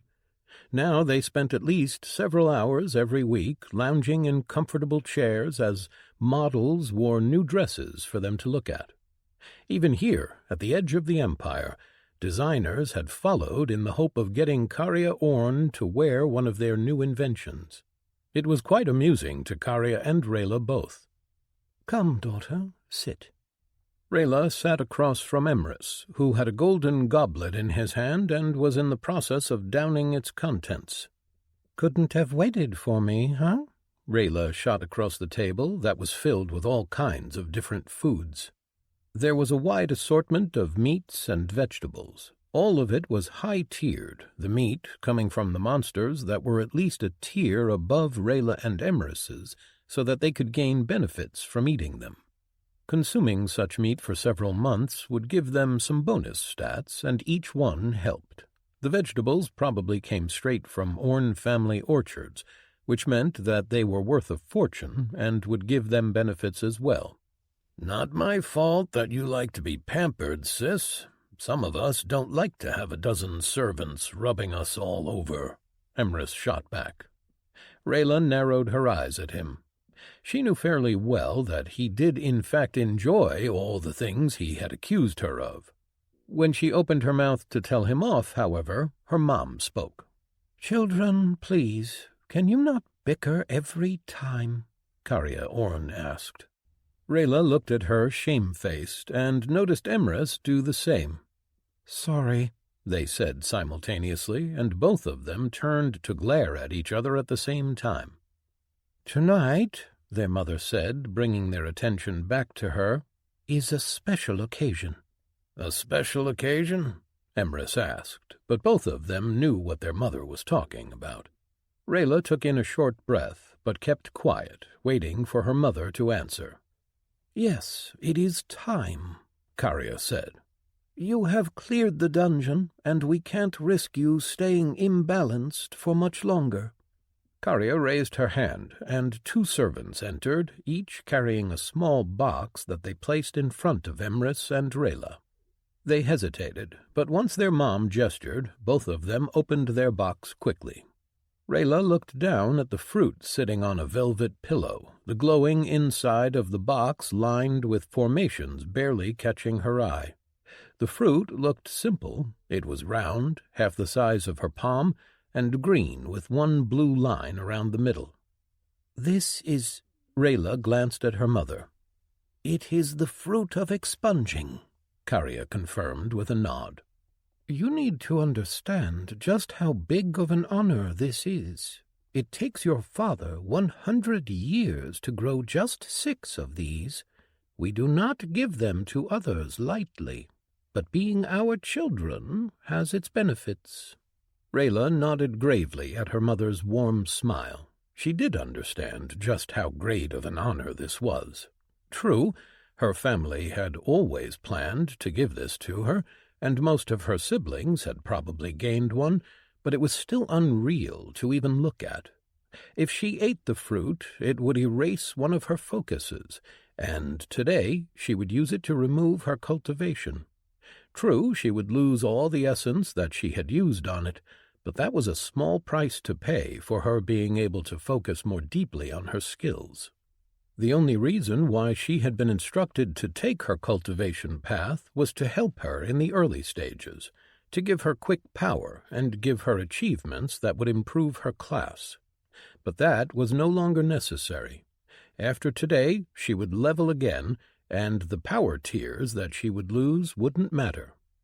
"Go ahead," Karya urged with a proud smile on her face. "Eat up." Rayla reached for the fruit and then stopped as a voice sounded inside her head. "Rayla, are you there?" For a moment, every part of her froze. Her mother noticed and spoke up. "Rayla, what's wrong?" Karya asked, concerned. Rayla blinked and turned to look at her mother. Naira just spoke to me." She heard the intake of breath from Emrys and saw her mother's expression change, become more guarded, but for a moment Rayla could have sworn that she saw a pained expression on her face. "Well, it's about time. So, what is she saying?" her mom asked. Rayla focused inward, putting her fears and shock aside. She took a deep breath and answered her sister. Chapter 18. Present. Rayla. Family. Rayla watched her mother lean back in her chair and place her finger on top of the table, on either side of her plate. The few candles in the room cast the room in a pleasant shade of red. Candles were rarely used nowadays, but her mother liked them. She usually had them brought out when they were having small, intimate family dinners. She looked like an exemplar of calm, but Rayla had spent the entire last year with her mother, enough that she had come to know her quite a bit.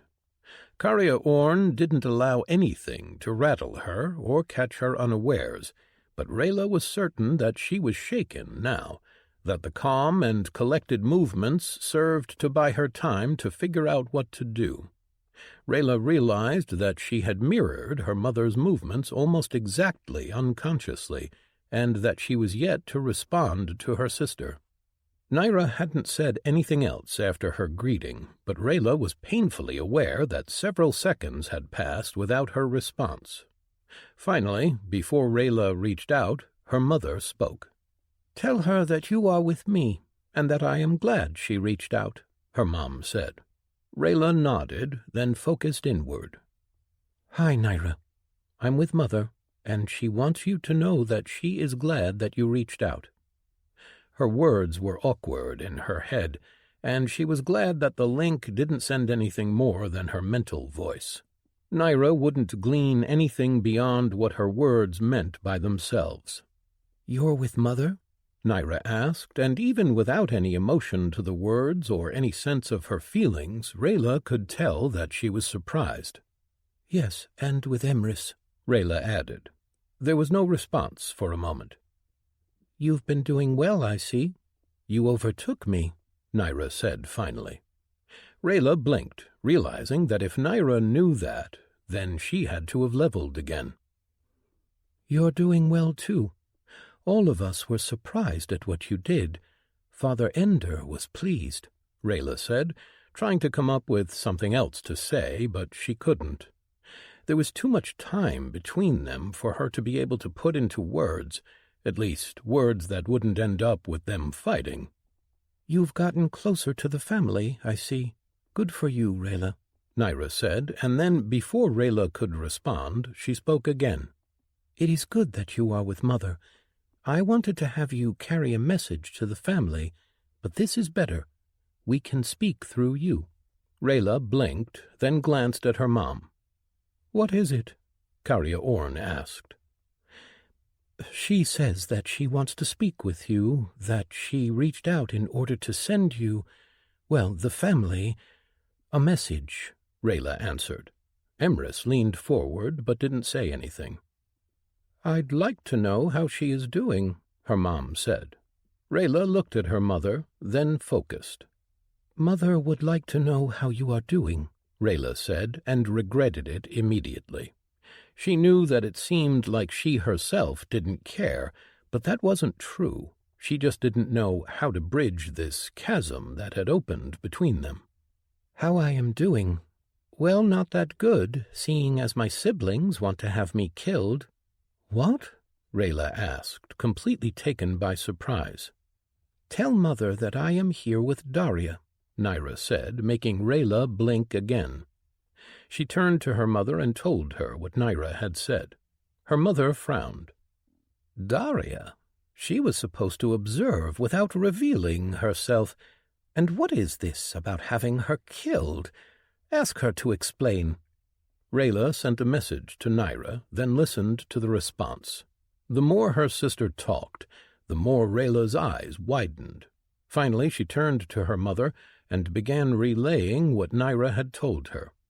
"Daria and the 2 knights with her were taken prisoners by Naira's sect head Riun Nacht, who discovered her spying," Rayla said, having a hard time believing that. She didn't know much about Daria personally, but she was strong enough that she was known in the Empire. "The rancor," her mother said slowly.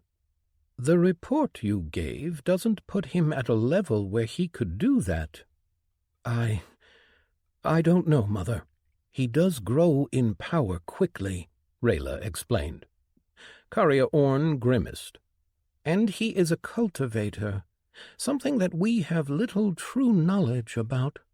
She shook her head. "They are being treated well, I hope?" Rayla sent a message and then listened to Naira's response. After a minute she turned back to her mother and swallowed hard, making a choking noise, then spoke. "Mom," Rayla started, then took a deep breath and continued. "Naira says that the 2 knights of the orders were released, that he had given them a threatening message to pass on to their superiors. If they continue doing things as they had, he will consider them hostile and attack on sight." It was Karya's turn to blink. "He is threatening the orders? He doesn't know who they are, of course, but threatening an organization that he should know is more powerful than him is foolish." Rayla shook her head. "Mother, he isn't like other people. I said so in my report. He doesn't care about those things, and even if he was weaker, he would have still done the same. He is like—" Rayla paused, not knowing how to say it. Her mother seemed to have heard her unspoken word anyway. "He is like me, and your father." Rayla nodded at that, and Karya's face turned thoughtful. "A rancor. Yes, I've forgotten how we used to think back then." "Mom," Rayla started, and her mother's eyes focused on her. "Naria, she told me some things that you should know." Her mom nodded and gestured for her to continue. Rayla glanced at Emrys, who had a blank look on his face, then back to her mother. "Daria told her a few things. First, that the orders wanted her dead, that the only reason they didn't kill her yet was because of you." Karya nodded. "They wouldn't risk our wrath. They can want to kill her all they want, but they know that they cannot." Rayla shook her head. "Daria also told her that the rest of the family doesn't share your opinion." "What? What do you mean, the rest of the family?" Karya Orn asked, her green eyes flashing dangerously. "Daria told her that our siblings gave her other instructions, that if Daria saw that Naira had no loyalty toward the family or the empire, she was to kill her." Every candle in the room suddenly erupted. The fire blazed golden, and the candlesticks melted in an instant, throwing the room into darkness. A moment later the formation on the lamps triggered as they detected no light and turned on. Their pale light illuminated the room with much more light than the simple candles, and Rayla could clearly see her mother's expression. It wasn't an expression that she had ever seen on her face before, but it chilled her to the bone. The last year with her mother had been amazing. They had bonded and talked about fashion, trained, had laughed together. She had become the mother that Rayla had dreamed about when she was little. She had apologized to Rayla for being absent, and while that didn't erase the past, it was enough that they could look to the future. But that look on her face, it made her understand what people meant when they called her the Butcher of Dawn. Her mother didn't respond immediately, and when she did, she didn't speak to Rayla. She turned to look at Emrys, locking him in place with a look. "Emrys, how likely is it that what Naira had told us is the truth?" she asked evenly. Emrys winced, then tried to cover it by raising an arm and rubbing his neck. I don't know." "Don't lie to me." "Well," Emrys bowed his head, "I had been, approached by others. They had made it clear that my duty is to uphold the family name above all, that nothing is more important than that." Rayla looked at her mother, waiting for something. Instead, her mother calmed down and closed her eyes. "We've failed even more than we thought, it seems." She shook her head and then looked at Rayla. "Tell my daughter that I will take care of things, that she needn't worry about anyone coming after her. I'll make sure of it." Rayla swallowed, then sent her mother's words to Naira. "I wonder if she will think the same once I say this next part," Naira said. Rayla got a bad feeling. Naira, what do you mean? First, I've told Ryun where I come from, Naira told her. What? Are you insane? You betrayed the Empire? I betrayed nothing. Naira's words came, and even without the emotion behind them, Rayla could imagine her sister's sneer. I owe nothing to the Empire. I am glad, sister, that you can have a family, a mother and a father, but I barely know them. The Empire and the family were never my home, and both the Orders and my siblings want me dead. They will kill you for this. You betrayed the plan, have betrayed everything. Oh, get over yourself, Rayla, Naira said. The Infinite Realm doesn't revolve around the Empire and the core. What do you think is going to happen when the Empire returns? A great war with the death of everyone outside of the Empire? Of course not. The old bastards are keeping a grudge, but most of the people living now weren't born back then. There are more people just on the frontier than there are in the Empire. And you don't need to worry about your precious plans. Ryun doesn't care about any of it. He only cares about his people, his sect. He doesn't want any part in this war. As long as you don't provoke him, there is no reason for him to share what I told you with anyone.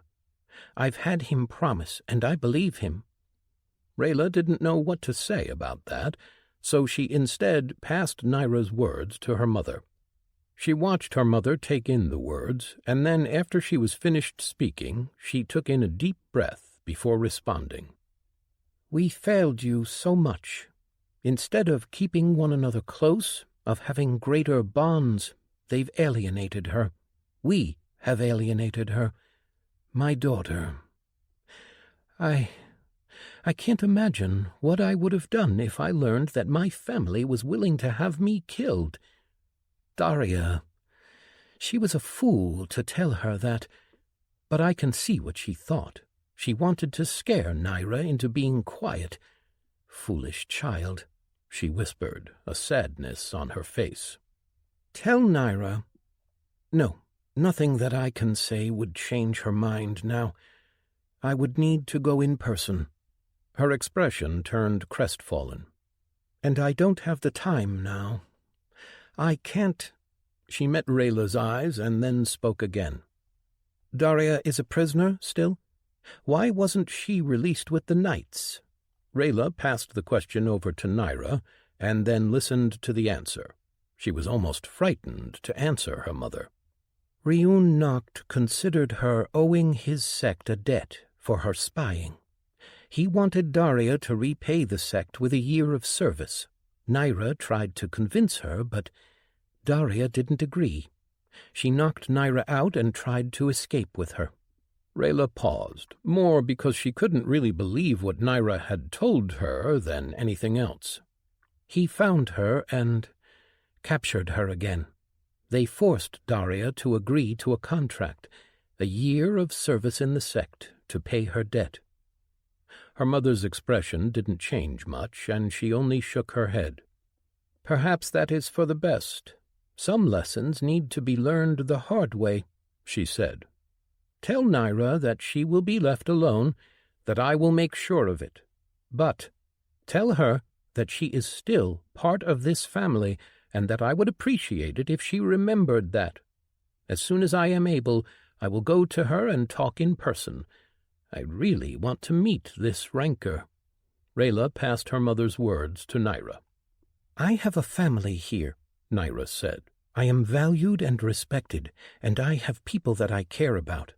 You shouldn't forget what the family gave you, Naira, Rayla told her. Yes, they gave me a lot. They stifled me, then tried to have me killed because I wanted something for myself. I have forgotten nothing, sister. Rayla winced, but didn't continue down that path. Mother says that she will visit as soon as she is able. Naira, this isn't how it was meant to be. Our parents made mistakes, but they are trying to fix things now. Naira didn't respond immediately, and just as Rayla worried that she wouldn't, her words came through. Tell Mother that a visit might be hard. I will be traveling with the sect. We are going to the tournament." Rayla's mouth opened, shocked. She told her mother what Naira said. "The tournament," her mother grimaced. "That will be dangerous, but maybe less so than the frontier will be after the plan reaches the last stage." She sighed, looking unsure. It made Rayla almost ashamed to see her mother like this, as if she didn't know what to do. "Tell her to be careful, and perhaps that it would be wise if she wasn't in the arena on the day of the High Division final." Rayla passed on her mother's words. "Tell Mother that I am thankful," Naira said, "and that I am sorry, but I need to make my own path. Naira, I miss you. I'm sorry about everything." "Me too, Rayla, but we don't get to change the past. I was mad at you for so long. Now I just want to be away from you all. I don't like the politics, the need to worry about the family name. I don't want the name Orn to be the only thing that defines me. I want to be Naira, just me. I can't be living in your shadow anymore. At least you won't need to worry about overtaking me again. Farewell, sister." Rayla frowned at that. "Naira, what do you mean?" she asked, but Naira didn't respond. After a few more tries, she realized that Naira wasn't going to respond, and she knew how stubborn she could be. When she told her mother that the conversation was over, she tilted her head, and a tall Cretan walked in, Kishel, her mother's seneschal. She had probably called him with a skill. "Clear my schedule for tomorrow," Karya Orn said, calm and collected. None of the insecurities and worry that Rayla had seen on her just a few minutes before was present. "Mistress, you have a meeting with High Lord Revenilk," Kishel added. "Move him.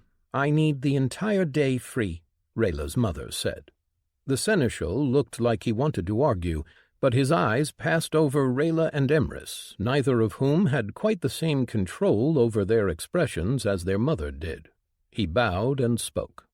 "It will be done, mistress."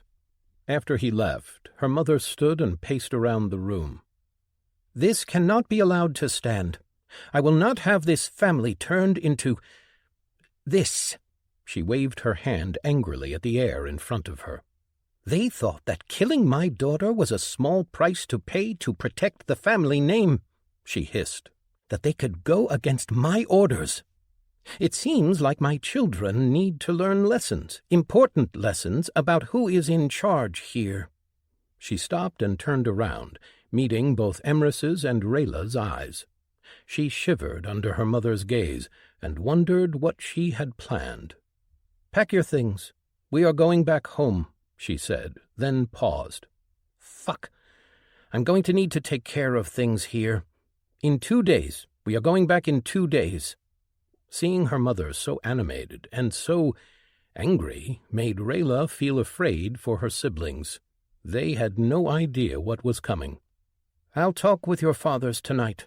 We are going to have a family gathering. Everyone will attend, those who can get here in time, at least." Karen Orn nodded to herself.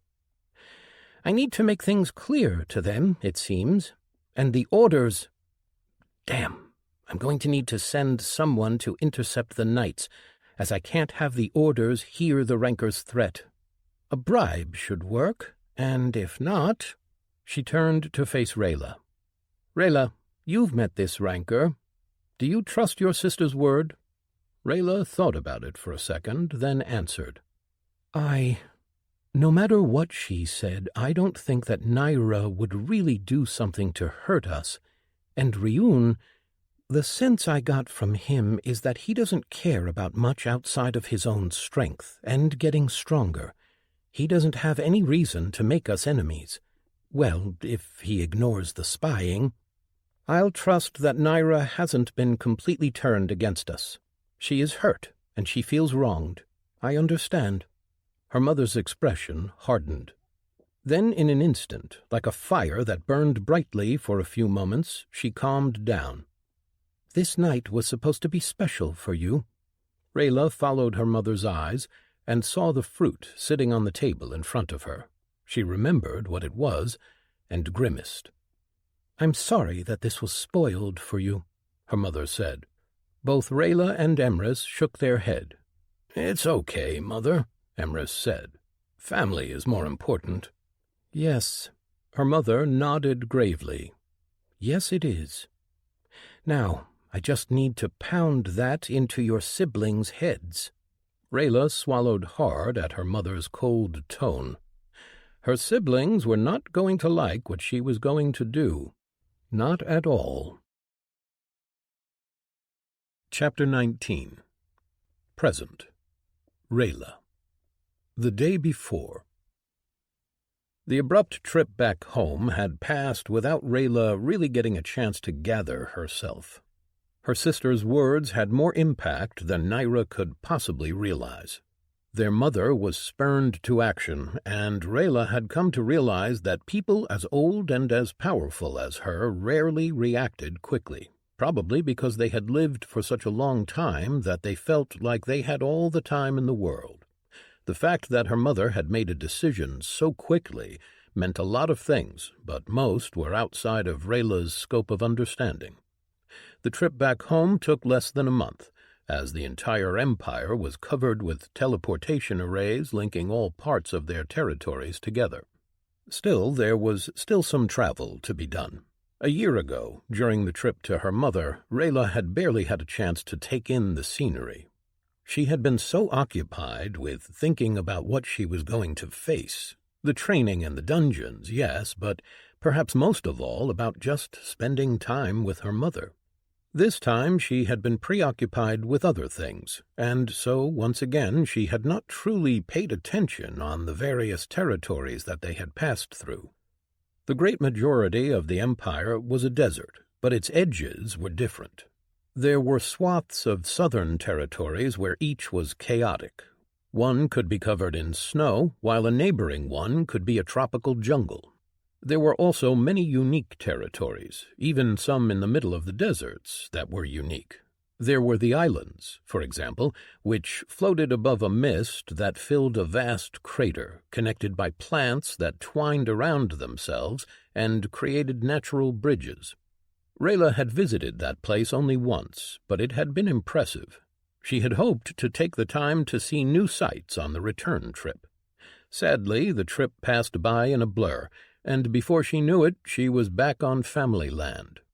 The Orn family faction owned many territories. Most produced food for the empire, but others were dedicated to private family uses. The factions in the empire did not work in the same way as they did in the core. Every faction in the core was ultimately connected with every other. Their interfaces could interact and send messages to one another, as well as obtain additional benefits depending on their development. In the empire, secrecy had always been of utmost importance, and so none of their factions were connected with the others. All were isolated. As a knight, Rayla had never been added to the Order's faction, since her mission meant that any capture would most certainly involve scanning powers. It was far easier to erase or hide a single title than a connection to a faction. Being a part of a faction marked you deeply. Not that she had ever been sent somewhere that detection and capture was likely, of course. Her encounter with the Wardens had been a fluke. Rayla had, since her return to the family, been added to the Orn family faction. She now gained monthly contributions, which depended on the development of the faction and her own contribution in that period of time. The return to the family home had passed without much fanfare, aside from a few of her siblings and her fathers waiting. There had been questions from her siblings, as their fathers had apparently refused to say the reasons they had been summoned. Her mother had refused to say until more of her children arrived. Rayla had spent the week after her arrival dodging her siblings and their questions, hiding in the Orn family palace. It was known that Rayla and Emrys had been with their mother when she decided to summon back the family, and so they had been trying to corner them and get answers. Both of them had managed to avoid that situation until her mother felt that enough of her children had arrived. Not all could have come home on such short notice or so quickly, but the majority were there. The day before the big meeting, Rayla's pursuer had turned out to be far more formidable. Her oldest sister, Vanessa, was looking for her. Vanessa was one of the first of her parents' children, born a scant few years after Eric. She was old and had a family of her own, children and grandchildren several times over.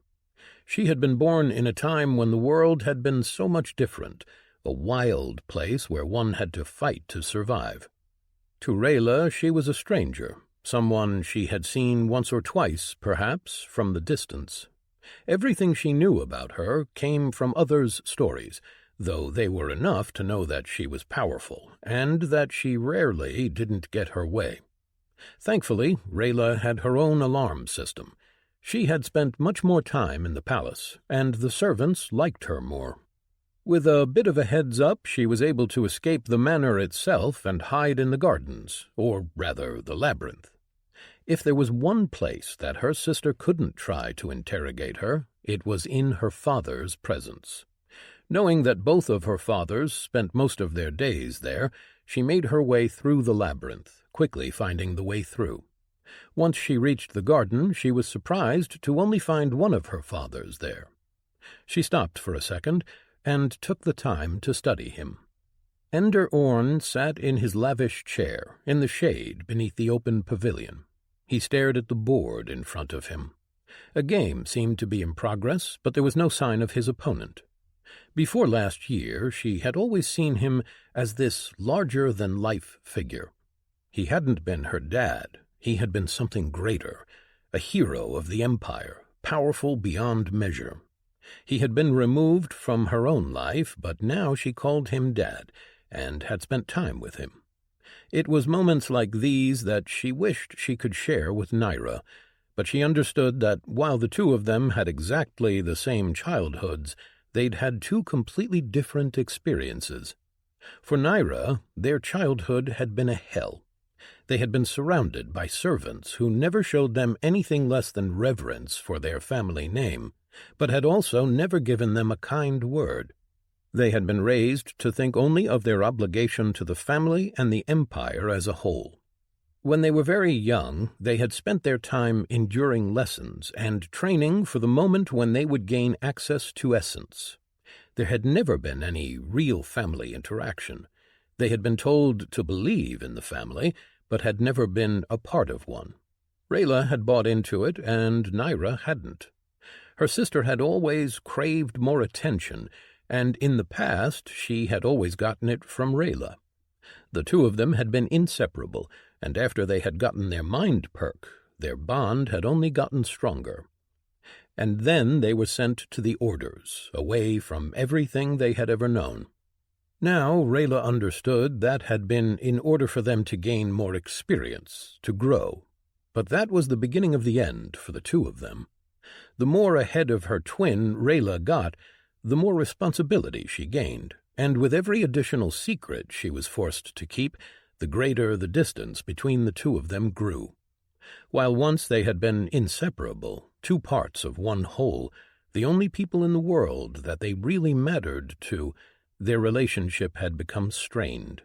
Rayla had been given command over her, had been forced to keep things from her, all of which tarnished their relationship.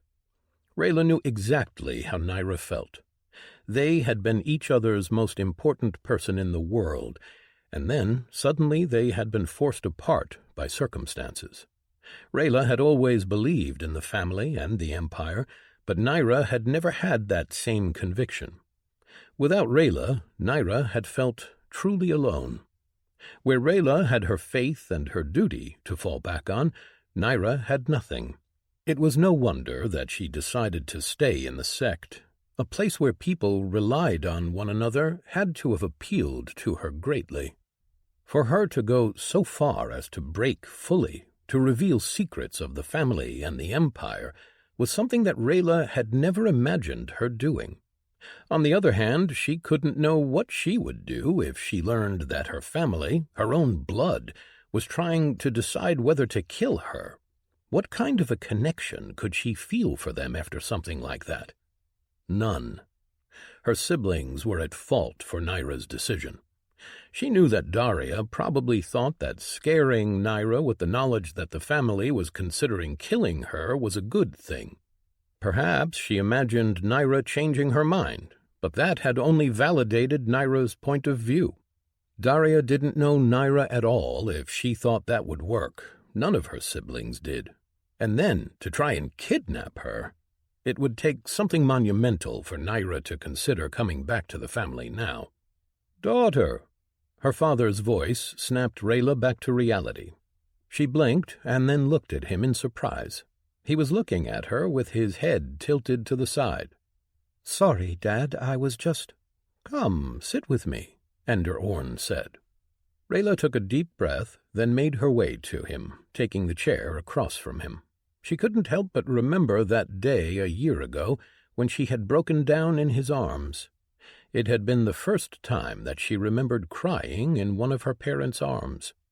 That moment alone had done more to reinforce her bond with her family than anything else. It was something that Naira had never had, that she probably never would. It made her sad. "What is bothering you?" her dad asked. Rayla took a deep breath and then looked her father in the eyes. "Naira, the family, everything in general."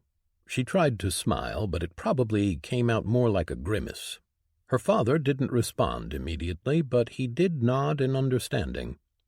There was something about him that always put her at ease, something which always made her feel safe and warm. If one looked at Ender Orn, one would see a pale-skinned man with blood-red hair and brown eyes. His body was fit, though not spectacular. His clothes, gold and red, were spotless and threaded with silver and green. Elaborate embroidery adorned the hem of his shirt and his pants, and he wore little jewelry aside from a few rings on his fingers. Overall, he struck an impressive figure, and yet there was dirt beneath his fingernails, a reminder, perhaps, of his true calling. To Rayla's eyes, he looked impressive, but no more so than a leader of any more prestigious territory in the Corps. What made him stand out was the feeling around him. As if it was a physical thing, it made everything about him greater. Her father felt like an old tree, one with roots so deep beneath the ground that it could never be pulled out, so wide and tall that it cast a great shadow to guard against the scorching sun. In his presence, Rayla always felt as if she was in the shade, protected just by his very presence. Father Olem was comparatively very